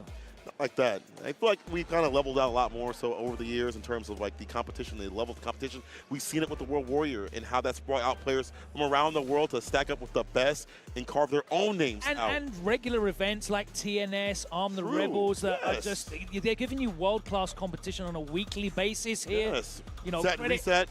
Credit to Capcom as well and their work on the netcode of this game. It is absolutely at a level now where you can get competition and experience that is equal with offline competition now. I truly believe that your matchup experience, your situational experience, your muscle memory can be trained and leveled up to a point at which you are a real threat. And I think that is all credit to Capcom for listening, putting the time and effort into making sure that the netcode is in a state where we've got legit online competition, real online on a weekly basis. And shout out to the World Warriors as well. We're going to talk about that in a bit, I'm sure, as a reminder to call you guys to action. But the World Warriors have been super important. Let's take a look at the standings. Wow, I love the fact, Cola, that we get to look at that Pro Tour point standings. Points. Nature is healing. Let's take a look at this. Ryukichi at the top spot, 300 over at Evo Japan, getting second. Kobe on right after that, Momochi, Lashar, Akira, NL, Higuchi, and Yanai. Top spot, all Asia, it looks like, for now. We'll see what happens after this tournament. After that, Itabashi, Zangief, MP out here with the 50. Shin, Yujiro, that young JP player, Tokido, Indian Walker, Zenki Pilato, and Big Bird round everything out. A lot of familiar names, but a lot of names that are on the younger side or newer to the scene in terms of being at these top spots. So, speaking of Tokido, he's up having to fight a countryman, Yamaguchi. Ever young Tokido. Yes. I don't even know how he looks. He looks younger than he ever has. Has he had work done? I don't know. I don't think so. I'm going to ask him if he's had any filler. I think he just drinks water and plays top tier. Yeah. That just does it for you. Yeah, no stress. Yeah, no. One interaction, put you in the corner, tight beat on the kin. Man, in a semi-final here in Pool J104. You can check out how your favorites are doing on Start GG. Combo Breaker, of course, on the main page as we move here into one of our two winners semi-finals. The first in J104, Tokido versus Yamaguchi. El Chakotay and Itabashi Zangief waiting in the wings as well. But Tokido, I've not seen him play yet today. Very excited to see him. And Reject versus Zeta is something I think we're going to see a lot of this season. Both very well represented and well supported in the brackets. Yes, especially in Street Fighter League, as you mentioned, over in the CPTs as well. But it's cool to see him offline. So he'll stay fine out here. Tokido, a man that can really play the player-to-player very well, adept at understanding what you want to do and playing around your tendencies. That's why you don't see like the cool fancy combos all the time. You can do them, but he doesn't choose to. He spends that mental stack on. Shout out to Ryan Hart yesterday. Oh my God, the Dragon Dance. He didn't need to do that. He didn't need to do that combo. Styling Wildin', bro. He could have got the kill. Oh yeah? Instead. But that don't send a message though. I know. That's not for the stream. You know what I'm saying? Like. That's why I will always rate Ryan Hart. Because if the opportunity is there to show out, he gonna show out. He gonna show out. He gonna show out. Yeah. Whether it's on the sticks, in the fashion senses as well, the fashion statements. One of the best dressed men in the FGC. 100%. I vote for him. However, on the reverse of things, Tokido is not like that. He is whatever it takes to win. Efficient. Yeah. The jabs, Shinrai, it might be throw pressure continuously. It's what you're going to do on defense and offense and how he blows through that. He doesn't really, he thinks about the character matchup, obviously, but it's what are your tendencies? What are your mistakes that you make? And Yamaguchi, though, on the reverse of things, is so good on defense. I want to see how that is broken down, if it can be. He has some very weird defensive times with jabs. We saw that Street Fighter V on his Urian. We see it with his DJ previously, and we've seen it now on the Mine. See who's on the winner side. This could be a top 8 spot right now. A top 3, even a grand finals, getting it right now, and Pool still. Actually, let me pick your brain. How do you feel about this matchup? I think that Ken has win conditions against every single character in the game. Of course. I think on the ground, this is certainly a little bit more difficult for him. He always has difficulty against characters that have great control, horizontal range. And then once she's able to get her level 1 off as well, you have the threat of the projectiles even more so. She's got great corner carry as well. She's got an incredible corner pressure game after landing that throw as well. So she has all of the things that make Ken fantastically strong. And of course, while she's not just drive rush jab at you, she can advance behind that fan when it's enhanced or when she's able to get the OD1 out. Right, okay. Impact You cannot charge off that. That is not guaranteed. There's loads of ways to interrupt that, but the drive impact is always guaranteed on the charge fan. And the level 2, where is Tasty Steve? He said Shippu and then something else. I don't know what he's saying. That's only for him. Tokido with the first win, first round. And the whip punish ready gets that poke to stay in media. It ends Tatsu Ender. Max Oki, Max quarter carry. how I win. Strike, throw. The strongest sword. Throw. Crouching middle kick. Nice rebuttal button, level 1. Yeah, there we go. Mention, have to do Immediately it. enhancing. Zoom in. Ooh, we got a whip punish. That would have been sick. I like the ideation. Takido. Takido able to crouch in.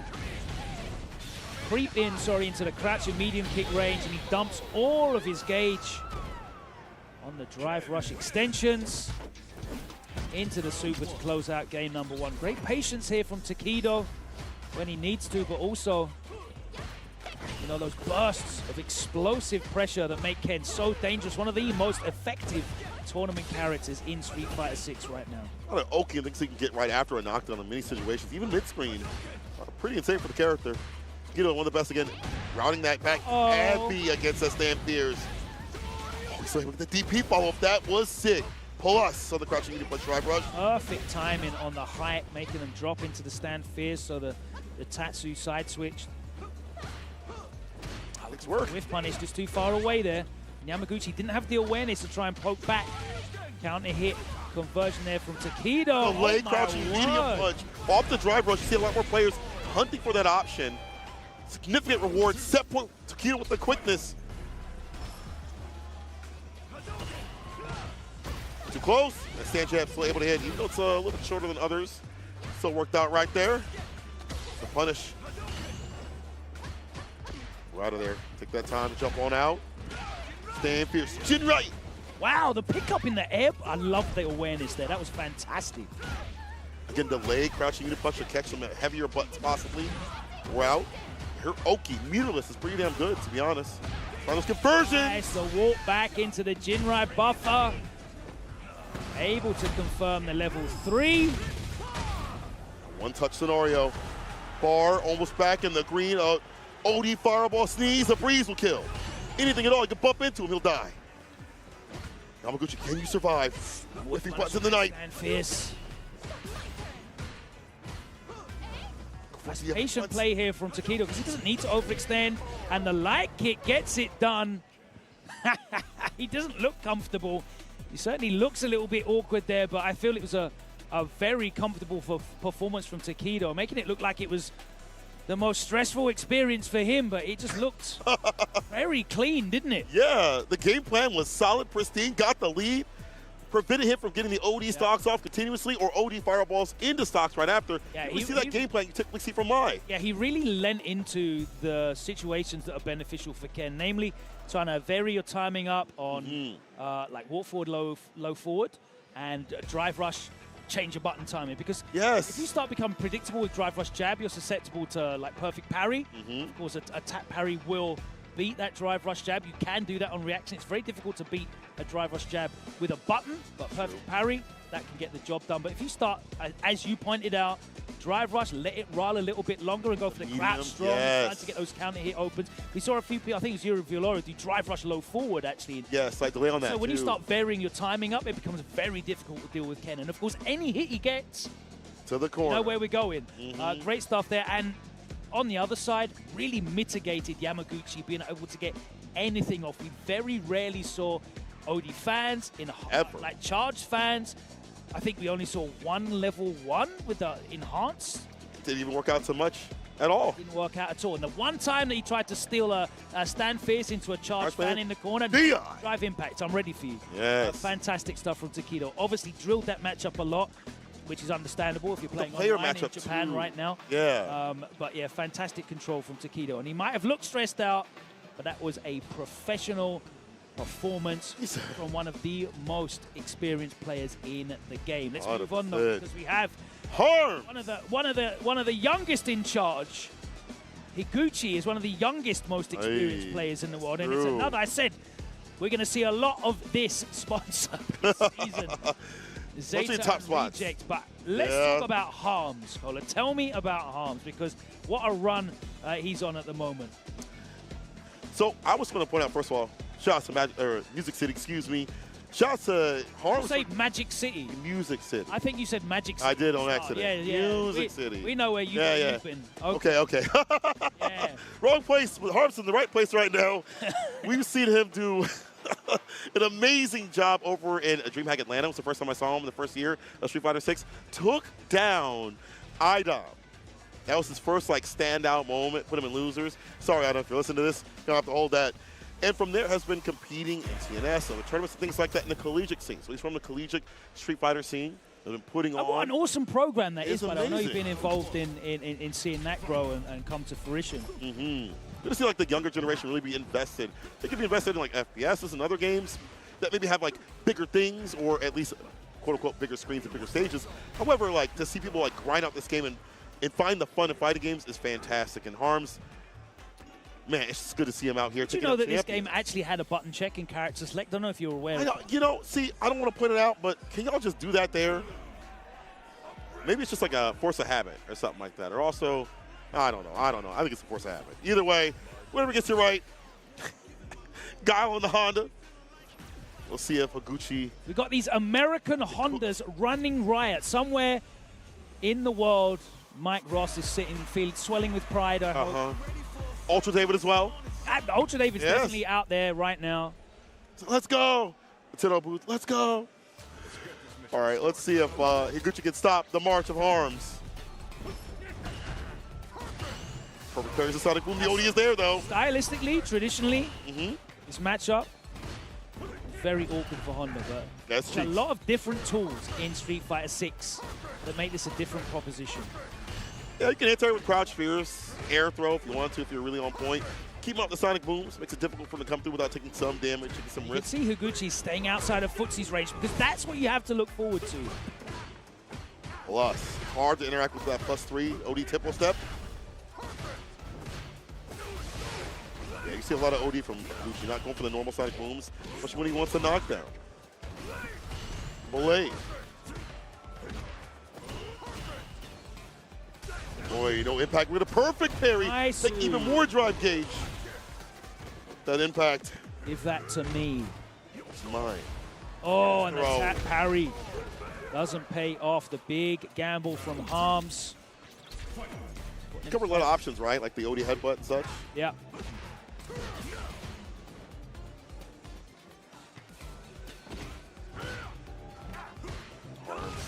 But with that stand medium out, it can't rob him.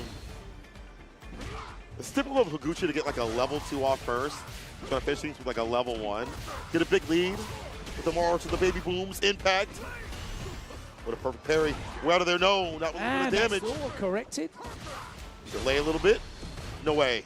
Nah. Harms has been swinging for the fences with these gambles. He's going all in pretty much every time, which is not, it doesn't reflect well on his mind state, I don't think, you know, as to the confidence of being able to just win this one outright. These big gambles. But let's see if he's able to change it up here. Hasn't been able to navigate these booms, putting himself at a range where, you know, he's threatening Higuchi and making him feel like it's a risk to throw these booms, either from, you know, perfect parry into button or just straight jump-ins as well. That's where he wants to be playing, at that threat of a jump-in range, and that is not where you want to be jumping from. I see even the slight walkback makes it hard, and previously, and I'm assuming soon, there'll be a lot more OD in play for the variants to make it even harder to read when he flash and gets the legs up. Put him down. He's so good at controlling not only the spacing, because he will back up and extend that spacing, but he'll walk in and press buttons as well, and he's very good at doing that. There's an impact that doesn't against. Finally, a preemptive read works here for Harms. Praise the sun as he gets the level up. The trade to push him to the corner. The it just there. completely stuffs the headbutt cola. Oy. And Higuchi again showing his competency when it comes to getting inside that range, playing an inside puncher's game and winning the normal battle, which is generally where you'd think that Honda would start to edge it out, but he hasn't been able to. Sonic Booms, man. The very no! Nice punish. Position for that punish counter crouch medium kick. Sonic Hurricane right after. Try press throw. Honda really suffers. A meaty Sonic Boom back here. Sonic Boom flash kick. You know what's after it. Should be a throw or a super on the way, depending on the confirm that he wants to do. Overhead, the trade, you are dead. Taking no risks at all, just the meaty boom there for the pressure in the corner, and then swinging out with the overhead.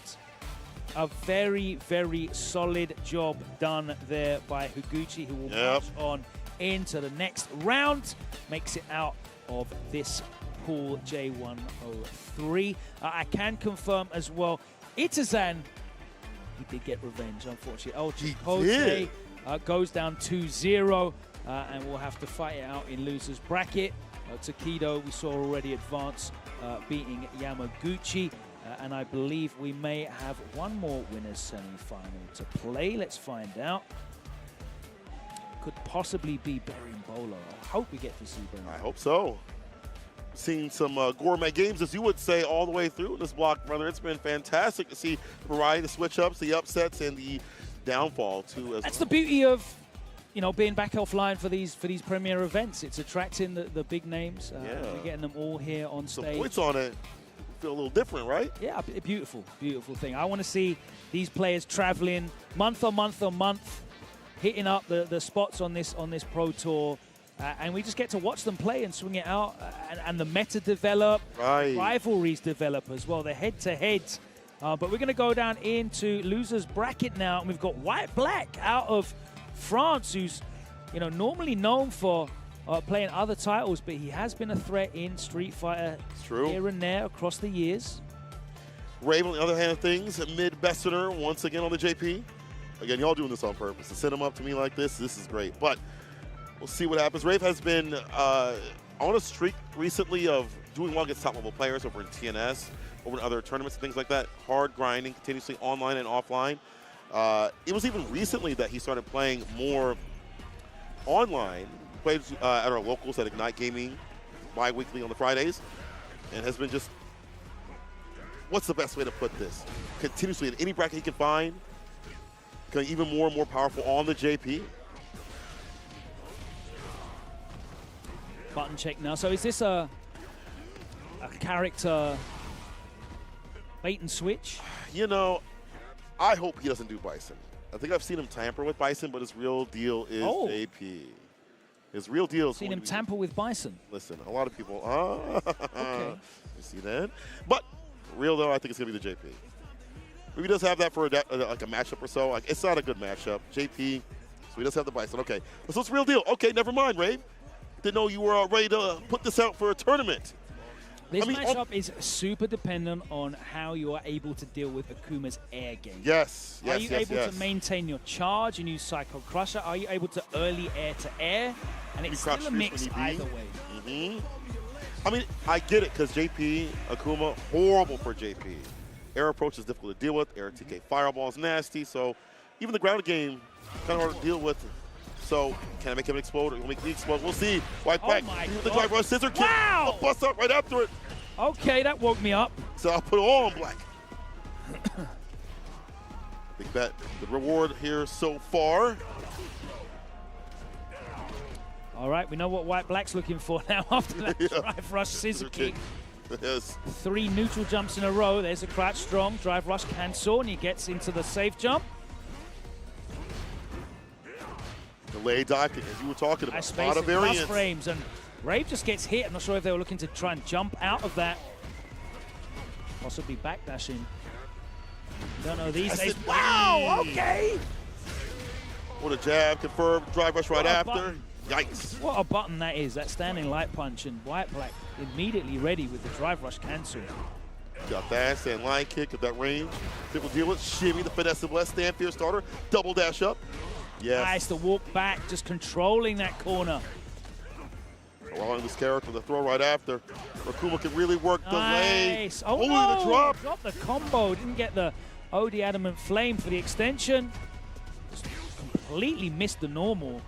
And now he's burnt out. Can Rave take this opportunity? There's the drive rush jab, but drops the combo. Spaghetti everywhere, and White Black, the neutral jump that we saw many times in the first round. He went back to it because he knew that Rave had to get in, had to instigate, had to make something happen. And there you have it. Game number 1, White Black. So for Rave, yeah, it's going to have to switch over to JP, in my opinion. Bad matchup or not, you got to go with something that you're more comfortable with, that you've been playing for a long time. I get it, but the Bison, maybe not as developed right now. Or maybe Rave just says, I can do something different. No. Back to the main bay. JP. Just projectiles, as Dr. Applegate would say. Again, this matchup not that fun for the character on paper. Dive kick goes up a lot, air fireball, normal fireballs on the ground too as well. Prevent him from doing his things. But what you have to do is you have to do, death by 1,000 cuts. Yes. You have to make sure that the Akuma player is taking damage to get in, he's taking damage to navigate this obstacle course. The drive gauge is being attacked, so when they do get in, they don't have infinite resources to loop pressure. Get that lead as much as possible. Crouching, muted kick, drive rush right after it. No. Wow, okay. Going out of there. ODDP after that, crouch fierce. Staying fierce, the buffer is insane right here. Off the backboard. Everything tied to a set point scenario. A white-black. Quick work of wave so far.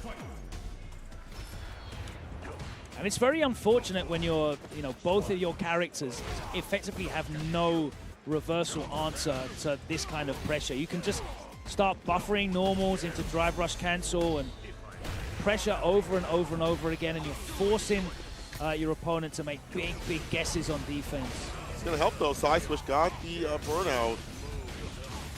This is where you can really deal with the damage. Oh, no. You hate to see it. As we missed that completely, unfortunately, but Brave just has some distance, and White Black is in burnout. Taking a chunk of damage here as well. Yeah, jump, I dare you. Oh, my word. What can he really do now? White Black blocking with his face. Oh, but there's the big jump in. He catches the OD portal, the departure, and is Brave going to be dearly departed with his critical art, the stinky palm. No! We've got a pixel left, but there's no way to escape. Meaty fireball. Yeah. All that's necessary. A White Black with the victory. Oh, the pop off. Okay. It's on him. Let's go. Conga. On him. Was it? Mais oui. Mais oui. Mais oui. Fazy. Yes. White Black, fantastic with the Akuma. Repping NSXC. They got my French team. Had the Kumite sticker right there too as well. Showing us that he's not a boomer. Oh, yeah, there we go, there we go. Let's see, I can't. You can't even do it. I know you can't. No, I can't. My hands are sort of crepit. I You're like can't do that. 50 years old. That's why you can't do it. Close, actually. Not like me. True, true. Well, you know what's true right now is that matchup is really difficult. But I would like to see Rave start off with a JP, to be honest. It's one of those things where on paper it looks good or better, but sometimes going with what you know can work out better for you because that comfortability helps save you these matchups.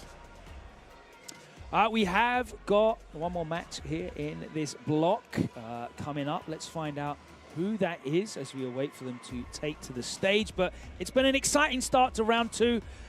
Top names swinging it out here on the stage at Combo Breaker, and it's only going to continue for the next day and a half as we get all the way down to a top 24, and then tomorrow afternoon we're back with top 8 action here on the stage. We will be qualifying another player directly to Capcom Cup, but we'll also be adding points to the total. We saw the leaderboard a little bit earlier on that had Rikichi sitting at the top, Kobayan up there as well. A host of names. We'll be adding more names to that as we progress throughout the season. And, of course, CEO coming in a couple of weeks. Oh, that's true. Where more competition will happen offline.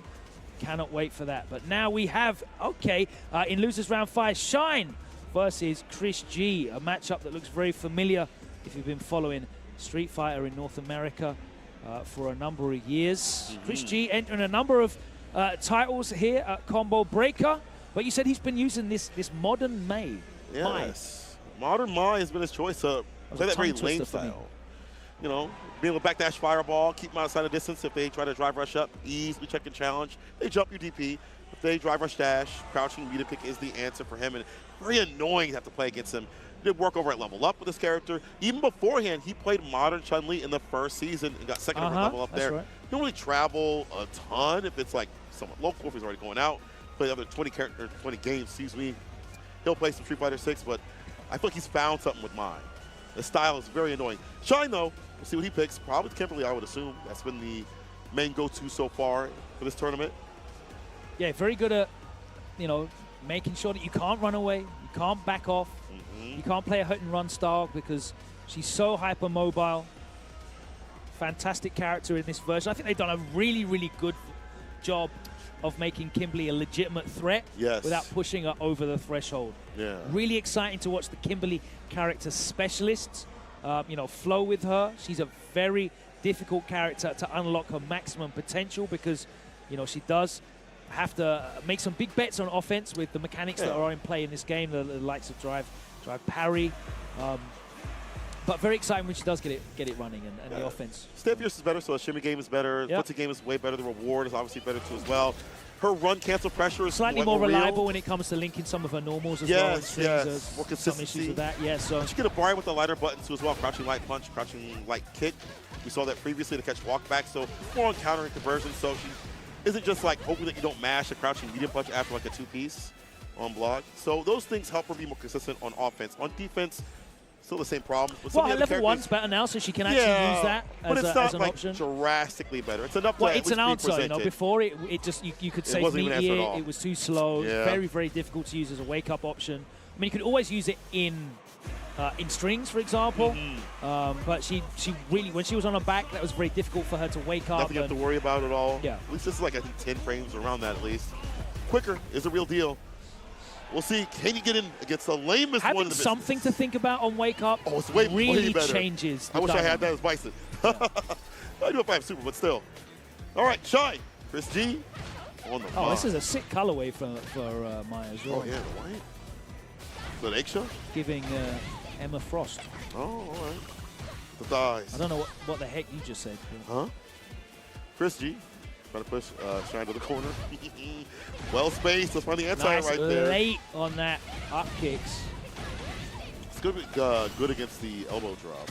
So overall, go back throw and hit.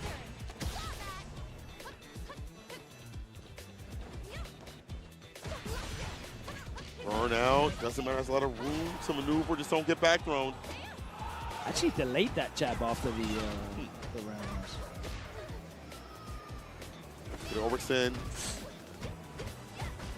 Kim does have some of the best straight conversions in the business, though. Caught the walk back with the crouching medium kick. Staggers a little bit. Chris back with bar. Doesn't jump out. Drive rush. Nice. And there you are. You're able to actually chase that down. We saw El Chicote do that earlier. It's canceled. It's not a free escape if you're actually paying attention. If you want it. Nice. Such a reliable anti-air tool for her, especially in this matchup because the elbow drop's still got to come down right on your head. Yup. There's not a lot of ways to mix up the angle. It's just the timing, and you can do that very late. Very reliable anti-air option. The fourth one. Perfect parry. I wasn't expecting the hit. Yeah.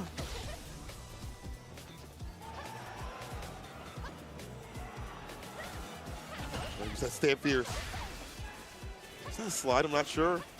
Not clipped. Okay, right after that. Go for the DP hit with a reach at that distance. Overhead, the neck hunter. Pick up super, gets the grab. Yep, and the enhanced specials as well now. Oh my word, look at that! Blocked that all out with like the parry. Some kind of Marvel mix-up there. Shine though, straight but nothing right after though. Nice awareness though from Chris G, knowing when he can press. Still gets opened up, Shine. Like a bulldog, not letting go. Passes out with the level 3. Won't get the kill, but he's going to get the power up if he is able to close out this round. He has to respect. Chris G on wake up though with that CA. Vagabond trade. Too far up. We'll run it again to get the win this time. Shine. Yeah, never a bad time to hit that level 3. Get that pump, as you mentioned, the speed and a damage buff. Yeah, Chris G going into this final round with 3 stocks to work with though. He's going to want that level 1 nice and early. Yeah. Good idea. The hard knockdown doesn't disallow the pressure coming right after. Stand medium kickstarter. Knockdown for the Oki. Walks up the back walk. This is so good for Shine. Look at the bar. It's so low here for Chris. Stealing frames. Yes. And there's the burnout. Christy spent a lot of bar earlier in the round. Spent early is now very passive, waiting for his opportunity for a moment to interrupt. And there it is. Here we go, Cola. Side switch with a super coming through. Nice up against a projectile. You rarely ever see it, but when you see it, you know that this Kim player is locked in. Shine. And that's what all these top players are looking for. When the Mize want to overextend with the stand fist into the charged fan, big opportunities to interrupt. Is it hard to fight the fan sub? Yes. However, when there are gaps and they're presented, take advantage of whatever you can. There are rebuttal options. Shine, expressing it right there, finds the anti right there. Oh my word, the double cross mixed. under. Impact, raw. Slide the can, of course. Locking down with the arc step, drive, rush, crouch, fierce, run, cancel. You're in burnout. He's taking so much away. The hell. The drive cage. Magnetic pressure here. Blocks the overhead, but doesn't make any difference. And Chris G, there, all he can do. And he's made burnout. Oh! Hey, just let it rip. The hard reads working out for Shine. Set point for Shine. Tries to reset with the overhead. Catch the walk back, resets the pressure with the stand medium kick. Yeah, nice recognition that it was too far away to link afterwards, and just, oh my God, the elbow drop comes down and catches the recovery frames. And Shine with a nice life lead here. He's got those 3 bars to work with as well. Oh no! Input error. Mistake leads to the throw loop pressure we talked about previously. Oh, just wasn't ready to punish that. Fan was going to send that out regardless. Chris G. Falls out the shimmy. Takes the trade. The stand meter kick's able to hit though. So what's range on it? Get the bar at the bottom. It's time to cook. The recipe calls for level 3. What's the access point? It's off the counter hit, and that's going to be it. Shine taking over Chris G. Hand this man the aux.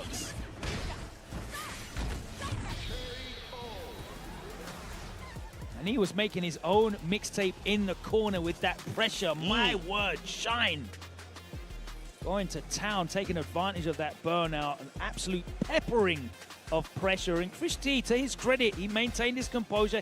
He waited for those moments where it was 0 and checked with the jab, got the trades, but he wasn't able to get any space. There was hardly any daylight creeping in, even when he did trade with those lights.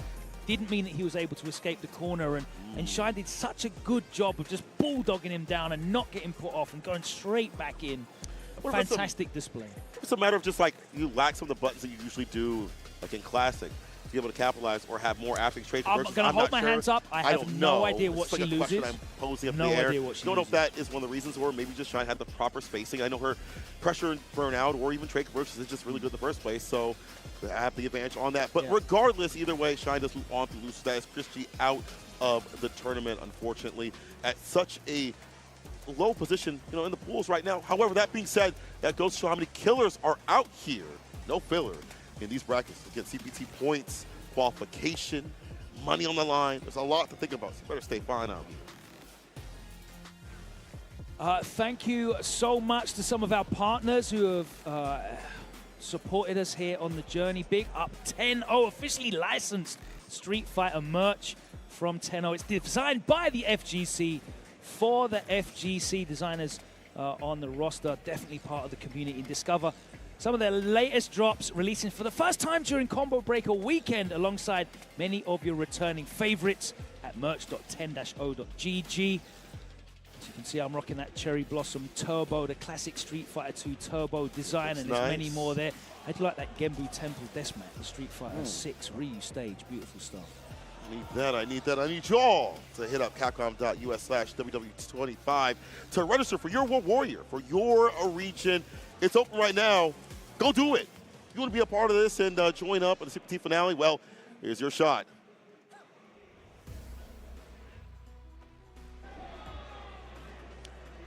And of course, get ready.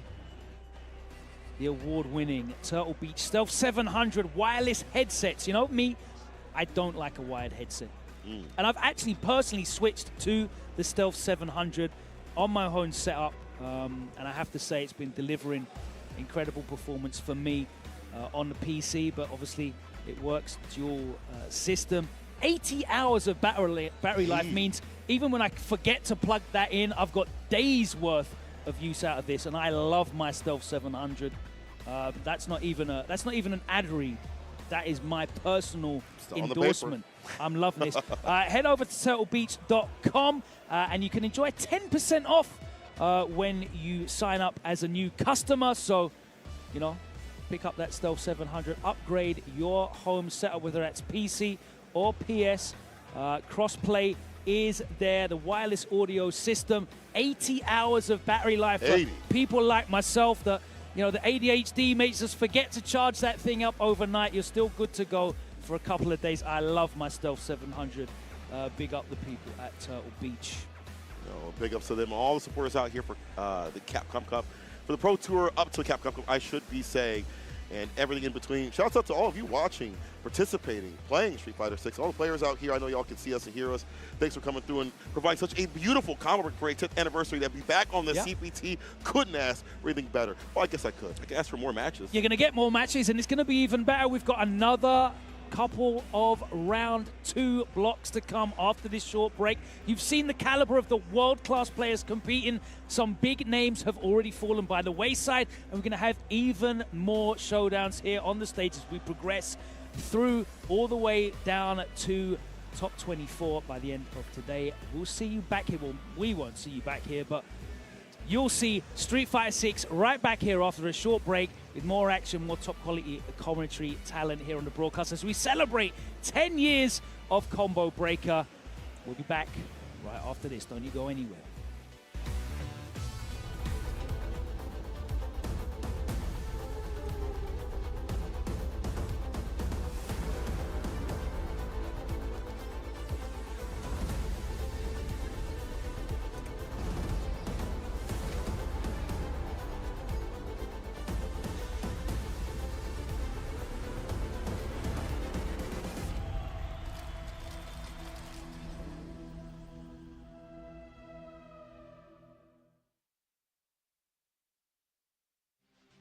Here comes a new challenger.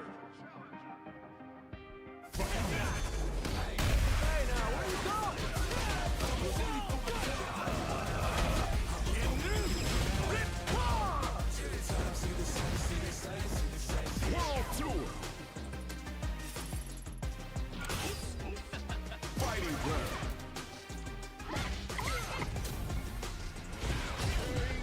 Battle hub.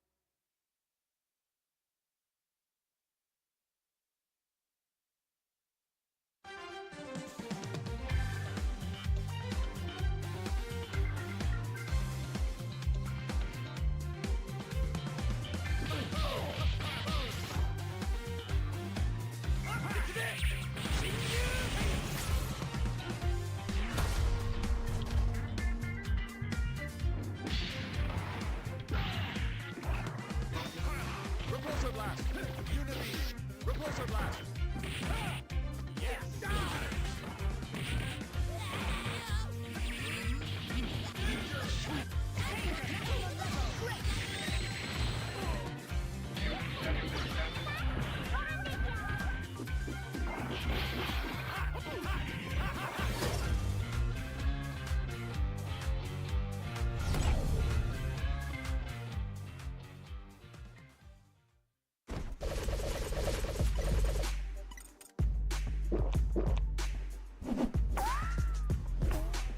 Red Bull gives you wings.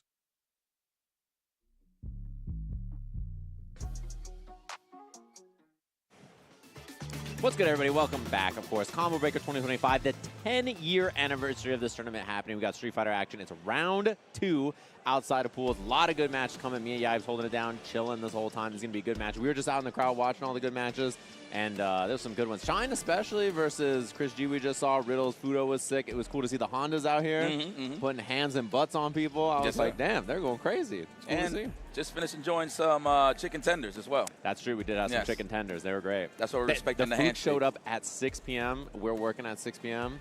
Got to hit a tender for the road. You know how it is, guys. It's a little cheeks. It's cool. Yeah. But it is what it is. That's what comes with the territory of holding you guys down at home with all of this awesome commentary, man. Yeah, I was saying earlier, my dinner is a piece of gum and black coffee. That's what I'm having today. So straight dirt, huh? Yeah, I'm ready. I'm ready to go. There's going to be good matches. These are all like the round 2 quals. I saw Chakotay was playing earlier. He made a deep run, and then he lost to Itabashi, but he's still in losers as well. A lot of really cool fan favorites. That's the CB reigning champ, by the way, obviously. He won last year.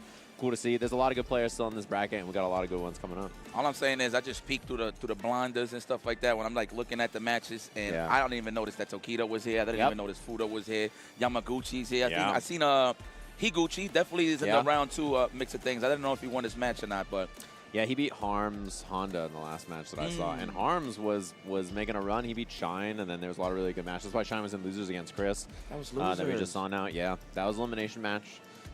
So that was a good match, and there's so many. And the thing is we have like this nice block. It's like all the matches right outside of pools qualifying for tomorrow. Tomorrow morning, they're doing like the top 190 whatever, and then top 24, and then top 8 is tomorrow at 6 p.m. I think is when it starts, if I'm not mistaken, or maybe it's 8. I'll have to check the time on that to get back to you guys, but should be good matches. I saw people setting up on the stage. Some familiar faces to probably everybody at home. Kaba up against Stuately. Stuately. I like how it's all part of the blueprint here, huh? See, Kaba just got on, and all of a sudden I'm here. They knew. Oh, you was at Evil Japan. Yo, me and this dude was bugging. You guys were yapping in the crowd. Sir yaps a lot. IFC yipes. Yo, IFC yaps, bro. I was in the crowd, and you and Kaba were going. There was a Spanish cheering section and in it was just Evo Japan. And it was just me and Kaba. Yeah, and Colt showed up at the end. I think it was like the other one. I was like, all right. Yeah. I learned the word for scratch. It starts with an A. What is it? Aruñalo. Yeah, that's the one. That's what he was yelling. But he was yelling that to Mena because Mena was playing Blanca. Yes. And I was like, oh. And then you turned to me and you said, that means to scratch him. Yes. And I was like, okay, all right, I know. But we got the Stuately. Stuately. Obviously Traverse from New York City now lives in SoCal, I believe. I think he moved for work, if I'm not mistaken. Yeah, so I know he played Jamie when the game came out, and then he's been playing a lot of Akuma and other characters. I've seen him in ranked play a bunch of different stuff. He also, I'm sure, he was a fellow Elena player in Street Fighter 4. He's probably going to play that character when she comes out, too. Yeah, he was a bit of a top-tier connoisseur when it came to Street Fighter 4. I would mainly know him more so for the Yun. Yeah, Yun. I'm actually surprised he's not playing a character like Cammy. I mean, obviously not the same as Yun. Yeah. He played some Cammy in 5, too, didn't he? Yes, he did. Yeah, that sounds right.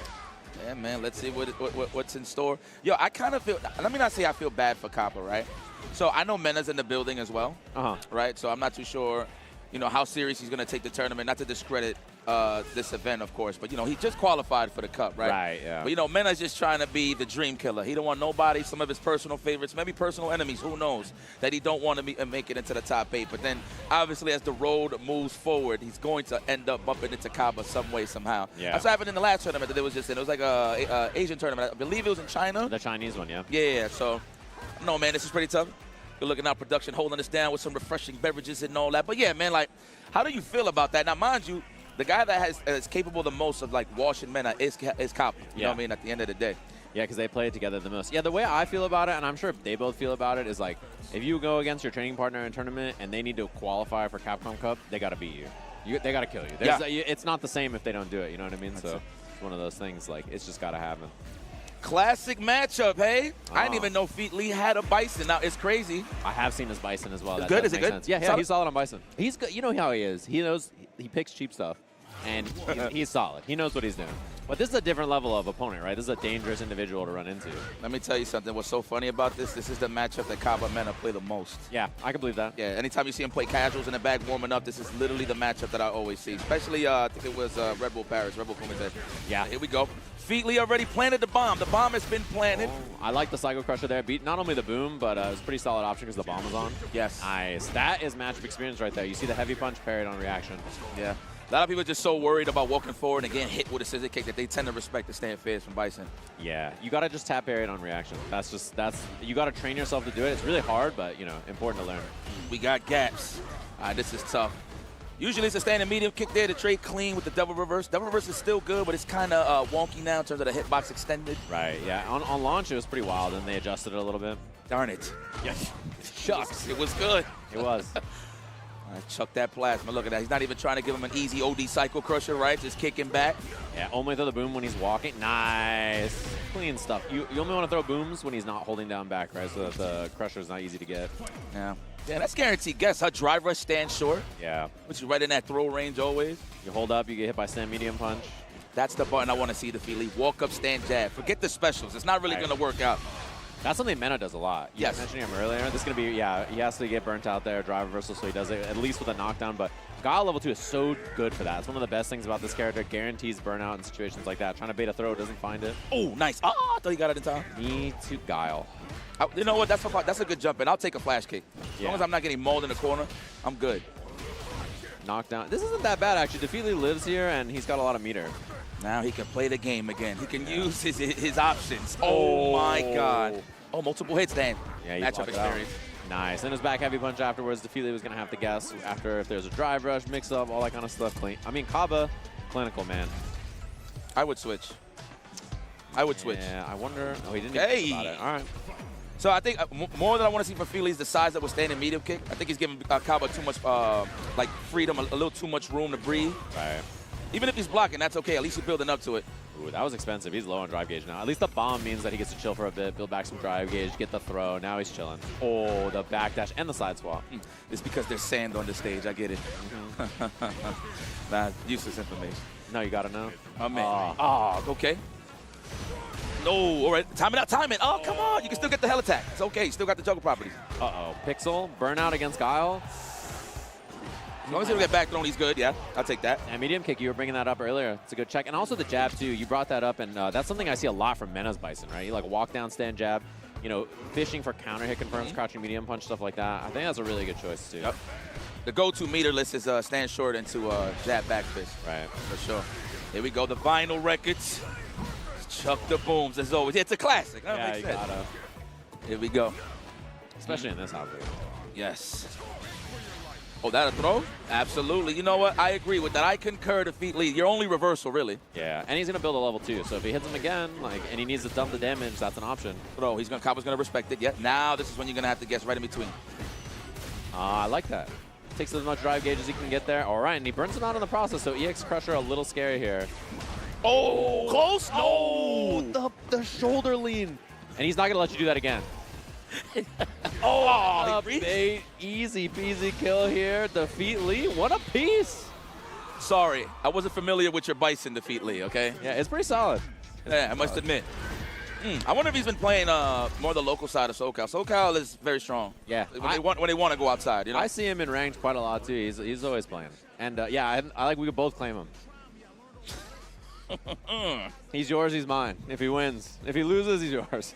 It's a great OS. Yeah. You know what? He's both our lawyers. How about that? That's true.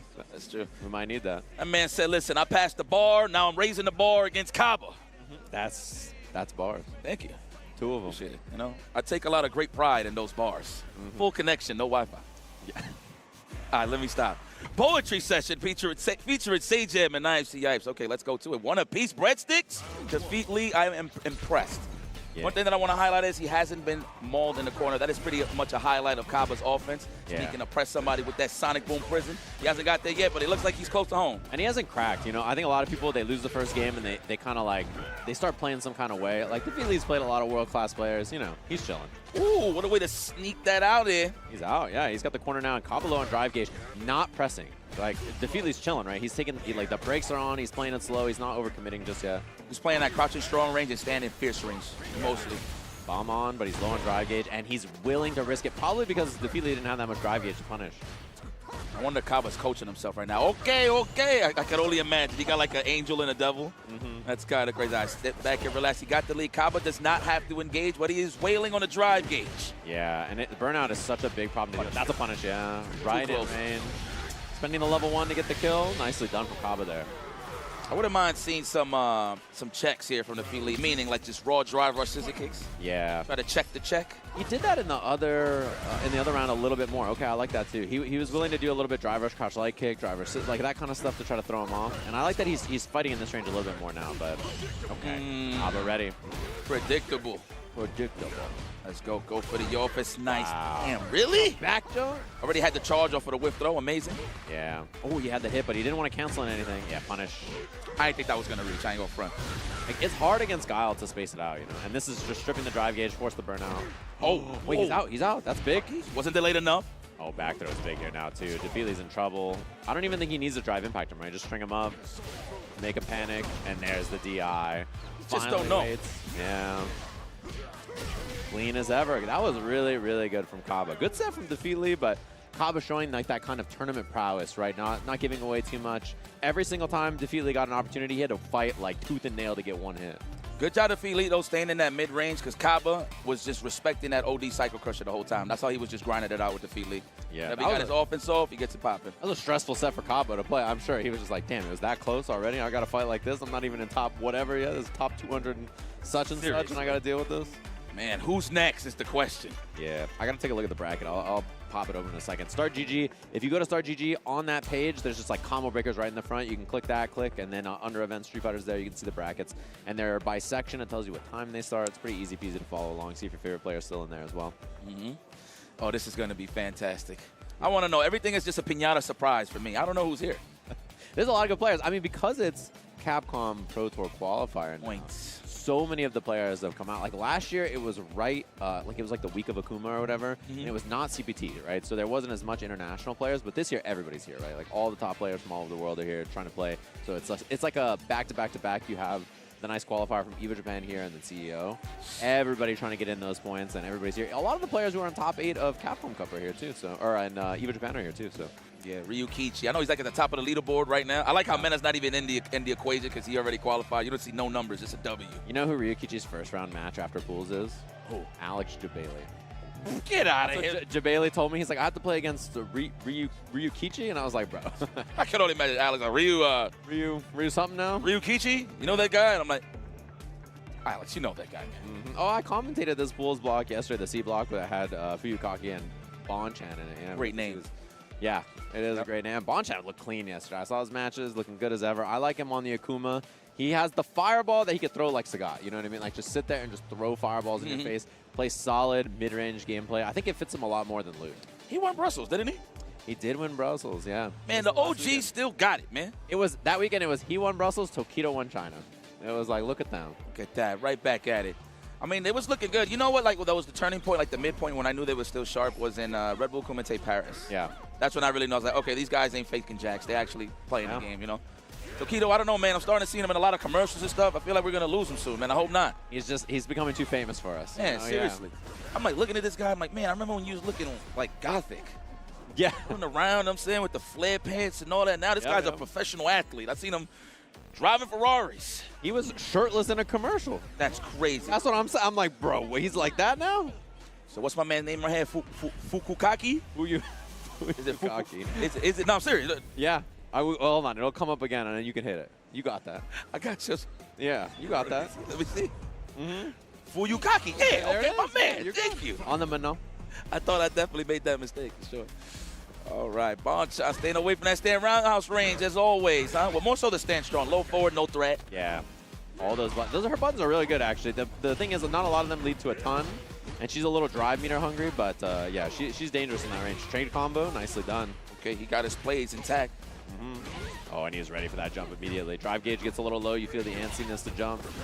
That's Bonchan. He's known for that. That is trademark DP. Yeah. Fireballs and uppercuts. That's who he is. Man, is we sure he's not on level? He's moving kind of fast, so that's just an Akuma thing. He's dancing, yeah. Heavy kick Tatsu knockdown. You get the mix here. Charge fireball. Nice. Yeah, nowhere to move, nowhere to run. That was pure. Yeah. Wow. Now he charged a little too much, but that's how you know he was calling his bluff a bit. Yeah, trying to see what he's going to do on Wake Up there. And there's no level 2, so it would have lost. Level 1 would have lost, right? So no way out. Kick back and relax. We got 2 medallions. Fuyukaki, let me tell you something.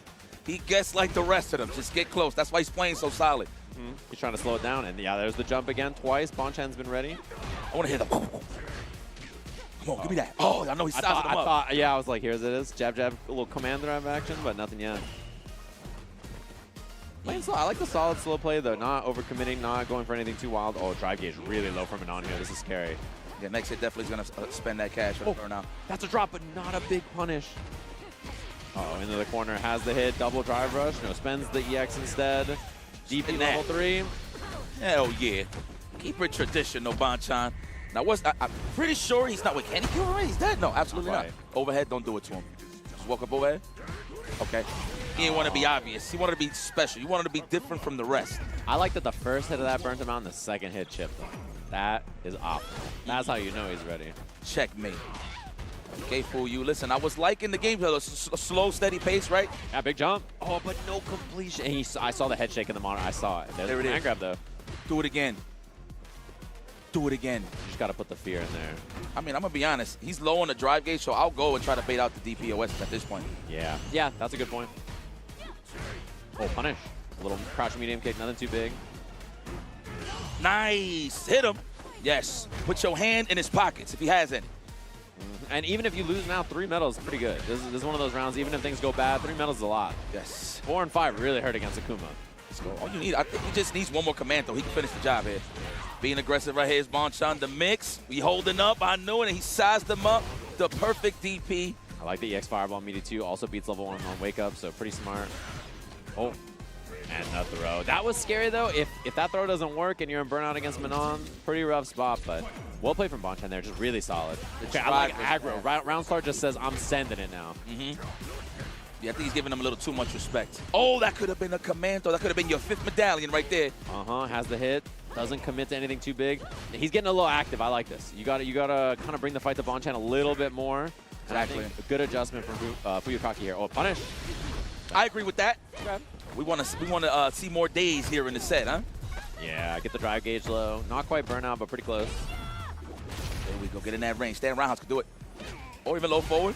Yeah, fishing for it now. And Bonchan knows he's in trouble here. Blocking is so bad for him now, and yeah, not much to be done. His chip is a big problem now, too. Yep, perfect parry. Immediately gets the job done. That man was fighting a ghost. There was nothing. Yeah. Like, he just wanted to survive. I see you, Bonchan. It's okay. He was swinging at the air. He was like, hell. When I see professionals make mistakes like that, I just feel so much better about myself. But I mean, in that case, he really had no choice. Yeah, there's almost no winning. I mean, I always talk about that. Like, the best players in the world make mistakes every game. Yeah, like, it's just how it goes. It's a rough spot to be. And sometimes there's no good choice. There we go, Fuyukaki. Gotta take a deuce on him, baby. Come on, take your sweet old time. This is a wall bounce still. You're gonna survive. Now you gotta, I'll take the throw, respectfully. There you go. Now you're gonna have to challenge somehow, some way. Drive reversal. Oh, nobody's home. All kinds of meter for the kill. Bonchan, clean stuff. Man, it's like, you know, when you're a command throw specialist, you look back in this footage and say, man, I should have done it right there. Yeah, but that's the thing. You're so afraid to do it, and then if you do it, and then they dodge it one time, it's like, man. But it's like live or die by the command grab. That's just how it goes.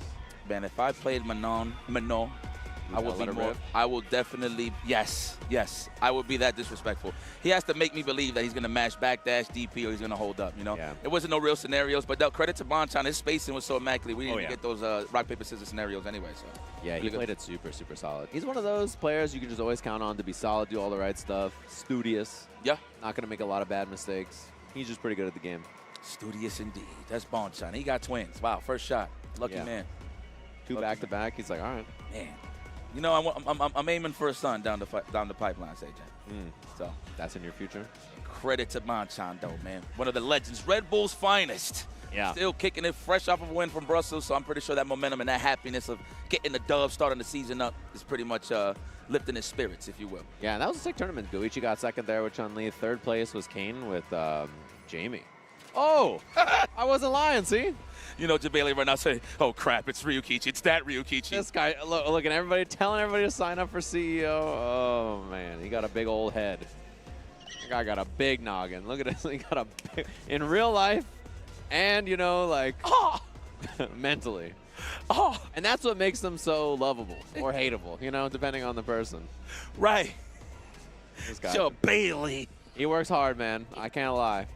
Man, I know he's glad he's out of Daytona. I'll tell you that. Woo, boy. I have, in sincerity, I wish him all the best. Running a tournament seems like a rough time, you know? Get the hell up out of there, Alex. Sheesh. Yeah. Out. And he's good on the Blanca. He knows what he's doing. No, I ain't going to lie. Last time I seen Alex play, not to bring out old wounds. Okay. Is when he played Vicious. Oh, yeah. Our boy Vicious in that Monopoly dollar match. Yeah. You know, and I've definitely had some cool investments in there. You know, I'm not going to say who I went for. Vicious. Okay. And yeah, that was literally the last time I played, but he's pretty solid. He took him to like the brink. It was like last game, last round. He was like almost 1900 the last split, I think, in this. So he's a pretty solid Blanca player. And, you know, he knows how to play fighting games. That's the thing about Jabali. He's a TO. This guy still plays games. He enters every game at every tournament he goes to. He knows how to win, and he knows how to scrap. But this is obviously second place at EVO Japan. Modern young man who knows what he's doing here, so it's going to be a tough one. Hopefully Alex watched the tapes. This just happened, what, 2 weeks ago? We seen Ryukichi. Damn, last time I seen Ryukichi, he was fighting the Blanca. Of course, it was Men RD. Yeah, that's what I was saying. I was like, you got to just go back and watch that. Oh, my God. Put the fangs away, Jabali. Lord. Yeah, don't shit me. Oh, man, he's sizing you up. I have a feeling he's going to snipe out an up back, and Ryukichi's going to do jump strong. Wow, organic. Yeah, he's just ready. Oh, and looking for something there. Jabali doesn't bite. I like the defense. I like the delayed parry right there, too. Working on burnout and the slide. Oh, no, try to go for the loop. The wake up. That's what I'm talking about, Jabali. Don't show him no respect. I like what he did. It didn't work there, but I do like drive rush, hop back to try to bait something, and then when he didn't work, he slid. That's an old man right there. That's an old man strat, and I like it. I like that Jabali's doing that. He's a fighter. He's getting him that good old Capcom, what is it, Collection 2? Yeah, the Fighters Collection 2. Fighters Collection, getting that CVS 2 tags. Like, let me show you something, young man. He's also in top 8 of Mystery Game Tournament here, which I thought, I was like, all right, that's right up his alley. What a dusty fellow. Yeah. DP! Ooh, dome, that was meaty too. Yep, he gets the combo off of it. A little late on. Oh, I like it. It's a meaty setup. Whiff it, get the heavy punch. All right, raw level 2 in neutral. Says, I'll show you. There we go. The Funko Pop. I like that. Let him go. Let him in. Let him in first. Oh, and he did bait the throw, but he didn't get anything off of it. Nah, not yet. He got to get the lead. We out. Oh, and he sets up another doll. I bet you Ryukichi's never played a Blanca that did that. Yeah, like, seriously. You know what I mean? Like, you've never seen that. You're like, what? Oh, like the spaced out. Yeah. Full screen, he's just doing that for whatever reason. Oh, he drops the combo. This is big for Jabali here. Yo, good defense, Alex. Okay. He ain't walking back, falling for the shenanigans, the throw setups, nothing. Go ahead. Now it's your go. Take your turn back. Oh, but he's ready. Double drive rush. You know, Alex back in his mind's like, oh, crap. And you know what he thinks probably right now? He's probably thinking to himself, I could beat this guy. He's like, I could beat this guy. That was closer than I thought it was. I got this. He be having that attitude. I ain't even going front. Yeah. Oh, yeah. Let's go, Alex. You know what? Hey, I respect this. Yep, he needed somebody with no neck to try to finish the job. Put the costume on. It's crazy. I didn't even know that color existed. I don't think I've ever seen it either. Man, it matches. The eyes. Oh, there's a lot that could be said there. CEO Jabali. Let's go. Oof. Punish counter, of course, with the low forward after. Professional fighting game player, Ryukichi. What the hell? Was that a Jabali reset? Was looking for a technical in between the on-hit shenanigans. Oh, the tail end of that hitting, too. Oh, tap parry from Jabali. I like that he's been using that on defense. Nice. This guy is a professional, man. You know, that's how you know he sniped out Jabali for late second because he's doing stand fierce run overhead. Yeah. So that's already a tall tale, a nice little sign that Jabali is a bit, open season when it comes to the offense. Defense, I should say. Oh, he went for a command grab reset on hit, and Ryukichi was ready. Drive rush, of course. Oh, he tried to DP. It looked like he was ducking. Yeah. I like that from Jabali. That was a good answer. A lot more parries on defense from Jabali, too. I think he recognized that Ryukichi was trying to snipe the latex. Oh, almost. Could have been that was the slide he was looking for, but hey, there it is. Oh, another one. Yeah, I respect that. Why not? Jabali. Oh, he drops the combo. Yeah, oh, damn it. Get in there. I kick back. Alex, you got to lead. You don't even got to overextend, please. You're chilling. All out. Oh, he parries. He builds a ton of drive gauge back. He's in burnout now, though. Okay, he gets the throw. Look at little Dominican there, Alex. Come on now. Get with it. He's human. He bleeds. No. Oh, that could have been a stand roundhouse. Yeah. He backed it up, though. He played it safe. Okay, DPOS. Ryukichi's ready. That's a good sign, though. Ryukichi's respected. Yeah, I mean, I think he knows that he could get got here. You know what I mean? Okay, 1900 and more. Oh, okay, but he's ready, though, on the DP. Again, and he spends a level 3. About to see a Reinhardt combo, 900 DPs. Just the one. Man, so optimal. I would have got greedy and Dragon lashed him out of there with the extra credit, but hey. He has level 2. Wow, big bait. Oh my God, I would have done it just to get back on the grass side of things, the greener side of things. Yeah, this is scary, though. Okay, Pop's level 2. That does mean DI is a little better now because he only has the level 1. The dog gets ignited. Alex Jabali, what is he doing? Okay, he finds the hit. Let's go, don't yap him out. Wow, what a reaction. Oh, this guy Ryukichi too ready for it, and he gets the kill. You know Ryukichi is sweating, though. He's like, bro, I almost died to this guy. Oh, look, he is typing up. Ryukichi's like, yes, I will be there. He's like, I'll see you at CEO. Going over there to hoard your points, too. Yeah. Oh, my God. That was a good match. You know, Jabali could get it done. I'll give him credit. I'll give him credit. All jokes aside, he could get it done. He's a good player. It's always fun to watch him, too. He's a TO who enters tournaments. You can't hate on that.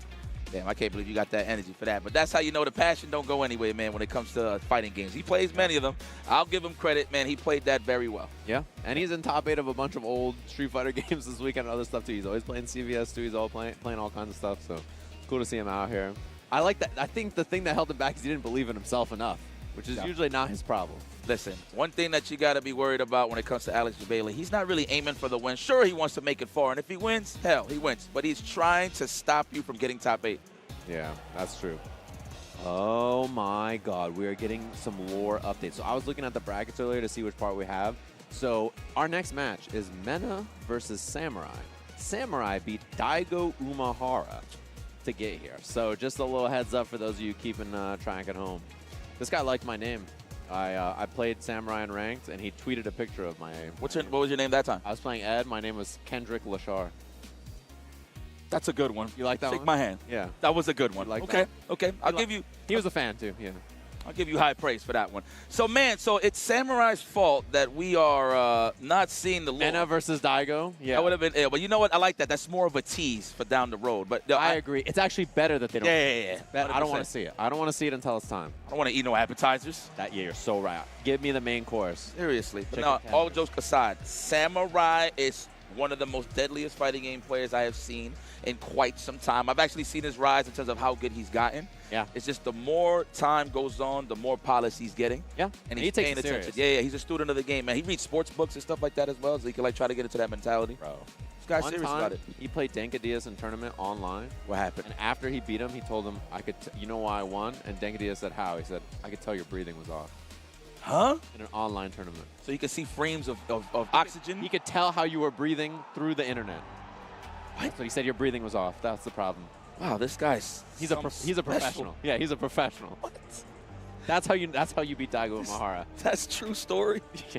He's like, hey, Daigo, I know your breathing was off. I know you off the stuff, so it looks like you're back in shape. But I feel like you're not in boxing form yet. Feels like you got baseball legs.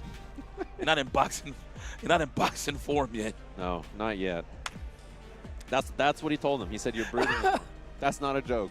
I'll be like, oh yeah? Yeah? Why says it kicked wrong there? Well, I heard your oxygen went to the west. And on the other side of this bracket, I see Kusanagi's up there in this. My God. Both Kusanagi's, I forgot. The 2 Kusanagi's from Mexico and France are both in this side of the bracket. This is a good one. And then Dual Kevin versus Yanai is also in this section, so that could be a fire. Match. That could be a good match, yeah. Excited to see that one. Yanai's the Bison. Yeah. Yes. Bison player, yeah, who's really solid. He got 9th at EVA Japan. Yes. He lost to I'm trying to think of who he lost to in losers bracket. I know he lost to Momochi in winners, and then I think in losers, I'm trying to remember who he lost to. I don't remember, but I think Momochi versus him was a top 8 qualifier as well. It's a good match. So Samurai, he definitely plays the numbers. So I played him a set. He washed me. It was like 10-3. Yeah, he's real good. He's real good, right? Now, off the rip, I already tell his movements is different. So I was like, oh, you better, wow. Oh, yo, Problem X is here? Problem X is here, and you know what's wild is, you know, he hasn't had the last few good events. He said, I finally made it out of pools. Let's go. I was like, bro, Problem X tweeted, I finally made it out of pools. It's a different world. He plays Kaba. We're looking at the bracket right now. You can find it on StarGG. Tachikawa and RB play, and the winner fights NL. Okay. I thought it was. I was gonna see more of his victims. Oh, Koji Cog's here. He plays Just a Kid. Winner of that fights Nephew, and Shuto fights against Chris T in that winner's side. Okay. Let's go. Yo, we got some top level, top shelf matches. Yeah, he's gonna be good. By the way, big fan of Mena's Bison. So I'm gonna tell you the takeaway on defense. Everything has to be pure with Mena in terms of drive rush jabs. He's gonna condition with a throw. Yeah.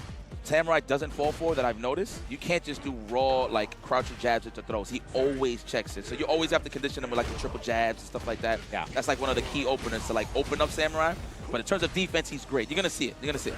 Yeah, nice stuff on that. He gets the bomb pop afterwards, too. Double dash. Caught him! That's a really, really good option a lot of people are doing in this game.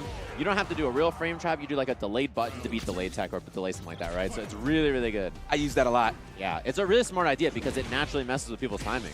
Yep. And yeah, I like Mena's Bison. I thought last season, he should have played this character more. Like at the start of the season, I thought that this is a perfect character for him, so I'm really happy to see him playing it. So the mind game he does is stand medium kick all day, right? Just so he can get you comfortable. Because a lot of people are looking like to stuff it before it comes out. Right. He gets you comfortable to reel in, and then he does the stand jab counter his shenanigans. Yeah, his walk-up jab with Bison is like, he's so good at it. I cannot believe that hit him. Yeah, the key takeaway, one thing I don't see Mena do, but I understand it's a bit of a risk. Delay, I always say this on commentary, delay Psycho Cut should beat all of those demon flips. Right, yeah. It's a really good option. The only thing that's a little scary is if they just do a raw jump in heavy early or something, right? But if you see that he's doing air fireball like that, I really like it. He's also good at air to airs, too. For someone who's not, That's true. And check the check, huh? Yeah, check the check. I like that. He had to represent that early on. He tried to see where Mena's head's at. So obviously, he's playing super reactionary. Noted. Good stuff. And he only had to spend one bar to get the kill. So that means he's got a couple on board afterwards. That's crazy seeing Bison with a real sweep, son. I can't believe it. It took like 30+ years. And his sweep is pretty good, actually. Yep. I ain't know he could dance on the cardboard, for real. Oh, immediately. Still got the wall bounce as well, so we're going to extend that into a meaty throw. He gets sweep here. Jump or dash pressure, yep. Oh, he caught him teching the throw. 1-0. He's going to switch. He's going to switch? Yeah. Oh, he did it so fast. I didn't even see him hit down. So look, Mena could do it. I had this talk with him many times. Mena could do it with Bison. Right. That's why he's starting him first. He's like, all right, if I get hot with him, sure. But that's one of his weaknesses, no reversals. Yeah. And he wants to play a little more of the rock, paper, scissors and hopefully have it more on his favor. So yeah. I like to switch it to Blanca, who's pretty much has been giving him a lot of success in any big event that he wins. Yeah. Really, if you look at all of his W's, this has been with Blanca. Yeah. Yeah, this is his best character, for sure. 100%. I feel like even when he was playing Luke back then, his Luke was good, but it, like, you know, it just had a fundamentally sound character he could play. The Blanca is like, this is his character, for sure. Yeah.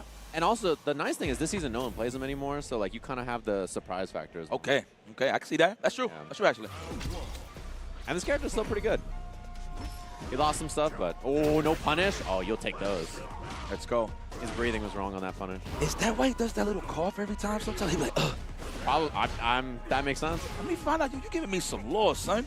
I'm feeling like a reporter. Just want to know, man. I need this technique.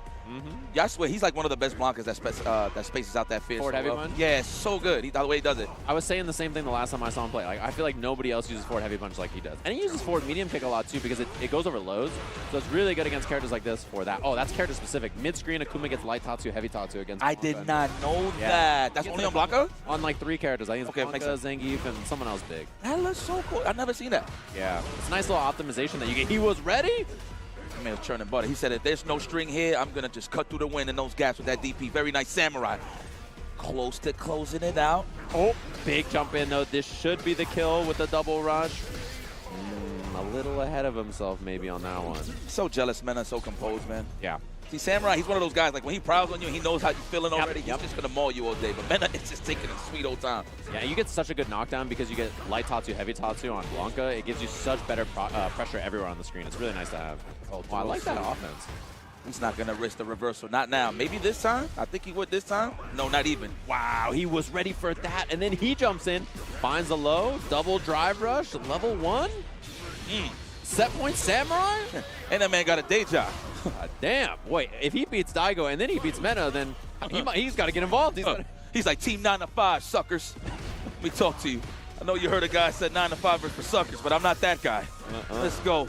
Blanca. No extension on that. He was waiting to see if Samurai was willing to parry or go for DP or something. Oh, I like it. Nice little rainbow ball, get the doll out, and he risked the DP. First time he was in that scenario as well, so he got a good choice to just pick that, right? Nice, he gets the scoop. Uh-oh. Overhead, no. He's looking for the delayed tech. Bus Frame's looking for something there. Samurai takes his turn back. One hit away. Mena's big kill, and that could have been bad news. He respected the stand roundhouse. I respect that. Yeah, of course. He was very, very afraid of it. And almost another level 2 for Mena also, by the way. Wow, yeah, seriously, wow. So he just needs like one stand fierce, like one drive rush scenario. Yeah. You gotta watch how he does button the drive rush. That is on the ready, that OS. But that is, of course, if he wants to spend it.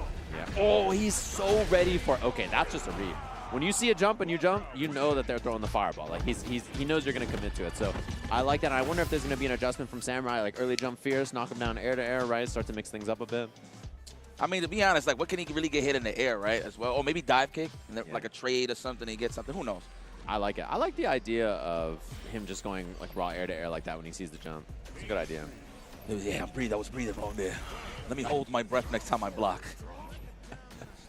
You ever blocked such a devious mix-up that you like everything freezes around you and you got to like stop breathing for like a good split second to really put all energy and emphasis on that one direction you got to pick on the block? Oh yeah. Oh it yeah. Freezes your left, right, up, overhead, low. You're like, well. I was about to say. Yeah. No, okay. I thought it was a samurai side. Never mind. Pardon me. He likes the evil Shutos. Akuma. Yeah. Stick with your speed. This is it. No matter how long the game goes, stick with Akuma. I feel like he ain't going nowhere for a very, very long time. Yeah, Samurai is his style, right? He plays all the evil Shutos. He played Evil Ryu. He played Luke. That's an evil Shuto. The respect on the low forward, crouching strong. Hey, wow. There was a shimmy at tempo. Too close for comfort. Yeah. Oh, see, that beat the crouching medium kick there? That's why he hits it. It's so good against Shutos who want to do crouching medium kick, fireball, drive rush, whatever. That's how you see more strong in the nooch. Okay, air fireball again. He's not dissuaded from it. He gets heavy Tatsu mid-screen. That's crazy. Yeah, it's really, really good. And good matchup knowledge for Samurai to do it instantly every time. He doesn't have to think about it. Yep. Well, to be fair, he does play Eduardo a lot. Eduardo plays a lot of Blanca. Enved Pest. You run into him in ranked. Jerry and Blanca. Man, I gotta switch regions. I wouldn't mind playing some PR Balrog and the folks. That'd be dope. All right, here we go. We dancing. Trying to fill it out. Who's gonna jump first? Who's gonna whip first? It's the name of the game. Yeah. Playing it nice and slow. Samurai is patient. He's down to chill. Can't whiff another one of those crouching medium kicks, though. You gotta be very careful. Ooh, no DP on the ready. No, That's how you know he's Mena's doing a great job mixing up his offense. Samurai is always good with the OS DPs in between drive rushes. Yeah, and if someone doesn't do it, it means you really surprise them, right? And that's what Mena's doing well here. Yep. He also baits you a lot. He likes to do button into drive rush, and then he does the hop, right, to mess you up. So he likes that kind of stuff, too. Take your sweet old time, Samurai. You got the lead. However, we almost have a level 2. Oh, that's huge. And it's a burnout here. Overhead hits. Oh, into the corner. Level 1 spend. Chip is a problem now. Oh, my God. They both. Samurai woke up Tatsu. And then Mena went for the chip with the jump back ball. I wonder if that actually could have hit the ball. Yeah, I'm not even sure what it would have beat. It could have beat ball. There's a chance, I think. Speaking of which, that's what's setting up the tone right now. Nice backdash. Good guess, Samurai. He caught him jumping back there on the stand reset. I like that option. Yeah, no back throw for you. That's a good call, Samurai. Nice. Mena with the patience. He also has level 2 pop, and he's going to take the corner with this into a doll setup. Up ball. Oh, man. Offense recognition right there from Mena. So good. Now we got to block. That is guaranteed burnout. Yes. I respect that.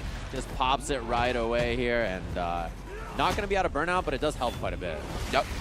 There we go. Here, this level 3 in your back pocket. Keep that standing medium kick to yourself, please. Yeah, it's really scary here, though. Oh, he teleports out and he gets the DP, and he baits the up ball. Oh, my God. We got to see the composure here from Mena because that is a big one for Samurai. That was a fist bump, too, at that for the celebration. Oh, trying to check the check. No dice there. Mena, good defense. Held the parry, too. Yeah, he was definitely looking for something there. Samurai slowing things down. I like that he started hot and then he slowed down a little bit. Yes. Oh, and he's ready. No. Recovered in time. Samurai is going to make you pay big time. Full price. Good corner carry on this, too. Stringing him up. Just jab, jab. Mena with the fight out with the 4-frame. Stand light kick, and now Samurai putting the brakes on. Big jump from Mena. He can burn him out here. He's been so successful with the jump ins, too. Very consistent. I'm very shocked here. And Samurai's got to just block this out here. This is a rough spot to be in. Mena doesn't need a DI until late, too. So, oh, he had it, but he didn't believe he played it extra safe. Do not get greedy with a drive impact. Nice. Wow, man. Seriously? What a way to size him up. He hit him with the feint, too, on the command jump. No. Nicely done. The composure from Mena despite that. Look at Mena, too. Mena knows that was a close one. He was like, God damn, I was fighting out there. Listen, Samurai's godlike. Yeah. I will never take anything away from Samurai. On any given day, he will bust your favorite player's ass, man. I'm going to be very honest with you. I mean, he did that to Daigo. Yeah. He almost took Mena to the last game, man, down to the wire. That was phenomenal. Good stuff. Oh, he gave him the finger points. He's like, I got you next time.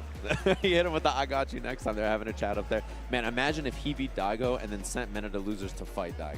That would have been awesome. But at least, well, hopefully we get the news if Daigo's still in the tournament, so we still might get that faded matchup. Yeah. You know how tournaments are messed up? Because I was sitting in the front row watching the matches before this, right? And you're standing over to the side. I look over and I see Daigo. He's just sitting there, right? And I'm like, oh, there's Daigo and Tokido, all those guys.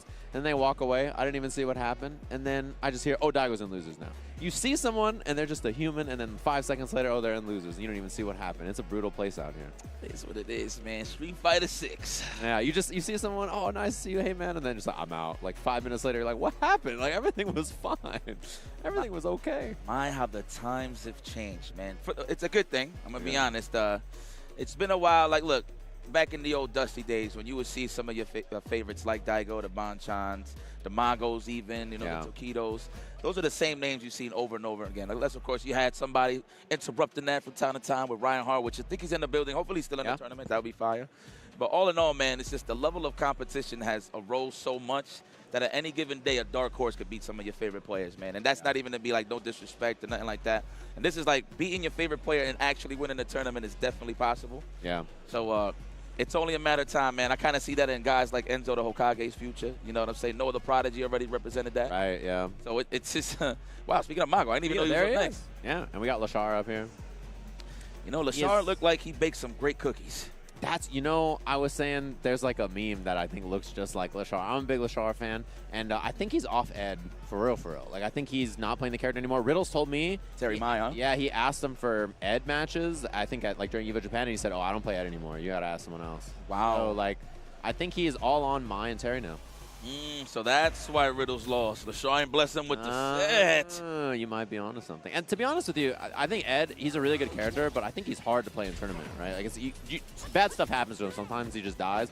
I think Mai's the opposite. I think she's a really good tournament character, right? Because you just do the good stuff, and then you pull up on someone and say, do you have an answer to EX Fan? Do you have an answer to Yeah. You get to run your game plan, whereas when you played Ed, he had to let the other person run their game plan and then try to survive. Yeah. I can agree with that. And to be honest, Ed, I don't like that he can't get like a medium punish on drive reversals. Yeah. That's the only thing that like I kind of like dislike about the character. I mean, he got everything else great, but yeah, I can agree with you on that. He is pretty tough to play at the highest level, especially now how everybody's getting better. Yeah. Pretty tough. I'm so curious, too, because it feels like a lot of the people are swapping off of Ed. Like, Momochi's trying to play more Mai.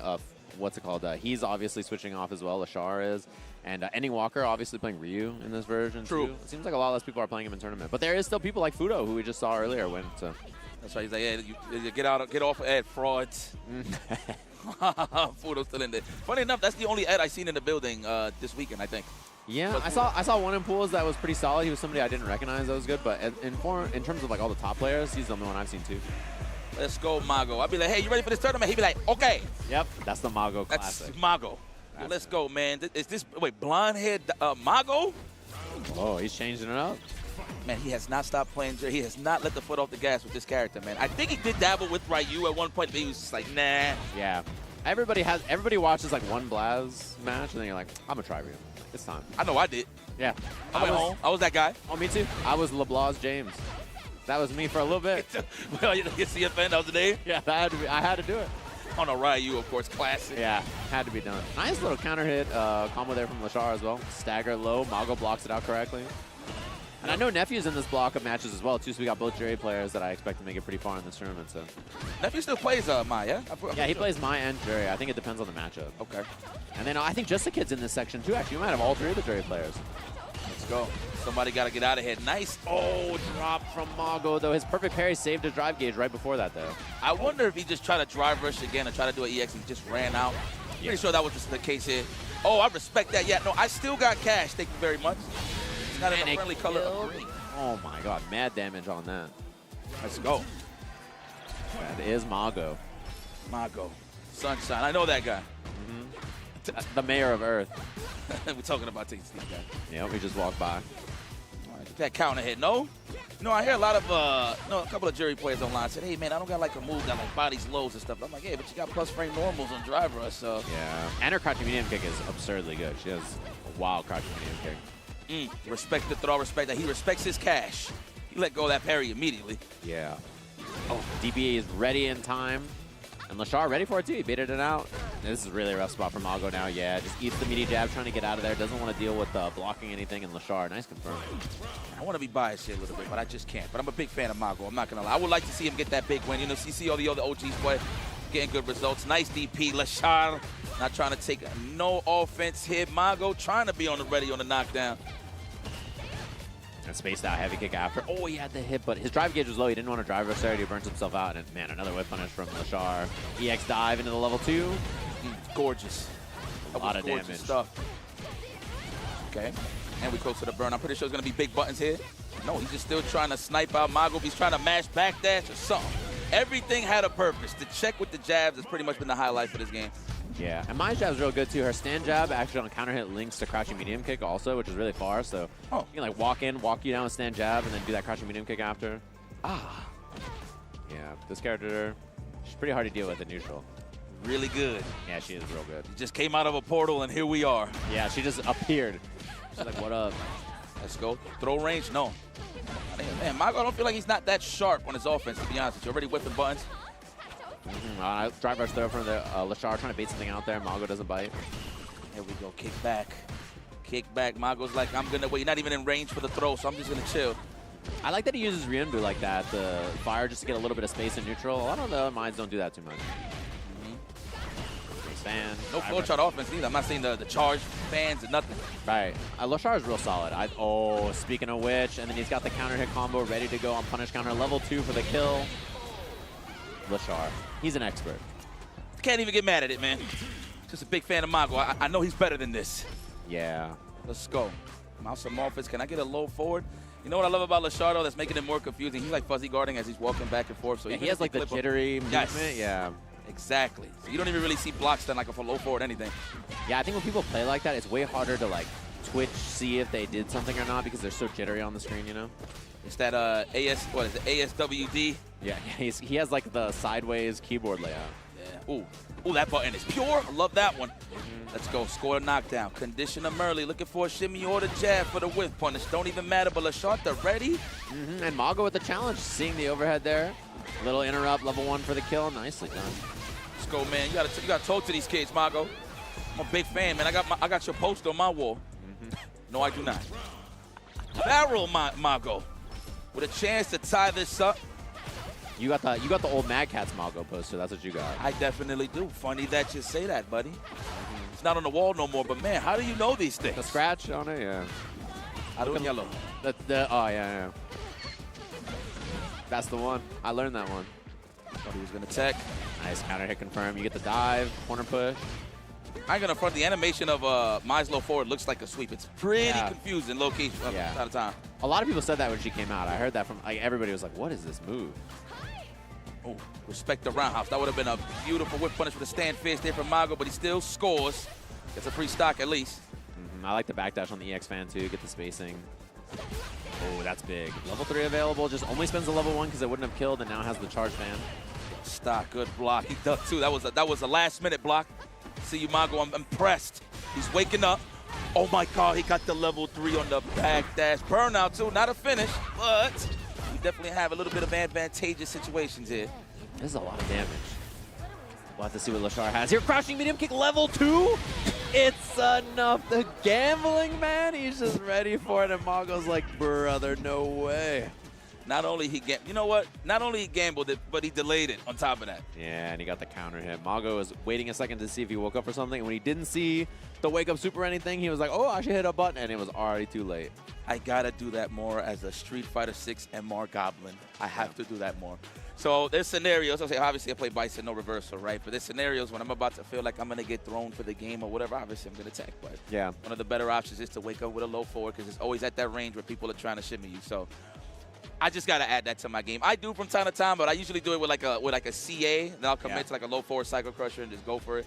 You gotta change your life. One time you just gotta wake up, crouch medium kick, Psycho Crusher level 3. Wait, you say that again? Crouch medium kick. Oh, I thought you said like crouch your face or something. I was like, man. One time, when you do it, just hit yourself with the solo nod, like, yeah, I know what's going on.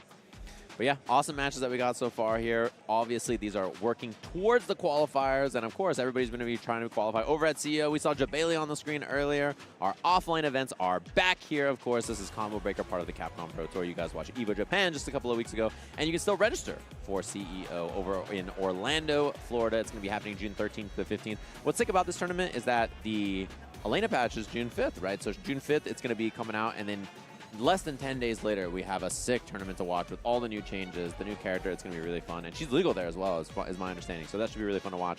Tune in, check that out. If you're not registered already and you got to go, make sure you do that. And you definitely got to tune in if you're not going to go. Like, this tournament's going to be a banger to watch. All kinds of new changes, new upsets. People are going to be doing the wrong combos and stuff. Like, it's going to be fun to watch. I can't wait to see this tournament. I see that meta develop, though. But definitely, if you want to develop your game, you could go and holla at Victrix. Ready to level up your fighting gear and save? Visit VictrixPro.com and enjoy 10% off when you sign up as a new customer. I actually bought the Pro FS at EVO Japan. I got the laser engraved and all that. I'll definitely put my my grandma's face on it for sure on the next one. God bless her soul, ahead of my. I saw that you got this bad boy engraved over there. You're a fan. Did you get the white one, right? Or the silver one? No, I got that one. I actually got that one, yeah. I was choosing between the ones with the characters on it because they got the different colors, but you know what? I got the fresh canvas, and I put my laser engraving flair to it. So, yeah, man. And, of course, if you want to keep it, well, I guess new school. New school. I have no problem with this, by the way. I know y'all seeing this and like, hey, man, wait a minute. Get hip. No, but I'm just serious, man. Every time I try to get casuals in, be like, hey, man, can I borrow your stick? No. There's a lot of these out there, so. Yeah, you know what's funny is you play on this and I play on that. That's crazy. You know, I did ask that to Sage. I'm like, hey, man, you still play on Levered? He's like, nah, only on Zangief. That's true. That makes When I got to play Zangief, I'll bust this bad boy out. Yeah, it's time. But I think it's time, though, for a quick break. So if you guys want to grab some snacks and some agua and enjoy more of the Street Fighter 6, just going to have to wait a little bit. But we'll be right back with some more CPT action right here at Combo Breaker 2025. Keep it live.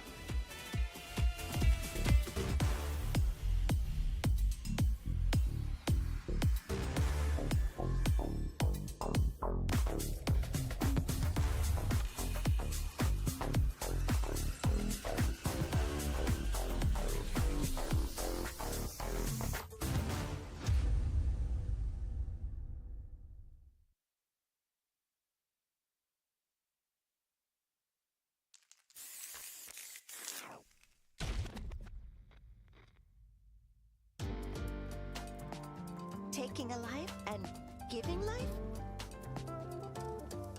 Fighting and living? I wasn't looking to fight to the death.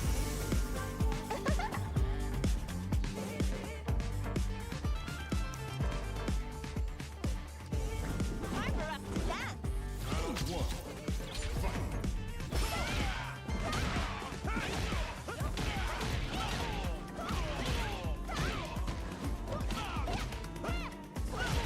What do you say? How about you dance with me? Relax.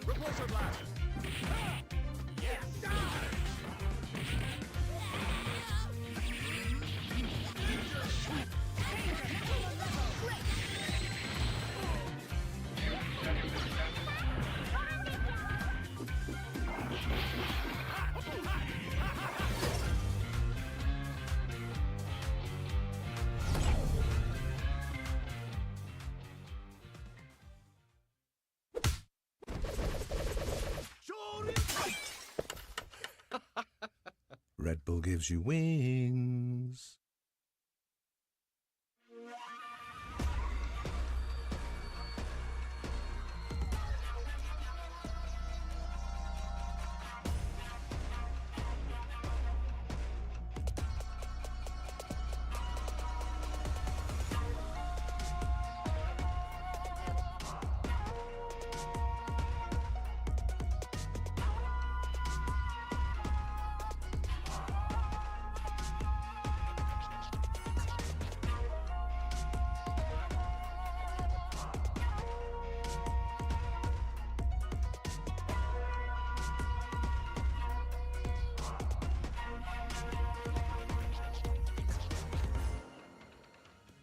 And welcome back to the massacre known as CPT 2025. You know, you're going to have some great victorious wins, but you're going to have some harsh L's that you're just going to have to hold and remember forever. But the good news is we're going to have a winner in the qualifier for the Capcom Cup that's coming up in March. I'm IFC, of course, with the boy Sage and as usual. You know what? This is random. I actually forgot we won an award, bro. That's true. I forgot about that too. I'm not the guy to flex it, put it on the Twitter, like, commentator / Imagine you had it just doosh right on the That would be pretty dope, man. That was a great time, man. That's dope. That was good times indeed. And we got ourselves some nice matches today. They've been good so far. That Samurai Mena match had no business being so good this early in the tournament. And not only that, but this Mena guy's already qualified. He's out here just fighting for his life in round 2 matches in this. It's wild times out here. We got a lot of good matches coming up. Me and Yas are just checking out the bracket. There's so many good players in this and so many good matchups as well, which is pretty fun to see. There was a Shuto versus Christie match, which was 2-1. It happened off stream. Shuto got the dub there, which is impressive to see. And Christie locked in. He's been playing a lot of Ken, I think planning to travel a little bit more this year as well.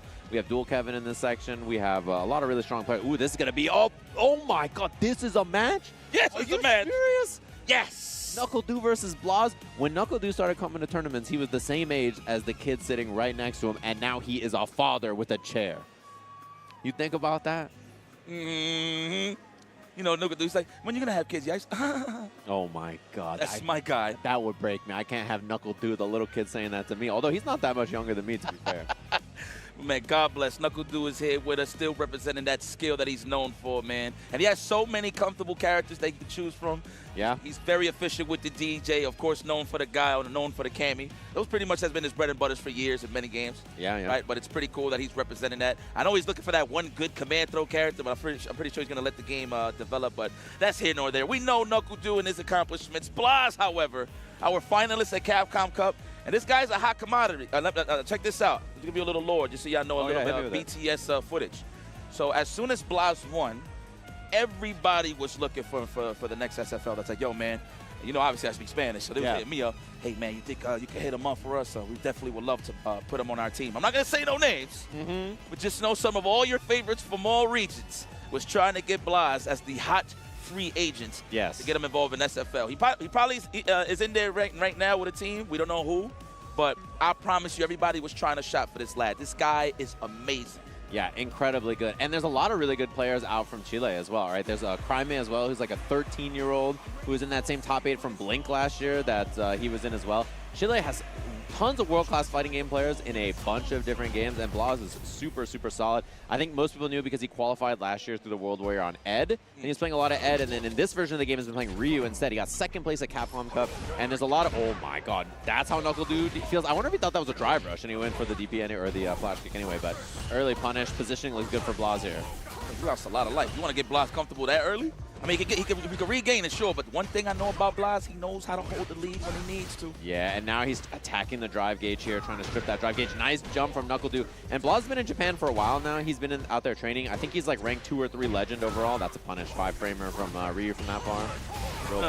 1, 2, 3, 4, 5. Oh, damn! 6, 7, 8, 9, 10. It's a classic. Yeah, you can't go wrong. There you go, almost attacking the drive gauge. That's what you've seen the plasma war here from Blaz. Stay away from me. Wow. We going to the casino. Knuckle-Doo was down. Really? I mean, once he's in. Uh-oh. Oh, he's going to burn him out, though. Yeah, Blaz trying to jump. He's trying to do something. He's waiting out that drive gauge there. He gets all that meter back.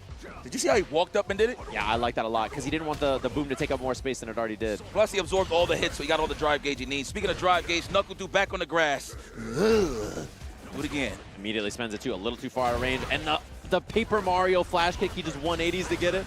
Oh, he's ready with the X Fireball. Burnout, and Knuckle-Doo eats the hit on purpose. Level 1 or not was the guess, and he's ready with the jabs. Those bars, by the way. You like that paper That was bar? really good. Really good. Fantastic. He just turns around. That's it. Turn around. Oh, DMC, I'm sorry. Low forward. Okay, looking for that counter hit. Out of range with the stand short. It's okay. Man, he had hard assumption on the drive rush there. You saw the solar plates come out after the perfect parry? Either that or he missed the fireball. One of the two. I feel like it was genius either way, huh? There we go. Chuck that plasma. Nice block and punish. Yeah, that light kick goes so far. Him and Ken, right? They have that really good stand light kick. Kuma as well. Yeah. Like how Nagoo ain't playing no games. Went straight for the Guile. Let me tell you something. The Guile does incredible against Shotokans. But don't matter if you're in the corner, though. Got to guess like the rest of them. Put the backpack down. And I like how he just inches away a little bit, so it looks like he's looking for that stand fish shimmy. So he sneaks in the throw, yeah. That's what I was going to mention. I love the walk back first. Right? A little bit, and the perfect parry right on time. Spends the level 2. Wrap it up.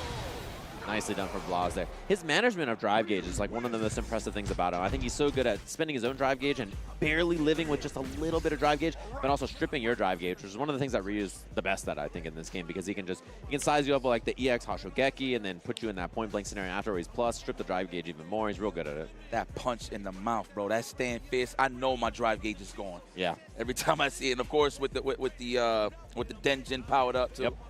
And then he starts to bait you and stuff with the Hoshogekis. You tap parry, drive rushes, right? That kind of stuff as well. And then he starts to hit you with the heavy Hoshogekis. So then you start looking for the tap parries, and he just does like heavy punch. You tap parry, he walks up, throw, jab, whatever, right? Like that kind of stuff's real good. I'm loving how every Ryu got a different style. Like, obviously, you watch, like, Kusanagi and Blas, you can kind of see the subtle differences. In terms of super setup heavy, yeah, I'll give it a Kusanagi in terms of offense. But in terms of sequence fighter heavy, I will give it more to Blas. Like, he'll leave those little pockets so you can get those whip punishes out. Yeah. And his perfect parries on booms, he just missed a few there, but his perfect parries on fireballs or on buttons to save himself from burnout are excellent. His decision-making and understanding of the drive gauge is really, really world-class. Hit the brakes. I love that. Yeah. No use like drive rush jab just to get a little space, right? Oh, Nagoo, I like that. That is the Papa combo. That is I have kids combo. The 3-piece. Crouch short, crouch jab, flash. You know how I know this? Chung does that combo. Yeah, that's a father. That is a father. School. That is plus still, no matter if it's a parry or not in the animation. It all stays the same. Of course, perfect parry. It's a different story. Got to bait something there. Doesn't find it. Blas playing slow and steady here, but Nagoo got the corner, got the lead. Doesn't need to do much to close this one out. Sniped out the throw attempt, huh? Possibly. Yeah, and Blas, he spent so much drive gauge, he kind of needed a throw or something to work for him to win that round. Wow. Organic. Organic. He watches all the online tournaments. Damn, he knows. Oh, I would have got hit with that counter hit for sure. So great defense from Nagoo. Yeah, he tried to stay nice and solid there. The heavy punch lands, and now Blas pushed back. Low on drive gauge as well. He's got to work his way in, and it's got whip punish. You know, it always looks the same.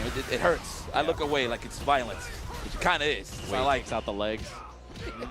Caught him jumping her backdash in there. Stripped the drive gauge with the level 1. There you go. Final records. Yes. Let's go to the shop. I want to get some of my best favorite albums. The Tower Records he's pulling up. Including Stay Away From Me. There we go. Oh, parry saves the drive gauge, but Blas real low here on life, low on drive gauge. He's in a bad spot. Nagoo trying to play it nice and slow. Blade into boom, one apiece, just like that. Instant rematch from Blas. That's right. I don't got time to think about it. I know the game plan. Wow, you knew? That was reactions. Let me not even say you knew. He was ready, on the ready, and look at that. Rewarded with great offense. Knockdown target combo, Hoshogeki. He didn't spend the heavy one, so he still has the Denjin buff. Dude, really? From that far? That's what we're doing? Okay. Wow. Everything about that from Blas was so good. He was trying to take the drive gauge away, but Nagoo with the parry to save it. On the crossfair starter, right? Yeah. Crouch heavy EX Hoshogeki like that's real good at stripping drive gauge. Side swap into the corner. Love the little walk up low. Good challenge. Yeah, taking the drive gauge out here, and Nagoo with the parry to save it. Oh my God, they're fighting for the imaginary meter. Okay. Not even the super gauge. Is he going to react to Sonic Booms with level 2 is the question. No jumping. Never mind. The 3-piece. Keep it nice and simple. Obviously, no drive gauge, so no real combos, but he had enough to finish the job every night. Blas with a chance to send Nagoo to the losers. I can't believe it. Solar plexus throw. Same thing he went for last time after that sweet punish counter and walk back. He's so comfortable in that space right in front of you. It covers 2 options, you know? Yeah.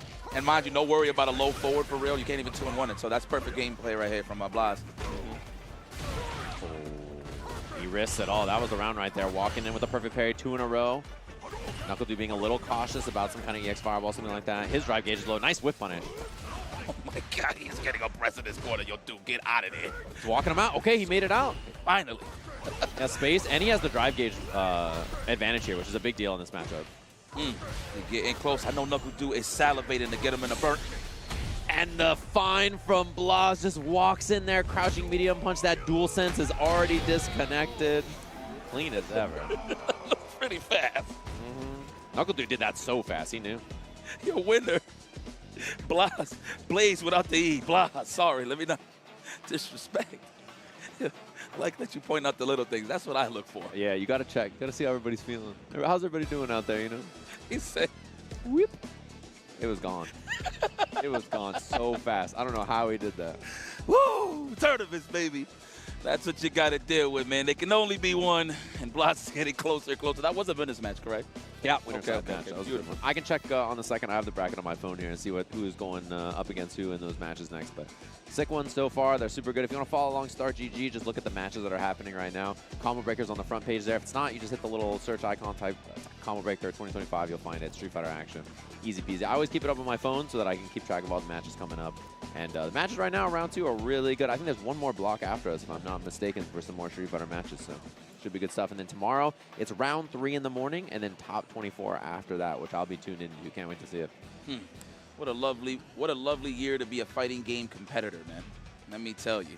But the one match that I want to see get real competitive, and I hope we get it. You know, obviously we don't really get, and I like that. We don't really get the news on who's next. Right. Like that. But there's definitely been in the mix in the brackets where we've seen names like Kaba and Problem X facing off against each other. So hopefully that's what we get. Both of those guys, you know, are my guys. One guy from Dominican Republic, the other's from Brooklyn.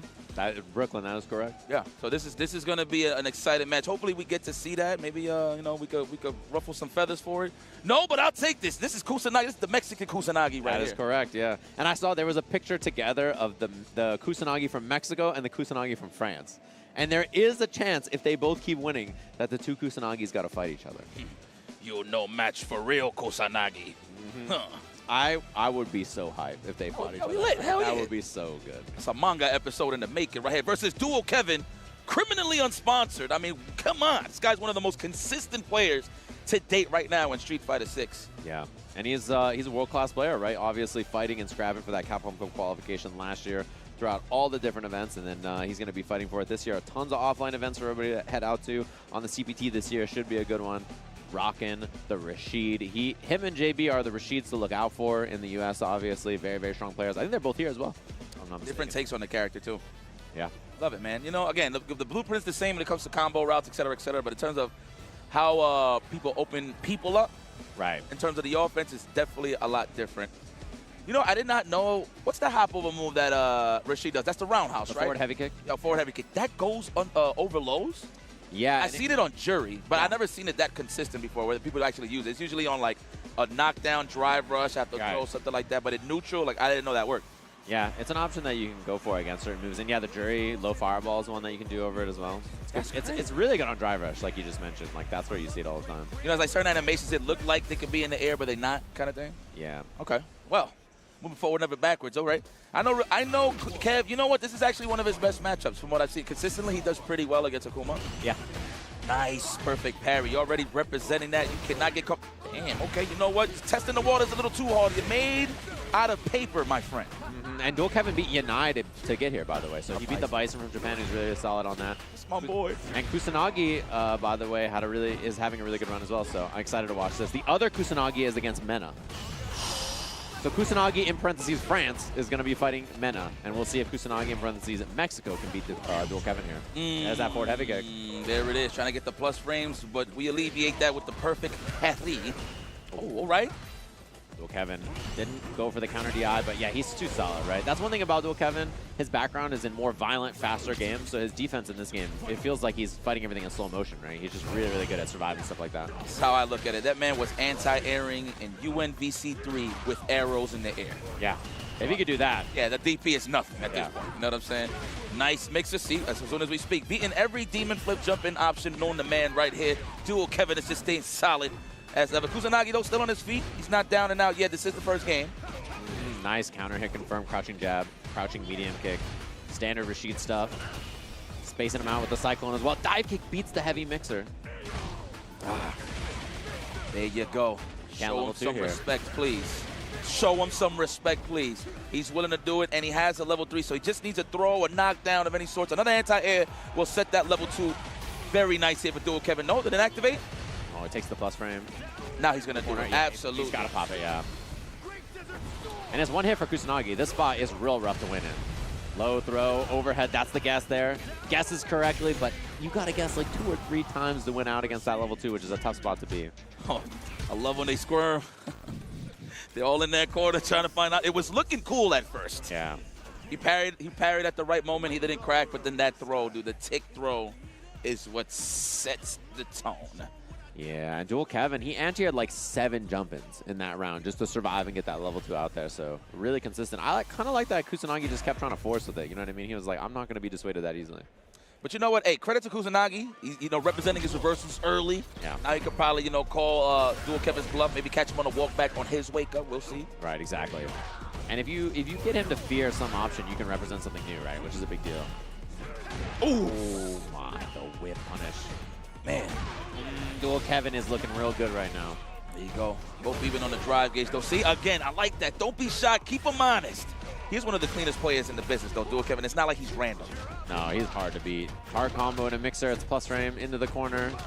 Stringing you up, just waiting for the jump. And he's so solid. 10 for 10, eh? Yeah, and the only time it didn't work is he tried it and then it lost. Give me that. Put it in my back pocket. I'm treating these fireballs, parry fireballs as bits. Thanks for the bits.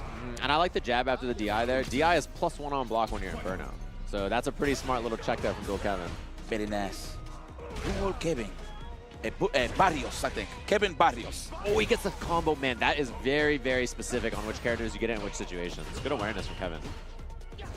Oh, spacing out. He's looking for that low forward. Seeing the walk back. I see the spacing. Side swap. Ooh, he was trying to bait that. In range? Seriously? That's what he wanted for sure with the shimmy. Good call. Ah, you try to hold up there, my friend, right? Maybe I think it was a backdash more than anything. Backdash, pop here. Good for Dual Kevin. He was low on drive gauge. Oh, and he's going to be able to kick it in here in a second. Yeah, he gets the enhanced one. Another one. There was so much combo left there, too. Nicely done from Dual Kevin. Well, the faded match of Kusanagi's not happening because Dual Kevin just killed that. There's a lot of story mode killers here today. Huh? We got Samurai, we got Dual Kevin. It's all right, though. It's all it tease for maybe a storyline down the pipeline. But Dual Kevin, get credit where credit's due. That guy is consistent. And it's safe to say if he's in the building, it's about a 90% chance he's going to be in your top 8. I'm going to be very honest with you. That's how good he is. He has beaten some of your favorite players on the grand stage.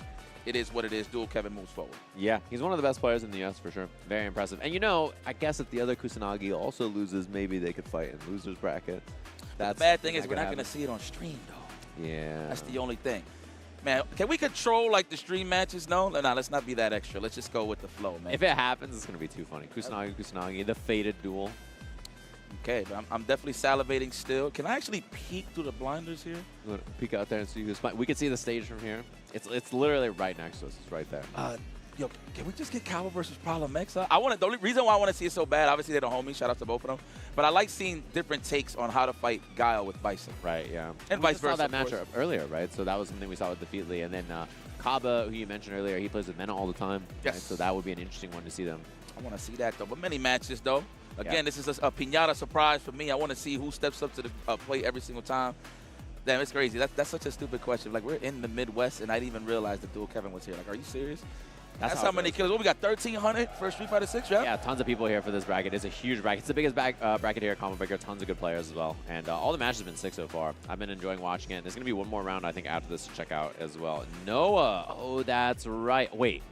Is this a Luke mirror match? Team kill. Vissam. Yeah, I think he plays Luke as well. The last time I saw him play, he was playing Luke.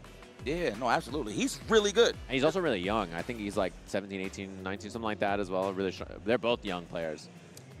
He's like, yeah, I know you're my teammate and all that, but I think I'm going to have to put this foot in your gluteus maximus real quick. Who's playing Akuma? Is he on Akuma now? Is this? Oh, okay. Maybe he just doesn't want to play the mirror? Yeah, maybe. Or maybe he swapped over. I'm not sure. Damn, and they're teammates, by the way, so I'm pretty sure could be a good chance out there that these guys was playing on the late night or something, you know what I'm saying? Practicing or whatever the case may be. This is just me assuming, of course, but there ain't no excuses. At the end of the day, all those sets go out the window when it comes to the real deal, and that is, of course, the grand stage. I think he's laughing because it was a button check, and Noah hit him 17 times in a row before he got to hit him. He was like, I can't check. Oh, button check? Oh, I thought it was a game on guard. He's from the hood. Hey, you know, this is like the best joke that I could give out right now. So we Google searched Lompoc. I said this earlier. I think it was to LLBJ3. We Google searched Lompoc, and all you see is gardens and flowers. Okay. I'm serious. And then, you know, we pulled a note to the south. Like, hey, man, I thought this was the trenches. He said, no, That was the hood. that's the outer side. Lompoc, on guard, on the good book. On the good book. Seriously. I believe you. Check that out. Next time you want to just laugh, just Google search his hood. You too, guys. I keep forgetting we're live. Guys can check it out. Check it out. Oh, suppressor on action. It's like the bait the drive rush was the bait the drive rush. Nicely done on that walk back. Let's go. Nice. Spaced out knee. The screen didn't shake, though, so it wasn't plus. That's usually on the meaty side of things. Right. He gets the auto one off back throw. He gets to do heavy kick after, and it's auto meaty plus on block. I actually didn't know that was auto throw. I usually see him like walk up a little bit. Oh, but they're looking for like text, right? Stuff like that. Trying to catch you mashing. Did you know? Oh, nice punish. Double drive rush. I think he has to do a level 2, although it's a Kuma. He misses the knuckle. It's like that. You're not gonna show respect to your teammate. Look what's gonna happen. Grissom is gonna take full responsibility. That's a jet. Nice. Oh, jail. Smart. From full screen? Damn. He couldn't jump it. He tried. It was very nice. It was a very. Yeah. I'm glad that you agree with that. They say that where I'm from. I've heard that one before. It's true. Oh, say ya! Oh! I'm the captain of this team, says Noah the Prodigy. Hold on, though. He needs to spend level 2 to kill, I think, right? Is level 1 enough? Akuma life? It is 9,000 life. Smile. Now you don't want to play with your food, huh? You're that healthy. I see. I understand. Yeah, he hit the knuckles this time. Last time he dropped it. I like how Bissum is spacing them out, though. That's the thing about fighting Noah. You don't want to be too flowcharty, especially with offense. He's so good at perfect parrying, like, strings like that. Yeah, you got to be careful about it. And he didn't go for the standing reset there. Noah burns himself out. Another day in the office. You said Noah the Gray, eh? Noah the Gray. That's him, officer. Bissum, all right, doing a good job. I like how he's not overextending, but get nice, powdery, burnout knuckles for your troubles. Yeah, and he spent that instantly. And the thing about Noah is he will do button into drive rush here, and if it doesn't work, he'll do another button into drive rush and burn himself out again. He's down. That's the kind of player he is. Trying to beat drive reversal there with the jump back. Back throw. Oh, no, we want damage. We're trying to attack. Okay, trying to get a mix-up, try to lie about the back throw there. Yep. He's trying to catch him jumping out 3 times on that already. Almost dead here, and drive gauge in trouble. Wow, he was ready for that. I thought he made it, honestly. Oh, nice. Perfect parry. See, you don't want to get a little too flowcharty with him. Look, I played him a couple of times. I would do like a jab, stand short with Bison. The short gets perfect parry. Yeah, he just knows. He knows. So he actually does this in neutral. Like, he recognizes like the counter poke scenarios where he gets good perfect parries as well. Oh, a little too far. And nice back that from Noah, knowing that's coming here. Side swap. And this time the meeting. Attacking the gauge. Yeah. Touch grass, you sure? Oh, he tried to get the cross cut. Didn't get it, but the crouching jab anti-aired anyway. So we got to do something, man. He's on the receiving end of just the one-player game. I'm going to be honest with you. Yeah, and when Noah gets going, the match is just totally in his control, right? You have to find a way to either take advantage back or slow things down. Nice whip punish. Okay, Vincent, that's the way we get to saw something nice. Nice DP again. He's been pretty consistent with the anti-air. It's going to hurt. Ooh, Adamant Flame, shake my hand. This should be enough. Oh, we're going to save it. Or throw scenario, we got to guess here. Yeah, and a rough spot there. Didn't get the combo. Noah's pretty far away on this one, though. Oh, no. He needs a lot. A lot's got to go wrong. I think it's going to be about 2 more before we actually start pressing. But oh, you knew? Level 3? He's going to spend it. It's not enough to kill. He's going to get burnout, though. That was a bit of a soft starter, if you will. Yeah, I feel like he could have got way more damage, but you know what? He's making it count regardless. Put him in that burnout early on. Oh, my God. He's almost dead. He can chip him. Yeah, EX Fireball chips. That's why he jumped, and he burns himself out the air Fireball. Come on, son. I seen that coming. Yeah, that's a rough one there for Noah. Especially because he committed level 3. Now he's down a lot of resources in this round. One of the sponsors is looking. I was like, I like these guys. Get off of me, right in between them strings. Oh, and he's closer and closer to burnout here. Noah fights out. He knows that he was going to go for a throw or something like that. Stagger pressure, try to get the burnout. Oh, dash and tap parry. Trying to get the perfect parry. Watch it. Oh, speaking of which, I'm telling you, he knows those counter poke sequences. Yeah, he knows how to tap parry in situations like that, catch you. Oh, whiff. Didn't get a whiff punish, though, and he parries again. I'm telling you, man, you better stop. I like how you get scenarios. So me, this is what I'm not good at. Oh. Actually catching, like, strings on hit. Yeah. That happens to you. Like, you think they're going to come into a combo, but not. You get a whiff punish. Man, here we go. Vissam. Looking very nice. Oh, I like that conditioner well. Yep. I'm a fan. Yes, me too. I'm a fan of that. I like that a lot. He said, walk up, what, chop? I'm taking half. Demon flip, divorce, half. Brick. 50%. I want the bottom brick. Nah, that was good. I like that a lot. I'm a big fan. Oh, you know what? To be fair, if anybody would do good against a Luke that's piloted by Noah, it would be Vissam. He does play Luke as well. I don't know how long he's like dropped the character, or he still has him in his back pocket, but regardless of the situation, we got to stick to the facts. He knows how to fight Luke. He's doing well. Credit to Noah the Prodigy, though. Great perfect parries, but no big damage, I feel like, for his punishes, right? It's all light damage, so like you give him more an opportunity for Vissam to live. Yeah, and he's really good, too. I mean, like, that region has a lot of really strong players. The Middle East, right? If you watch any fighting games, you know. And, I mean, his teammate Slash out here as well, right? Yeah, they out here. They're flying out from Saudi Arabia. Yeah, they're really strong. They have so many good players.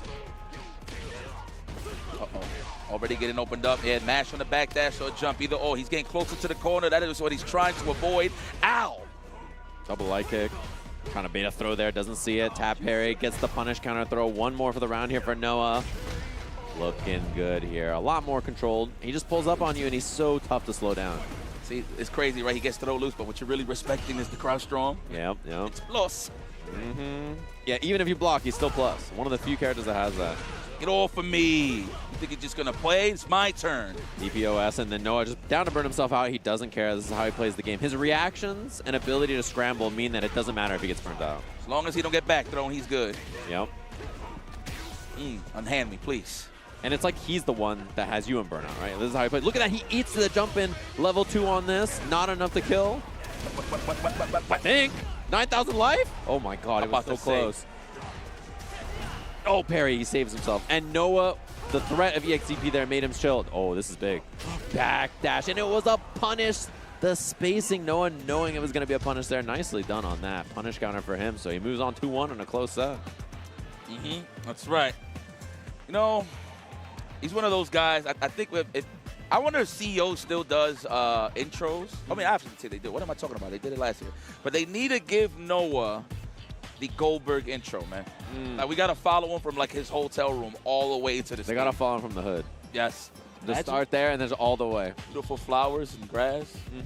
A beautiful meadow. I love nature. Yeah. Yeah, Lompoc apparently represents that very well. Listen, I ain't trying to roll to y'all hood and y'all jump me in the meadows, okay? There's like a field of sunflowers, like 10 dudes just pull up out the sunflowers. You're like, oh. Oh, man, good stuff. Noah the Prodigy moving forward. I'm not surprised, but though, credit to Vissam, though, for taking him to the wire. That was a good match. And he's a really good player. I've seen him play a lot in on streams, especially when I tune in over there. That region has a lot of really, really good players, so impressive of him. He's really young, too. He flew on like a 25-hour flight to get here or something like that, so, you know, it's a long way. Credit to anybody that could withstand the jet lag. Yeah, that's tough. I'm pretty low tier when it comes to it, so it is what it is. Yeah, for sure. Oh, Problem X Kaba finish. I got to look at the results. I'll check the phone. I'll look it up. We're going to get the next match after that. Who won if we know? Problem X 2-1 over Kaba. I see it on the We got it.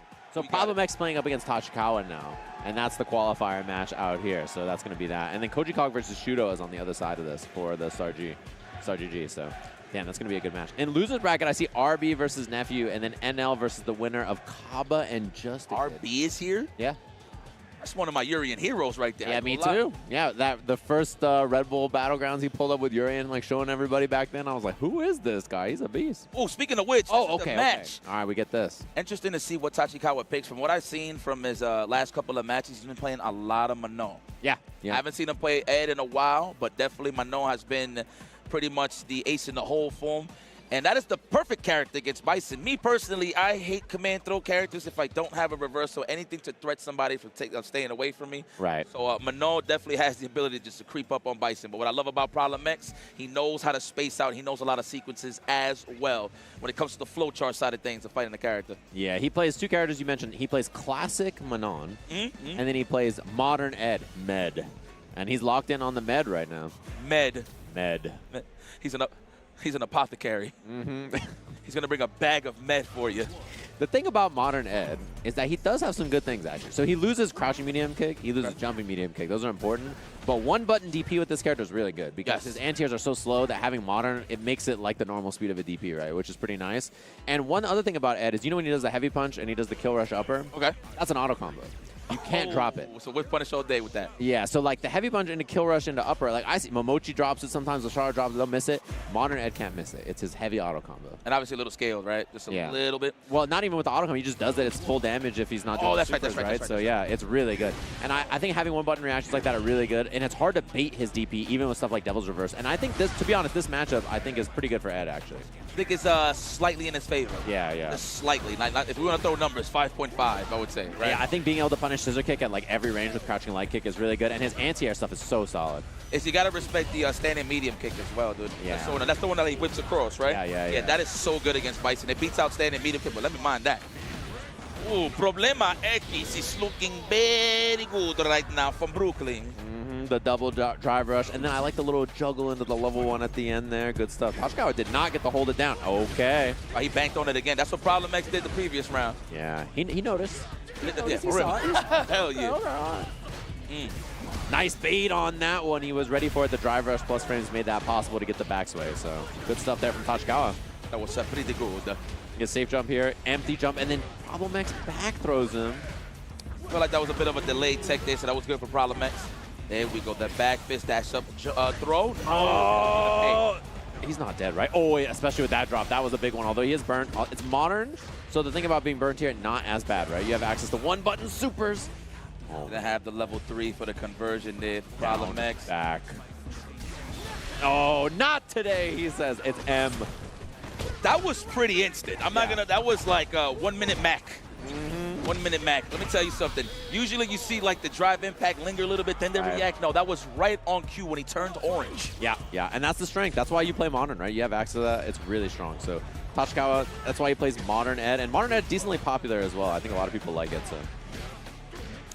He missed the conversion. Okay, nice. Wow, right in between. Yeah, he was ready. Even on hit there, he's going to try to take the drive gauge here. Toshikawa, even though he's in Modern, if he doesn't have super, he can't do the one-button reaction. So that was a great starter. That heavy cycle crusher to level 3 does so much damage, as you can see. Yeah. Oh, he throws the DI burnout here. There's no way out of this. He can just guarantee the checkmate. And Toshikawa tries to wiggle away. It doesn't work. Game 1 to Problem X. That's confidence right there. When you want to finish a combo with a jump-in roundhouse, that combo is actually not as easy as you think. Yeah, it's definitely droppable. Yeah. You gotta like deep jump in and then just stay in roundhouse. But nice for Problem X finishing the job. Okay. Yeah. Character select. He's having a think here. Going Classico. Be going Classico. Yes, it's one of the characters who's highlighting for Toshikawa early on. The classic Mano. I personally just, again, I don't like command throw characters. So you're going to have to be immaculate when it comes to spacing. A couple of command throws here and there. 2 medals, max. 3, I feel like that is like the worst that you could, that's like the best that you could deal with. 4 and up, that's when it got a little scary. Yeah, and it's interesting that he plays a modern character and a classic character. Like swapping back and forth. I'm impressed that he can do that so easily. Oh, not the jab whiff. That's how you know Problem X is looking for blocks. You can always confirm it to stand short back fist, always. Yeah. Oh, strings into the bomb. That was guaranteed. That was nice. No crouch jab for you, says Problem X. He is conditioning you well. Yeah. Overhead, I promise you. Ooh, I like that option too. Jump in on timing with the bomb, builds back his drive gauge. Overhead would have worked too. He was ducking. No. Straight up. Get off of me. 2 boots, no hands. Wow, jump heavy kick. That's an annoying one to deal with too for a lot of characters from Manon. Manon's roundhouse, right? Jumping round? Yeah, that's a tough one. All right, burns himself out. Done it. Scared of the command grab. That's plus because of the burnout there. +1. Oh, wow, what a challenge right there. Caught the perfect parry, and Toshikawa got the drive gauge lead too. This is troublesome. No. And the jump timing, and he gets a medal for his troubles. 4 in the first round. That sucks. That does not feel good. That's damn in Spanish, if you're wondering. Yeah. Because now, you get command grab 1 time, and the whole rest of the game, if you get command grab, it's over. This is when it's problem. Number 4, that is the sweet spot. That is the number you want to be at when you fight any character, including Bison. Yeah. Level 5, too, it means his strikes are better, too, because the level 3 does more damage, and you have higher medals as well, so. God, don't get perfect parried, man. It's crazy. Now, it's scary to even mount offense, because perfect parry is an option as well. Yeah. Yeah, level 5 command grab, even scaled on perfect parry, does a lot of damage. Ooh, look at Tachikawa looking for that standing medium kick. Okay, he's trying to. Nice. Wow. That's a real Bison player. Yes, it is. That's a real Bison. He even does the neutral jump hell attacks. Yeah, he's pretty good. Oh. As long as it's not a counter hit, you good on that overhead from fall. Wow, nice whip punish. Meaty back heavy punch. And then I like the tap parry there from Problem X, although if he got command grab. It's dead. Yeah. Yeah, scary stuff. Nice. Oh, it traded. The EX version is a little wonky. Okay, he's got to spend it to get the kill. Expensive, but I think totally worth it. That happens a lot with the jump in trades with the OD Cycle Crusher. Usually it wins when nobody, like when they try to jump back and avoid the drive impact, right. no buttons. But that obviously the go-to is the jab one. But you know, obviously you want to get speed in the matter here to get there fast. Makes sense to me. Let's go. And a medium kick, no? Can we get in that range? Since he's gotten this 5th medal, Tachikawa has been a lot more chill. Like, I feels like he knows he doesn't have to do anything because of the threat, but I think he's slowed down a little too much. Problem X taking advantage of it. Now that's a Bison player. That dude slide. Raw slide on a 5 medallion. But no, that guy is a psycho. Oh my, don't do that again, please. Nice. Caught it whiffing. That's why it worked out a little better this time. Got the counter hit combo as well. It's good damage and bombs. Double reverse. Oh, went for the boots though. I like that. Pure. Oh, level 3? No, he takes the knockdown instead. Command grabber not as the guess. He goes for a regular throw. Oh my god. I know. Oh, did he catch the landing recovery frames? He got it. Nice, and there you have it. Problem X looking comfortable. Looks like he finally, remember, he stressed it enough on Twitter. He said he finally made it out of pools. Right. But I feel like that's the momentum and that reminder that he needs, that he is still one of the best in the business. No, obviously a bumpy road, but looks like things are smoothing out for the lad. Problem X moving on in the winner's side. Yeah, very nicely played from him. So he got that set earlier. We didn't get to see the Kaba set, but he got that done, and then he wins there against Tachikawa to make it out into tomorrow. And Tachikawa is also playing tomorrow. By being in this match, it puts him in loser side for that, so he doesn't have to play qualifier out. But nice stuff there. We'll get to see them all tomorrow. I'm going to take a look at the bracket here in a second to see it. But matches have been super sick so far. Hopefully you've been enjoying them all at home. Chilling, got some good Street Fighter. And the Saturday, like the late night Saturday is when things started to get a little sweaty. And then tomorrow, early morning Sunday, I think it starts at like 10 or 12 or something like that. There's some pretty early matches tomorrow. Things get going. There's going to be a good time. Can't wait to see those matches, all the qualifier matches. I'm going to be poking my head around trying to watch everything on and off stream. Gonna drink some good old dirt, huh? Just watch the Street Fighter? Yep. A little coffee, black coffee, and some Street Fighter. Do you actually like omelet sandwiches with dark coffee? Like, is that like a combo? Like, do you like dirt with like protein? Like, yeah, why not? You know what I had today? I went to get food. So I commentated at noon. That's when food got here. I finished. There was nothing left. It was gone. I went to look in the staff room. Nothing in there. It was gone. I had a peanut butter and jelly sandwich and black coffee for lunch. Good old American. Yeah. On the go. My goodness. The only food in the whole venue. That was all I could find. I've had a peanut butter sandwich. Oh, reminds me of prison. I've never been there, by the way. I'm just talking smack, okay? Well, Koji Cock, man, still got the bedhead. Yeah. This guy woke up and said, hey, man, your matches is up. This is the other side of the bracket, so I think winner of this match fights Problem X tomorrow.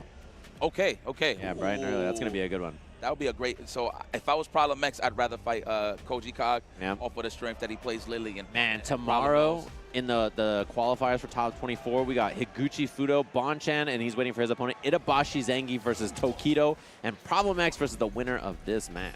Okay. We got some good ones. Again, I'd rather, if I was Problem X in his experience, I'd rather deal with the Lily. Yeah. Or maybe the Akuma. Maybe that's the safer bet. Me personally, I'd rather fight the Akuma. Yeah, it's hard to say. I mean, it's one matchup you're probably more comfortable with, and the other one is a character that's a little weaker, but at the same time, still scary to deal with. Especially you don't have anything on reversal, so it's really, really difficult. Blas plays Noah the Prodigy tomorrow in the top 24 qualifier match. Nice. Yeah, good one. Let's see what Daigo at. What Daigo at? Oh yeah, in the losers bracket here. Let me take a look. Let's see if he's. God, this is a big old bracket. He got washed yet. Oh, it's in the other bracket. I gotta go back. Daigo Umar, he has been looking great lately, man. Yeah, he's like slimming up a bit, and he like stopped drinking, and he's like, I'm taking this serious now. And it was like right after he lost to Noah, so Noah was joking like, I sobered him up, which I thought was like a funny thing to say. He was like, yep. Oh my damn. That's how it goes, man. He punched him sober. That's crazy. Koji Cog versus Shuto. Let's buttons are checked. Yes. Okay. Here we go. This definitely looks like one of those you stole my MR before matches. I'm here to whoop your ass in real life. Oh yeah. Daigo fights Yanai in losers bracket to qualify for tomorrow. Okay. Kuma Bison. So tonight, huh?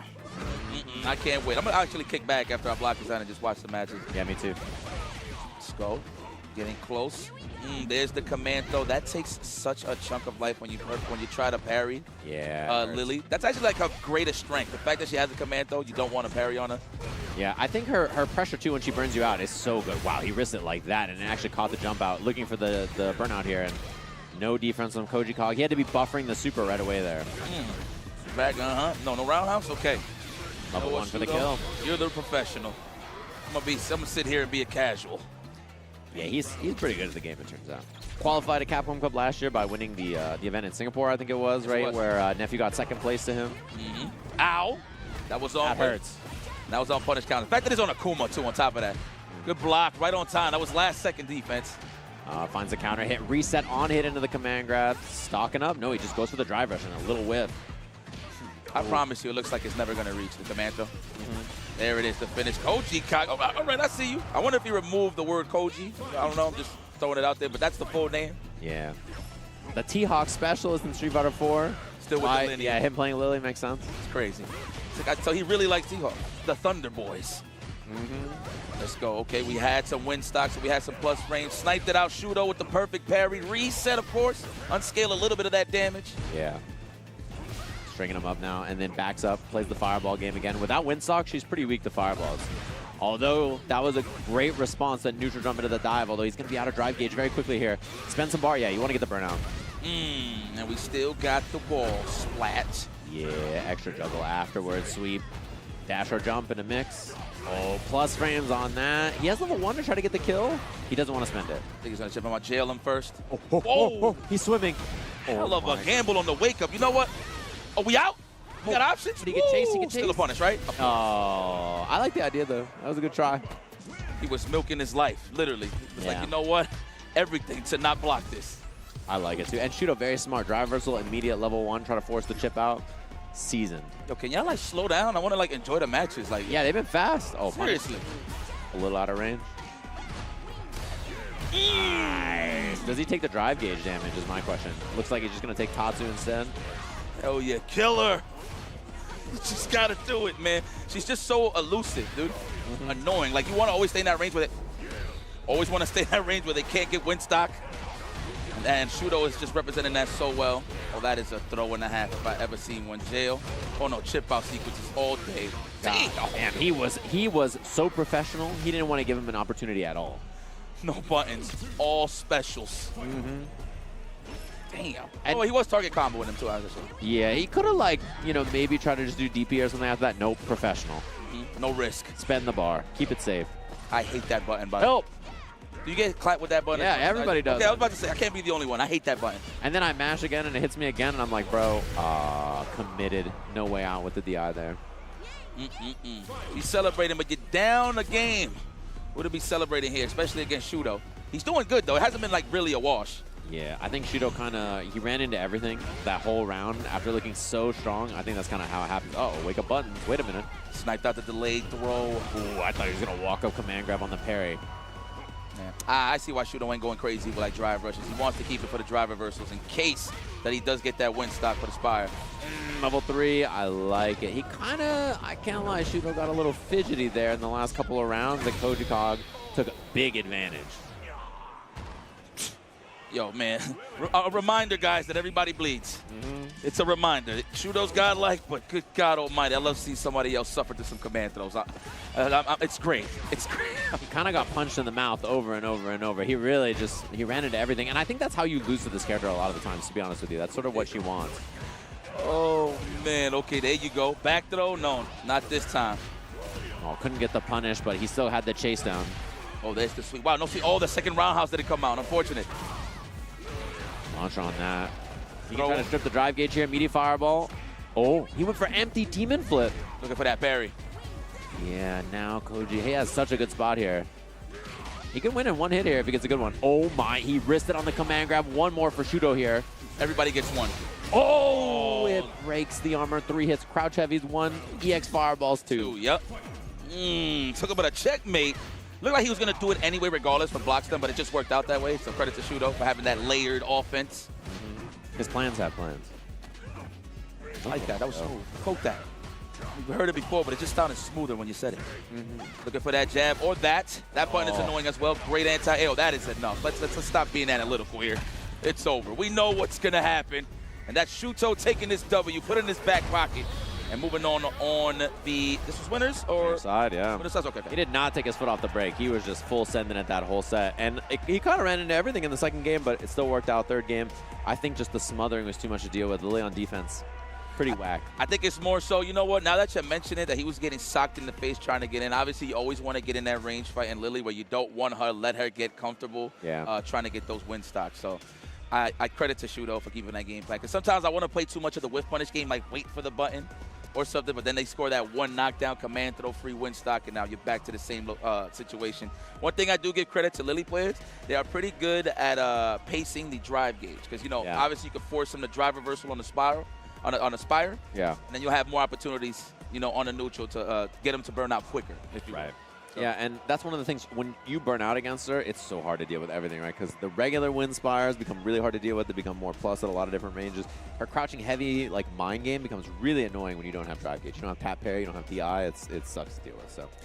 Tough character to fight against. We have one more match before we get to the end of this block here. We got to see who's pulling up, whether it's winners or losers qualifiers.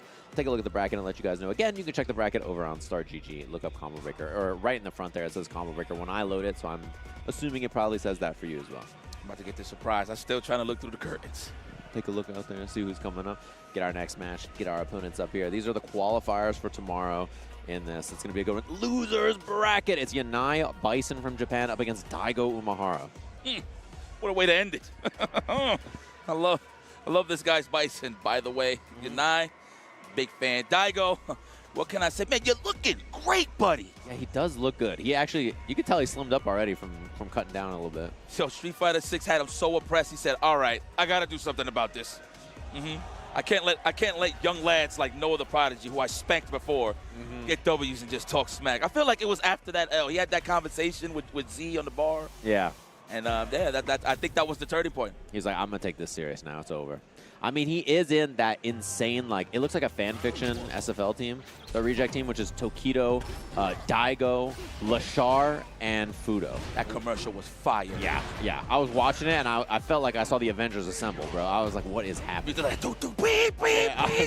Like murderers are just assembling in the scene. And I was like, oh! I was getting hyped, dude. Yeah. It was fire, though. All right, here we go. I need to do that more. I always commit to scissor kick. Yeah. That is the better option, and you get an Oki mid-screen. Right, and you have to spend EX to get it off of the stand light, right? So it makes sense. Unless you do the light kick, you can't get the bomb unless you Exactly, correct. Watch it, that's a parry next time. I've seen Daigo parry that so many times. I've seen him in the lab practice that parry sequence, so we'll see. Yeah.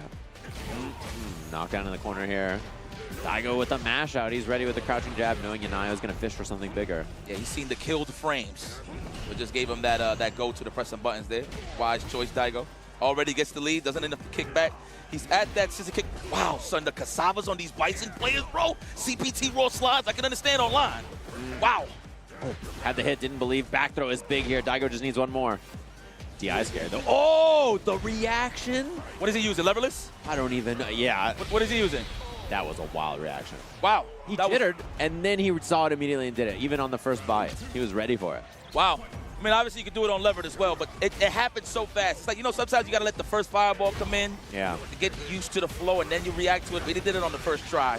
Immediate. Daigo with the level 2 spend here. He's going to build more bar after this, so I like it. Oof. Right in the chinny chin chin. Hold that callus. You trying to hold up, sir? I understand. No reversal life. It's okay. Now what you going to do here? That is a throw technical. You deserve to live. Nice low forward. Get the hell up out of there. Trying to bait something there. Daigo does not bite. Like the drive reversal on that. Get rid of the plus frames. Knock him down. Push him away. Oh, the spacing on that stand jab. All full commitment. Full send, I would say, with the jab. Walking him down. Bomb explosion. Perfect. Oh, man. Daigo gets out of there with the parry. No punish on that scissor kick, and Yanai was ready.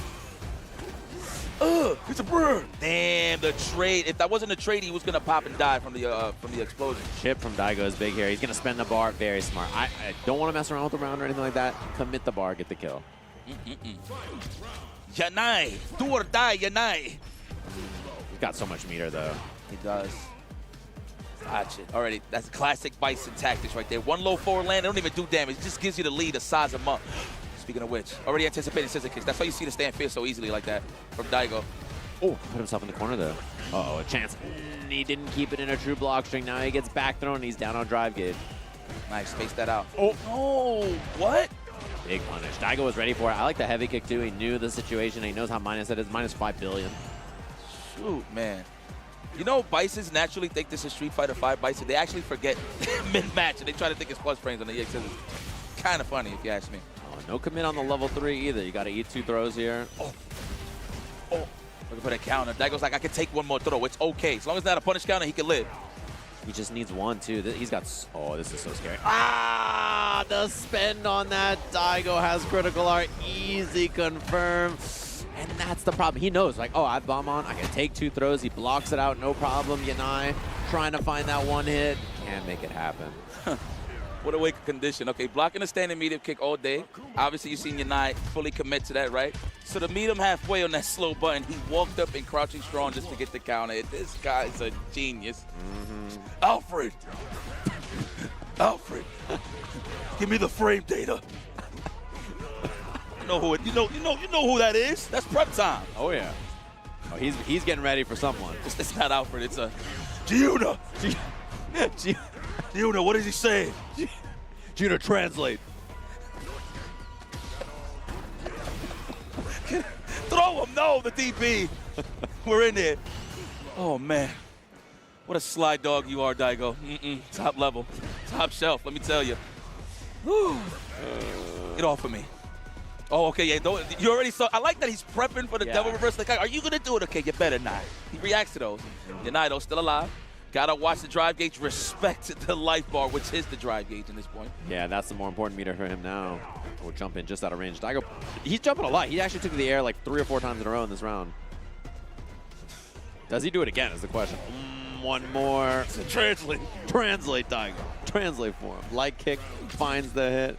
Yanai, 9th place finish at EVO Japan. Might not even make it to round 3 here at Combo Breaker. CPT Live. Let's go.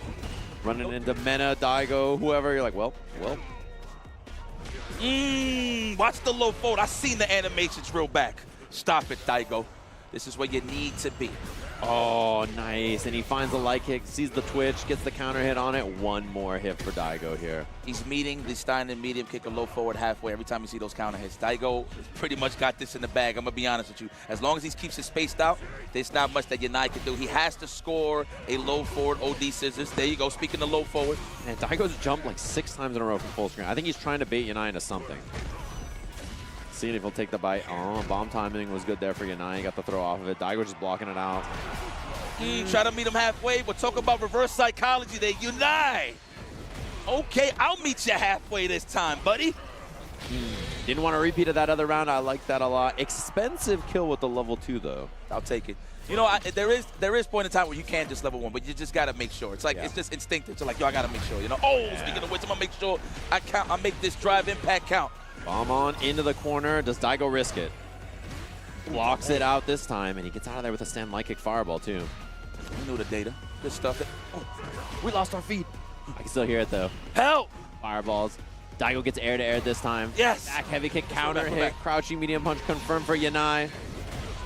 You know, you're such a great commentator. You could have fooled me, to be honest. Guys, the screen literally blacked out on us, but we're good now. We see everything. Come here. You know, I'm pretty sure he was thinking about it to crouch fast, but it probably would have met with that roundhouse. Yeah, it probably would have lost to that jump angle, to be honest. Sure. Oh my God, level 2. I know Daigo's gonna slow down on the plasma down. Ah, the punish on the other side. Game of peace just like that. Slide, huh? He's down. These guys are doing it. Doing it. They're down. You know, I do it like a hero, and I try to be super quiet about it, but I always get punished.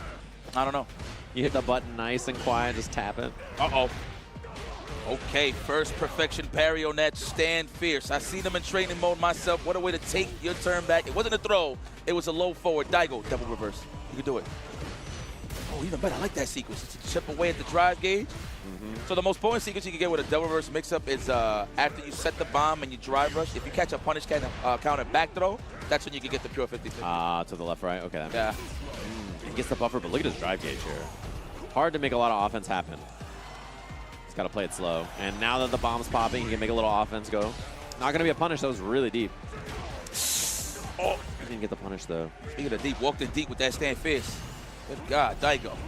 Prep time. Oh, good stuff on that, knowing he was going to steal a little bit too much. Level 2. Make the spin. Love it, Yanai. Oh, man, you can't let the Dusty folk get to you. They've been to the promised land before. It's your turn, Yanai. Can you get this W against Mr. Prep Time himself, Daigo Umehara? Loser side here. Oh, he finds the load. Nice confirm. I like the crouching medium punch. I didn't think that worked. I always do standing strong, but it makes sense. A crouching strong is the faster button, too. Yeah. Or you see a lot of drivers crouch like kick, crouch medium kick as well. Yes. A little bit more scaling, though. Delayed jabs just to try to fish on the... Wow. You know, if he got that counter hit late, if he late tech that, that would have been a counter. He would have got a combo. Double knee. Blocking out from Daigo. Oh, he's getting hit by the nasty stuff now. We'll see how much damage he's going to spend on this. Just take the bomb. No level 2. Throw. One more throw kill now. Daigo's got one guess left, and that'll do it. Daigo Umehara out of the bracket to Yanai, who's had a good run so far in this CPT. As we mentioned, 9th place over at EVA Japan, and trying to make it deep in this bracket here over at Combo Breaker. Yeah. Yeah. Big fan of Bison, by the way, if you guys are wondering, you know. I get like super hypercritical, analytical and stuff because I like jacking stuff from a lot of these great players. So when I see Yanai, a great Bison player like that, I can just go back, look at the footage, and use it as reference to see what I can steal. Yeah, you're training moding in your brain while you're watching. You're like, okay, I like that kind of stuff. That's what you got to do. And tomorrow, by the way, starts at 11 a.m. Central Time. I just looked down there. So 11 a.m., we're going to get into the matches. I think it's the top 96-ish or so, the Phase 3 matches. And then top 24 is at 1 p.m. tomorrow Central Time. If you're wondering, it is currently 8 o'clock Central. So if you're trying to figure out where you are in the world, 7 hours before this will be the top 24 match. So it should be a good one. Can't wait to check those out. Definitely going to kick back. I think I might join you on that dirt. Yeah. Keep us awake and watch the good old show known as Who's Going to Qualify for Capcom Cup. Damn, and it's only like, we're not even in the mid-season yet, actually. We're like, what, like pretty much at the beginning. Yeah, second event of the year, right? And there's like 8, I think, offline CPT events for the year, so going to be a good one. And then CO's coming right up. It's right there. It is right real there, soon. indeed. Oh, I can't wait to fry. Definitely be there for some other games, which is kind of funny. I think on a Friday night, just tune in. You'll see what it is. Should be a good time, I think. Speaking of which, there's CEO. You guys can register now if you haven't already. It's going to be over in Orlando, Florida. Long-standing fighting game event. Been there for a long, long time. And it should be a good one. And even if you're not attending, mark this on your calendars to watch. It's going to be super good. I mean, it's going to be right after the patch. Everybody's going to be salty or happy or terrified. There's going to be a new character out with Elena. It's going to be a good time, so definitely tune in and check this out. And we're not in Daytona. That's the greatest part to celebrate. Yes, those random truckers just flying out of nowhere. Make you feel right at home. But you know what's making me feel right at home right now? Tenno's merch. I keep forgetting that these guys are officially licensed by Street Fighter. Merch from Tenno, of course, designed by the FGC for the FGC. Discover our newest drops releasing for the first time during Combo Breaker, alongside many of your returning favorites. They're actually not lying. Check it out at merch.10-0.gg. That is a dash, right? Am I saying that right? Yeah, and it's on the screen in the bottom right if you want to QR code it up and check it out. I know that Cherry Blossom shirt Logan was wearing in the block before this. You look at the bottom, you can see what it looks like on person. Those are really, really nice. Those are reused stuff that you can get, and they have the mouse pads as well. And the Akuma crew neck they used to make in red, and now they have it in yellow. It's very, very cozy. I checked it out at the booth, and I was like, all right, I see what you guys are up to. Oh, my God. I thought if you use the QR code, you unlock a stage. You unlock the Gambu Temple? It's a Teskamat. Yeah. Never mind. Every time I see that stage, I just think about Tasty Steve getting hyped for the music. Is it that one? Yeah. And oh, yeah, that's right. World Warriors are kicking off, everybody. The season's about to begin. This is the way that most people qualify for Capcom Cup. So if you're wondering, how do I get into Capcom Cup if I can't go to these offline events? World Warrior for your region is kicking up. This is how the second-place finisher at Capcom Cup last year, Blas, got in, right? He qualified down there in the World Warriors. Check it out, capcom.us/WorldWarrior25. You can see where your region is kicking off. You want to play in all the World Warrior in your regions for the best chance to qualify as well. And they're going to be kicking off all over the place. And they'll be doing some coverage here and on other places, so you can follow along on the World Warrior. There are matches all over the world for you to check out. And it's the main way people qualify in for Capcom Cup, right? So it's the primary thing you should be checking out the whole year long besides these offline tournaments. And show and vibe as usual, man. Again, if you want to hear that beautiful whiff punish or your body just getting smoked by a drive impact.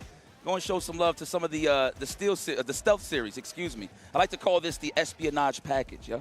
Oh, I like that. They have 10% off right now over at Turtle Beach. Espionage package. That's the good stuff. Go check them out, of course.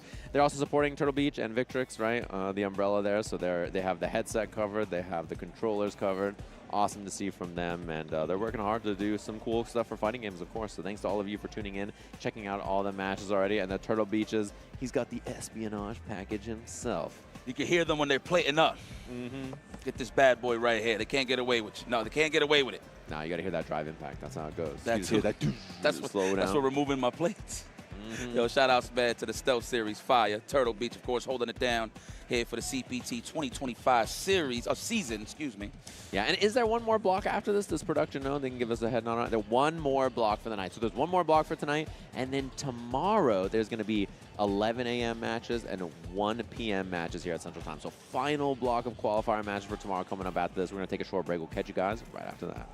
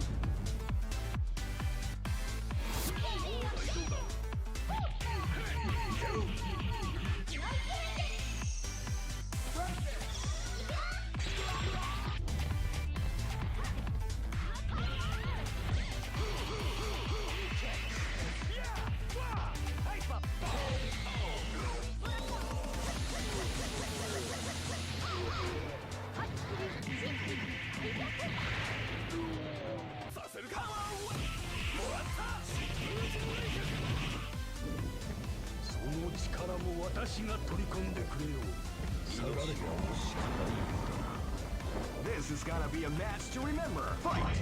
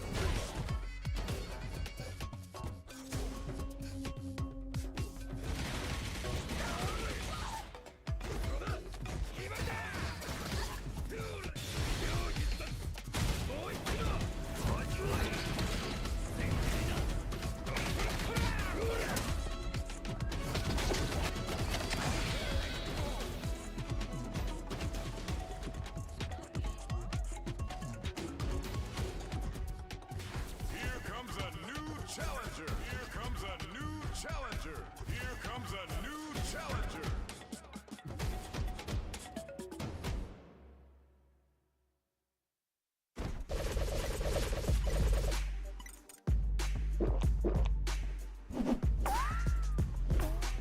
Red Bull gives you wings.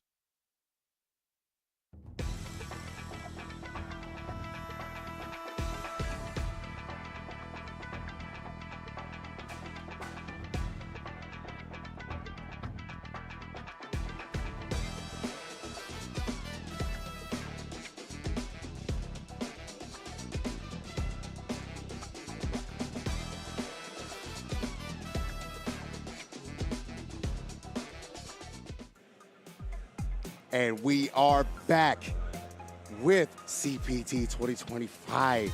My name is LLJB3. We are in the land of Chicago Combo Breaker. And this is the last block of the day. My name is LLJB3 once again. And this is my boy St. Cola. What is going on?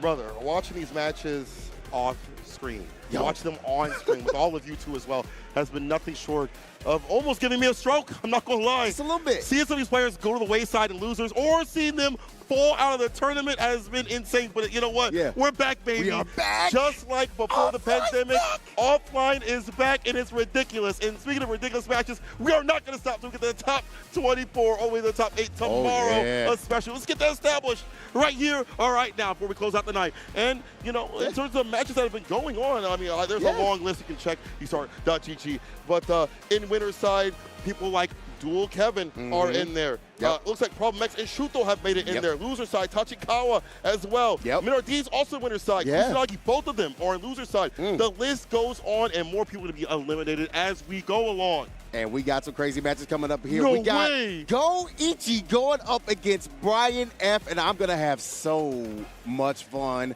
watching and yapping about some Street Fighter today with these two on the screen. Oh, my God. You Brian have no F. idea. You said fun. That's what the F stands for. Yeah, It's Brian Fun. F you in. I'm having fun. Yes. Oh. Going against Goichi, who got second with the Chun-Li, really put the character back on the map. A lot of people, you know, would say that she's very hard, even harder this season to be running because she doesn't have the damage potential that she used to. You know, they kind of scaled that back. Her anti-airs still kind of hard, a little weird, especially on the 10 show and things like that. However, I mean, you're a Chun-Li player. How do you feel about the character? The character is like, again, you talked about it before. It's very difficult to use, but it feels so satisfying to be able to land some of the punishes you be able to get with it. You have to stand heavy punches to be able to do what you get to get your whip punishes that you need to. True. You also got your swift thrust, the forward medium punch to be able to put in the work. You got to be able to use your Hazantu as well. It's going to be a little difficult when you got the low ground that Brian F is using with the Terry, which I've been seeing him work the Terry for the longest. But you see the Hazantu coming out to play immediately. So I got something for him. Yes, the holy Hazantu.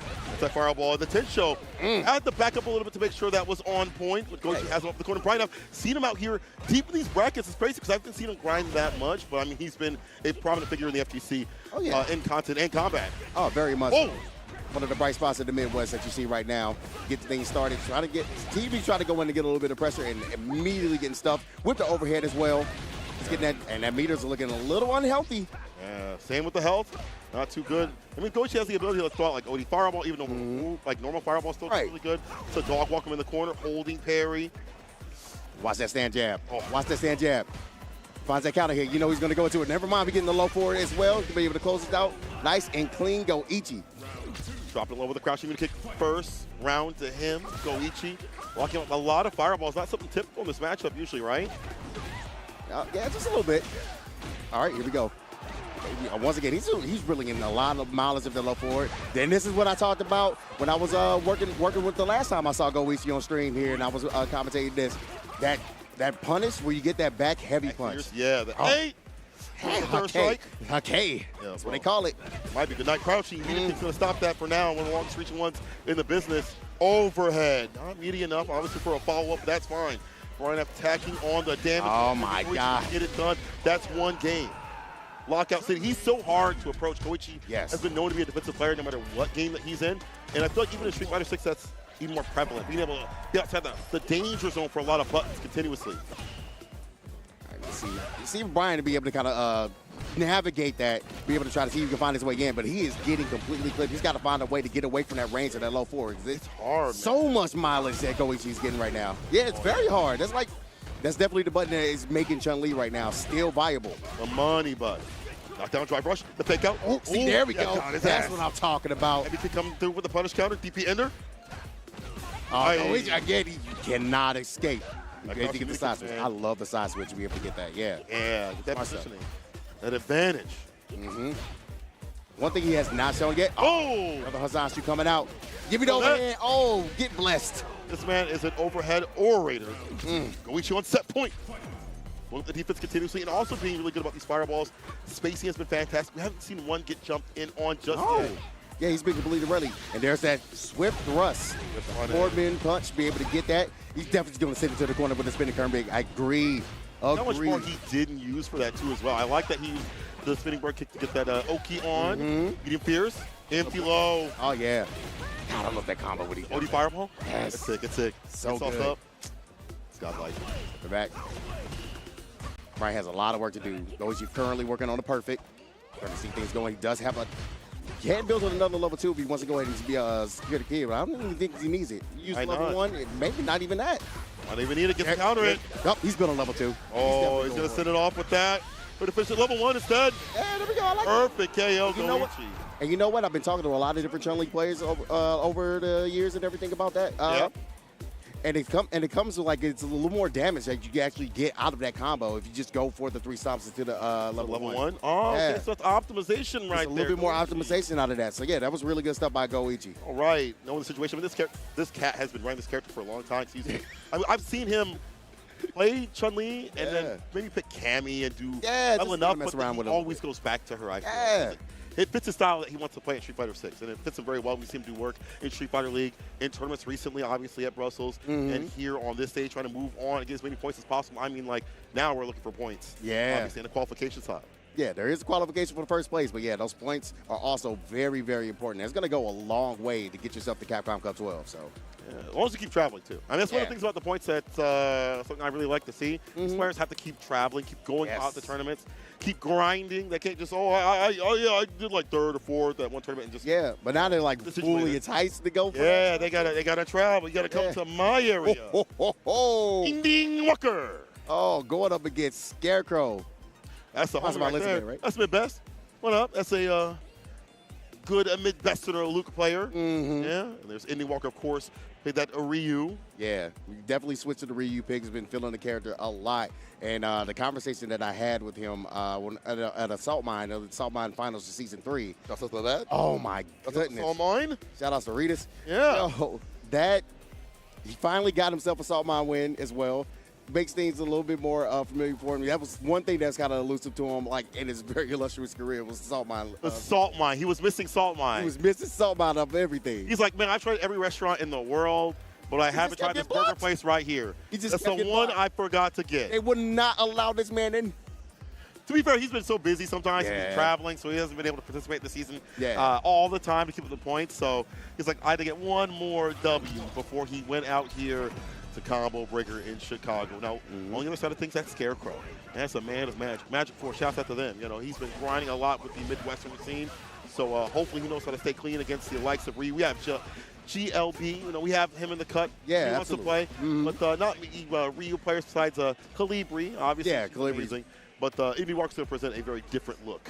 Yeah, very, very solid look. And also, like, it can be very aggressive and very just punishing. Ryu? Yeah, that type, bro. His parry game is insane.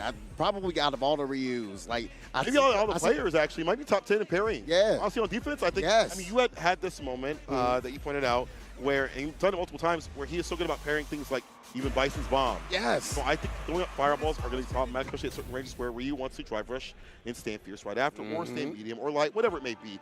He'll get in and he'll get his win. But Ending Walker, he's played this matchup a lot. Scarecrow, show us something different.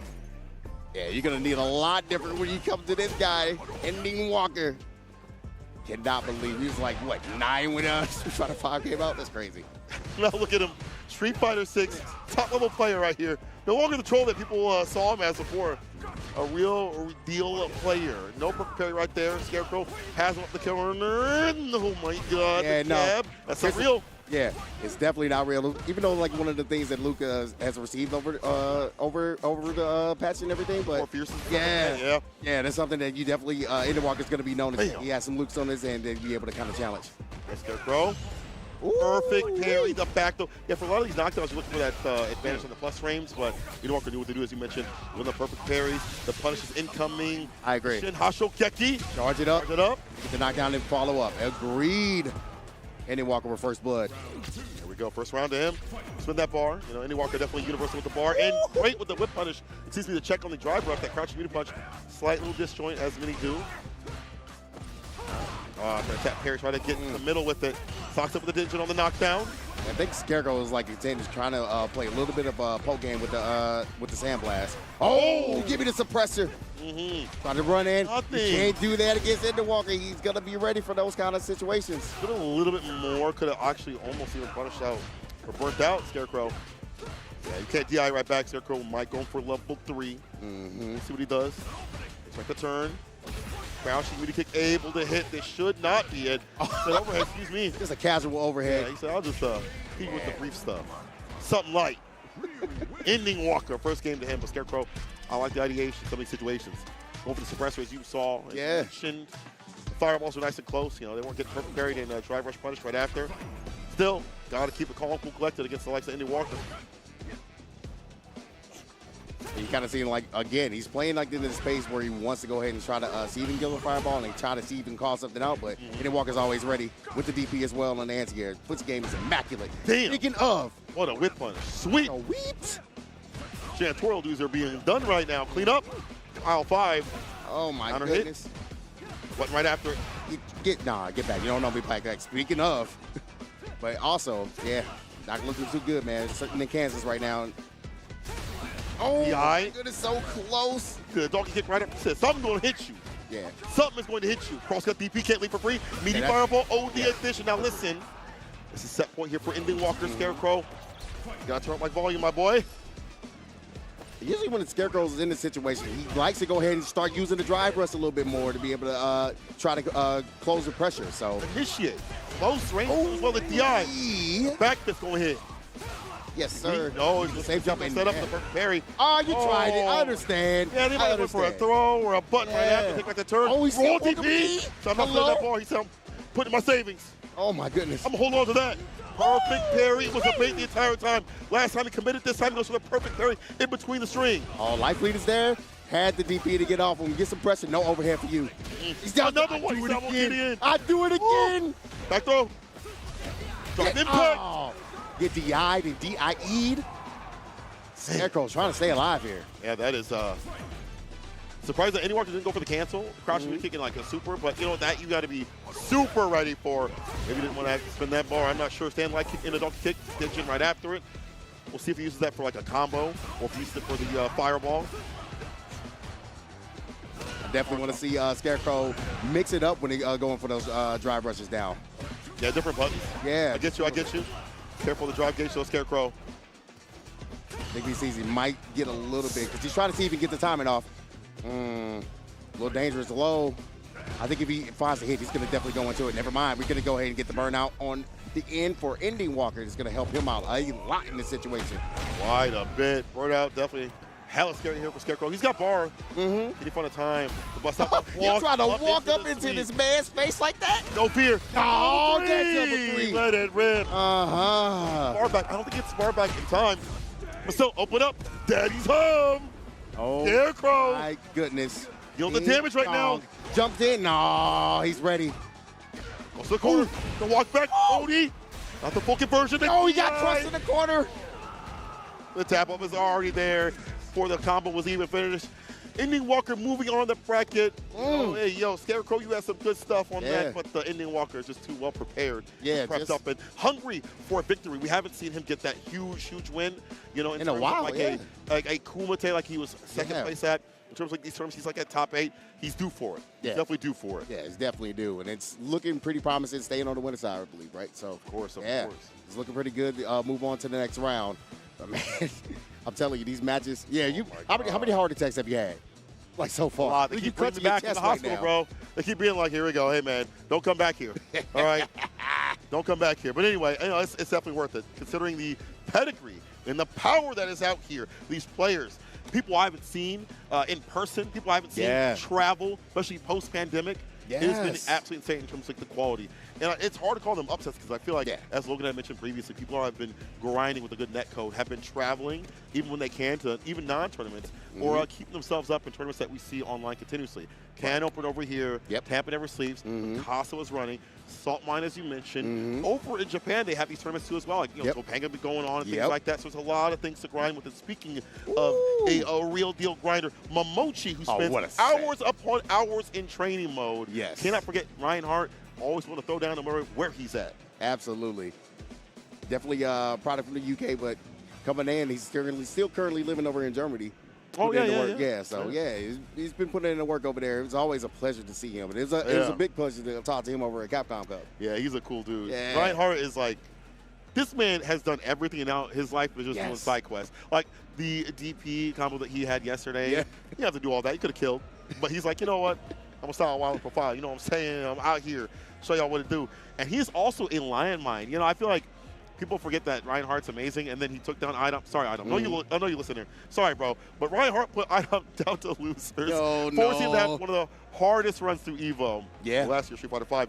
But Reinhardt, like, that guy is good. Like, don't get it twisted. When he go to a tournament, even if he's a commentator or host, he's like, yo, surrender the set. With anybody, top-level players, anybody out there, that Ryu is on a mission. We'll have to go up against Momochi, who is been more of a my guy lately. We've seen him on the Ed sometimes, but I think it's mostly been mine. I think he's going to stick with the Ed here, though. It's the Ed right now. Okay. I think he's going to stick with the Ed. All right. Excuse me. Because I'll prove you wrong. I'm no my guy. Life has many doors. I'm an Ed boy. And I kind of wonder if that's going from like working with Tokido and fighting against Tokido in the matchup. Maybe. I think he probably doesn't necessarily like that matchup between Mike and. We saw Tokido play against Yamaguchi previously, and Tokido won that. See the matchup so well. Which let Lashar, when I was talking to him, downplay mine. I'm like, okay, bro, relax, relax. And don't know, this is like a random aside. Lashar is one of the funniest people in the FGC. You gotta talk to him. That guy is super funny. All the stories you were telling me, like what he would say. I've seen him. Like I had a pleasure of like watching this Chun-Li, like when he was playing the Chun-Li for Capcom Cup. But since he switched off, like he's been really working it. He had the Ed, he got the mind now. You know what he says every time he sees me? He goes, I'm playing Bison now. I see him next time. I'm playing Blanc. I'm like, man, shut up. Stop lying to me. But there's the my pick. Like, okay. So we're going for the my. He's like, wait a minute. I think you want to go ahead for the button check, just kind of throw things off. Yeah. See if everything's okay. Throw me off as well, you know. Not that Momochi can't switch if he does feel uncomfortable, if he feels like things are going bad. But in terms of like stability, Mai has a lot with the fans, right? Even in like any sort of setting that you might be on, online, offline, your game plan is very linear with the character. I mean, not in a bad way all the time. And of course, Momochi has grown out the character to become a real Mai player. Like he knows the conversions, he knows the setups, he knows the real deal with this character. Reinhardt, see what you got. Yeah, already starting off with a jump. So you kind of see where the head is of Momochi. Again, the head of Reinhardt.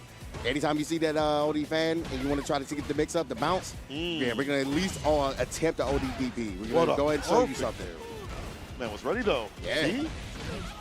Oki and corner push. Back throw. Switch it up a bit. Put him East Coast style. After that heavy kick, the heavy kick can be set up for a space trap. So careful of that. The DI, yes. Against Jinrai. Level 1 immediately. Yeah, get those flame stops. Start working. Yeah, that just makes it even more dangerous to deal with when you have the bounce. Hella, bro. Oh, the OD becomes +1. Yes. Just like that. Yeah. And that's the issue with having the stocks. You try to go for the ODDP, starting to get clipped because of the extra bounce there, the properties that comes with it. It's hard to deal with. And so is this when you're in burnout. It's such a grazing thing to say, but to fight Mai, you almost have to take away her bar or, be meter positive.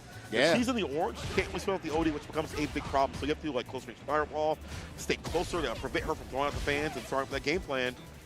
We'll see though. Reinhardt now close to the corner, blocking up the back heavy kick. Back throw? No, to jab it said. Okay. Right after. You'll be able to get the knockdown after that. Oh, he's trying to go for the overhead. He's able to get the trade combo. Yeah. I like that. You keep the green gauge too. Yeah. I like the backdash this time, using that option. It's the space of this place. Back it up. I think it's cool with that. That fireball is Get a good him. hit. Yeah. Do it again. Momochi just completely walked Reinhardt to the corner. Man, oh my God, perfect help parry, me. and still had to get Still counter hit, having to brother. hold the mix. You're still having to Still having hold the mix. Still having to Help hold the me. mix. Shimmy there got we me. go. Coming for his neck. He was in the bar, but that's fine. That's absolutely A-okay. Reinhardt. Put it up, still in the first game here. And I think that's where Reinhardt won it. He was like, yo, I got to weather the storm of OD fan. There we you go. Reactions. No, you're too close for that. Reactions right there. Right stand light punch. He wanted to get the conversion so bad. I felt it in his bones. Yeah, wasn't close enough to get that crouching light kick. Wrong DP. Drive rush stand fierce. Counter conversion. Shimmy again. Run DP level 3. I like it. That's going to be burn out. We are in Kansas Screaming NTM. Let's see what happens here with the guests. I see an Ashy Momochi. Get this man aloe vera. Help him. Oh, anything. Please. Oh my God, the DI. ODDP. No bar necessary. Momochi with no reaction. And Reinhardt up the gate. Remember, it's a 2. He said, it's time to go to the edge. It's time to go to the old me. You know, brought me to the old me. I was looking at it. I was like, It's going to have to be. There was a situation where you kind of saw what I talked about earlier. Didn't we see this at EVO, if I'm not mistaken? Was it EVO or one of the tournaments where he was like in the top 8 spot? He was like, the Mai's not working out. Yeah. Switch over to Ed. A character he's been playing for so long, is developed, has had the dreamiest combos. Obviously not as strong as it used to be, but they're still good. All right. Trying to get things started. You see those parry puffs is coming crazy right now. Give me the DP. Trying to get predictive, Miss Cleo style. Call me now. Free reading. Yeah. You see, we can get some more reads out of this situation. Yeah. You saw that low forward was coming out. Trying to not deal with that Evo award winning button. Should be Stan Pierce.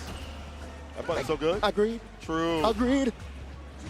Oh my God. Blasted from above in a different sort of way that jump Pierce comes to play to deal with a lot of things. It's hard to answer this character. Slower DP. So Ed, now in the corner, driver stone. That was so good to call that out with the drive rush. The recovery. I love using drive rush to be able to get in and get that pressure. That's right. Get that whip punish, right? Time to hustle. Let's reversal rip. Yep. Ryan and burn up. Does Momochi send out the level 2? Yeah, he does. I don't think. On chip? Yeah, he's going to go for the chip. You're piecing me up. You're on borrowed time. Oh, come here. All right, the DP to finish things off to chip him out. Momochi handing him a bag of Doritos and Fritos. All right, right on the board. Oh, wow. The fill out, yeah, you got to see for it because you got those long range buttons. You got the flicker buttons from Momochi's in with the Ed. So you got to be careful with what kind of range you want to go ahead and throw out a button here. Seems like it's kind of hard because like some of these ranges, like Reinhardt might go for the jump, and that's why Mochi just backs off. I like that. He understands what could be coming through. He understands the danger not being able to have the fastest anti in the business. Good punish, the toe tap. We're too close for comfort. Delayed crouching medium Get the kick. side switch. Yes, sir. Good call. You are in the gray, but you do have 3 bars, so you can be able to get some kind of defense if you necessarily need to with the meter. Oh my goodness, my leg, my toes. Send that button. Going low like he's into those. The DP right after. Wow. Back on me. Wow. Frame kill into the DP. Careful now. Momochi, a lot of bar to utilize. Same Reinhardt wouldn't count this EVO champion out at all. There he is, level 3 though. Do not throw out. Reversal, of course. Don't throw it out. He will run DP on you. Do not throw it out. I can see it. Even in the gray, he's going to do it. So back up.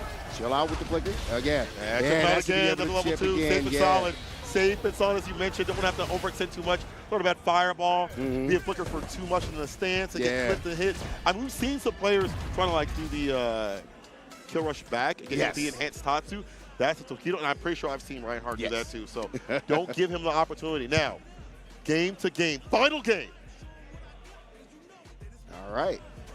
Oh my God. I really, really like the fact that we go back to the characters to kind of think about it because, yeah, it's very, very close set at the moment. We have way too much fun watching this. Yeah, you ain't lying, bro. Oh, my goodness. Bro, this reminds me of Street Fighter 4 days. Yeah. It's taking me back, bro. Yeah. We're old. Anyway, game to game. Comes down to this. Oh, with the Romeo playing in the background. True. I think Momochi's going to wait for the bar to kind of get done here for Reinhardt. So want to keep that bar as much as possible. Because the more he does that, more that Momochi can hit those chip scenarios that we've seen. He want to flicker and pull him close to that real strike throw hours as much as he wants.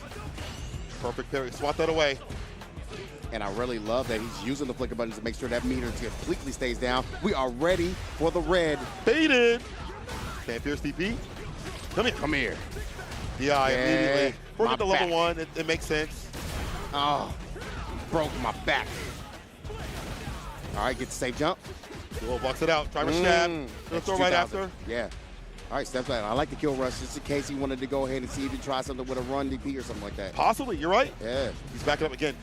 Deal with like a jump in, a bad anti. He's so dangerous. The fact you get like a side switch opportunity for Ken. Oh, whipping in the night. Plus on whip. Right arm able to get the hit. Try with jab. The jump back from Momochi. No button. No. Jinrai. The Jinrai.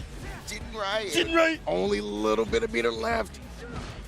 It's showing the 4 fierce, the -3. Cobra strike. Yeah, has to go ahead and spin it here to be able to at least get a little bit of defense. Maybe still around, but he's still ashy. Yeah, look at that level 2 coming through. And he did it slow. Oh my God. I'm coming for you. Run. Come here. OD, the champ him out again. The same way he's died the past 2 times. Momochi is now putting himself on set point against Ryan Hart. I want more rounds. I want more rounds. Send him to the corner with the run tattoo. There we go. Oh nice. my God. The throw, the jump fierce. Is it the Shoryuken? Oh nice. my God. But that's the bust this man. Oh, he is teching. Oh, finish no, it full DI. and he's going to save the meter with this combo. Hit him with it. Yes, sir. You know what that means? Final game, final round. Ryan Hart, Momochi. This is bringing me back. And, this is the perfect time to have that stage 3 first come in. That wasn't too close with a tap parry. I understand. Last time it got. The tap parry thinking maybe a button would be coming through. Back throw happens instead. Mochi has him locked up in the corner. It's jail, no bail. Walk up throw. Oh, he needs that. He definitely needed that. Able to get the low forward into the gym. Right, gets the overhead. No counter hit though. Throw. Oh perfect my parry. gosh. And the punish right after. The knockdown here. Yeah, just go ahead and end it. Try to get a frame kill here. Here we go. Get the toss. You could kill him. Do it again. Yeah, again. One more hit. One more hit. If he finds it, I swear if he finds a low forward. Back it up. What's your position? He has on the meter this time. Look at this. He's gonna bust out. He's gonna eventually bust out. Oh, come Got his here. ass.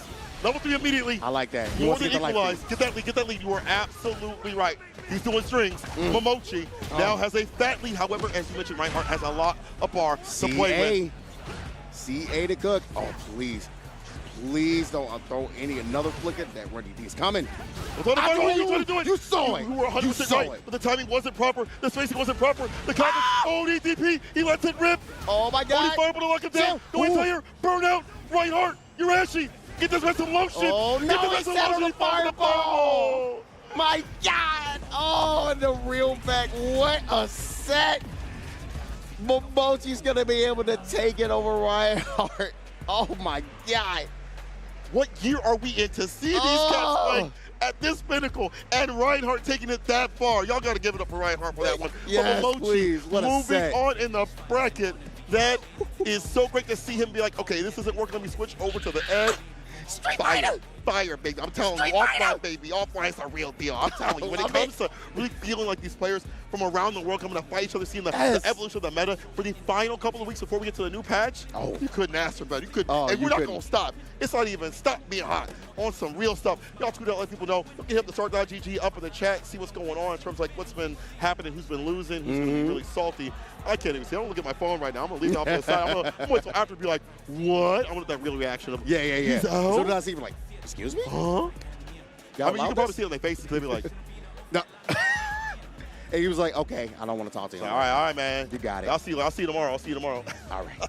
But the fact that you get some points before you get to the top 24, if you don't make it that far, top 64, I believe, is point contention right there. So you are rewarded for coming out here. No longer is it just one spot on the dot and that's it, right? You know, you get second place or third or whatever and you get nothing, go home. Yeah, I believe second place is 300 points. Yeah. See, so there's something on the line, all right? There's something on the line beyond just coming out here and then getting like 32nd and like, you know, going home with nothing in your hands. You do have something. You have points. So if you want more consistency, keep traveling. Like I was talking to my boy Chris Wong. They get the placement that he wanted.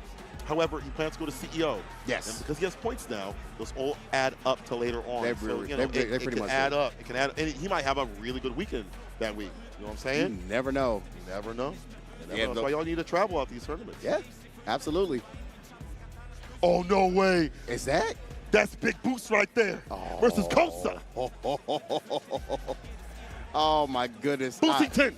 I am so excited to see Boost. That come up that he had 2024, it's ridiculous. Bro, yeah, 2024 and now 2025, Yes. the boost is loose. However, Kosa has been under many names, but the gameplay remains the same. You feel me? All right, this cat on the Kin is something technical and tyrannical. He is dangerous. If he hits you, it's going to hurt, leave you on a t-shirt. This guy right here, Kosa, is a master of minute decision-making and making the most out of everything with Ken. So you're going to see a mirror match. All right, you're probably going to see a mirror match. Yeah. I would assume, unless there's something that Boost wants to do with like Terry. Yeah. I've seen him on the Terry a little bit. But I feel like we're going to see a mirror match. You know what? Lock into my brain. We're going to see a mirror match. Yeah. I'm going to see no Kimberly. Yeah, we see the Kimberly on the screen. No. But yeah, we're definitely going to. Yeah, I agree with you on the mirror match. Give me my mirror match. Yeah, you know what? People are like, oh, I don't want mirror matches with this one. Nah, you know, a lot this one. 6 are fire. And this one's going to be super fire. 2 high-level competitors that are very much in the same wavelength of how they play their characters, but in different regions, different ideations on what to do with the character in certain situations. I want to see it. It'll be peak. I swear to God. On my mom's chat, I promise it'll be peak. I would never lie to you.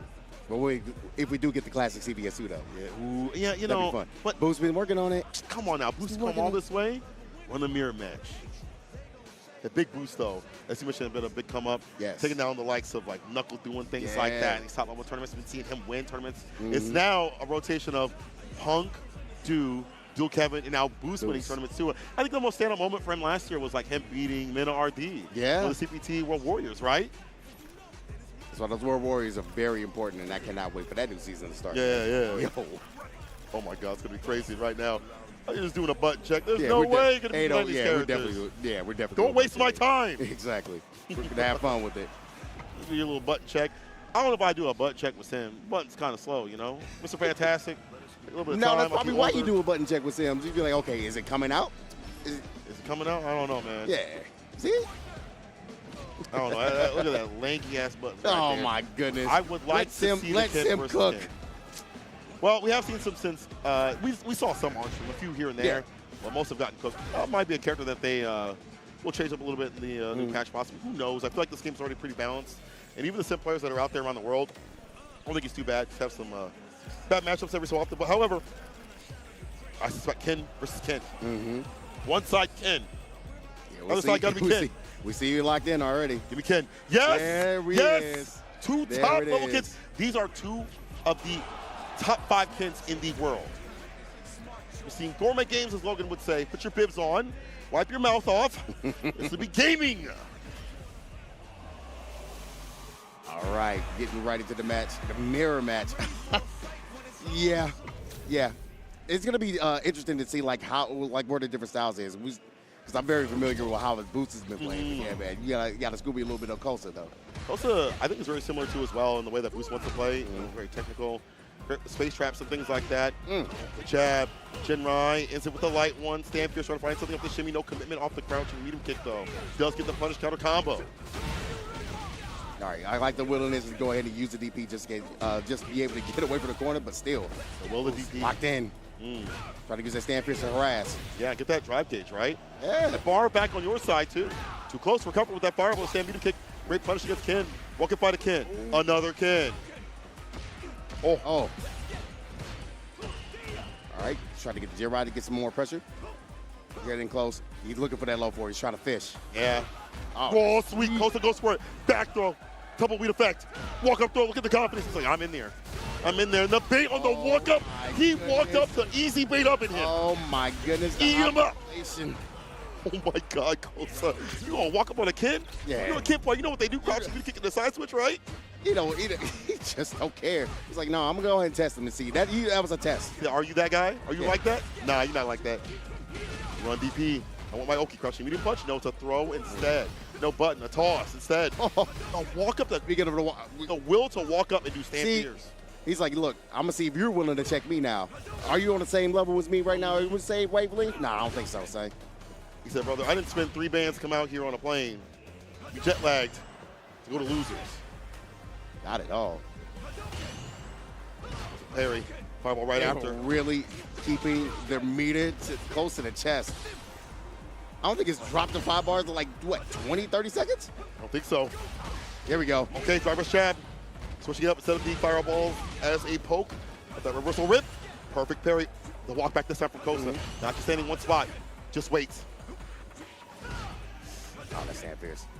Oh, we got some more harassment. These are just, oh, it's so intense. Throw? Yes, sir. All right. Awesome. One more interaction here from Kosa. Ooh. Paul trying to drive rush up. I think he's trying to top parry, drive rush right after. Possibly either way. Kosa's going to land that level 3 for the victory. Ryu Rippa! Kosa. This man has been grinding a lot for Street Fighter League. We saw him in 2 seasons. When you do that, you are something devious. You've been practicing and prepping even when you're not playing. Every single week it feels. And now for him to be able to go overseas and play, behold him. He was good with Seco back in the day. He's had so many name changes, but now he is Kosa in the truest of form and the truest of kin. And Buse, he had to go ahead and think about this one because, okay, yeah, now you're doing a little bit of something with the walk-up, but still, yeah, you get a fireball fireball. is it's something. That's something light, you know what I'm saying? I'll take that. That's not a lot of calories. Yeah. But now you're kind of seeing those stand light kicks are starting to fish out. So if you walk too close, you'll be able to at least get the cancel. Yeah, you got to get the counter hit to get the drivers right after it. So they're both looking for it, but they haven't confirmed just yet. We'll confirm this, though, enhanced Satsu. Oh, watch it. What a tag. He did not want to end up in that corner whatsoever. But you know what? We sass, baby. That's Bruce's best one. That's like that stand fierce. Walk back, yeah. Right back in there with the stand fierce again. Perfect pairing. Take the turn back. I kind of like that. You have so many options. You can side switch if you want, but you go ahead and coast to coast if you need to. Speaking of side switch, you know what's coming. Of course. You're that close to the corner. It has Satsu. Nice and close. Oh, I thought it was going to be a DP. I thought that was the entire purpose. Let's use the OS to bail out the DP right there. No. Shab. Tick throw. Oh, is that going to come back and bite him for that? It will. No.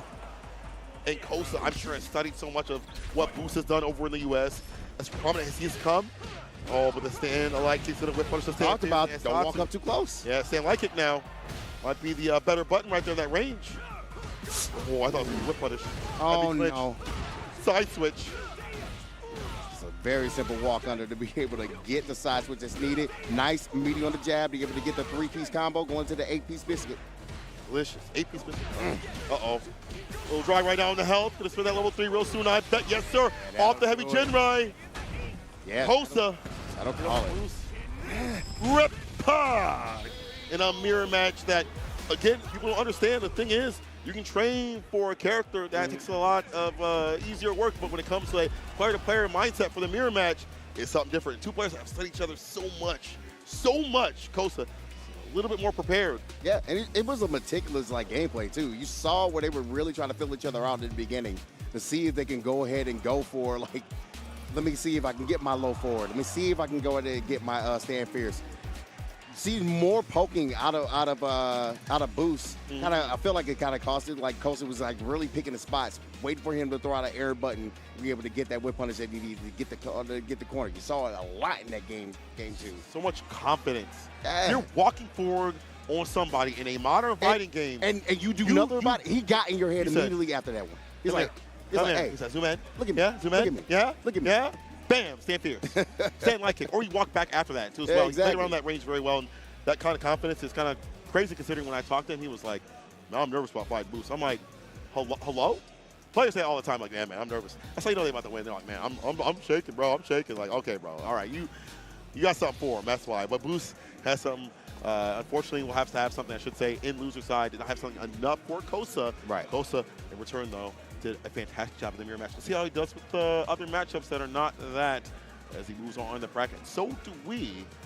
Man, there's been a lot of exciting ones that are happening off screen. Hopefully people are streaming. It's impossible to put everything on that stream right here, or I guess right here, what you're watching, whatever. You know what I mean? Yeah, we cool. Yeah. But there's a lot of things to do when you go and lose. You can go to do the Artist Alley, get your stick engraved from Vitrix. Shout out to them. And shout out to my boy Zaffarino. Oh, my goodness. I was having so many long conversations with Zaffarino. Definitely talking about his mindset on trying to study the game. And if you watch his streams, very, very, very informative. Especially in the Sunday streams where he actually allows the subs to come into play and get some work in and get some tips.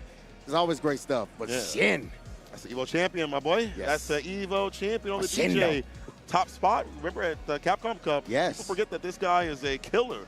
That's the mad scientist, as Renz would say. I mean, we've definitely seen him calculate these combos to absolute perfection on the DJ, and now this character has some meatless combos that let him hold his bar so he doesn't get the burnout, which is the worst thing for him. It makes him more of a stable character, but let's talk about stable characters. What place did Jamie get at a stacked-ass tournament that was offline, mind you, that had killers from around the world? What was that character? What was that character? Oh, it was Jamie. It was Jamie. Yeah, it was Jamie. Okay. I cannot believe. That's what to say. I cannot believe. I can't. It's fine. Yeah. Yeah, that's that. Yeah, that Stan Fierce is so much work. Stan Fierce is so good. Especially after drive rush. Yeah, so annoying to deal with. And then when you get it buffed up, you get the jabs buffed up with the drinks. Yes. That makes the Stan Fierce along with the other buttons become even more prominent and powerful, right? Way to check drive rush, you have ways to engage even more so. As you mentioned that Stan Fierce 5 frame, insane. Multi-hitting. And Zach was talking about how he thinks that's kind of anti-meta. Stan Fierce is such a good drive rush check, does a lot of things, leads some meterless damage for him, and drinks too as well. We'll see if he gets to use it against Shin. You already kind of seeing it go to work. And you know what's crazy about that button as well? Like if Shin wants to go ahead and try to check someone with a DI, gets crushed. Yeah. Careful now. Oh, wow. Raw drink in your face. Yeah, he'll take that. He get hit. Wasn't a counter hit, though. Punish counter on this, though. Crouch Fierce, one of the best starters for DJ to get a punish counter. Fair slasher, in the turn. OD, not that time. He's really eating away at a drive meter. That was one parry that he absolutely needed to get, but it's not going to do enough. He should be able to beat around for Shin to start things off. Finish off with that jackknife. Oh, calculated. And burnout, but doesn't even matter. Killed him. And I did like the fact they had that space track. Look at that Crouch Fierce, though. Whoa! That's a Zaffarino. Oh, the fortitude. That's what I like to see. Get the walk up and like, you know what? You didn't put me to the corner too much, but what? My punish counter, your health parry just a little bit too long. Speaking of, on blue. Once again, gets that kick. That kick right after it. Nice and close. You gotta find a knockdown so you can get another drink here. Do it in the corner. Give me a toss. I'll do it again. Are we going to let the soul go? No, we're not. We're going to get an opportunity. No grab here. We're going to do it later with a tick.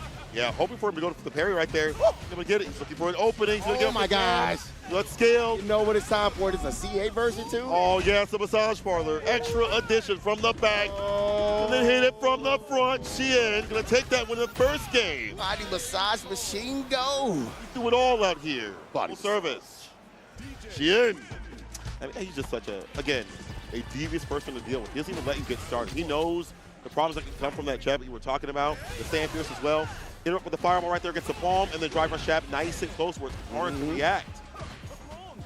Oh, nice. Had to step back a little bit and kiss himself with that low forward. Let me just get something going with that Fierce. He's trying to see if he can finish with it. You see it. Maybe you have to put a drive rush behind it. This time he does a tick throw. That's fine, though. Sip. There's a drink. Now we get things on with the sweep. Oh, my And punish. Roundhouse as well, be able to get the follow-up. Arrow kick. Frame kill. Nice to be able to crouch and punch. Ease to the throw. All right, one more drink to it. Perfect parry. You side switch here. We go for strike throw.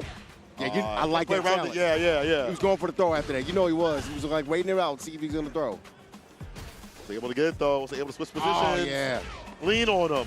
There it is. Let's go. Oh! And get the full conversion on the hit. I know Sam Fiddle some kind of way, but he's fine. He's got a hit. Shake it off just a little bit. He's all right. And I'm back, baby. Zaffarino. Ooh. No tap, but no counter hit, though. Yeah. Can really do too much out of that. Oh, yeah. Let me get the jump in. Yeah, the perfect distance to do that. It is hard. Some of his range to get that sweep into the DP right after. Wake comes Stan Fierce. What?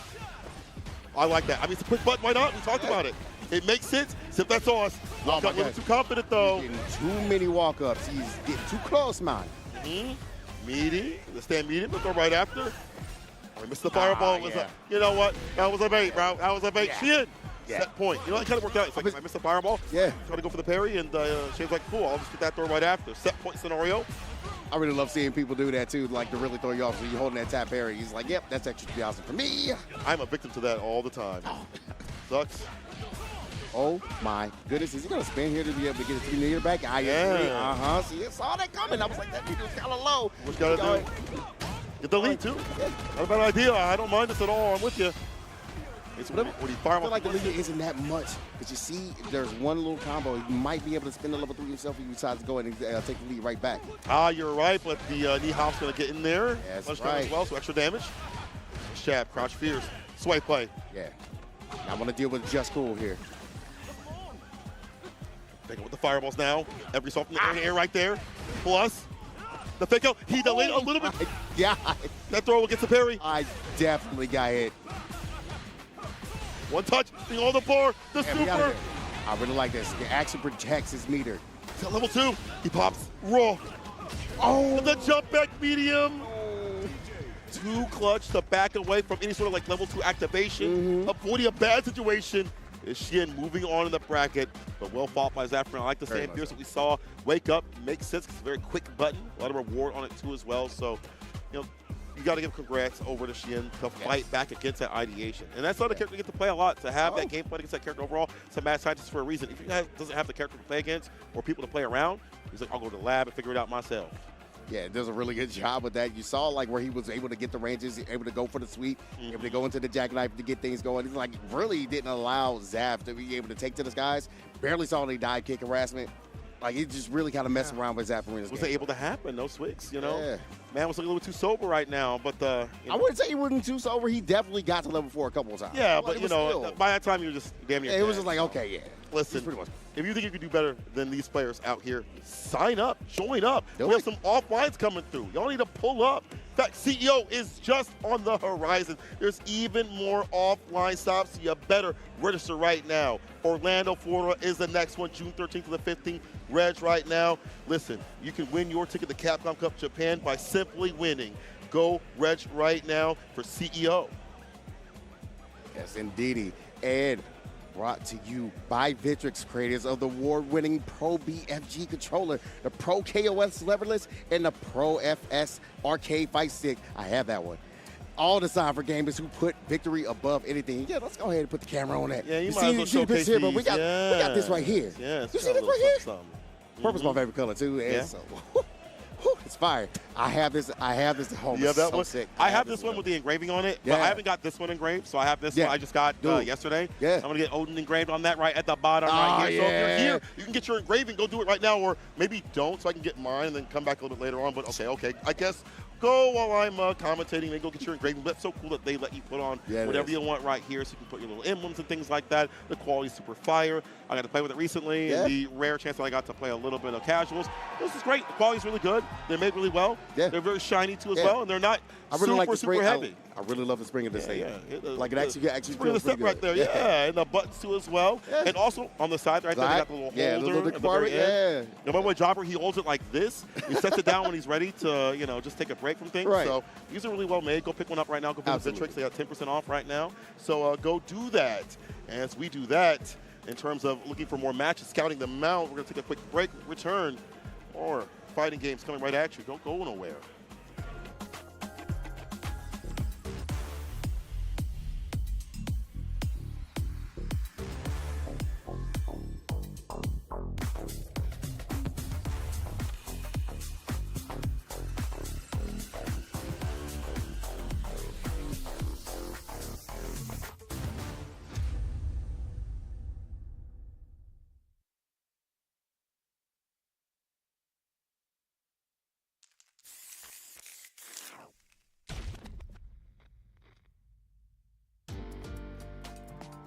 Taking a life and giving life? Fighting and living? I wasn't looking to fight to the death.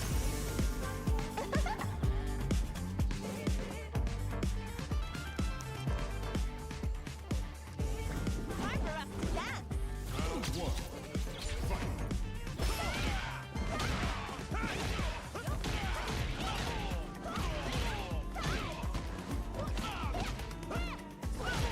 What do you say? How about you dance with me? Relax.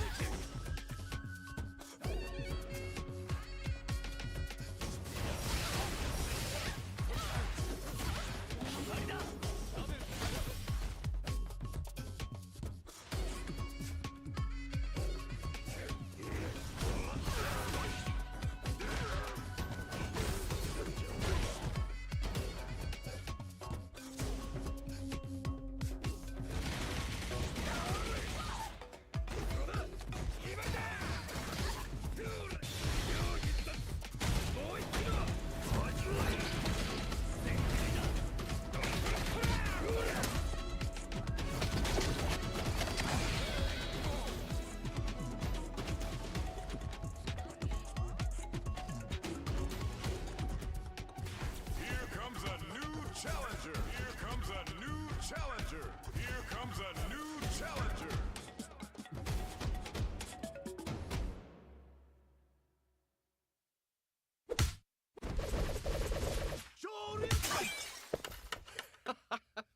Red Bull gives you wings.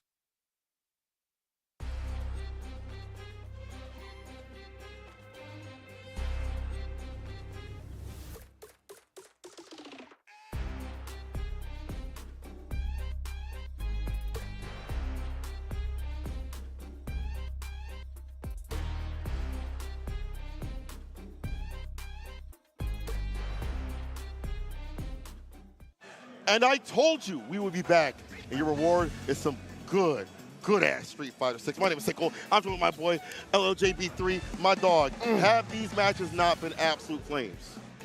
Yes, yes, 1,000 times yes. These matches have been completely on fire. Yeah, it's way too hot in here. I don't know if maybe I take the jacket off. I'm got to sweat because my pits are sweaty right now. Not as sweaty as the other players that are out there. You know what?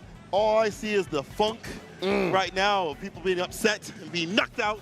I haven't seen all the people being knocked out all the way, so if you want to let us know, hit us up on the socials. Let us know who got knocked out already. I'd love to know because I don't want to get my phone. I'm too fixated on what's going on right here. We focus on you guys. We focus on you. And you guys are focused on us yapping about some Street Fighter. Yeah, but if you do want to look at the bracket again, start.gg, you can hit that up in the chat, ! bracket, run that, and you can see what's going on. And again, let us know what's going on because I'm focused on what I'm going to see on the screen. Afterwards, going to go outside and see all salty people and be like, hey, man, want to get some deep dish pizza? And you'd be like, no, yeah, all right. And also, hey, first of all, let's clarify something real quick. Please. That's not the only pizza we have. We have tavern pizza. You know, if you don't like that, we have many other pieces of pizza. And you know what? I'm going to say it right now. I'm going to bridge the gap. I love all pizza, except for Detroit pizza. I don't know if I like that. Isn't that the weird pizza? What? Isn't Detroit pizza the weird pizza? You don't like bad pizza? Not really. I can see the appeal, though. You know what? I personally don't like it, but all pizza's good. Man. And all these matches are going to be fire. Yes. They're going to be great. They're going to be great. See what's we got coming up. Oh, is that my boy Squall? That's our boy Squall. That's DCQ. boy Squall. Yeah, with DCQ. Oh, this is gonna be a fun one to watch. Mr. Easy Cake himself. Look at him scoot closer. Yeah, he's like, I need to get close. So I want to smell you. See the sweat on your brow. Yeah. The Squall, a teacher. I want to see that perspiration come down here when I go ahead and mix you up. Yeah. He's gonna look at you every time when it happens. See, like, hey, you like that? That's the great thing about fighting games. You can see somebody when they're nervous. They're getting upset, bro, in person. That's why offline is great, maybe. But these players, DCQ, you know, has been running a lot of JPS. Went back to that character. I feel like emboldened by Kakaru. Yes, other very JP much players being like, okay, there's a way to work against some of these more horrific matchups for the character, like Akuma, Cammy, and things like that, and how to squeeze out more damage, especially in the corner with that forward heavy kick. On the reverse, though, Squall is a very lame style Mai. Classic Mai, this guy, he's a Mai guy, but you know what? Different way to play. Reminds me of Chris G. And he has been grinding through this bracket here. We're going to see how DCQ is going to maneuver around that. Because I feel like it's hard to throw out the fireballs like you'd like to as JP. The fans are a little bit problematic. Yeah, the OD at least. Yeah, definitely still messes around. Like the OD fans definitely still messes around. Like what JP wants to go ahead and like mess with. So I definitely can see that kind of coming into play here. Yeah, you might have to figure out some pierces, but once you have the departure out and about, it makes it harder for her to maneuver right after. And so we'll see how this all occurs. Everyone has a different play style too as well at the highest level. So DCQ also has some of the best defense in the business. I feel like he has some of the best defensive timings when he presses things, and like his crouching jab, for example, with Bison, he gets counter conversions. He's really good about that.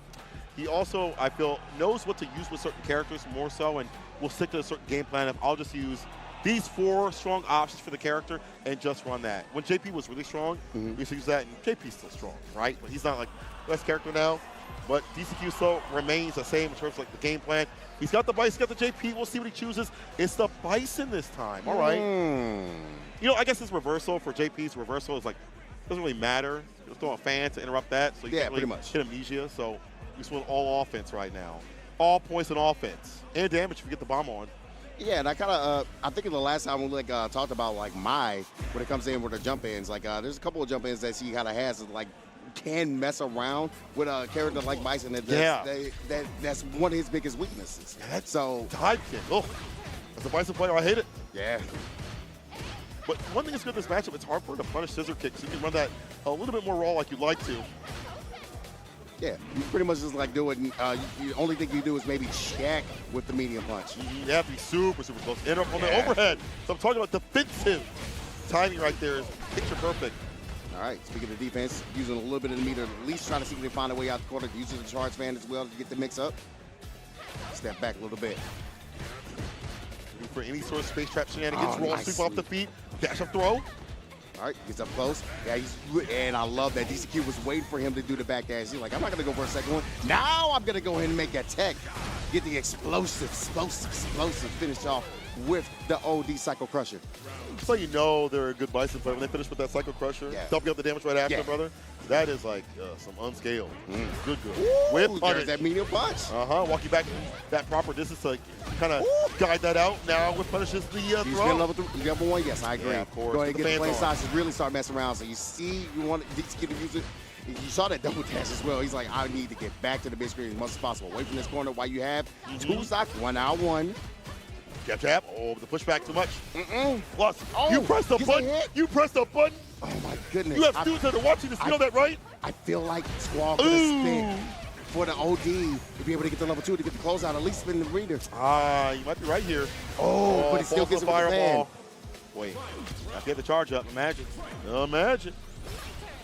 Try to fan. Switch up a little bit. Oh, that's always a little bit of a fake out when you start with the fan. You know it starts it off with the dry rush. Punch that. Sniper Psycho Mind, baby. Yeah, driver's throw. With that parry tip here from Squall. Bomb still on the overhead. Bonk. Yeah, we're going to get the pop up here. Bounce again. Back missile level 3 just yet. He's going to do it again. One more interaction. You're get counter hit. You're dead. OD. Oh, yeah. Yeah, another one. Styling wild confinement. That wasn't even necessary. No, it wasn't. DCQ, make sure the job is done. It's bleeding. Oh. DCQ. Right there, looking real solid. I do like where Squall was able to navigate with that second round there. But DCQ was really showing to me. I feel like it was almost a little unnecessary going for it. I think he wanted to make sure I feel like he could have killed before that. But you know what? You make sure the job is done. Maybe there's some scale. I don't know. You know what? You do it to send a message. True. You know what? You're right. I could be wrong, but you know what? DCQ making sure the job is done, being ever often with the character. Jump back, gets the throw. The heavy. I'm gonna press a button. Sometimes that's a space trap, but never gets a recovery. There is a lot of recovery on that character. It is. Especially if you have a Psycho Crusher, cut right through. Reversal. All right, try to throw out into Joseph. And we're seeing that meter just completely get whittled. Don't get punished counted again. Oh my gosh. Almost. And he's catching the back dashes too. Oh no. DCQ. Set point. He's feeling it.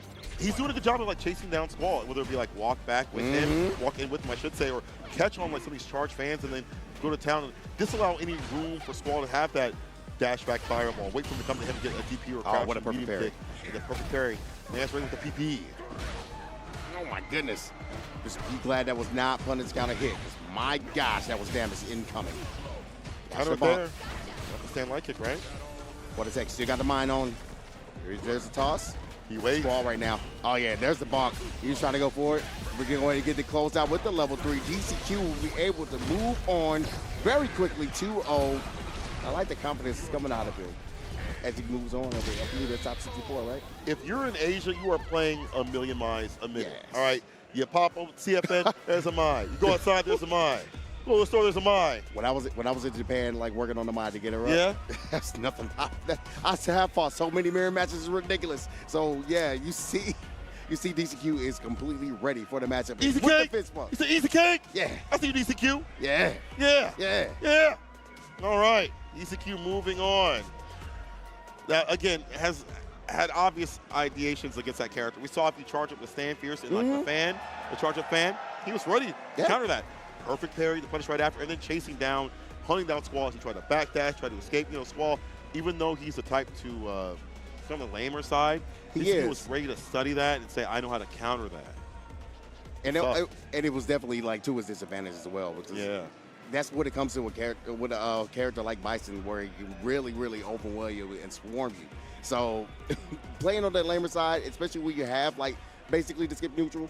Yeah. Like you don't necessarily use it. Only seen it like a few times to be able to get something out of it, and then that gets stopped. Yeah, you also so difficult. It's also hard because you're not really doing a lot of damage unless they make a mistake or they come to you in the way that you want them to. I mean, every style has mistakes. Some styles, less than others. But to be honest, everything has a weakness and a strength. And some players or more depth. It's like the rock, paper, scissors. There's probably a lot more than just rock, paper. There's probably like a gun in there, tornado, a fan as well. Either way, Idom on the screen. Eye domination against Momochi. He's still, you know what, I can't even say still in winner side. I have no idea. I ain't gonna lie, I haven't looked at the bracket just yet. I don't know. They could be losers, winners, but I'll tell you one thing. Idom, Momochi, classic.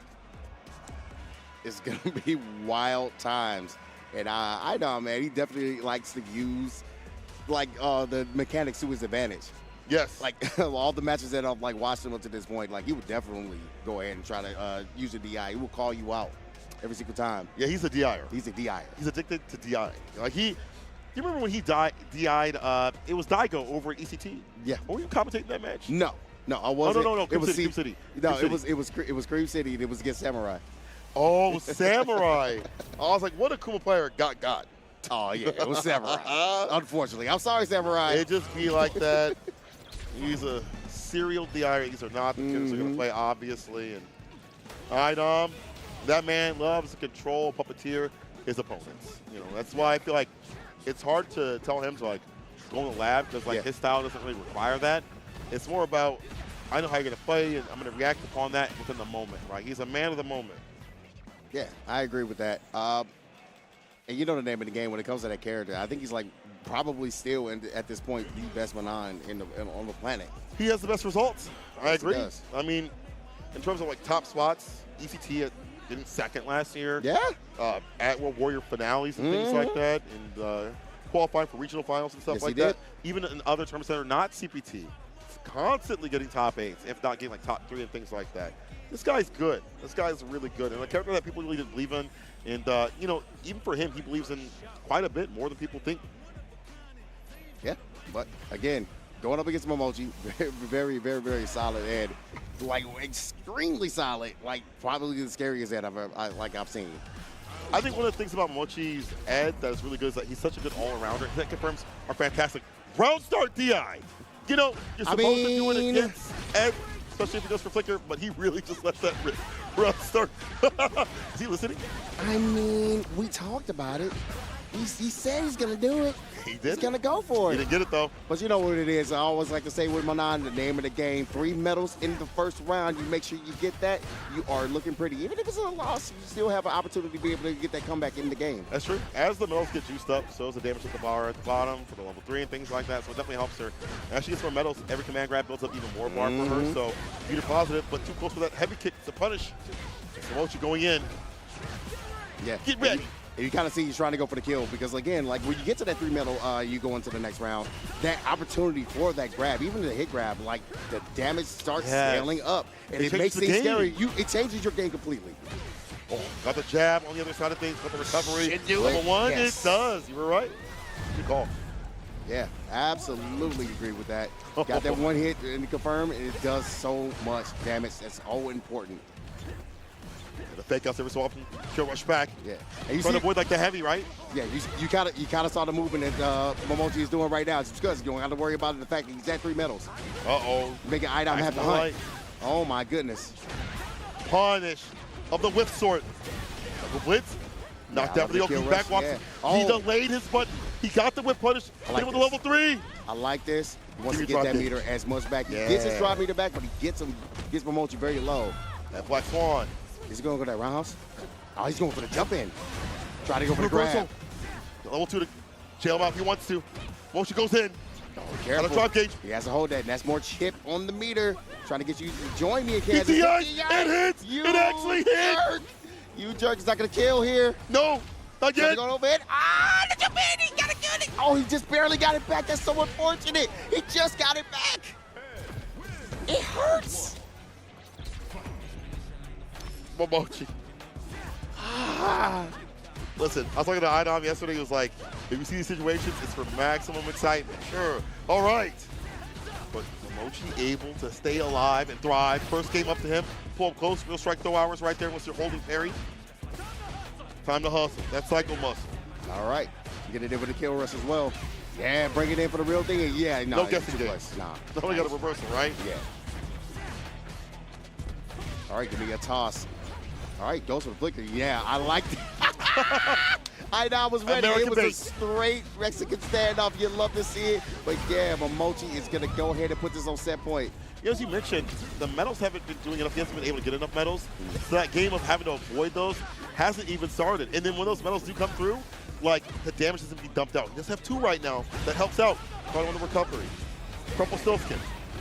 All right. Need to see something here. Idom is so down on low meter. Not going to help him. He's in that corner as well. Wait. Chill. Ouch. Purple again. Give it the conversion. One more to level 3 would be the victory here. OD. Level 2. He's going reversal. I think he's waiting for it. He's waiting for it. OD now. Oh, he burns him out. What a challenge. Wait. He didn't go for the drive reversal. Most people that scenario, I feel like, would have said, I'm going to at least spend my bar to get you off me for a second. But he gets a counter conversion in between. No way he fight back from this. No way. He can. He does have a little bit of opportunity. He's going to get his meter back. Just can't take another throw. Get off me. Di, oh, he dashed, but he's still alive. Oh, what a challenge. And he gets a command grab. He stole a turn. Who shot He got the hit! He got the hit! The stand like kick, he got it! Idom staying alive. Staying alive kick in the OD crescent kick. Of all things, this man's unusual. Anti-air is there. Oh, give me that. What's the punish counter, though? Oh, no, that's fine, though. Give me that. 5 medals. Oh, he's going time for the most dangerous letters. He's going to get it. He's going to get this the man. grab. Put the grippers on him. Oh, I need the RKO. Back throw. Get the I'm killer. from the whole town of St. Louis. I need the RKO, brother. Give it to me. Walk up jabs. Careful, don't whip in front of his face. Bar at the Hold bottom. it. Yep, close. hold it. Yeah, he's not going to go for there. Try to survive for level 3, possibly. Yeah, he does. Don't get hit with counter hit Wake up again. super. That is it. What's going to Doesn't happen really here? matter. Another throw. Oh, he's going to go for the throw. Another throw. You wake up super. Oh, wake up, stand he like got kick. level 3. He's going to you kill. kidding me? He's going to be able to kill. Hit him with that CA. He's going to kill with the CA. La, la, la, la, la, la, la, la, la. Idom. Hit him with that CA. Oh. Seal that DNA on the ground. God. I cannot believe he woke up with stand light kick. Oh, Bro, man. Rick is walking away. He can't believe what he saw. He is fist He is pumping. walking away. He is fist pumping away. You gotta love it. Yeah. We got an all-timer for you tonight, baby. Starting off high domination. Do that. Yes, sir. How did he? You know what? He's different. He's just different. Oh, no. It's in the name. Domination's in the name. He's just that guy. He's just that guy. Just that Kawaii. guy. Shout out to Yikes. Kawaii Dom. Oh, my Back God. medium. Give me the Sweep. punish counter. Can I grab? No, back fierce. Plus. Oh, he wanted it. He wanted it. Oh, man. Here we go. Oh, gets a strip guard. Goes back. Oh, gets punished. Oh, he recovered. He recovered. Back throw. Yeah. I can't believe he got the Switch your position. Oh, you stop it. Crouching medium No, kick. we stopped It is sir. super. Idom now on set point. What is happening? What timeline is this? Oh, my goodness, sir. Sir. Brother. Sir. I'm clicks like I had something back. Hold it, jump in. Yeah, careful now. That jump is so difficult to deal with. This character, No. the command grab lands. Give me that. That's, Go mentioned, there, press that's it. difficult, right? Yeah. Oh, he's trying to DI him. Oh, that meter's not looking healthy when you're in the corner. Hold it, jump in. Try to go for the neutral jump. Able to get across get. And again, the trip guard. You're Able to pissing get me it. off. I have a dream today. Oh my God, you got hands like NyQuil. Oh. The purple stuff. Drop it on him. To the corner we go. Dreamy combos. Oh, the Take jump up in. setup. Oh, the cross medium wants to try to get it. Plus He is the in the forward burnout. No, he didn't want to go forward. Nice trade. Does have an opportunity to rob when he hit level 3. If he builds, if he finds it right, he's going to go straight into it. Put the goddamn Pusheisty on.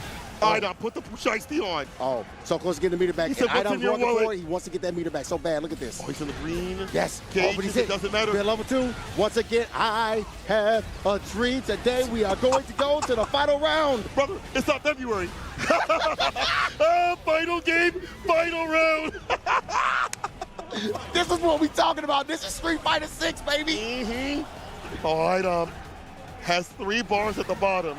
I'll tell you what, to cook up this cat, this Momochi, the recipe, it calls for level 3. Don't let it happen to you. Oh, man. You see Idom trying to get the walk forward. He's not. He got to get just a little bit, but that's the 4th medal. Medallions. Stocked up. Oh, getting checked. That was that light kick. You saw that before, right? Right? Go back and check the challenge. Yeah, counter hit combo right there. Go on, walk back. I'm not done with you. Oh, went sweep. Needs that. Give me 5. He's going to go for it. He's going to go for it. Oh, he's down. Never. Oh, he had the hit. One more hit.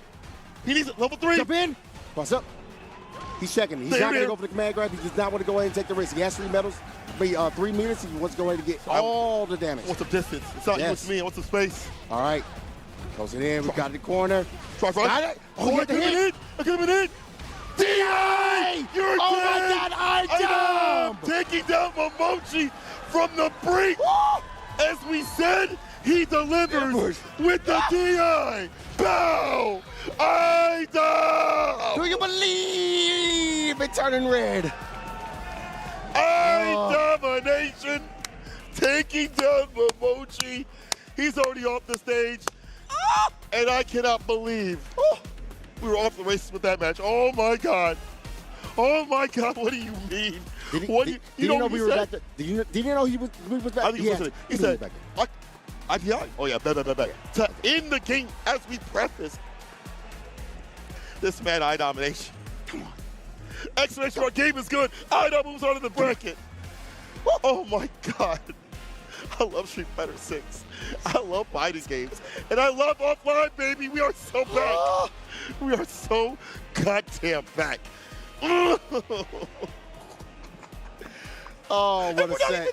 We're not even done. We're not even done. Brother, we still got more. We still got more. We're not even done, chat. Relax. Oh, my goodness. Okay, let's take a second. Let's take a. Oh, I'm already, bro. I still have another day. We're losing our breath. It's okay. It's all right. Don't worry. Don't worry. You know, when we commentate a very long amount of sets throughout the entire week, you got to hold yourself back a little bit. It's damn near impossible after that match. Like, how can you expect us to do that? It has been absolutely sick. People, let me know what your favorite matches are. Tag my boy. Are you not entertained? Tag me. Let me know what your favorite matches are. Are you not entertained? If you're having a good time out there, yo, Combo Breaker, what's really good, y'all? Yes. Yo, y'all enjoying it out there? I see y'all out there. What's really good, baby? What's really good? Sitting in the audience, everything packed out, filled out. I know some people, a little bit salty, so they're in Artist Alley or doing the other things, checking out the fit tricks and stuff like that. Or checking out the other millions of things to do out here at Combo Breaker. People, you got to be here. This energy is electric. I'm not even outside with the people, but I can feel that energy. I can feel it. It's just something different. Please, next year, if you weren't here this year, come here next year. Please. On some real stuff. Offline is something that's going to change your life. Not want to oversell it, but offline will change your life. Couldn't put it better myself, man. You got family, man. Oh, this God. man just hit a straight sermon on us as we get Shin going up against Go-Ichi coming up in this next match. And, yeah, kind of, you know what's funny? What's that? We always used to play these two characters and train fight against each other. DJ. Yeah, because he used to play DJ. He played Chun-Li. Ah, man. Good old times. Remember the days. Oh, the good old times. Good old times. Shin saw the character as many have left to the side, including me. Yeah. But DJ's still strong, man. I feel like that character is still a nightmare. Yeah, just cool. Like Sway, really. Fireballs, too. He's good. He's good. He's still good. He's still very good. Solid. It takes a lot to main the character, though, because obviously Burnout, because one of the worst characters in the game, can't really fight back level 1, level 2. Can't do that for you. And you want to spin that bar for level 3 for the victory. And that doesn't always happen. However, we're talking about matchups that DJ's bad, and this is actually one of them. Yeah. Talk to me about this. Yeah. A lot of different things that Chun-Li can be able to get. Again, that Swift Thrust has really put a hamper on a lot of its game plan. Also, even though she has a very floaty jump, trying to go ahead and go with the fireball, it's a little bit risky. You see the stand jab as well is very solid to be able to get the counter hit. Oh wow, my what God, what a punish right after. Yeah, having that crouching medium punch, 6 frame, insane. OD Tensho. Had to. The bust out. Like, you do not want DJ to get the party started, especially if you're going to get that close down in the meter. You talked about DJ being one of the worst characters at Burnout. Yeah. But he's actually very good when the opponent is in Burnout, 100%. especially in the corner. Ooh, the fireball traps. That stuff. Don't let you lead. I was like, bro, what am I going to do? Wake up, I crouch love spear this. to the super. I love people starting to use that level 1 to be able to get that utilization. So good. You have that super right after, get some pushback right after that. You always have to use that bar for level 3. Level 1 does a lot of damage on its own. Here's what we got to talk about. DJ in the corner. Oh, my goodness. Yeah, there's a level 1 follow-up right after. Pop up high enough to fly. Get the super right after. Shin. First win on his side of things for the first round. Driver sweep. Crouching to kick the ball things. Yeah. Air slasher, the heavy one, but it might be kind of hard actually to get that jump in because her jump kind of floaty. You have to be careful. Nice stitch on that. There we go. We get the overhead, get things blessed. We're going to go for it again. No, we're going to step back just in case you want to go ahead and bust out. Try to get that distance. Yeah, no bust out just yet. Saving it. Oh, sand jab. We talked about Very good style option to go ahead. He's going to go for the damage here instead of going for the safe jump option after that. I see. Okay. Just wants that lead up as much as possible. Mm-hmm. Supposed to make sure you get there. He's going to sit on the fireball and get the conversion. Pick up. You got us. Go ahead and at least win the level 2. Thank you very much. You're 100% correct. Goichi knew what to do as long as he did. Oh, no. Still got the circle. Okay, so what happened there? He wanted to go ahead and get the second hit of that air fierce. Oh, that way it would have went to the Follow-up? level 1 just in case. Ah, okay. Goichi. He's it up still. But you know, Bob Ross, we're happy accidents. Happy accidents. FGC happy accidents. No afro, though. Goichi with the afro? That could have got like. Anyway. They break the throw. Eat a fireball instead, though. Defensive fireball trying to help his way outside the corner. No anti-air right there. It's hard because the knee shot. Yeah. Difficult to always anti-air and delete off the table. Oh, that big hefty lead from Shen. He's going to be able to get the air-to-air to at least keep Chun-Li locked in this corner. Goichi's trying to need to do something. You saw the buffer a little bit as well. Yeah, looking for it. Oh, my God. Swift Rust. And we're going to get the side switch. You know Still hit confirming even with the nerf he side for the switch. mix. He went for the mix. Yeah, Holding Perry gets that. He's like, listen, I'm not going to get mixed in my own parry. Yeah, exactly. I'm wary. I know what's going on. Stand medium. We're throwing bows. Frame traps. Yeah. The Go leg for crouching it, medium indeed. kick. You'll be able to build. He can build on level 1. Does. Gets it done. Oh, my. Oh, it's no. not enough. It's not enough. I agree. Going for it. But you are in burnout. You got to be careful because you do not want to get tapped. Once Just Cool will go ahead and close out this round. Get fireball. It's a bait. It's a bait. No, yes! Legs. He points it. He punishes it. Shein with the DP ender. Ain't over yet. Delay medium. Delayed. Combo. But the medium's coming back. Not What's yet. the wake up DP? No, wait. No button. Oh my God. Don't walk up to him. Chip him. Don't walk up to him. Chip him. Yes. He does. Goichi with the OD token to close out the round. And what a nail biter right there just for the first game. Oh, I'm sweating. Dog. Oh my God. I thought it was going to be over. You know the little boy meme when he goes, he yells and he just clutches his chest and he just breathes. That's me. That's me right now. That's us right now. Oh my God. Both of us. DP, to the corner we go. That corner for a nice interruption. Interruption. That was so good. He knows that's fake. It's a counter. It's a side switch right after it. Perfect stuff here from Goichi. You know, he was looking for the air slasher. That's why he's using the heavy Zansu. Yeah. Give me that low forward all day. Let me go ahead and get a safe jump city happening right here. Perfect parry He to pops stop. up. Very good option to go for the jab, knowing that the pop-up was happening. He hit the driver straight after the side switch. Yeah. Okay, for this though. The back walk avoiding the flip over.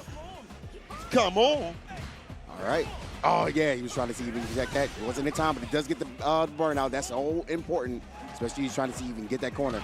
Go easy. He has so much meter. What a swift thrust into the legs. Yeah. One more guess. And he gets the overhead after. That's a whip punish. Brother, he just used that. I think he thought there was going to be a sweep off the feet.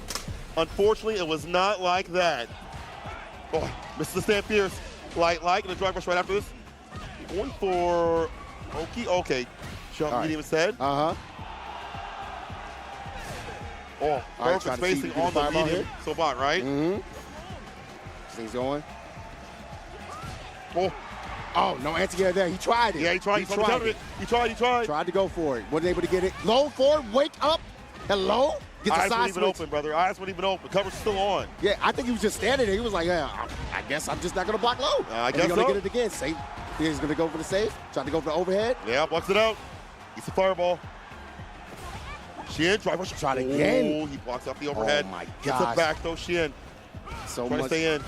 Oh, there's an opportunity to be able to get this. No anti-air again. Anti-air. He tried it again. That's for the He's not money able right to get there, it. right? He's going to spend. He's going to spend. He Level has to. 3. You know, you think you have to spin, you don't want to. Level 3 for like the third round is what you want to go down as DJ, right? You want to be able to close out with a fantastic finish, full of damage. Didn't get the chance to do so, gonna have to figure out another way to finish the job against Goichi. Absolutely agree with that. I understand where you're coming from with that, but when you're in that final game round, you got to make sure that he absolutely kills. You don't want to go ahead and give anything the chance on that. So I kind of agree with him. Go ahead and get the spin, but he's in a very precarious situation. Oh, yeah. Hard to bust out. You have OD to your name. Would have bust up like a DP, possibly. Goichi is layering on the offense. What's up? Expect the turn with a stand light. Fireball right after. Oh, my God. He has a lot of work to do, but he does have the corner position. Now he has some 10 shows. Oh, yeah, he has to. He has to go ahead and spin a little bit of meter. Reversal. I'll return the slab right back at you, buddy. And the overhead. Goichi. 2-0 and the fist against Shein. And again, running that Chun-Li. Goichi, and that one means number one. So yeah, the one means number one. Goichi's been a tear on so many different brackets today. He is clowning in Street Fighter 6 now. Yeah. He's looking for those points. He's looking for that qualification. Yes. He's very, very big chance to do it. He and does. it'd be great to see him to do it with this Chun. Of You all know, characters. for me. Come on, man. Oh, for you. For you. Oh, you know me. Yeah. You know me. You a legs lover. All right, I understand. Just throwing my business Check out out his there. Twitter. Dude, just throwing my business out there. It's on How Twitter. dare What do you mean it's on Twitter? How dare you? I'm legs man too. I like Chun-Li. Listen, I can't play her though. You can. But you also be playing that character. Again, this game has a lot of variety, and part of that is because the game is so balanced in a way that system mechanics allow that to happen. And you've seen the rise of these characters if you stick with them. You're going to run into bad matchups, as anything happens in life. Well, how do you deal with them? And when you're running into good matchups, have you played them enough? Like, it's been a while since we played DJ over in Japan. So Koichi having the game plan perfectly. We saw the air legs on the wake up, avoiding some very greasy scenarios, having the right spacing for the Hazatsu, just allowing the fireballs to come through from Shien. Very smart stuff. That's why Goichi is the one moving on. Yeah, absolutely. I couldn't really put anything better out of that one. Again, you saw the Swift Throws definitely came to play, especially in Burnout. He able to hit That the man Swift Throws was and the get firm into defensive the god. legs. Yes. That was insane. Definitely some notes that I have been taking watching that match. But here we go. Space Boy, yo, what is with this fit? This is amazing. I dig it. I dig it. I like the Space Boy outfit. Yeah, he's like, he I must see have heard Space this on the Boy. camera. He's Yeah, like, I feel that. But going up against VX Bao, one of the premier players over in China. Yeah, VX Bao has a million characters, brother. Yes. I'm like, VX Bao, what are you playing this week? He said, well, I got the Honda. I got the Ken. Yeah. I got the Bison. Yeah. I got the Akuma if I want to. JP maybe. It's like, bro, okay, pick a character. Right, but when it comes down to grinding out the matches and things like that, we have the Ken and the Bison and the JP. That's what I know him for. However, he's got the Honda just in case in some matchups. And he said maybe Cammy and a few more. He didn't say which ones, but we'll see if it's for the Mai. I think for the Mai, though, Ken would be a good pick. I think so as well. We kind of actually saw that a little bit earlier as well, I believe, didn't we? Yeah, we did actually. Yeah, I mean, Tokido has such a good game plan. Stand light kick. He knows when to interrupt things that are fake, or not solid, be able to DP right after. Like, he showed what to do against that character. Like, don't let her get started with the OD fan. Right. You know? So, it's going to be the Bison for right now. Yeah. And we actually saw this matchup in this block where we saw the Mai like go up and get to the Squall and all. Yeah. We saw previously. All right, but Space Boy, I'm so glad has landed on the character. He has been a man of like too many characters as well, and it's hurt him previously in 5. Yeah, I agree. In 6, he's landed on the Mai. He's like, man, I really like this character. I don't know why. I'm like, all right, bro. Really? Anyway, Space Boy on the Mai. And VX Bao has, again, probably played a million Demise that are over in the land of Japan, Asia in general. Oh, beautiful boy. space in the call the DP. Kill him. Absolute big call out. Now you got to do with the Psycho Mind. But oh my goodness, he actually gets a hit off the OD fan to be able to get that close in. The damage. Oh, what a whip punish there with the scissors kick to be able to get the follow up because it's punish counter. Bomb is on again. Level 1. I like that. And you know Space Boy is always that kind of player. He's not going to allow you to do whatever the heck you want to do. Oh, hell no. When it comes to wake up, he's like, I'm doing something. I'm doing something. I'm going to fight. Leave with something.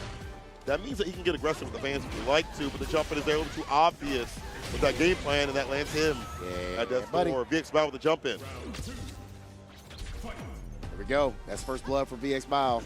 And I really like the way he's utilizing. Something you're talking about, when it's a nice way, you can be able to utilize the scissors kick to your family. Yes. Not to space it out as much. It's not as much of a, how do I do this? Where do I space it at type B? Oh, the space trap. The punish right after that. Yeah. Now we get the OD fan, regular fan mix up, excuse me. Y'all charge. Backdash, nothing out of it, but I do like escape. Jump light kick to the side switch here. Go. The cross up, the bomb is on. Toss him. I do it again. Oh, we're getting meaty. It's time to go explosive. And you know he's going to go in for the stomp. Give me that. Here's level 3. That should be the round and the game. Yeah. Says time ends here. Look at that one-piece lap. Yeah. I wish I had a one-piece lap. Those are godlike. Anyway, VX Bao's godlike in terms of like reading the fireballs and the moments that he needs to jump in. We've seen the base and the DPs. We've seen the big jump ins that lead to a lot of reward in the bomb. Scissor kick. We're talking about it again. Dry brush of all things. Oh my goodness. Yeah, you got tech there when I'm going to go ahead and look at you. You'll pay for that. Mm-hmm. And I kind of like this. Now you're starting to see the medium kick starting to come out of the poke, yeah. I like that. Yeah. Really good a ruler tool.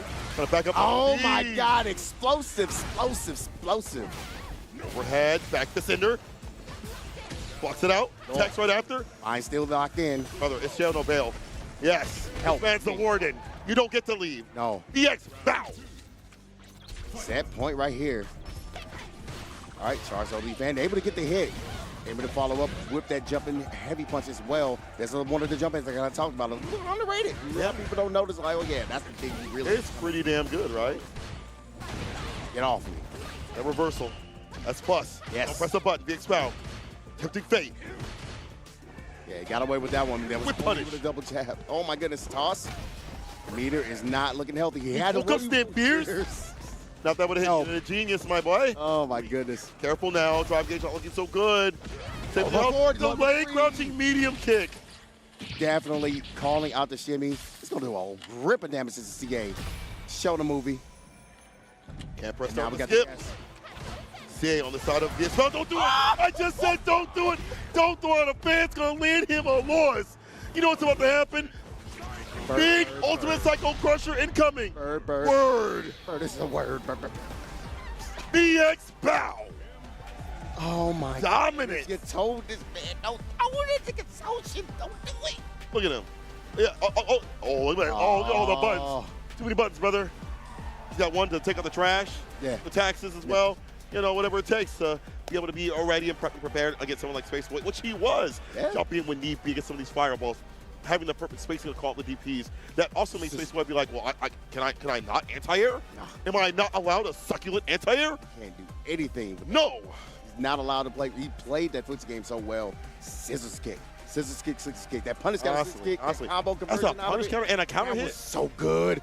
I'm writing down notes because yeah. my Bison up like that. You. That's a man of Bison. You know, again, VX may play a lot of characters. He's really locked in. He's locked in. We saw in Street Fighter V, he had the Cody. Yes. That man had the best charge in the business. And now with this character, you see more ideation. He really locks in the character. He finds what he needs to do with it and finds more of like the matchup sort of style. And Space Boy is still developing his mind. He still needs more time with the character. It's only been recent. He's been gaining results and figure out how to be a real my guy, not just a fly-by-night my guy, where he's just like, oh, it's all fans, whatever. He's trying to figure out actual matchup stuff. Right. Yeah. And I see him kind of growing as that, but yeah, it's definitely one of those things you need to go ahead and go back in the lab and kind of deal with that. Deal with difficult opponents. No way. Mothman going up against Mizuwa. These sets are insane, bro. These sets are crazy. This is ridiculous. Mizuwa making a deep run. Same with Mothman, who took a break, who has been hard grinding this game, has been traveling around the U.S. We see him at CEO Otaku, we see him at CEOs, see him at Combo Breakers, obviously. But wherever there's Street Fighter, he wants to be there. And he's been on the Scammy Cammy. He had the Chun-Li, I'm sorry to say this, but it's going to put her to the wayside. Had to. And focus only on Mrs. White. It's understandable to go ahead and do that, but yeah, man. He has to get the courage to be able to utilize. He's been putting in the work. He's making this crazy run right now at Combo Breaker. Yeah. Looking forward to see what he does against Mothman. Yeah, Mizuwa. It's funny because I think both these players are kind of active and kind of aggressive. I feel like decision making they're more active and decision making they're kind of on the more wilder side. For Mothman, he'll close things out with Odie Hooligan or a Hooligan to get in. Even if you know it, you're still gonna get got. On Mizuwa's side, he'll do things like if you're gonna drive rush, he'll use Spiral Arrow, as a reactionary tool. He'll use dive kick at really dicey ranges that you don't expect. Alongside really good footsies, makes them hard and unpredictable to fight. All right, we see how things are going. And yeah, we getting the Popeye arena. I hope we stick to that stage when we go there because it's gonna be fun. Yeah, I like that. Give me that. Anyway, I'm trying to see the Duchess go across. Oh yeah. We'll show you at the bottom. Through. Yeah, log in, clock in, and lock in. Mothman. Good to see him making these deep runs. He's a man of Marvel too as well. We've seen it all. He's seen way worse than whatever you can put at him. That helps with the mentality.